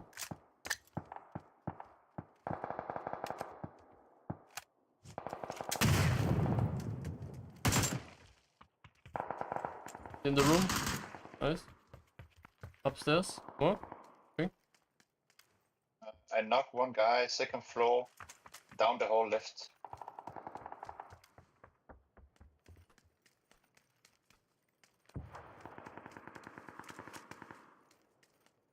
One orange. You wanna push with me, come with me? Yeah. Got my energy battery. I will come from the roof.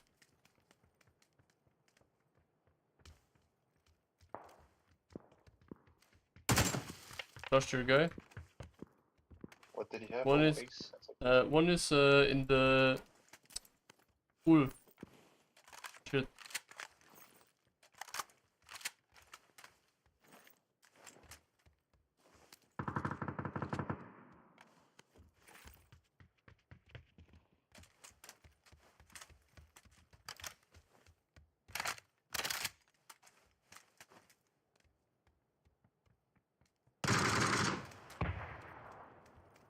I'm pushing.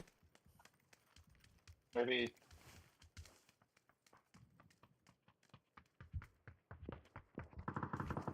I'm Right trading. above us, right above us, right above us. Oh, he blocked me. Oh, bro, you blocked me on the stairs. I was trying to go back, you know. Fuck. Yeah, but when you know where he is, just keep running. Like, keep running over here. Yeah, Then I can shoot him. it's my. It's okay.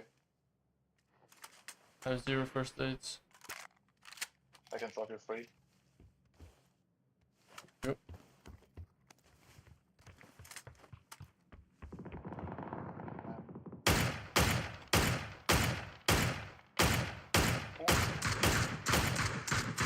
One HP, no.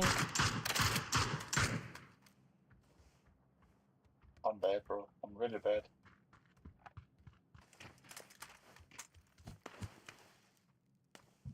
Any orcs?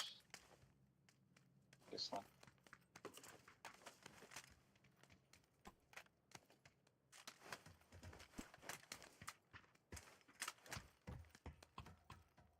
Go push up the hill, rush up hill. Yeah, sure.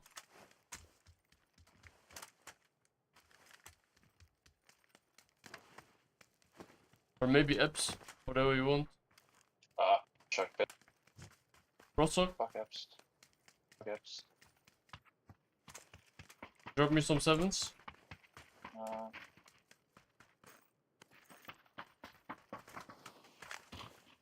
Oh, how many you have?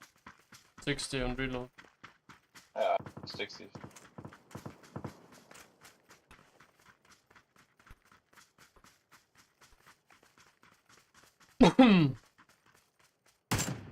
Oh my god.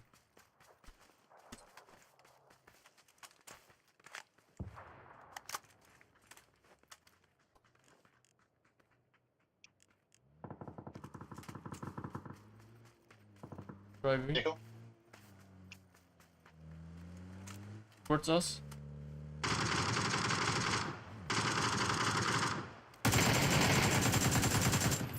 No way, no way. Knock two.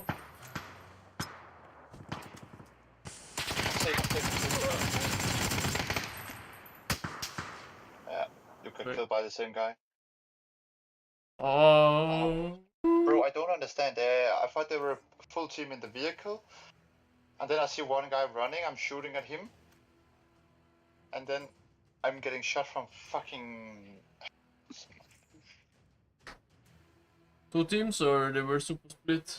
Like, They were split up. That was kinda bad, to be honest, by us. I mean, I knocked 2 guys, on the third guy was 1 HP, like on the Dacia. Oh.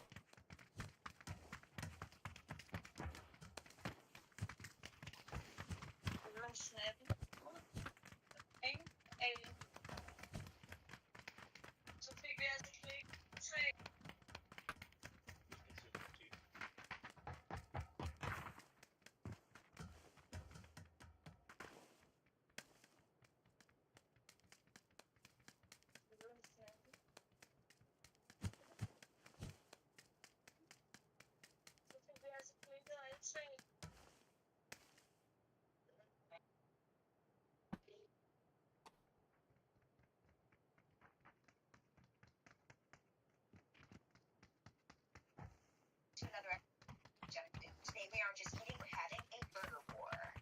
McDonald's Big Arch versus Burger King's new Whopper. Versus Five Guys Burger.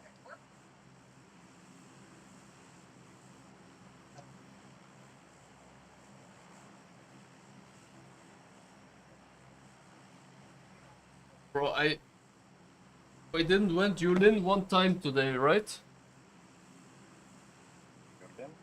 No, why? It's my most favorite place to drop here on Rondo. I hate this map, bro. It's good map, in my opinion. It's a shit map. It has the good colors though. But it's still a shit map.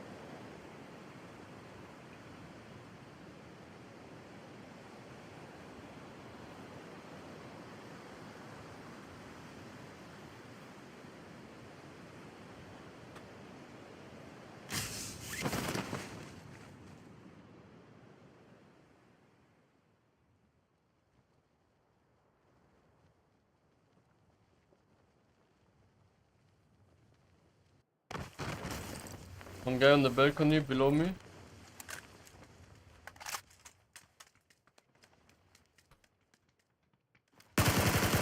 Knock.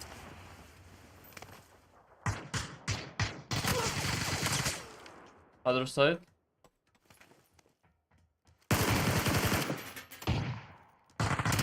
One me, orange. I dropped down. Why? I killed one guy on the balcony.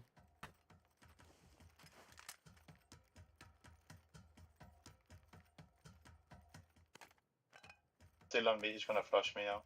Yeah. He's looting me. It's exactly at my body. Exactly at my body. Yeah, I'm not Pushing going up further. there. Definitely not.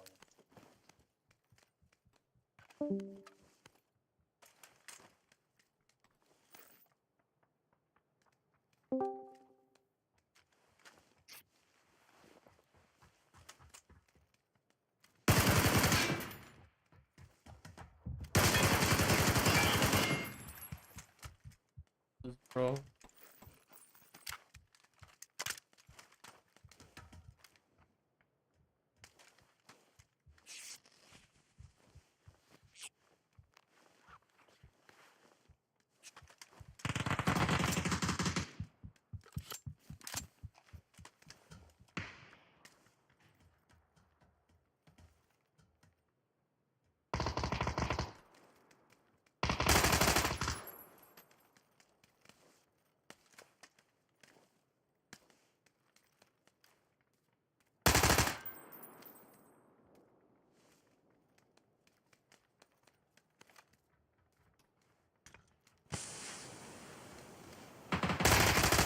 What's he doing?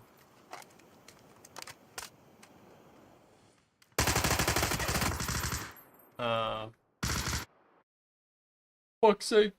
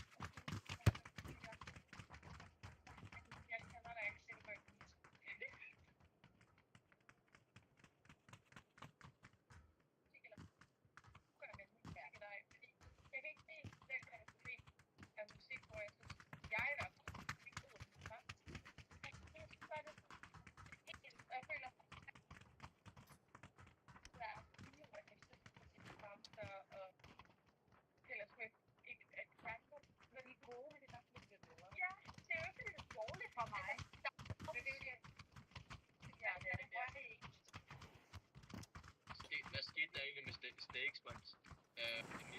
Det der skete, det var, at det var ikke godt. Det var ikke godt. Skulle du Stakespoints? Det havde stadig så. Stake Danmark. Stake Danmark. Det havde stadig til Maxis. Lige Maxis i stedet. Det er rigtigt. På 16, hvor det var i byen. Det var ikke det bedste. Det var noget, de fik ud af. Are you here? Yeah. Let's see if we can get roof and just clear the roof. I had a fucking MK, man. I see this guy, and I can't do shit, bro. With a fucking MK. I fucking hit a guy in the fucking air while he was jumping down.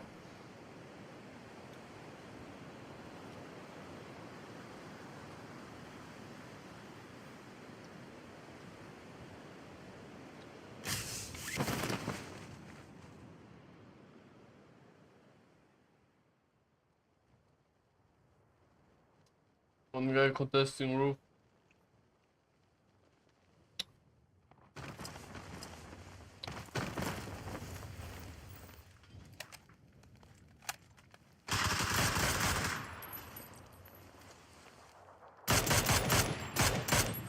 That's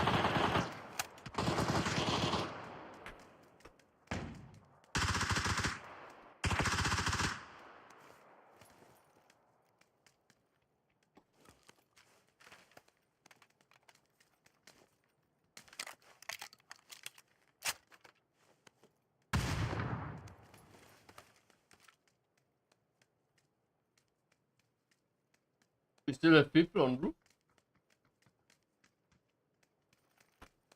I think so.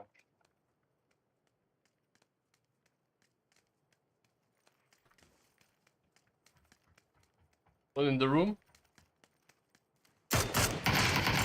Insta.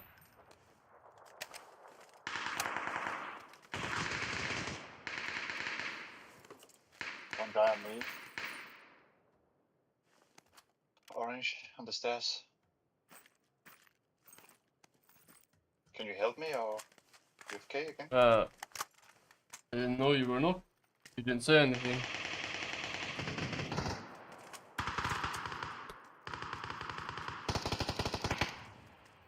I'm safe.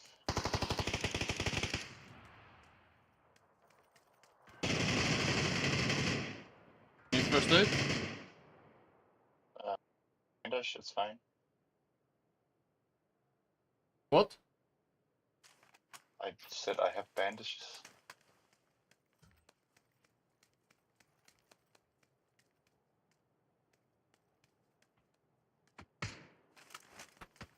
Where was he? I don't know. You just heard shots. I don't know more than you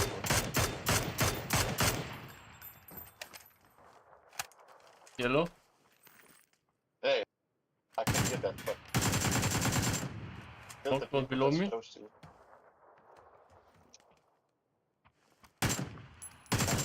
Insta. All in, all dead. Nice. One guy was yellow, okay. Yeah.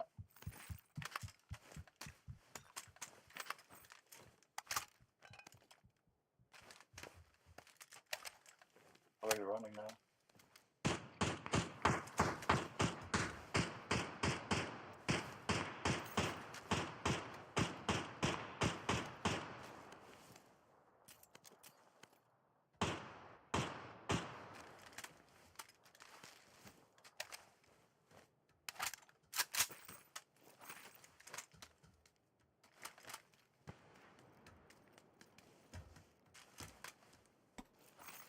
I'm gonna look for the yellow guy.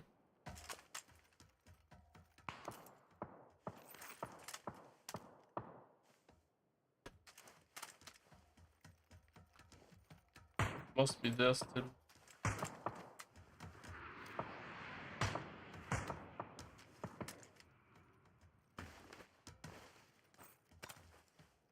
Got no meds. Give you half. I don't see yellow guy, bro. He's retting. Coming to you.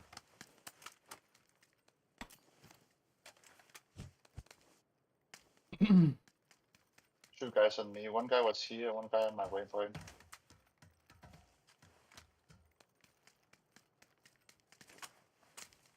How many meds you have? I drop you 2 first aid. I have 0.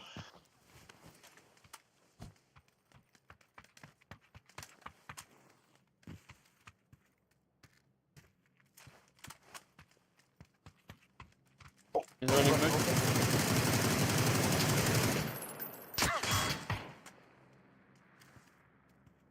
Behind here, orange. Not one. They're from far. I know. Your waypoint, I think.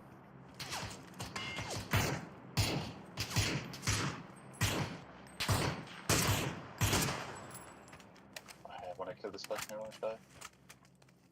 I see.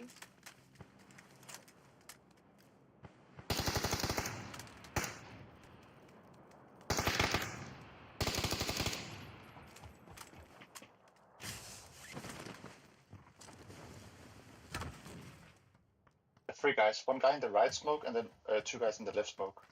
Okay. I can bait with car if you want. Nah, unnecessary.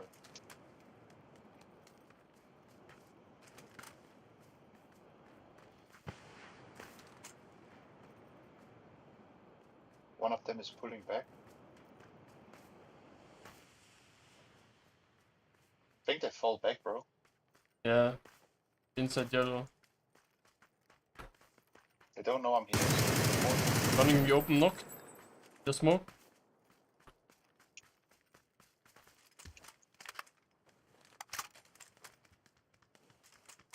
Yeah, I hear one inside. I don't know, I got knocked from far. From factory, bro, are you kidding?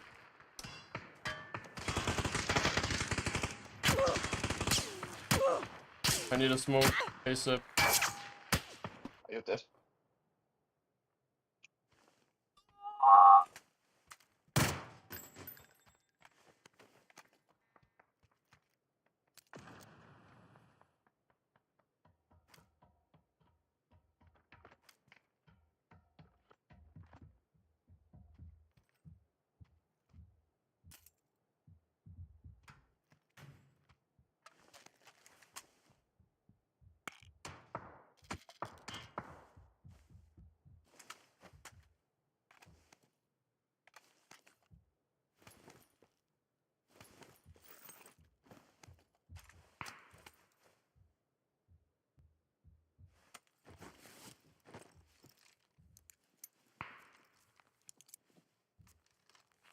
Absolutely wrecked, yeah.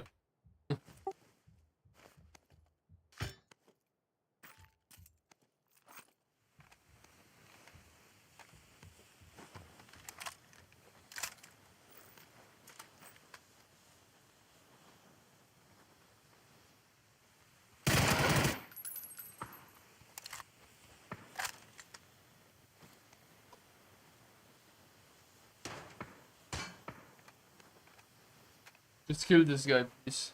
I need to have my revenge. Where was he? On the factory roof.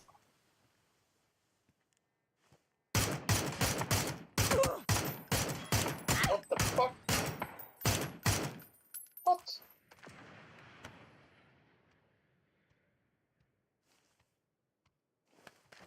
Did you actually take the vehicle, or did you not take the vehicle? No, I don't think so.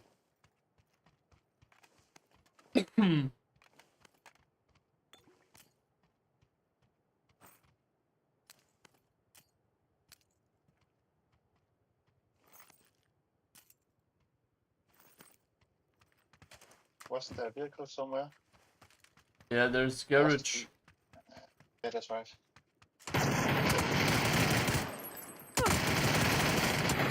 Bro, what the fuck? Just kids spawning This out was of a new everywhere. team. This was a new team, bro. Yeah.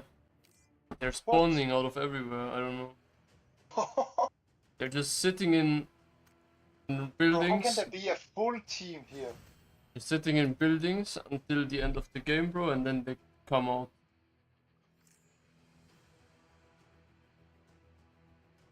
Farm the remains. Bro, that fucked.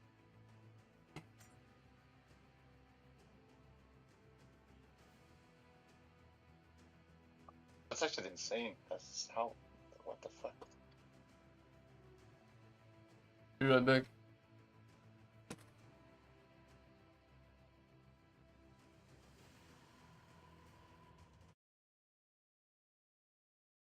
That's kinda insane, dude. Det fuck, de æder en anden fugl. Det er fuldstændig amok. Det fuck, de æder en anden fugl.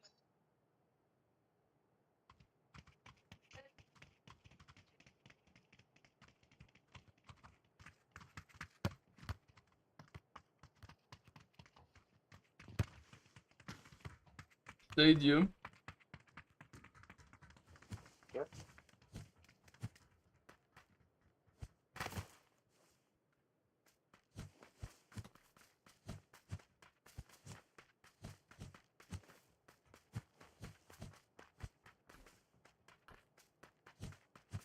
You don't want to go Yulin? That's your favorite spot, yo. I don't mind.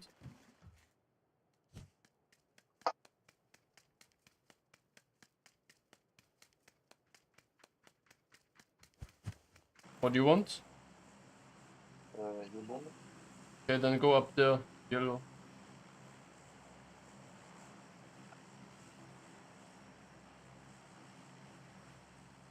Julin.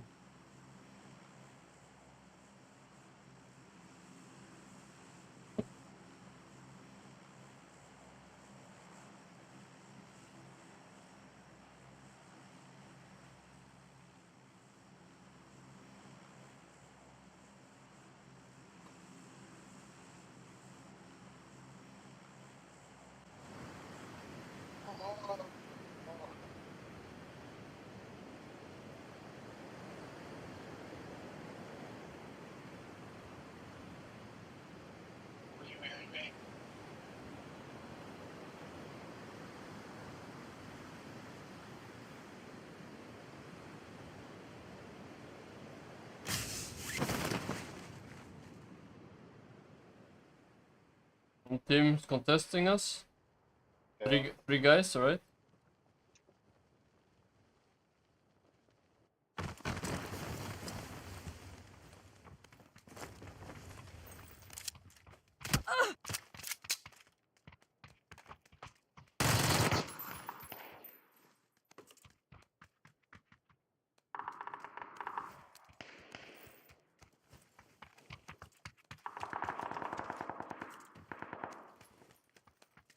Level 2 vest if you want. Yeah, bandaging.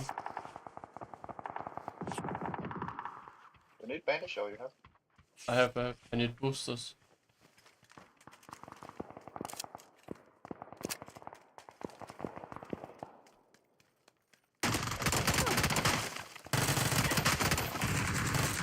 On the wall. I'm banishing. Flash. Maybe a yellow car. Vehicle? Yeah.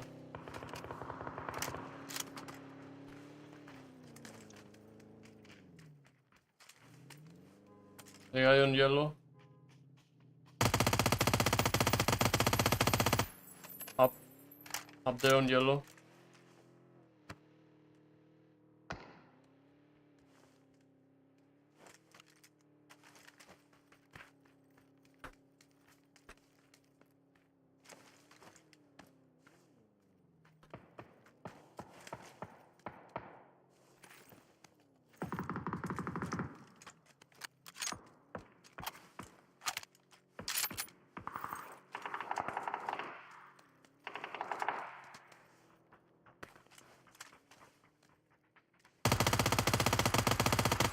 Knock 2.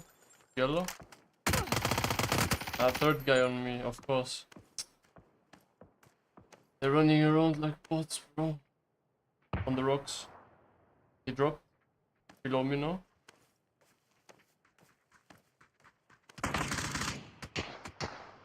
I didn't know about those guys. So Okay. Just tell me if you want to push. they were pushing at me, like, I was not pushing, I was just looking down.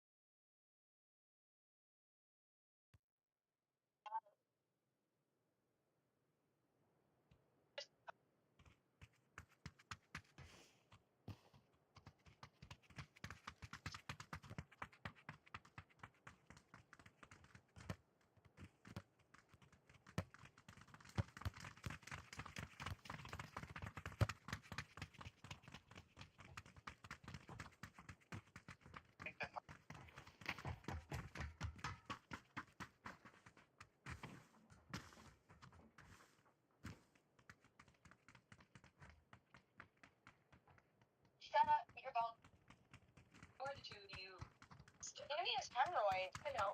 Sammy has crabs. I know. Sammy has a vagina.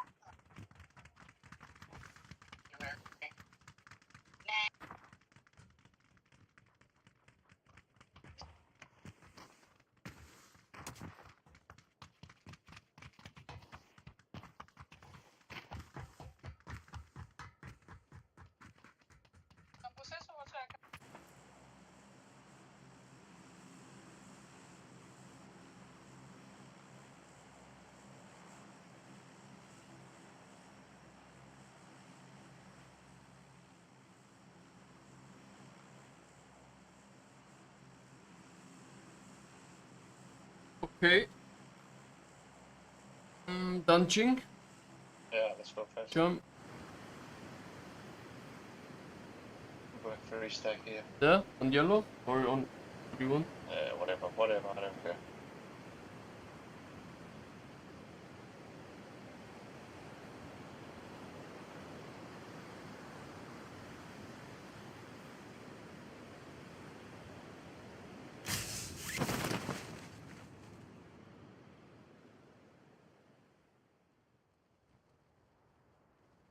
Three teams.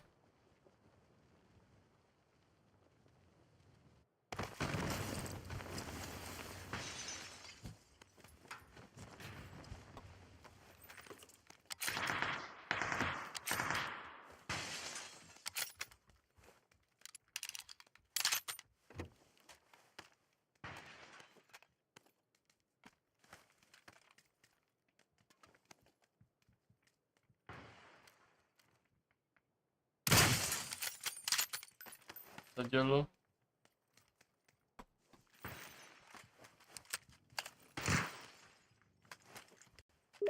I'm lagging so hard. Fuck. I think they're about to push me.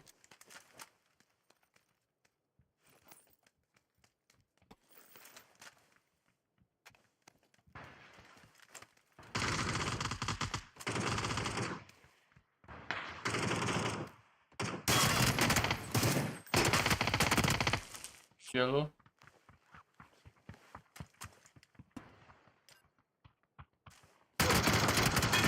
Yeah, they pushed me. Fuck.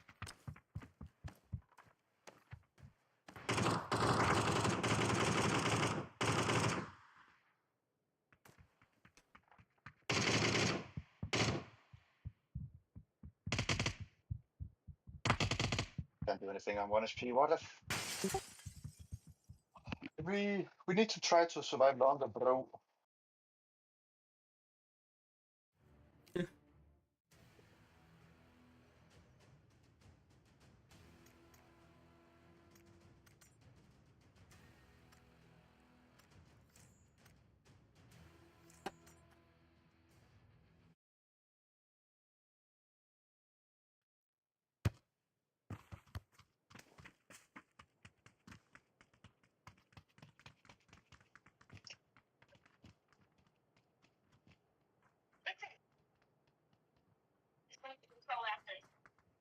Ilta? Or let's go Pochinki better, yeah? Bro, I'm fucking fried, bro. How long have we been playing that right now? 10 hours? Always started like...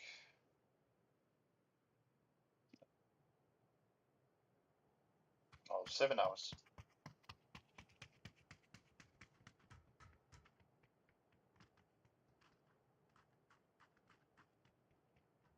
Seven hours.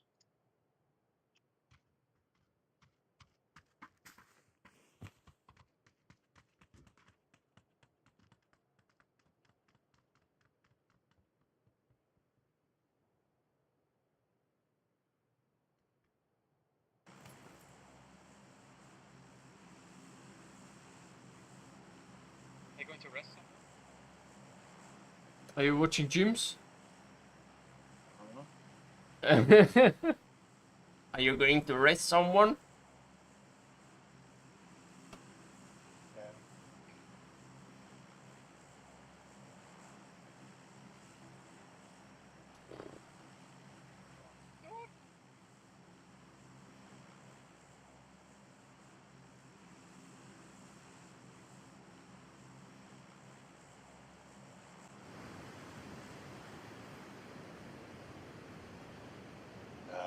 I hate to watch TPP. It's So cringe. fucking boring. But you know, all the pro players, they have to adapt it. So Yeah, if because they say they fuck TPP, they're not pro any they're longer. You know what I sucking mean? crap. It's long hard black. Stick. What can you do?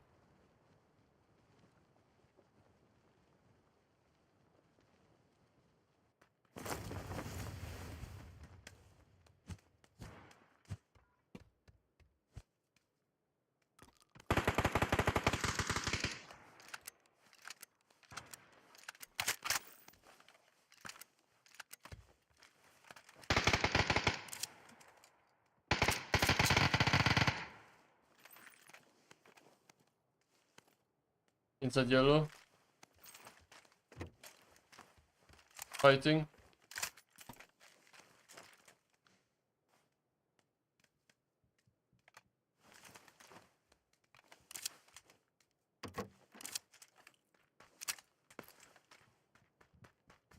Should push them soon.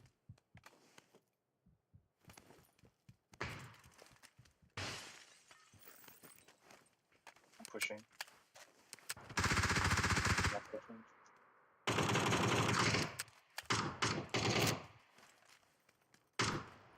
Info. And then, oh fuck. I'm dead.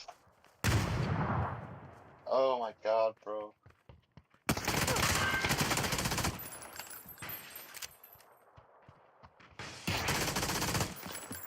One more.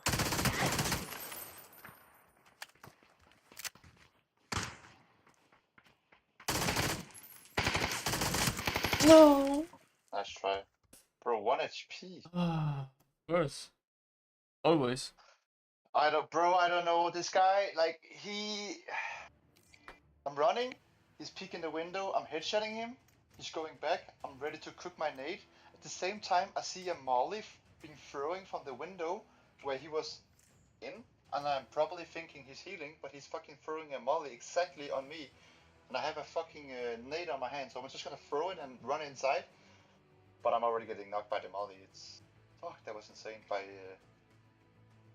me. Run it down.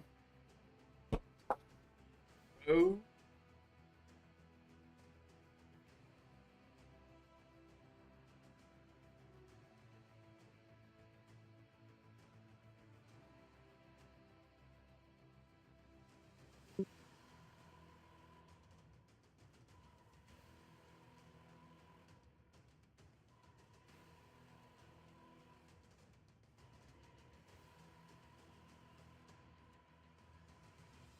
Hallo, Heile. Ja, servus, bitte. Servus. Du, ich habe ja noch einen Sampler gut, gell?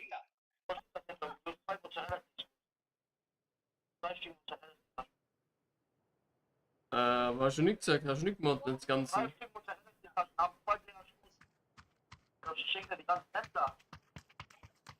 Ich hab mir gedacht, du hast schon gut geschrieben.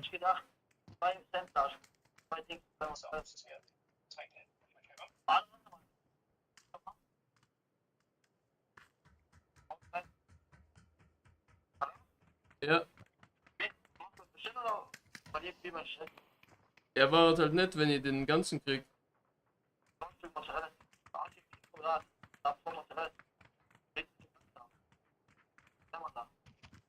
Ja, es war halt nett gewesen.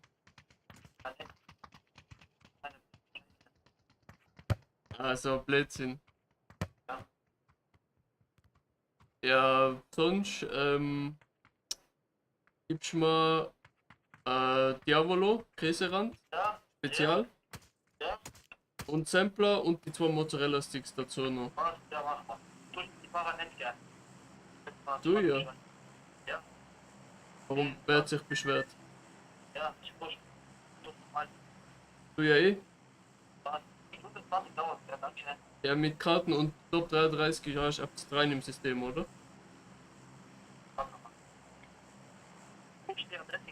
Fischer Häuselweg 27, Top 33. Bist gut genau. Let's go.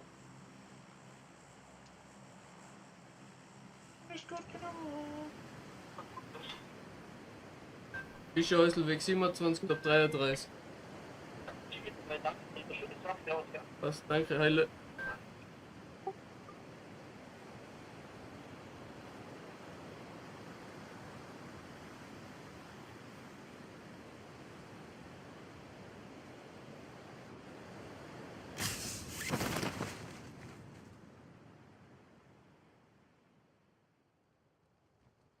One guy? Are you serious?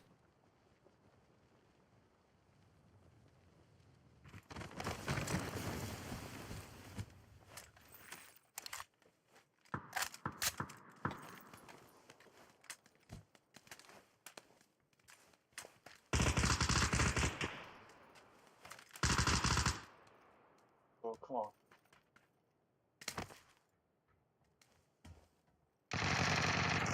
Oh my god. Oh no. Don't tell me that you dropped down again, bro.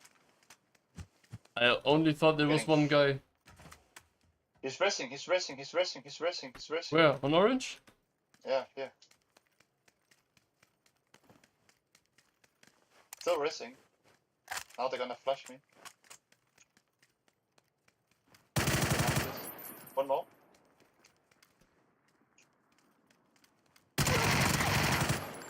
Nice. Flush them, please.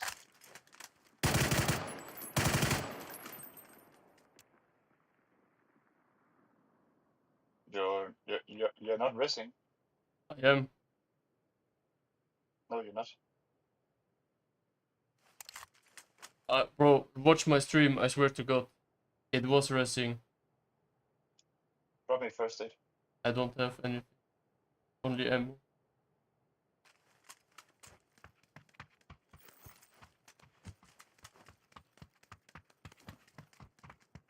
I had bandages.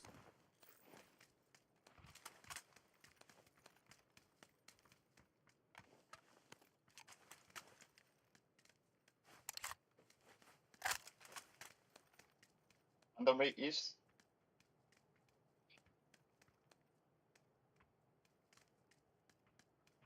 Under me, east, you hear? Insta. There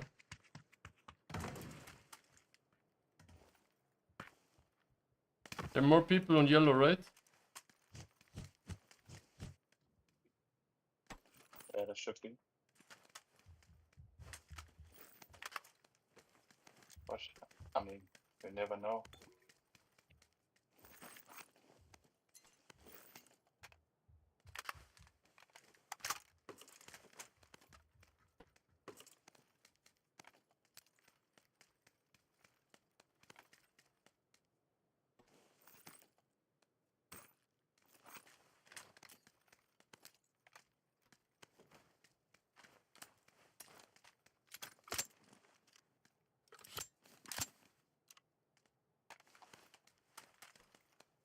I ordered food, it will come in 1.5 hours, approximately.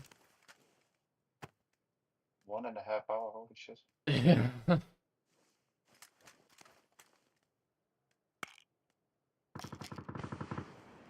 Did you hear smoke? Yeah, I'm getting a drop in. Call your util, please. What? Should call whenever you throw utility, you know? Like before you throw it.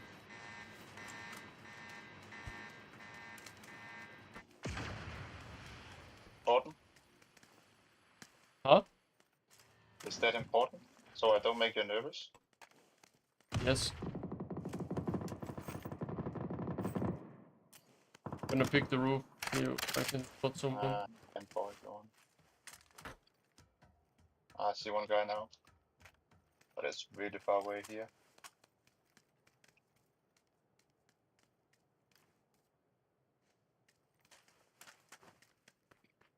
We just run it down. Yeah.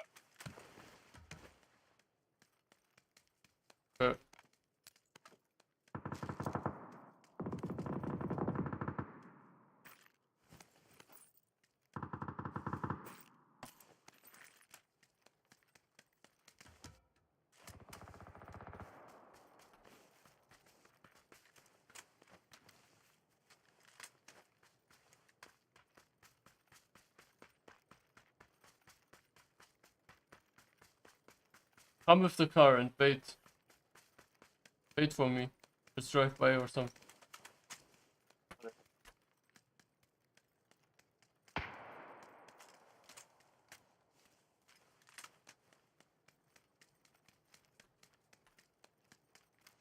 I'm coming out. You one guy here, second floor.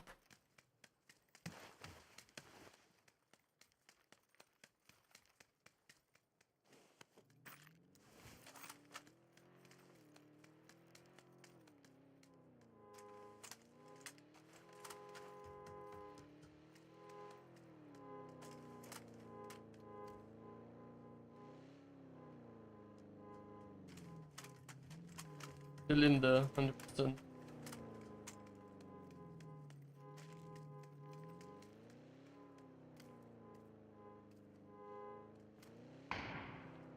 No way, bro.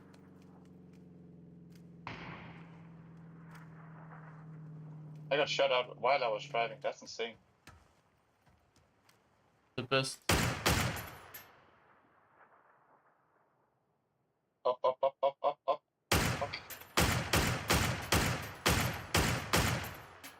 Push him. No way.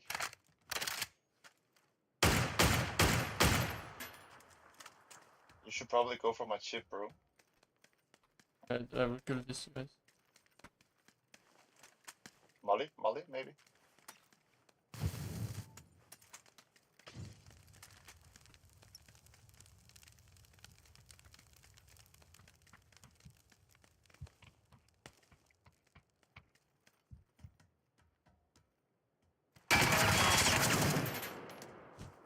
You're the best, man. Nah, bro. They suck.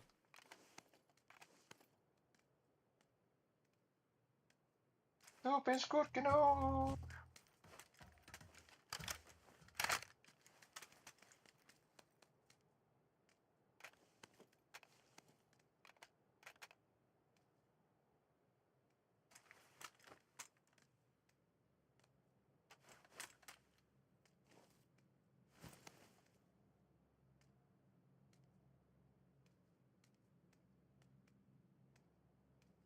Taking up some space. Hate.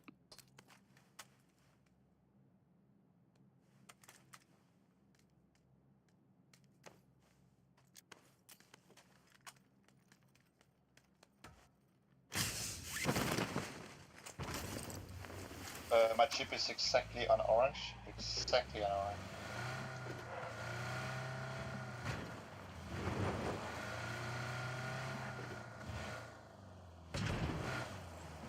No, I had spawned in. But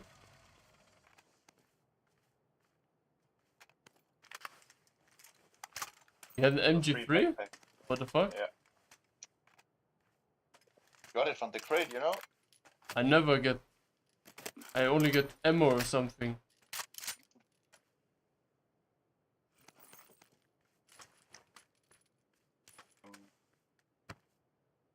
I'm just gonna rest here, right? On orange.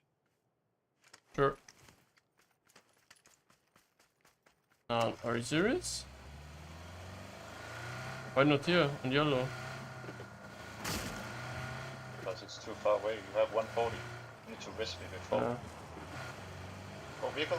Vehicle. No, just yeah.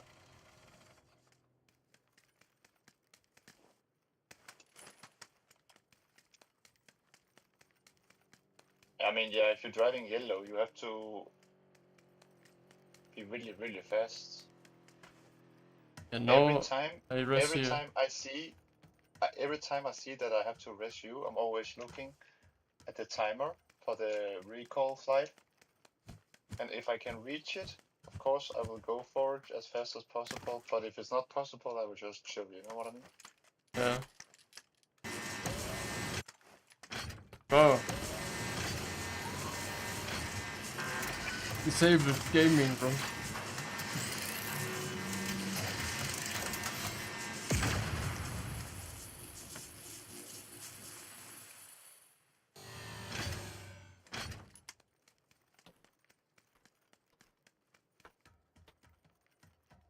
Probably boost. And car.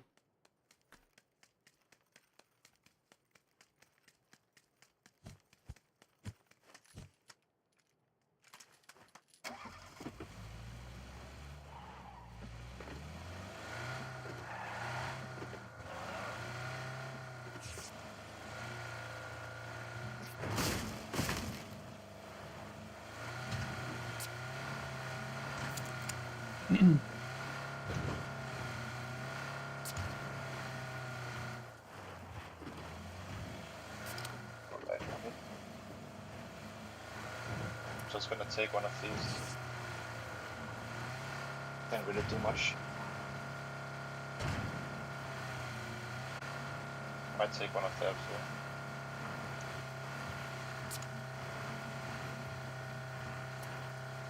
I see a fucking vehicle driving.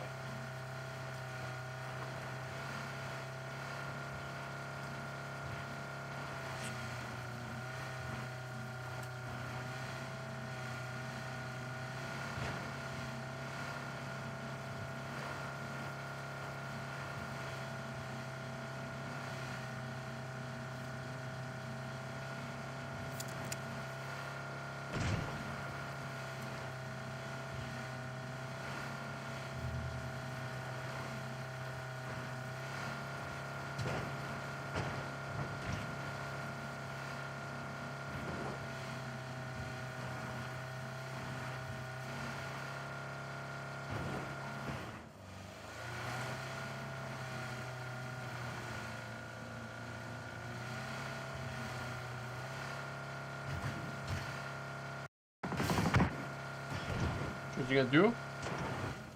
No, no one at me. Bro, I hate my life. My car got stuck in the... Bro. Oh, that's unlucky, bro. Guess I have to save you. The thing is, there's not even a rest station close here. Can't even rest here, bro. Fortunately.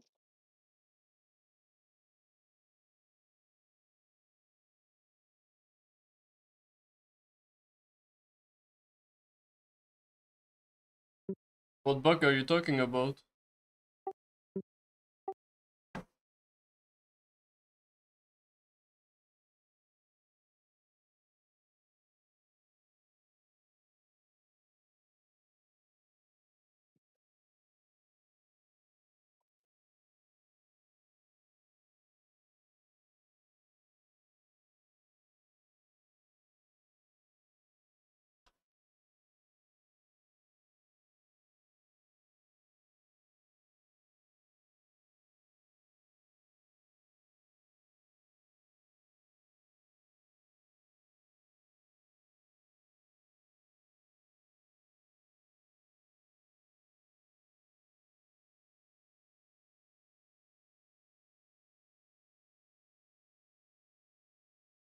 What a zone.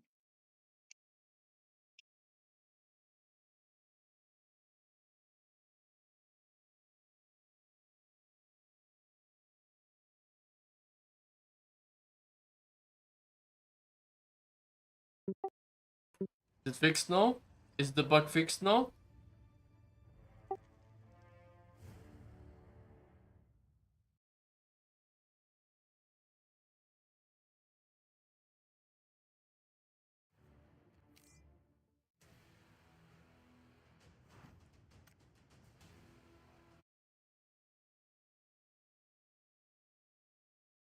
Taking the vehicle.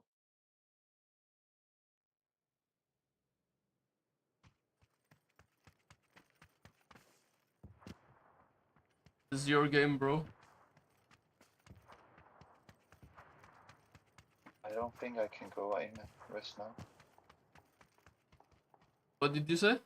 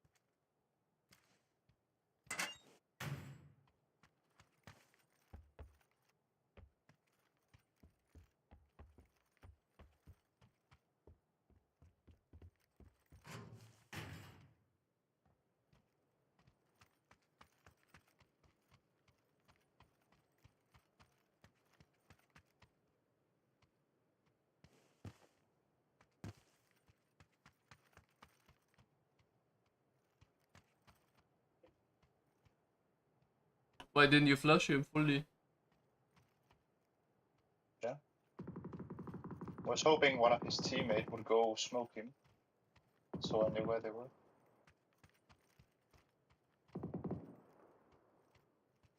There is like just a little.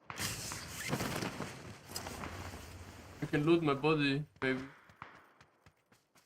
No, not really interested.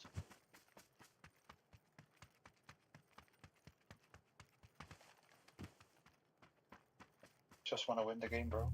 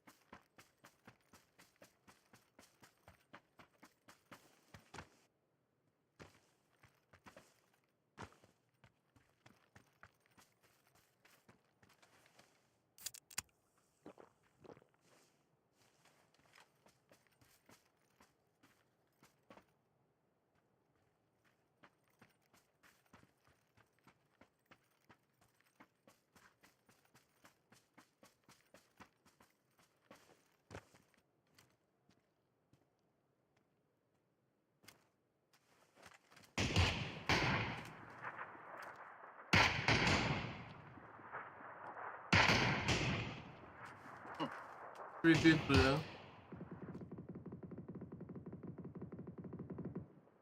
You have nade? Yeah, I only have Molly. But it's like 5 people without me, so this is free. And it's 3 kills if I just wait for them.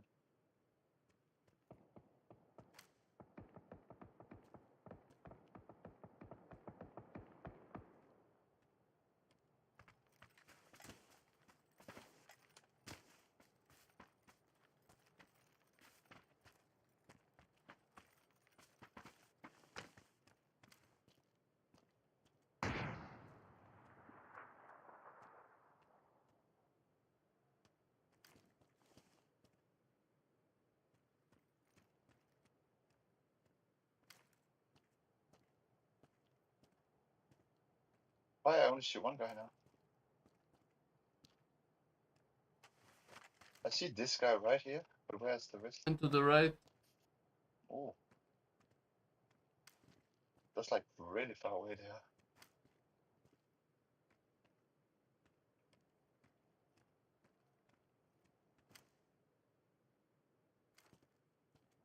Kinda wanna knock down here and then take this guy out. Yeah.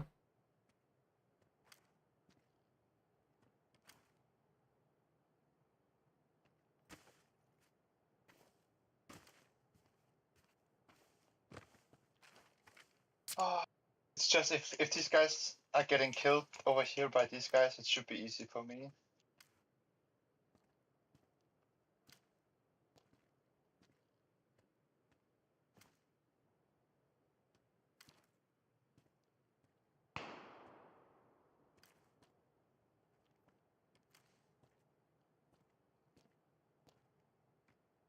These guys are still in.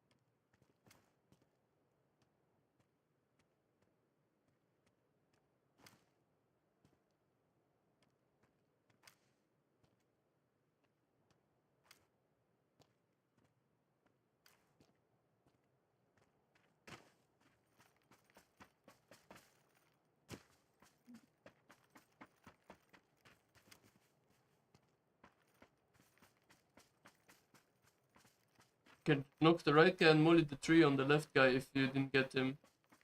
Don't get.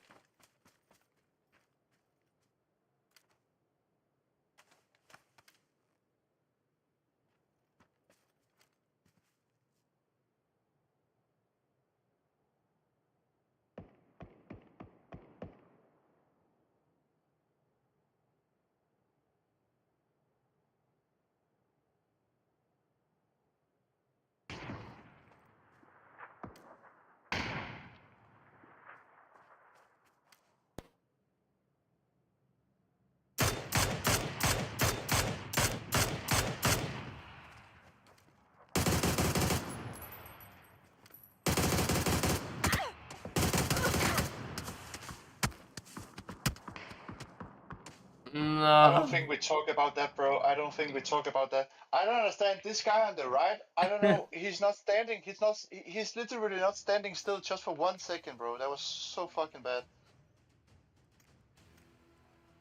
I could have waited, you know. I could still have waited, but it was so fucking boring. You know what I mean? Yeah.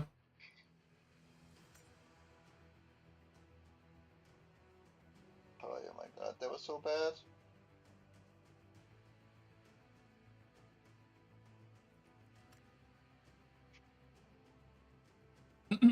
Bro, you didn't see what happened to me. It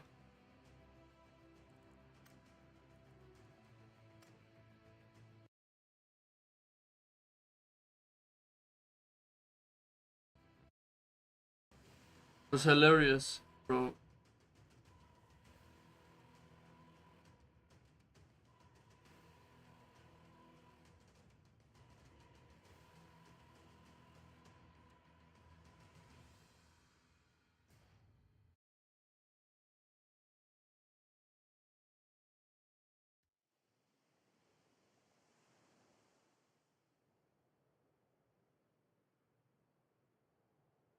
Fellas.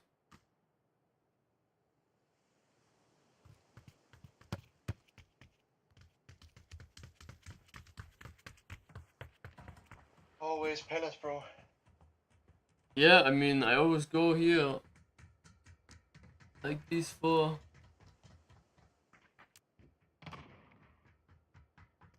That's it. I always go here. No way, right? I'm trolling. Always, bro. 1 hour the left. Best place. That's the best. There's no one there. That's the best.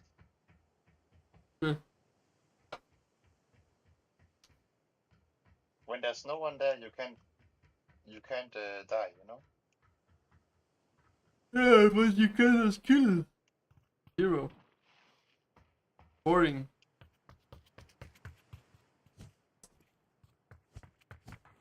You like to kill? Boss.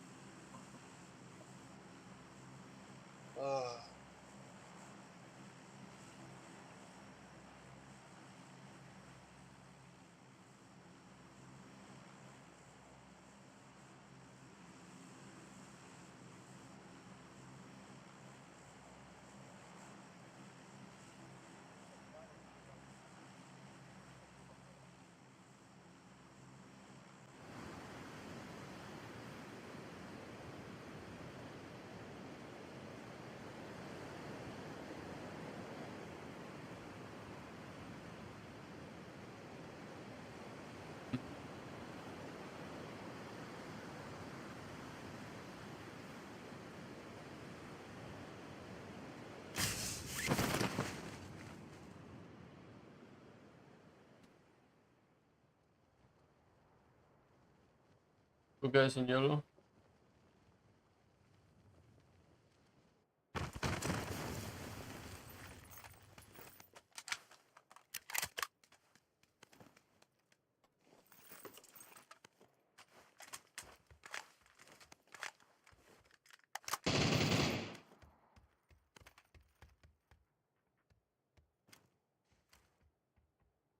Two yellow. Yeah. 1 HP this guy.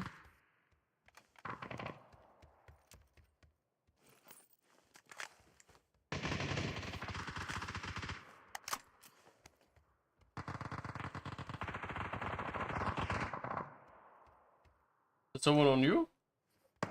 No.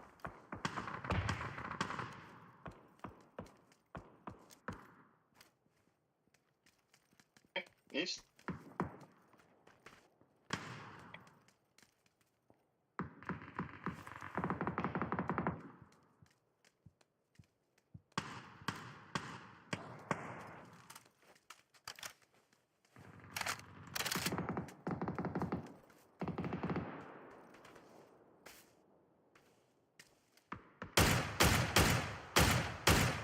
Inside yellow.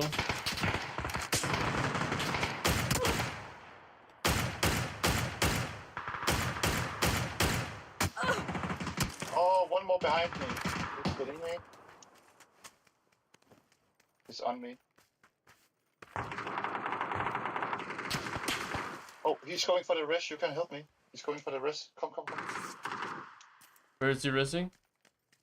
I can mark him. Right on orange. Behind the wall Maybe or you what? can get me.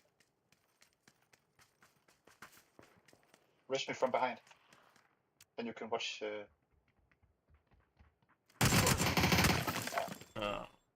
We pinch behind. Wait, it's the same team. What the fuck? Jeez, bro. Oh. Danke. I Kuss auf die Nuss.